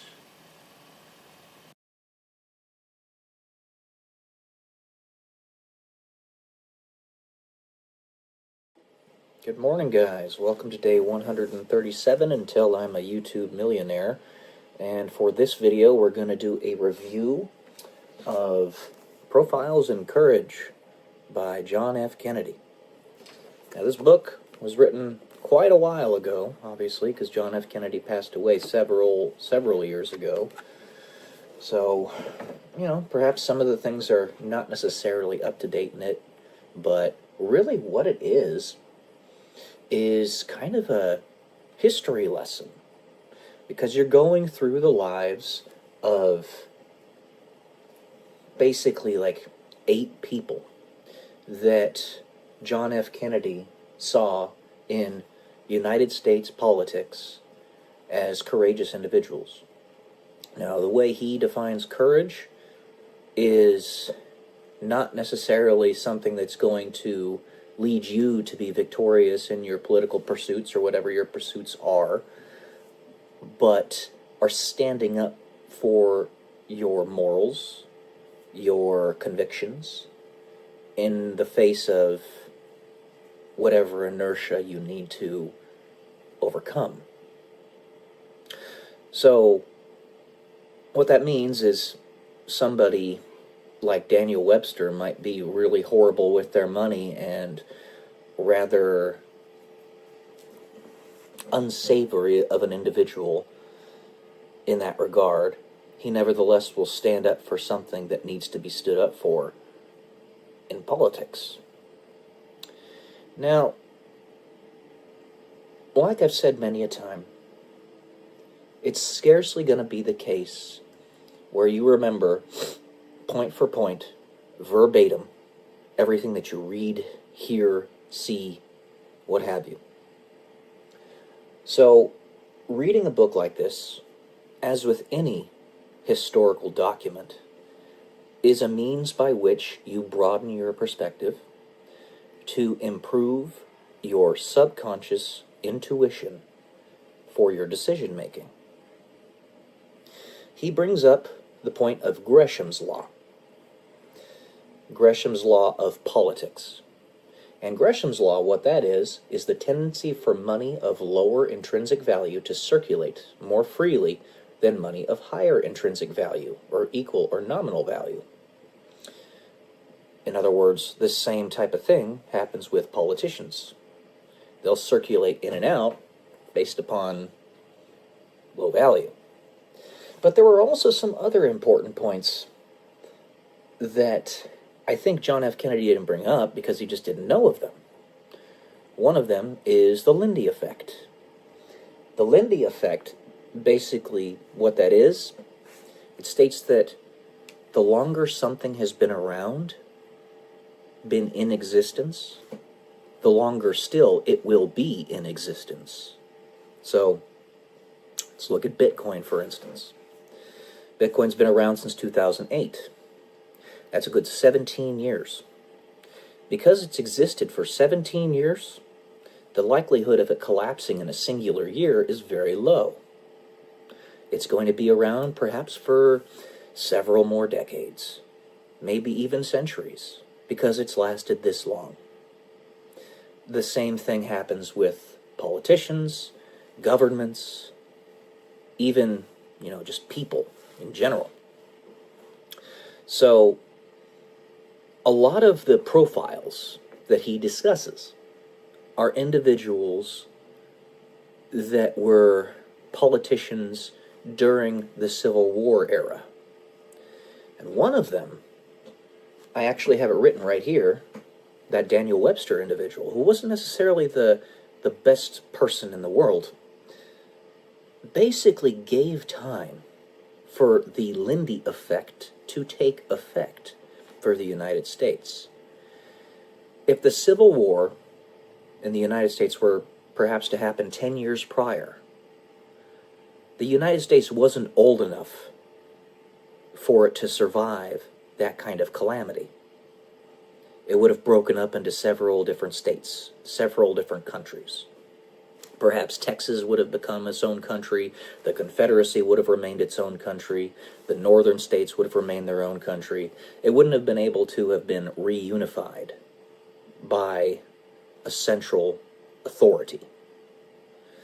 But because Daniel Webster he aided in the delay by great compromise with individuals like Henry Clay and others, they gave it time. Hindsight is 20/20, and scarcely could any one of these individuals have known what the future consequences would have been of the actions they were taking in the present. But a few things that you can know, the kernels of truth. Life is better than death. To give time for greater awareness is better than to make brash decisions, and things of that nature. Stability, generally speaking, is better than chaos. Slavery is bad. Freedom is good. Sound money, and actually this is somebody by the name of Lamar, a politician by the name of Lamar, Cincinnatus, blah, blah, blah. It was a big old fat name. I forget exactly what it was, but, and again, I'm not going to remember the exact details. He was a politician that was trying to keep sound money and keep it as a singular currency. Gold. He didn't want to add silver into the mix. It's like basic silver bill or something to that effect. I can't remember exactly what it was called. But hindsight's 20/20. You don't know these things in the present. And I look back on this and all the things that these individuals did to keep enough stability for the United States to get where it is now was hugely important. They held it together long enough to where now you and I live in the wealthiest country in the history of the planet. Even with the central banks and dark forces behind the scenes trying to turn us into slaves in a different sense, not like cotton-picking slaves, but a different kind of slave. Even with all that, we've managed to keep things together well enough up to this point to where we live in the greatest affluence we ever have. I'm talking to you on a piece of technology that's a billion times more powerful than the technology that got us to go to the surface of the moon back in 1969. And 69 years before that, we had just come around to inventing the engine, and we were getting ready to build cars, and we were a few years off from making airplanes. We went from barely being able to fly to landing on the surface of the moon in 69 years-ish, right around there. And now we're getting ready, we're setting out to go and colonize Mars.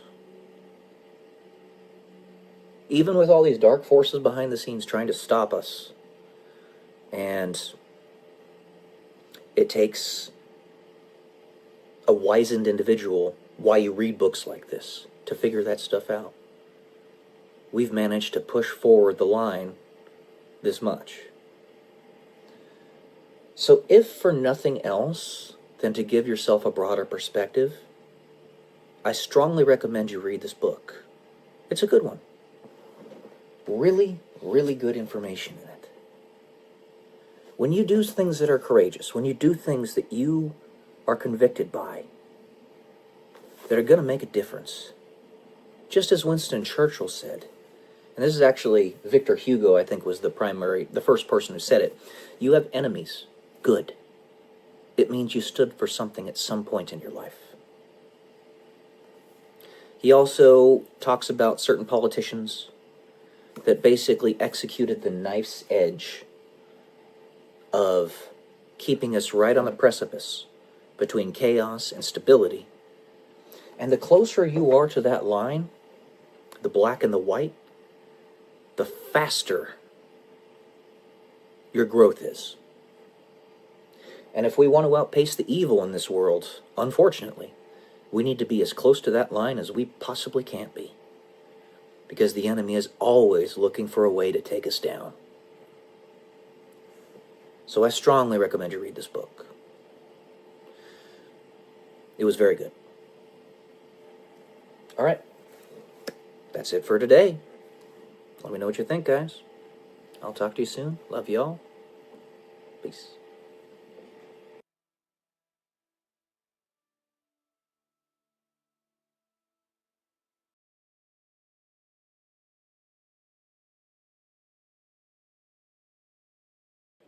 Good morning, guys. Welcome to day 129 until I'm a YouTube millionaire.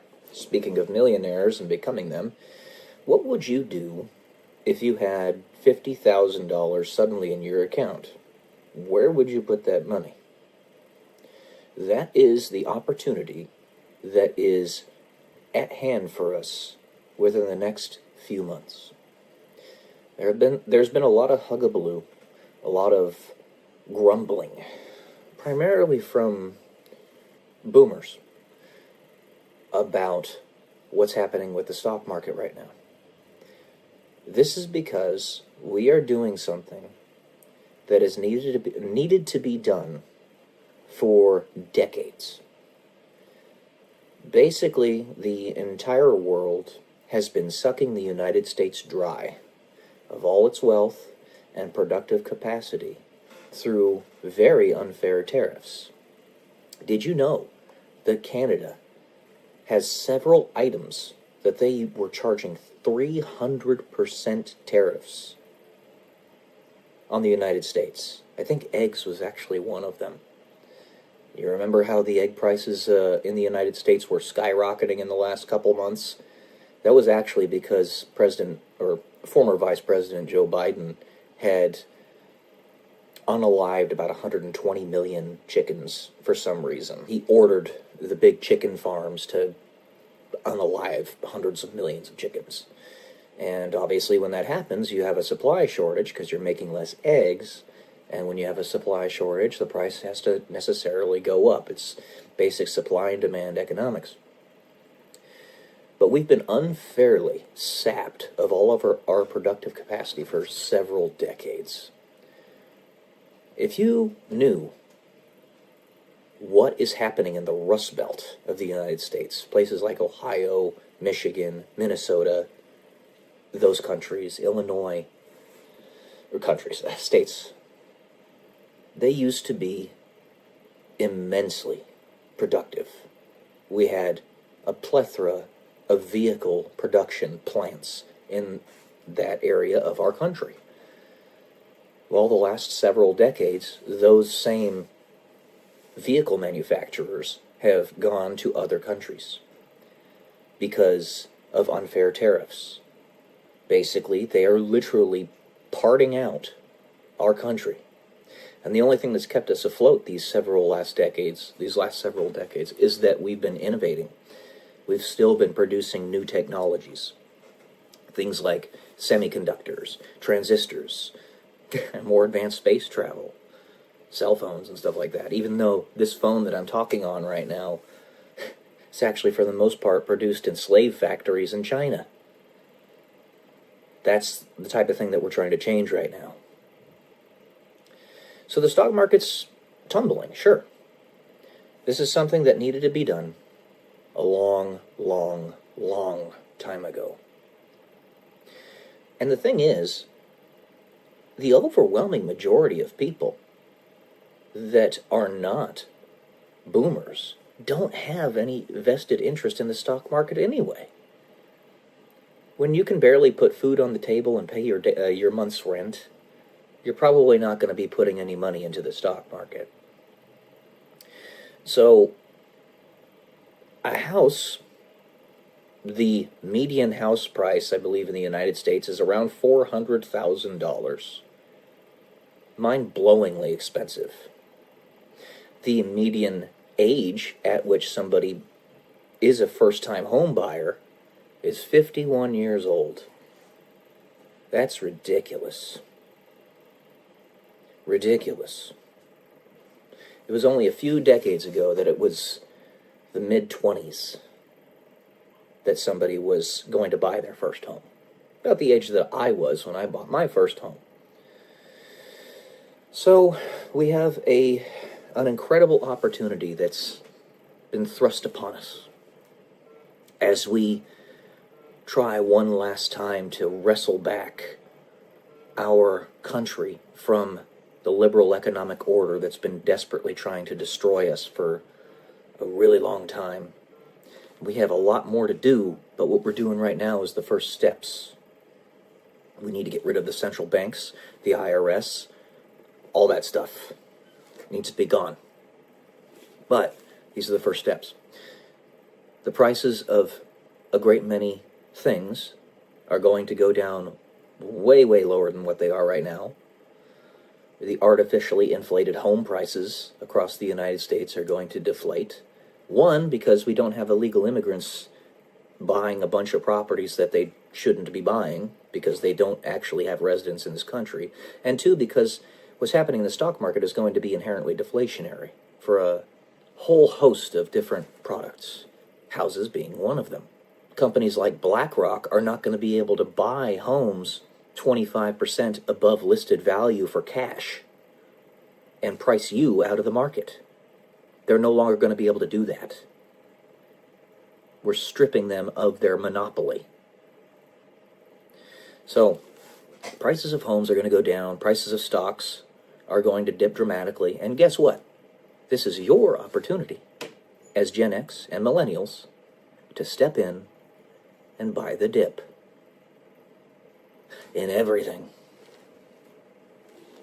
So if the Doge dividend does happen, and you end up getting $2,000 to $5,000 or maybe even more from the United States government, from all the money that was saved,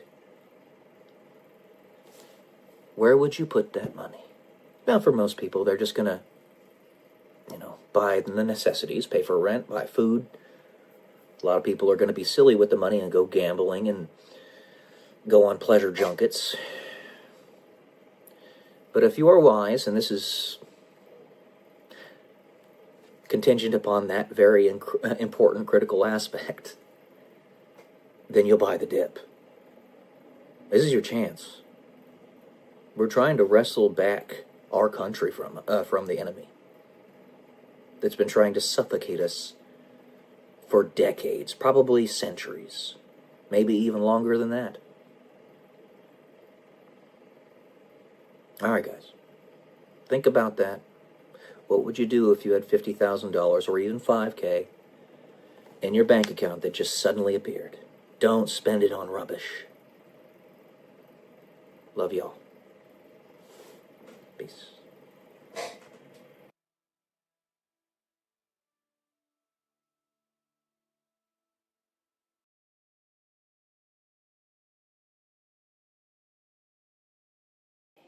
Good morning, guys. Welcome to day 101 until I'm a YouTube millionaire. Today is going to be a review of the book The 50th Law by Robert Greene. It's kind of a pseudo-biography of 50 Cent. And the 50th Law is Nihil timendum est. Fear nothing. It's right there. All right. And I'll say, overall, it was a pretty interesting book. The main gripe I have is that 50 Cent legitimately did come from a very difficult upbringing in the hood. He was a hustler. He sold illicit substances. It is a very dangerous thing to glorify such lifestyles. Leads to a lot of damage of individuals and entire communities, as one might be able to very easily and readily see in said hoods. Nevertheless, it is at the same time very good to get some insight into that world, so that, one, you can figure out how to fix it, how to help the people within it, and two, you can figure out how to make it so that it doesn't happen again. You have to meet people where they are. That's a truism across time and space. You have to meet people where they are. That's why when Jesus came to earth, he was both human and God. He was human so that he could actually relate to us. But he's still God. So, I have some notes here that I wrote down, as one does when they're going to review a book. Let's see. The first one is on somewhere around page 100, Robert Greene states very clearly that you are one of a kind. The way he says this is that there will never in all of history be another one of you. Whether you're Dr. Manhattan or just some regular standard human being, we all have unique DNA that can only ever be repeated once. There are so many different combinations and permutations of how DNA can be put together that there's simply not enough time, even in Google years, to randomly make another one of you exactly who you are. Even if you have an identical twin, you two are still different, at least a little bit. You are uniquely you. And the uniqueness that is you is the story that you make, how you live your life, and how you react to your adversities. And that's part of what they're talking about in this book. What 50 Cent ended up doing was he was trying to get out of that hell. He went to prison a few times, was shot 9 times. The book is very repetitive in that regard, but that's okay. It's because Robert Greene was basically doing an extended essay in combination with a biography of 50 Cent, where he was trying to explain several points of how to be fearless. And the main point of 50 Cent being shot 9 times and almost being unalived was that after that happened, he realized he didn't have much time to get his stuff done that he wanted to get done in life. So he went in full send mode after that, and his production increased like 10 times. He lost his Columbia Records deal, but then did a massive mixtape campaign in the hood of his area, and became very popular in that way, and eventually got the notice of Eminem's Interscope Records, and got his foot in the door in the industry that way. So when he almost passed away, he put his pedal to the metal and just busted his ass. And it's no surprise, honestly, to me that he was successful because, one, he's definitely a very industrious, entrepreneurial, intelligent man, and with an incredible work ethic. There's no doubt about that. The guy's got an insane work ethic. 50 Cent, that is. But yeah, one of a kind. And basically, 50 Cent was proving how one of a kind he was, and is. There was a point, page 110, where he discusses that forgetting is kind of a superpower. I don't agree with that. Because if you truly want to learn from your past, you do not forget. You do not forget. You can forgive, but do not forget. Next point is page 122. This is really, I think, what the saving grace was of much of what I found in this book. It's good to read anyway because you get some good information about 50 Cent's life and the philosophy that got him to be successful. But on page 122, he did something where he actually discouraged other hustlers from hustling. And in a sense, he kind of did something good.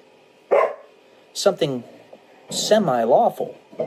He had hired a person to stick these people up, right? Professional stick-up artist is what he called them. And the other hustlers, he discouraged from doing the hustling by having this happen to them. And he partook in it as well, also being stuck up, so that he wouldn't give the impression that he was actually the one causing it. Again, smart guy. He knew to do that.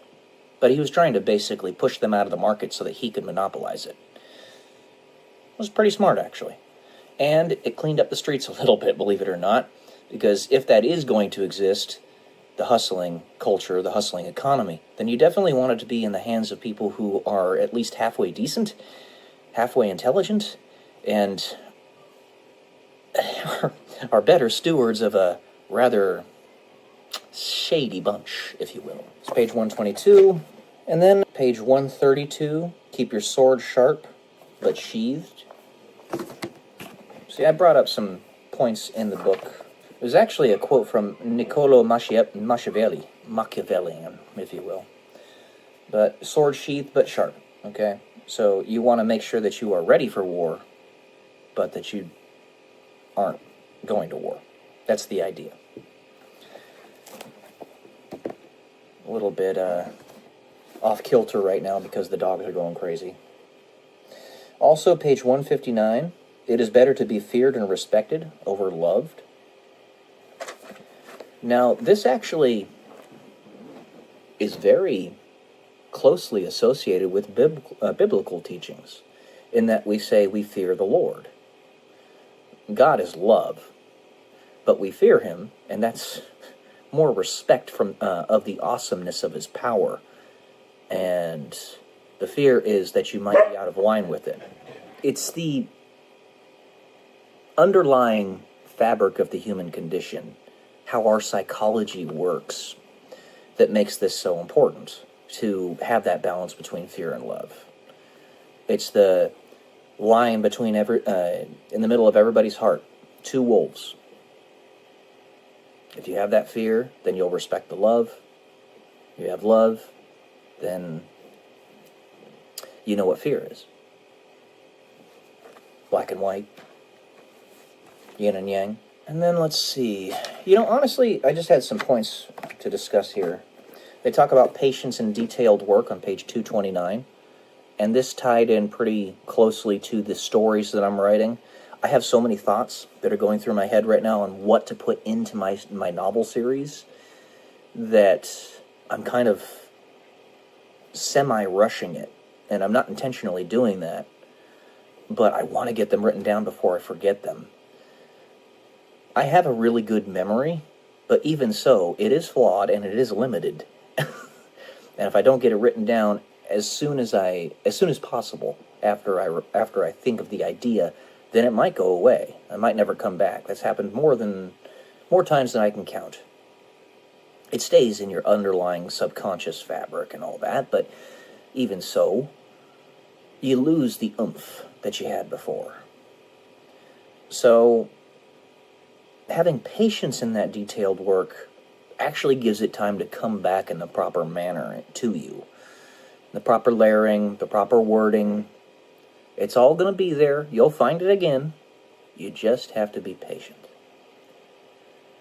And that was pretty much this book. 50 Cent actually ended up doing some pretty good things to make it out of the hood and hustle culture. And he was actually a stabilizing force in that community. And I think that's the primary factor here. The big men and women of history, whether they were good or bad, it matters not necessarily. What matters is that they were remembered for what they did, whether you're an Adolf Hitler or a Napoleon Bonaparte. Now, mind you, don't get me wrong, it does matter. Obviously, Hitler was a horrible, horrible human being who did horrible, horrible things, but he's going to be remembered for what he did. And then you have Napoleon Bonaparte, which was one of the greatest leaders and generals of his time, and really of human history. You have Leonardo da Vinci, Albert Einstein, Isaac Newton. I mean, you could just name them off over and over, because they're household names. People that are part of the fabric of our history as human beings. And 50 Cent has the potential to be somebody that will be remembered in perpetuity, regardless of what you think of him. He actually had an impact on the world, has an impact on the world. I will never seek to glorify the hustle culture, selling drugs, the hood mentality and all that. It's not safe, it's not healthy. But 50 Cent was a stabilizing force. So that was this book. The next one up, I think, is going to be The Art of Knowing by Christopher Langan. Basically assorted essays and expositions on free will. Yeah, I got this one read pretty quickly, actually. It only took me like 3 days. But that's because I sat down and read like 150 pages a day. I don't usually do that. I usually read like 10 to 20 pages a day. So, okay guys. That's all I got for today. Kind of disjointed because the doggos, as always, distract me. So, love y'all. Peace.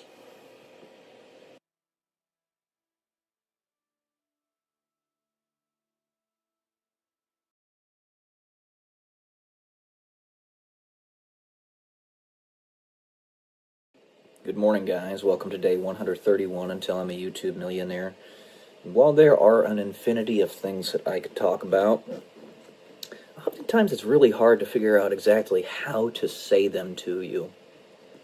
Like, for instance, I had cycling through my mind this morning, talking about what if, and I want you to think hypothetically, we lived 8,000 years.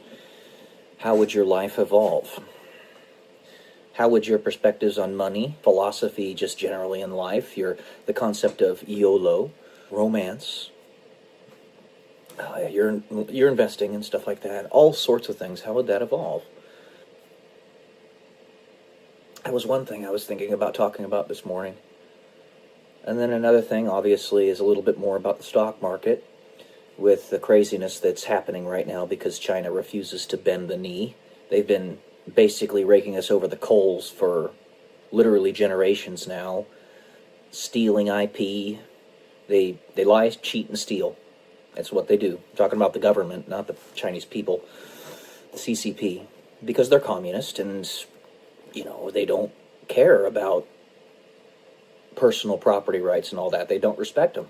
That's another thing I wanted to talk about. And then I also wanted to talk about technological advancement, how the very fact that I can even bring these ideas to you on this phone, instantaneously nearly, through thousands upon thousands of miles. You could be living in Australia, for instance, right now, and I can record a video and you can see it within a couple seconds.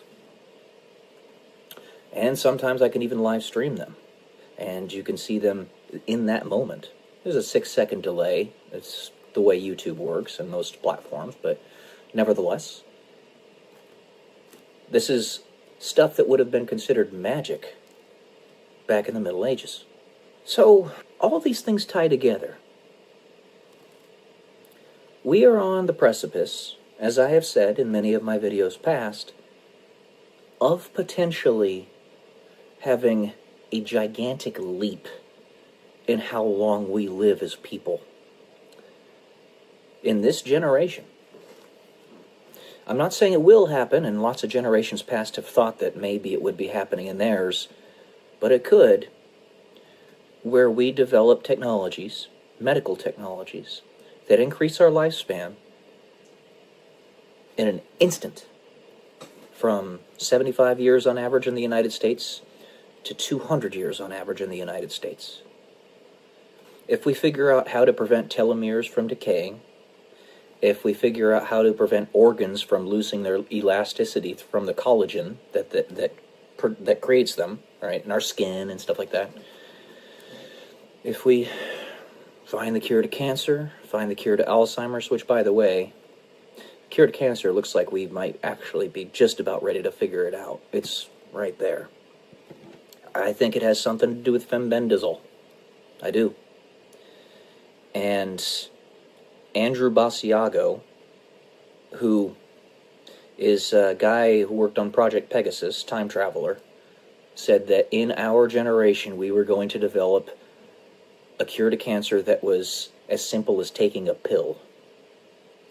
And that's what it would be. It would be a pill that you take. And it would cost less than $1 a pill.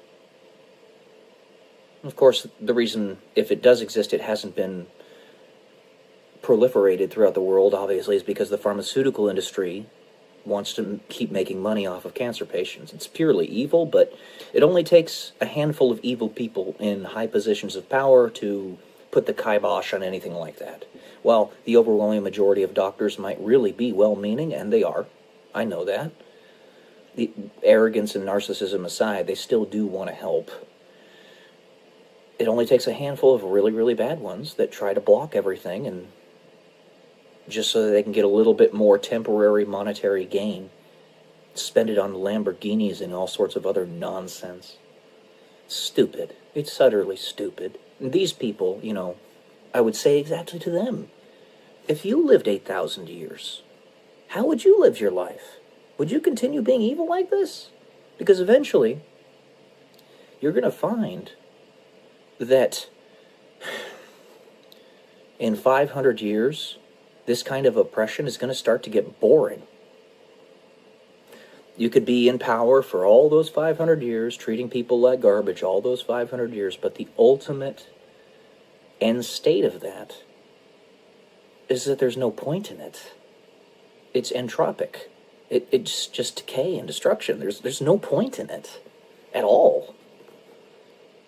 Why would you do that? And those people, just like us, could get to the point where they're living 500, 1,000, 8,000, whatever years, and they could say to themselves, all right, maybe I've had my fun. I'm going to go ahead and release this technology now, or get out of the way. So we're in that generation now, potentially. CRISPR, 3D printing organs. We could eventually be just like a vehicle in that we part out the things that need to be replaced and print them through 3D printed organs when they need to be replaced. Whether it be a lung, a heart, a liver, a kidney. The only thing I can think of that might not be easily replicable is the brain. And I might be wrong on that. I don't know. But we're at that precipice right now. We have 3D printing. We understand better, now better than ever before, how stem cells work. Stem cells can be used to produce organs and tissues of said organs. We can actually get stem cells from your body simply by scraping the skin cells off of your hand or something to that effect. We're on that precipice. We really are. You lived 8,000 years. How would your investing mindset change? Would you continue gambling every day, $5,000? Would you continue living paycheck to paycheck? Or would you look at it and say, maybe I should probably try to build something with this? Do something like what Benjamin Franklin did with Philadelphia, in that he created a trust or an investment fund. He had put 1,000 pounds sterling in it back in 1790 or something. Yeah, it was 1790. And in 1990, it was opened up and it was worth like $7 million. It was worth a lot of money. Imagine if you did that for 10,000 years, or let's just say 1,000, and it were in an investment portfolio that was even better than that one. It would be mind-blowing. Mind-blowing. Because that was just 200 years with very simple investing portfolios. If you ended up being like the Howard Foundation in the book Time Enough for Love by Robert Heinlein, which is a great book, by the way. Really, really weird, but a really good book. Makes you think about a lot of different things. How would love evolve if you had infinite time scales or close to it? He lived for, the main character, Lazarus Long, was 2,300 years old because they figured out rejuvenation technology. So, and he had, the Howard Foundation was, because he was wisely investing, and because it had been around for so long, that was basically like half of the economic value of Earth. Now, in that civilization, human beings had spread out across like 50 to 100 planets at that point.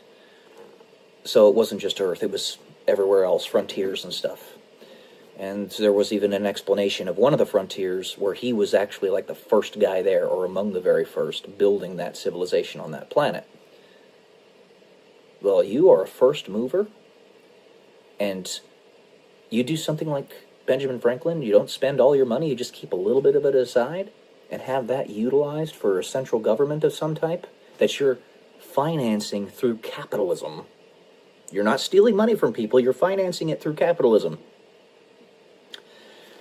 Imagine what that'll be in 8,000 years. The whole of human history, recorded human history, is only about 10, 12,000 years. If you go all the way back to the cave paintings of pre-civilization, then you could say even 40,000. But even so, agricultural revolution, all that stuff, about 10,000 years. About the same amount of time that we've had dogs domesticated, because they're our buddies. So, I'm just saying, you're really gonna have to adjust your perspective. I was talking to myself, as one does, who's crazy. No, just kidding. As anybody who does, who's got thousands of thoughts going through their heads, about how I have crested my peak in life with seemingly being a failure to launch. We peak physically unless you continuously exercise and take care of yourself. You usually peak physically at about 24 years old. I'm trying to extend that out to maybe where I can get my peak at about 40 instead, which tends to happen with IFBB pros. But even so, 24 years, whatever. And I was thinking to myself, well, shoot. If I have crested my peak, how much more time do I have to build that same thing? And I am a person who I consider to have been fairly wise with my investing in my money, even with the things that have happened in my life. I mean, I've had to file for pseudo-bankruptcy. I have before. It wasn't full-blown. It was just me basically financing my credit card debt. Lost $500,000 in Bitcoin a long time ago, a few years ago. But that was because I was being specifically attacked by demonic forces. I wouldn't have lost it in any other situation. But it could be written off, everything else, in my past. All 35 years of it's 36 years in about a month and a half. If it turns out that in a handful of years, our life expectancy increases to 200 years. If that ends up happening, then it doesn't matter how much crap I've dealt with in my past. I'm still going to have a lot more time to make things better than anybody has ever had in the history of the human race. And that's already pretty much the case even now, even without those giant jumps in medical technology, because we are living longer than we ever have. So, try to entertain these hypotheticals. You might get to the point in your life where you actually get to choose when you want to pass away, because you have such an indefinite lifespan. Now, Canada kind of jumped the gun in this regard, and they have medical assistance in unaliving. That's very bad. They jumped the gun. And I mean that in a literal sense. Because we don't have those technologies that allow us to live 1,000 years yet. But when that time comes, may be more reasonable. Things are going to change. They already are. Big time. The world does not stay stationary. Be able to entertain these hypotheticals in your head, because some of them just might become reality. Alright, guys. That's all I'm going to say today. Love y'all. Peace.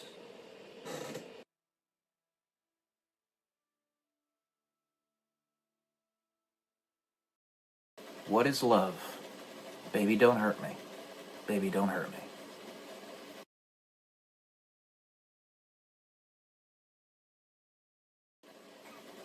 Welcome to day 189 and telling me YouTube millionaire. So with recent events, recent developments in my personal life, as well as, frankly, the world writ large, in the essence that truth does have some type of context to it pretty much all the time. So I think it was Reinhold Niebuhr who said that truths, some of them are truths of context. It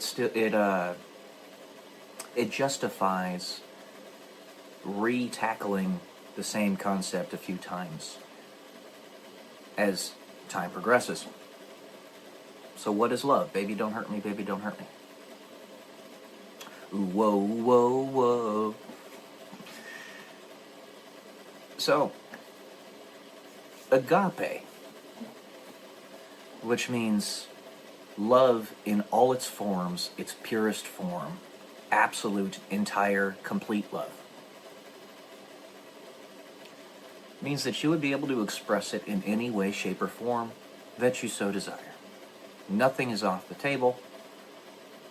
Everything that you are capable, of which you are capable as a human being and as a spiritual being, you can exercise if you so desire. Now, if you love somebody, and one way you want to express that love is sexual, know that we do it anyway. As Jesus told us in the New Testament, for those who even think of indecent thoughts with somebody else who is not their wife or their husband, that is committing adultery. Now, why would he say that, and at the same time be like, just brushing it off? It's like, I'm not worried about it. Well, it's this, essentially. It's the ephemeral and the temporal, and the non-ephemeral, interacting with one another. So, the separation, for instance, that a person has with loving somebody and being in love with them, what exactly is that? I would submit that there really isn't a separation. There's just different expressions of love. I love everyone. I mean that when I say that. It's a dependency on whether they have the capacity to love in return, or how they decide to love. As the meaning of life is love, and how you love is your personal experience, your life. So let's say that you combine the sexual component with otherwise. If you love somebody, which, as I said, I love everyone, then there's really no separation between being in love and loving them if you express every single way how you can love them. However, if you do not love them, what's left? Is it fear? Is it anger? Is it hatred? Is it emptiness? Entropy? Because if you love someone, you truly are bonded to who and what they are and love them so much based upon that, then a physical expression is not all that important.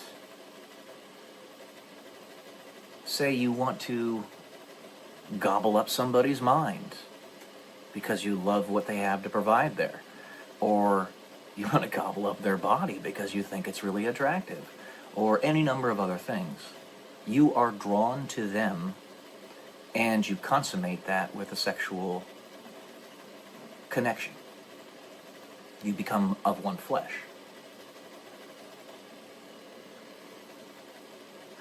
That is a marriage, just de facto.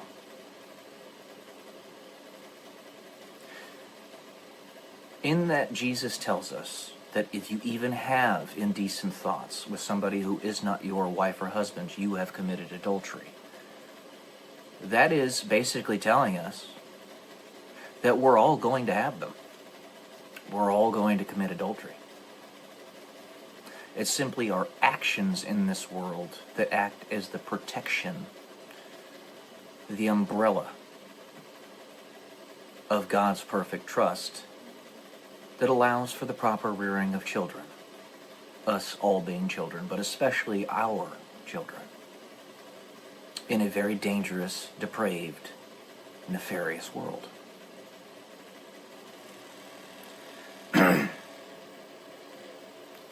So, to make a thing out of...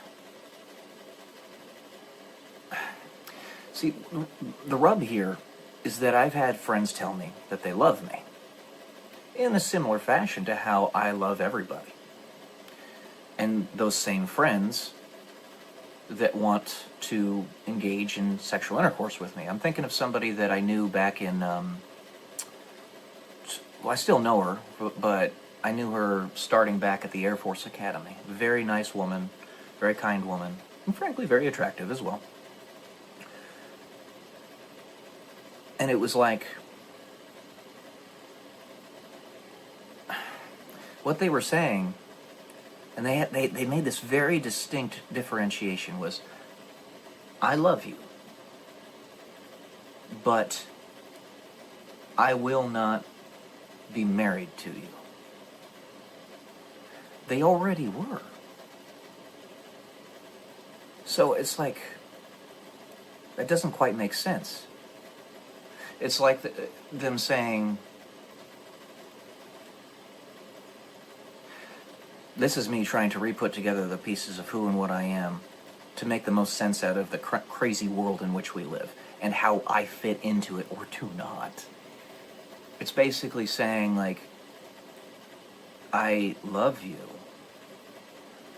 but the expression of it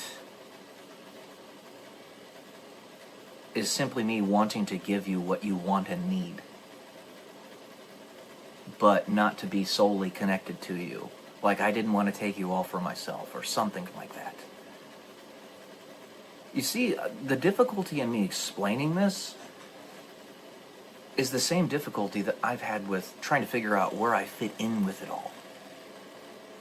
Being a bog standard white human, well, bog standard white man in the modern era that is resented by so many different people, so many different, like I've said in previous videos. So trying to figure out where you fit in with it all. Somebody wants to give you a sexual connection.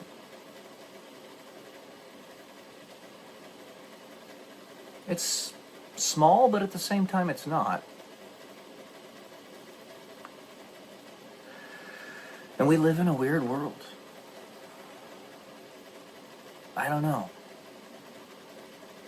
You're seeing these thoughts come out of me raw. Every morning I look up to God and I say, hey, give me the words that I need to speak to convey the best message that I can to others and to my future self and my future progeny. So, to others, because who you are now is different from the person that you're going to be in 10 minutes, 10 seconds, 10 years. It's a different person. Same but different. Just a little bit temporarily dislocated is all. And other people are simply different frequencies, different interference patterns. All of the same whole. They're fractured off pieces of the same whole. So what is love? Baby, don't hurt me. Baby, don't hurt me. If I ever hurt anybody, whether intentionally or not intentionally, then I need to re-gauge how I'm doing it. Because I don't think that's the proper expression of love, unless it's tough love. And tough love has its place and is still love, and it's very important.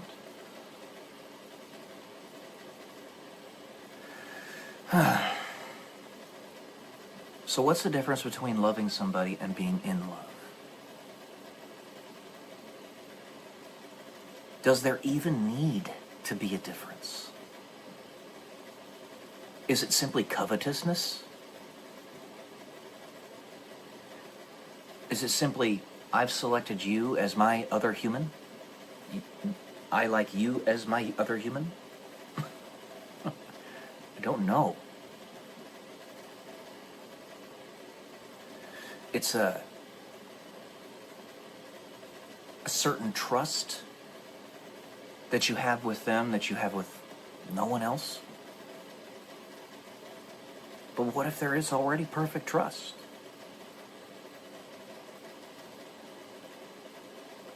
That the ultimate conclusion to it all will be that expression of ultimate trust. Like the female lead in my story. Everything that she's doing seems to be contrary to the scientist's mission, which is to save existence. But in fact, the entire time, what she's been trying to do is act as that separator, that differentiator between the scientist and the dark force, by taking the dark force on a merry little goose chase. A silly goose chase. I don't know. Concepts to broach. And that's why I'm writing this story. I'm kind of learning about myself as I write it, and I'm writing it as I'm learning about myself. It's a Inception-like loop where you're creating and experiencing reality so fast that you get right in the middle of it and don't even realize that it's happening.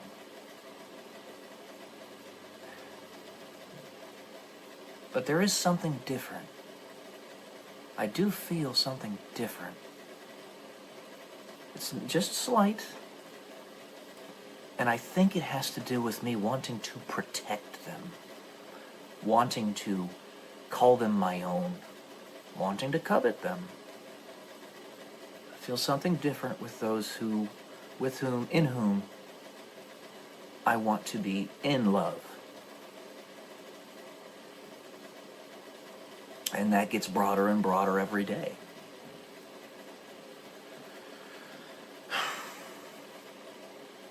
Man.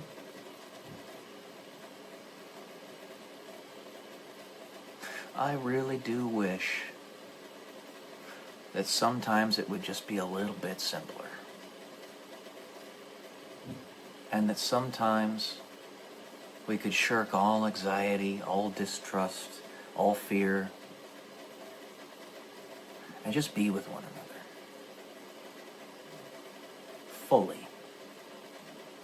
In that perfect trust.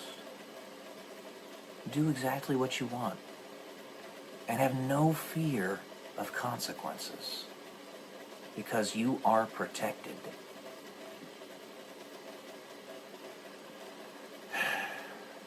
And there's somebody I want to protect.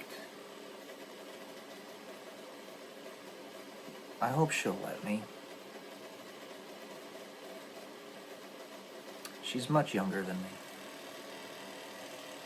I bring that up several times because while it's not a rub with me, I know that it might be for others. Might even be for her. But just know that this used to happen all the time. It used to happen all the time.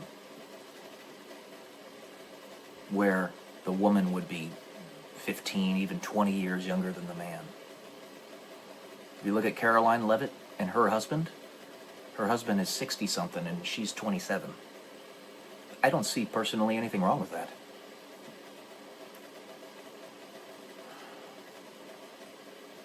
To be more specific with the person of whom I'm speaking.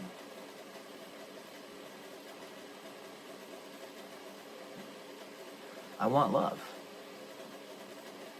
And I want it to be mine. I want to protect you. It makes you feel like a man when you can protect your woman. So, anyway.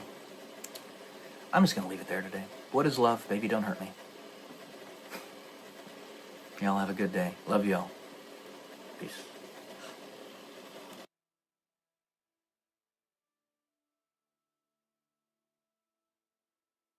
How to survive the chaos. Welcome to day 177 until I'm a YouTube millionaire. I had a friend of mine on this platform requests that I do more how-tos on my videos. And this, I know, was more applicable to things like how to buy Bitcoin, or how to do a certain mathematical equation, or how to get into real estate, or how to raise a dog, or any number of other things you could think of. I know that's more what it was relating, and less about a philosophical concept, such as how to survive the chaos. But nevertheless, that's what I feel within myself to do today. So, there are many ways, many steps to this. Because there's also many gradations to the chaos that you'll have to endure in your life. For me, the last 15 years has been a veritable hell. And for pretty much everybody else, if not half the people in my family. It was marked by a tremendous number of physical ailments for myself and the rest of my family. My father, for instance, having 15 strokes, including 2 massive ones and 13 TIAs. My mother having PTSD, all like I do, major depressive disorder, and a bunch of other stuff, back problems. Several of my family members passing away in such a sequence that it seemed to be just laying on thick in our lives. I had several uncles leave this planet, and basically our family was just sort of dwindling around us. One of the big reasons why it's so important to raise up a family of your own, because otherwise you're going to be all by yourself in no time at all.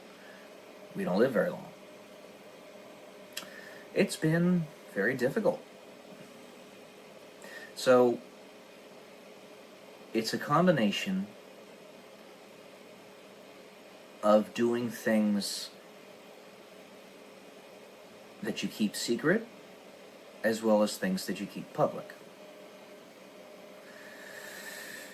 There's some stuff that, because your enemies want to take you down so badly, you need to keep to yourself. Like where you put a lot of your resources, your monetary resources, your capital, stuff like that.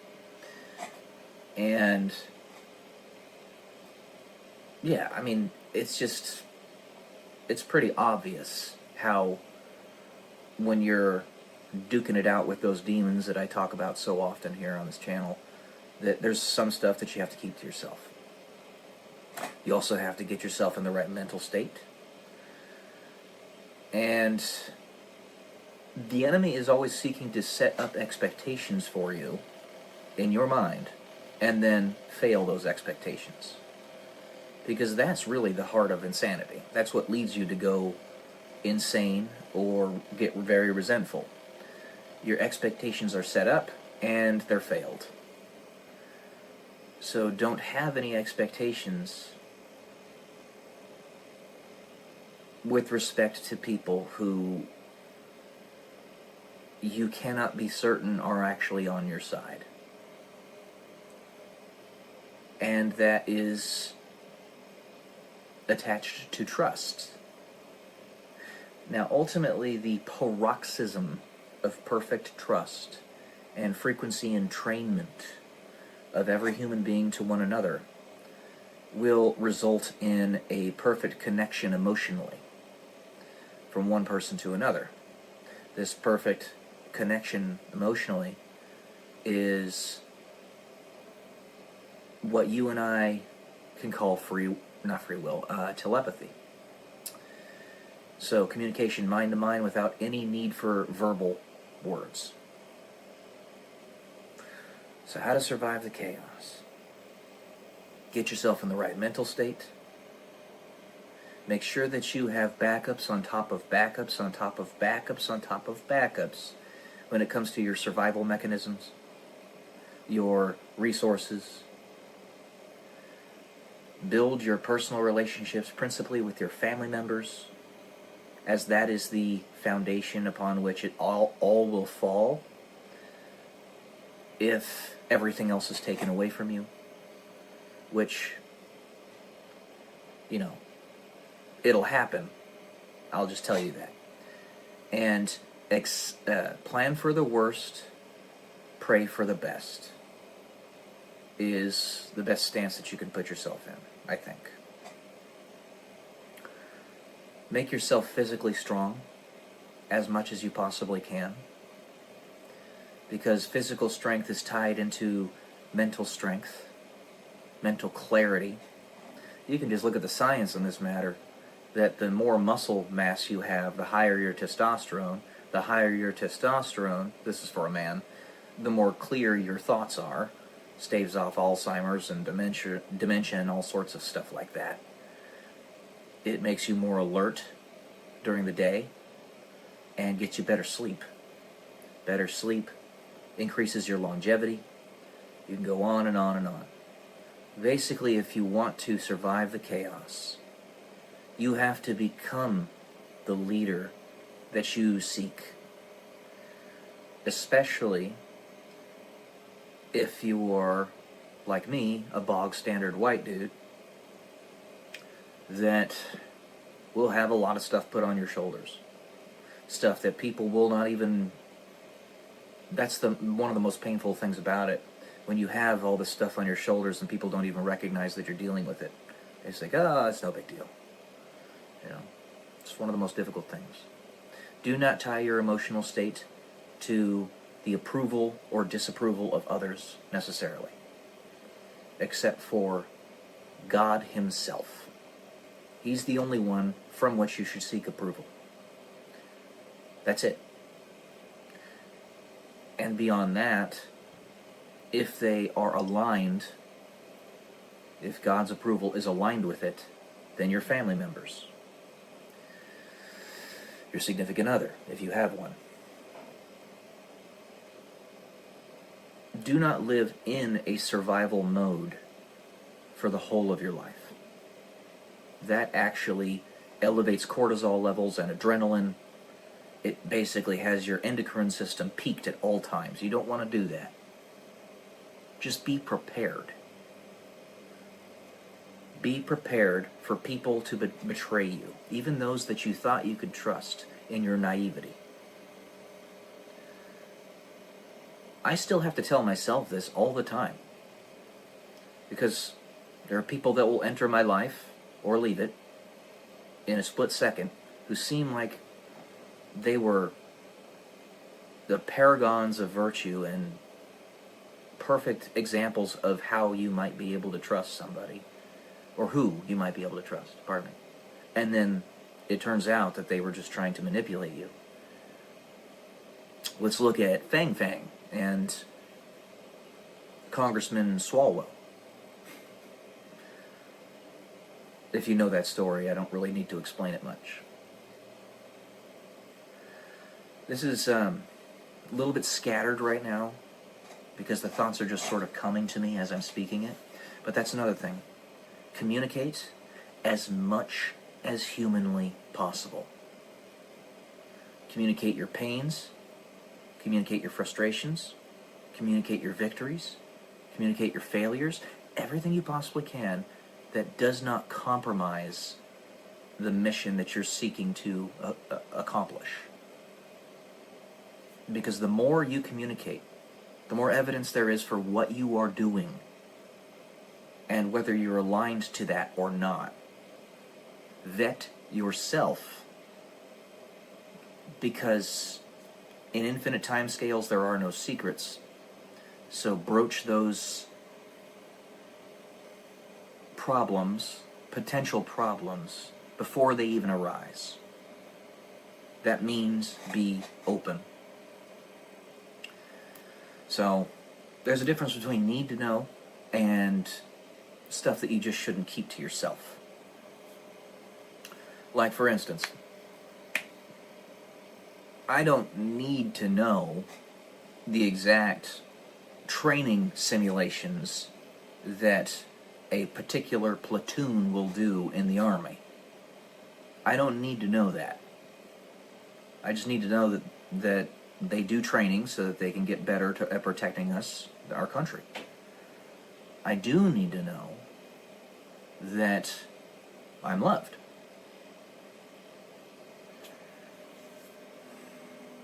Okay. Yeah, that's what I got for today. Alright.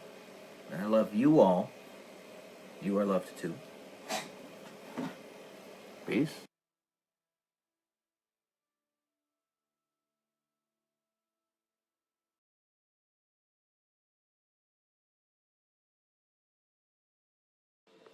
Good morning, guys. Welcome to day 111 until I'm a YouTube millionaire. I just wanted to chat a little bit about how does one have things to say every day?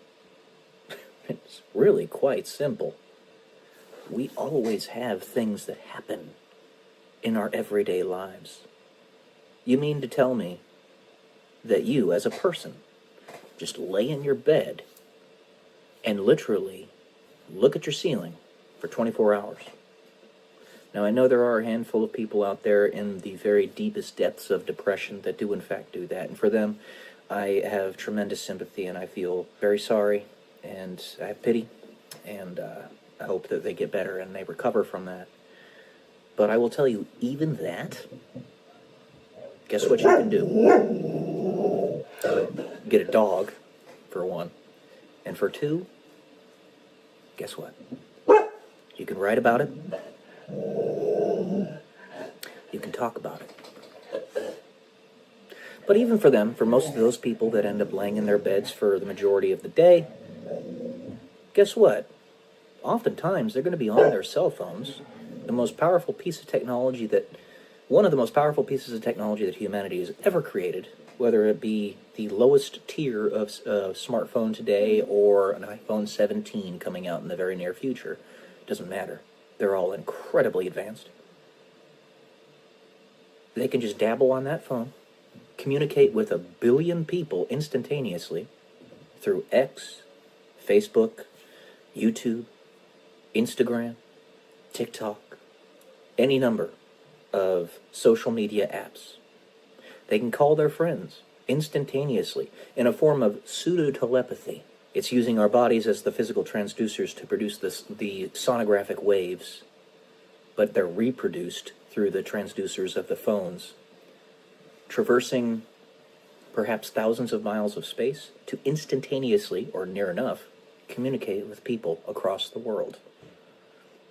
You can do this on Skype, Microsoft Teams, Zoom, your phone, FaceTime, doesn't matter. Absolutely mind-blowing.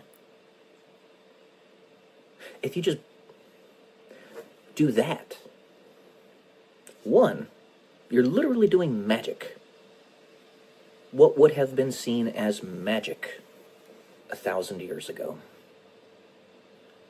And it's because you've had people that have placed before you an opportunity that humanity has never had through removing layers of abstraction for your choice. That's the difference between choice and opportunity, as I talked about in a few episodes back. Choice, it would be awesome. You would love to choose to go to the moon back in the medieval ages. I'm sure there are a lot of people out there that lived in that time that would have loved that, but they didn't have the opportunity. Unless they could literally focus their intent and instantaneously go over there, just by the power of their thought, which is the power of God. They didn't have that ability. At least not yet. But they didn't have the opportunity given to them either by other very strong wills that built the tools that allowed them to go there. And we live in that era now.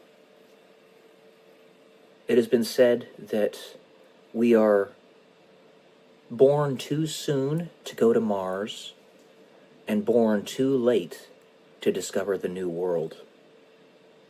But we're born at just the right time to have existential crises. That's what some people have been saying. But there's always wonder. There's always newness. And I'll say this, if that world where you are unable to get to Mars is the one in which you live, and you want to go to Mars, you are the one to put in the effort to get everybody there, or to play some type of part. Believe it or not,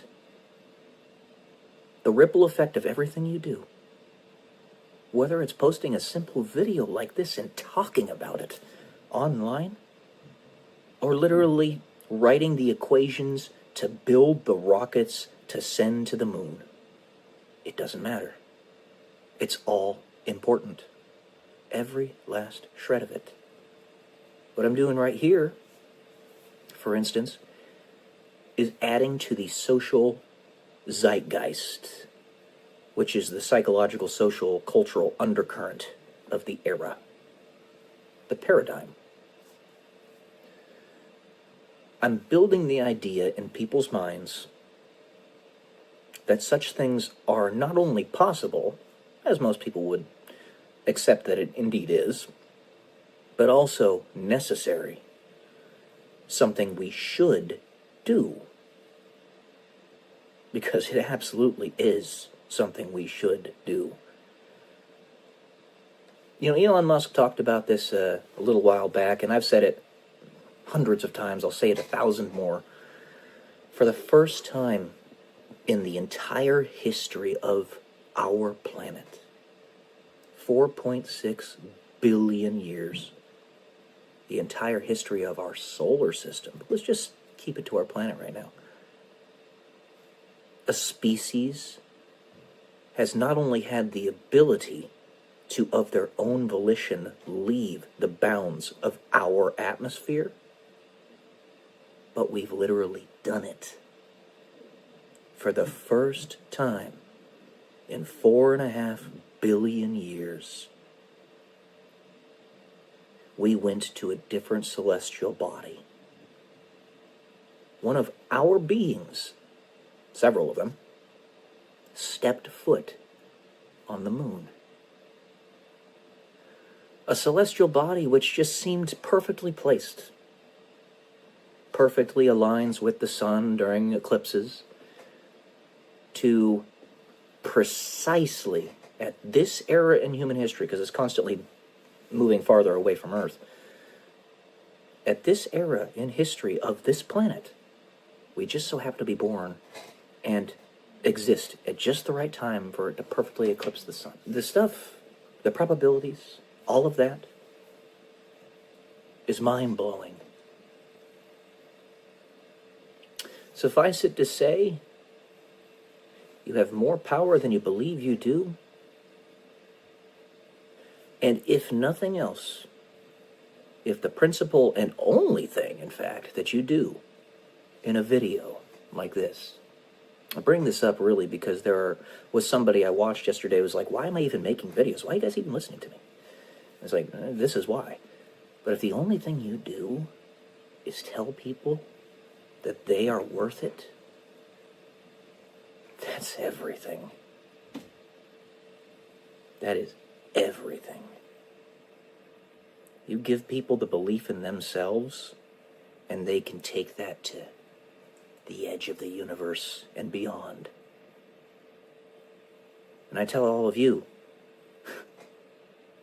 we are the ones creating the future. It's us. You are so much more important than you realize. All of you. All right, that's all I got for today, guys. Hope this helped. Love y'all. Peace.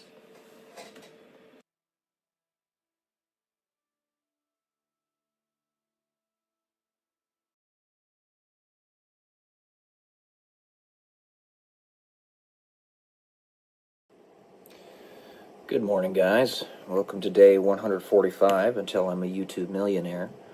And today we're going to have another essay reading. This one is simply called A Story.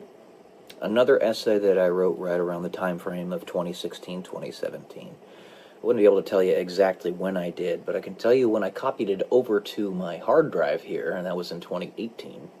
So that's the best I got for you. I should probably start putting dates on these things. But anyway, this one's rather short, so.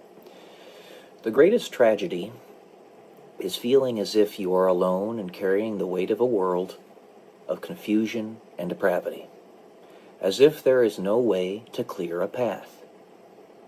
So many stories are proposed, and so much information to discern, though never, it seems, enough. Sometimes, you just want an external force to tell you that it's going to be all right, or that a specific story is true. Allah, God, coming to you himself in person and giving you the information that you need. So long as one understands that choice, undergoing an appeal to a perceived authority, then it is truly a choice, just as any other, that can be made without prejudice. The question is only given the true answer as we, as humans, see it, if one proposing said truth has no ego, have no ulterior motive when trying to give somebody advice or good information about how they can lead their lives, aside from willing the good of the other, which is love, and that information can be taken basically wholeheartedly. Those stories I propose to you, do you want me to tell you if they are true? My life is a mission, is my mission. Who I am at my very core is my mission. My mission is unconditional love. Unconditional love being in direct opposition to free will, in a way, is the absence of ulterior motive, the absence of exclusion, or more appropriately, the absence of absence. Unconditional love is the absence of ego, and thus any perceived truth can be centralized within it, because it would not be tainted by said ego. As we are human, we require epistemic ambivalence to protect each other. We require decentralization of will, of power, for power is what we seek. It's in our nature. What of those who are both human, ego, and not human, without ego? In that this is what we all are. The truth we choose is the truth. The stories we choose are the truth. The evidence is right in front of you. But the knife's edge is meant to thrust you forward so that you can see it. It maximizes the velocity at which you can learn the lessons you need to learn. The truth can only adequately be centralized in one without ego, without free will, in a way, without humanity, in a way. But there is another choice. You can be both. It's so curious. To take up the mantle of exalting unconditional love is to rid yourself of your free will. But could you live without free will and not even know it? Only if you chose to. I'm going to do something that I probably shouldn't do. The truth can be centralized within me, you as well. But you must choose to allow this to happen. As must I, and the rest of us. The truth is, aliens exist. As do angels. And I love you unconditionally, as I do everyone and everything in all existence. And this will never change. Now, what I mean by this is multi-pronged. The first one being, if you perceive something, then it is, by that alone, something that is extant, that is real, that exists. The idea of aliens in your head is enough to make them exist. As a noun, if nothing else. As a concept. You can call them extraterrestrials. You can call them demons if you want. Whatever you so desire to call them. They exist. The difference is how much abstraction has led to them existing within our three-dimensional reality, or some point in the future, or in a parallel universe, something to that effect. Do you believe this story, or this truth? Or is it in fact both? You can choose to believe. What I have told you is true. You are not alone. Now again, I wrote this back in 2016, 2017, somewhere around there. And you must keep in mind, I used to be very gung-ho about the existence of extraterrestrial or alien life. They're not the same thing. Extraterrestrial is beyond Earth. Alien is foreign. In that, what we know in the divine teachings of the Bible, angels and demons are extraterrestrial, not human. They're from different dimensions and even from perhaps different parts of the universe. They're not alien because we know them and we know of them. You could make the argument that demons are alien, but that's another story entirely. The point being is, when something is in a state of having been in a black box and it's subject to Heisenberg's uncertainty principle, Schrodinger's cat, it both exists and doesn't exist at the same time. Because we have not seen in person gray aliens, as you and I call them, without some way to debunk it with very powerful evidence. They therefore exist and don't exist at the same time. And the path that we choose will become the reality. They are in Schrodinger's cat position right now. Angels and demons, we accept, exist. I mean, you could call some of the horrible people on this planet today the human manifestations of demons. People like George Soros and his son. And I can name a bunch of other people. You could even say somebody like Klaus Schwab. So, it's both more complicated and less complicated than you think. It's interesting. It's a certain duality. But anyway, that's all I got for today. Hope you got something out of this. Hopefully it wasn't too occluded. But, yeah. Love y'all. Peace.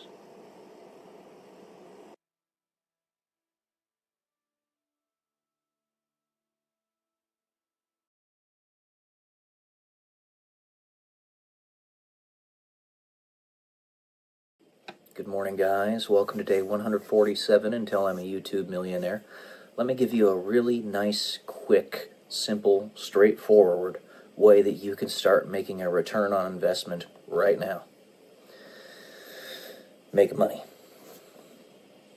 You could go on Craigslist or Facebook Marketplace, buy a 20, maybe even 30-year-old RV for $5,000.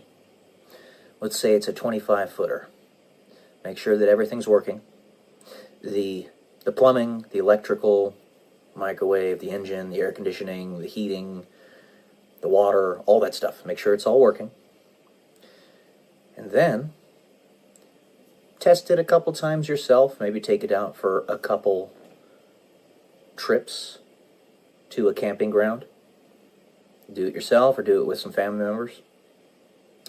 And then take a bunch of pictures of the inside and the outside. Make sure it's all clean and put together and ready to go.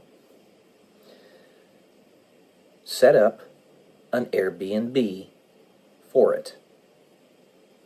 Now that Airbnb for such an RV, yippee, sorry, you could rent out easily for $50 a day, easily, and ensure that the users refill the gas tank and everything else that's necessary. You can clean the RV yourself pretty easily. And if you let's just take a single month here.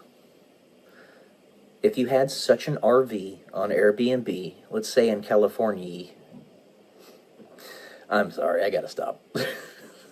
In California, then you could probably rent that out for about 80% of the month. Sorry. 80% of the month times $50, so 24 days a month. That is 1,000 plus 200, so $1,200 a month that you would make off of it. And that's not even counting in cleaning fees, which would probably be, let's just say $100 a month. So $1,300 a month. You would immediately make a year-over-year ROI from a singular month of owning this of about 25%, 26%. Pretty incredible. Multiply that by 12. You go from a 26% ROI to it's $15,000 a year.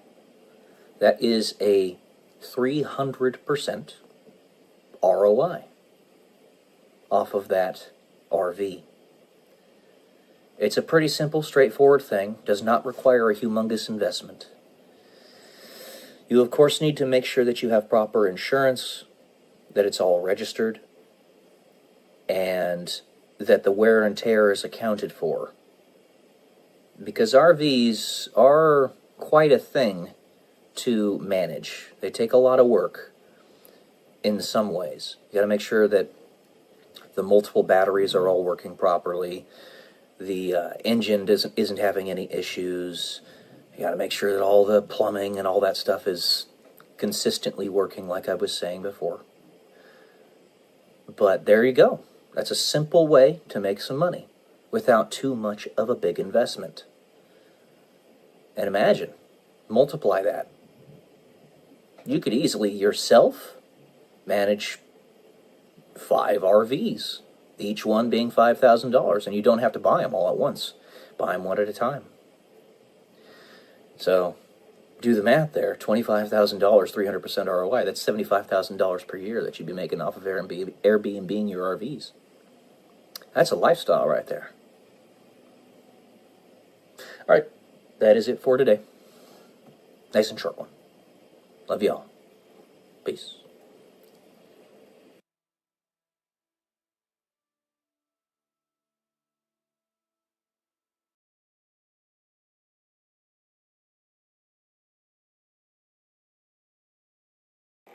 Good morning, guys. Welcome to day 125 until I'm a YouTube millionaire. And for this one, I'm going to read another essay that I wrote. I believe this one was back in 2017. It's called Bellwether. Bellwether. I wonder if any of you can tell just how much of our world today is complete fantasy.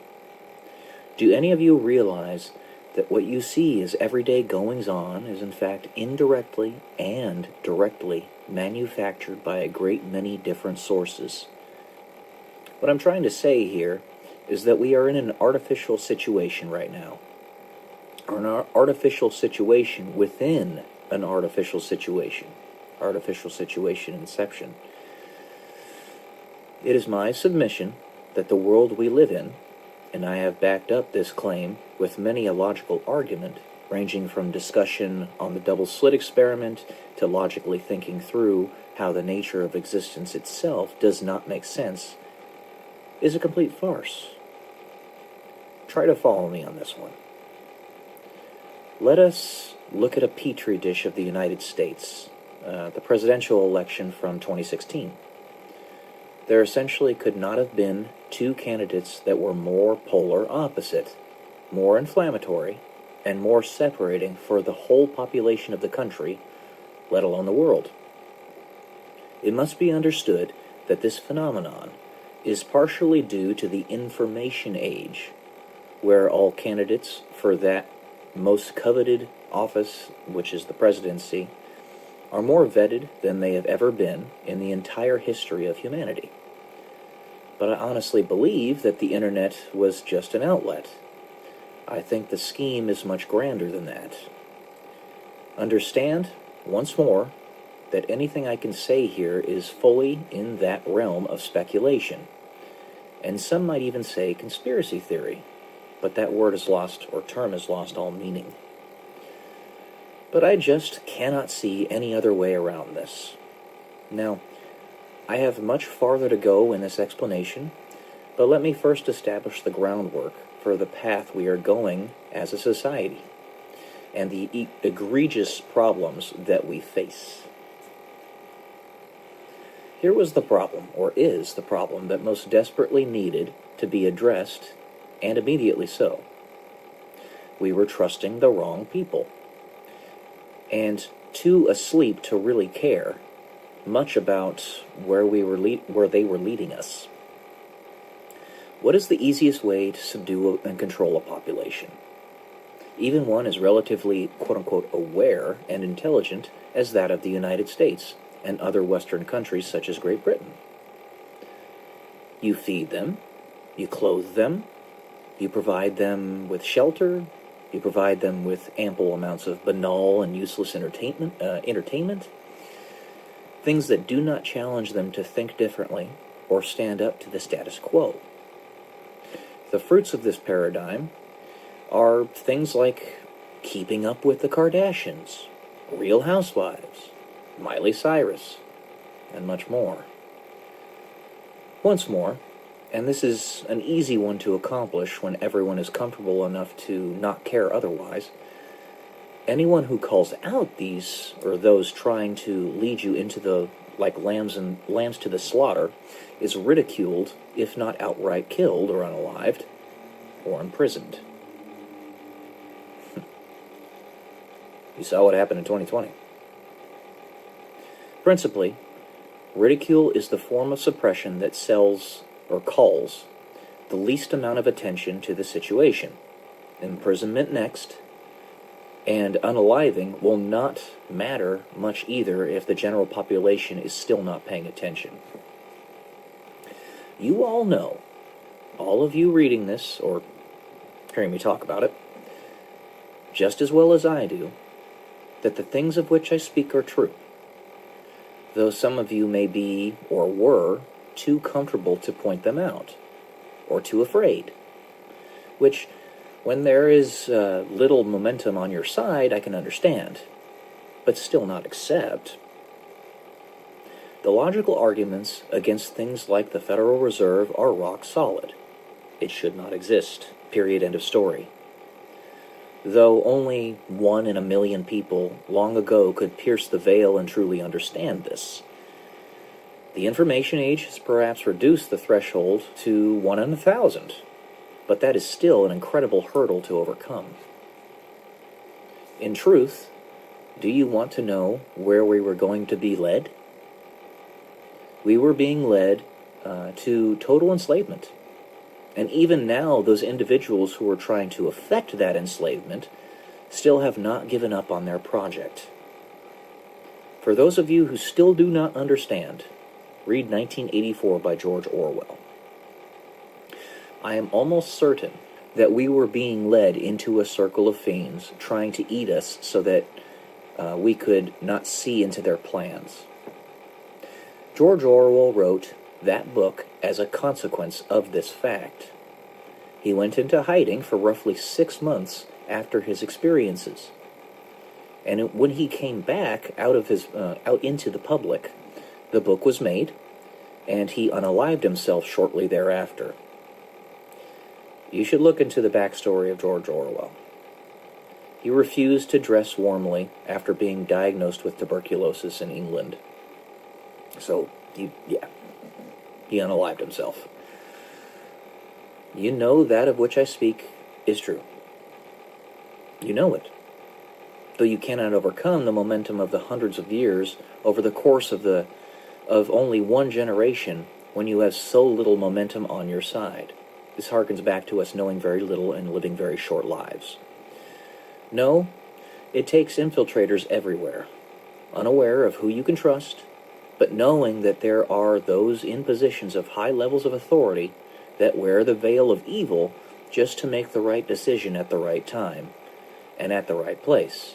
So just as the enemy can have sleeper cells so can the white hats be sleeper cells.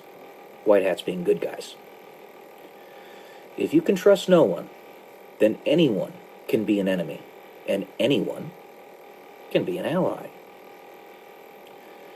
Would you bank on a 50% chance of victory or a 0.000001% chance of victory? So if you make a big old mess of things, and previously the best chance that you had of winning was 0.000001%, if nobody can tell who's good or who's bad, your chance of winning goes up to 50%, or approaches that. Pretty good.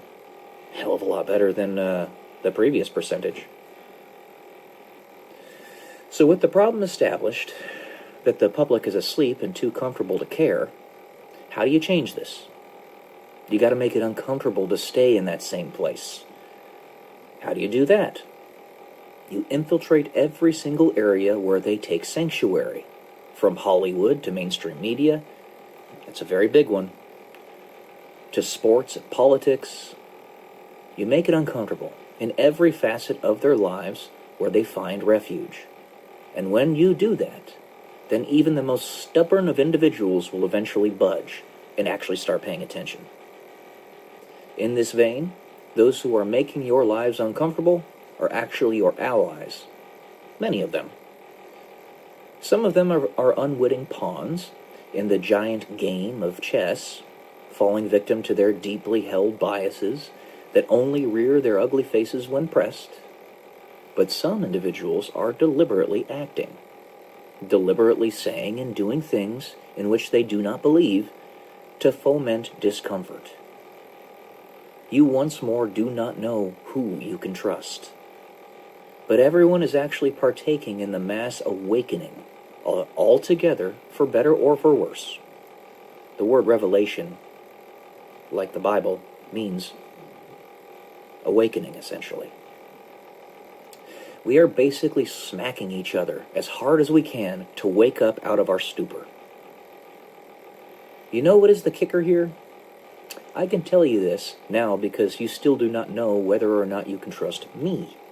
My name is Peyton, like Satan. Well, either way, I'm not your enemy. Only those who have a personal relationship with me, understand my history, and have their own personally accepted proof of my intent are willing and able to do so. The rest may think that I am simply speaking nonsense. But I would take a 50% chance any day over an essentially non-existent possibility of victory. Now, I'm a nobody. I'm just a simple 35-year-old man with some crazy theories and perhaps an above-average intelligence. In being a nobody, you are free from the restraints of the institutions of our world, so you don't have to worry about an authority figure telling you what is true or not. How would you know that the path you were on, and could still fall back into if we are not careful and vigilant, was going to lead to enslavement and eventually an all-out apocalypse? Well, you need to be able to discern the consequences of your actions with perfect fidelity to be able to say with any degree of certainty that your path will lead to nowhere or worse. We have many tools with high levels of predictive power. Mathematics and physics are very useful for predicting where particular planets will be at particular times in their respective orbits around their host stars, for instance. We have economic models that can predict with reasonable accuracy what the markets will do given particular stimuli or given particular timelines and situations, a la tariffs causing the stock market to be shaky. Imagine that you crack the code and eventually figure out how to build a porthole into your own future. You would have a looking glass through which you could see where you have been and where you are going. You see that there are an infinite number of paths, all leading to an infinite number of conclusions. And in that vision, you realize that you truly do have free will and can change the course of history. It's called time travel. Call time travel, my friends. Now you can say I'm off my rocker. At least for now. We haven't come up with a tool yet, but perhaps soon. I will tell you this truth, and one I hope you will understand and embrace completely. Never allow yourself to be fully comfortable. Always seek the next great challenge to your willpower, to your creativity, to your ingenuity, to your physical strength, to your soul. Whether anything that I have said above is true, within this essay is true or not, just assume that it is. Suspend disbelief. And you will understand why it is so important to run as fast as you can to escape the abyss of complacency. Just imagine that the worst nightmares of conspiracy theorists, quote-unquote, pale in comparison to how bad it actually is. We are not only to be enslaved, but harvested as if a human farm. Think about that. Additionally, the giant hypothetical mess that I explained earlier also highlights the importance of the personal relationship and living a life where your convictions to your principles are so rock solid that you become a bellwether, a la the name of this essay, by which others can measure the importance of particular actions. You are the standard. This is how you build trust in an external sense. You first trust yourself, which then leads you to be able to live a life of conviction and walk in your path no matter where it takes you. And this builds a history that is hard as diamond, a history that others can come to count on. Whether or not they agree with your path, they can be sure that you are going to take actions to allow for that path to be fulfilled. In the human experience, this is our mission, and this scheme is the ulterior motive to get to that conclusion. The matrix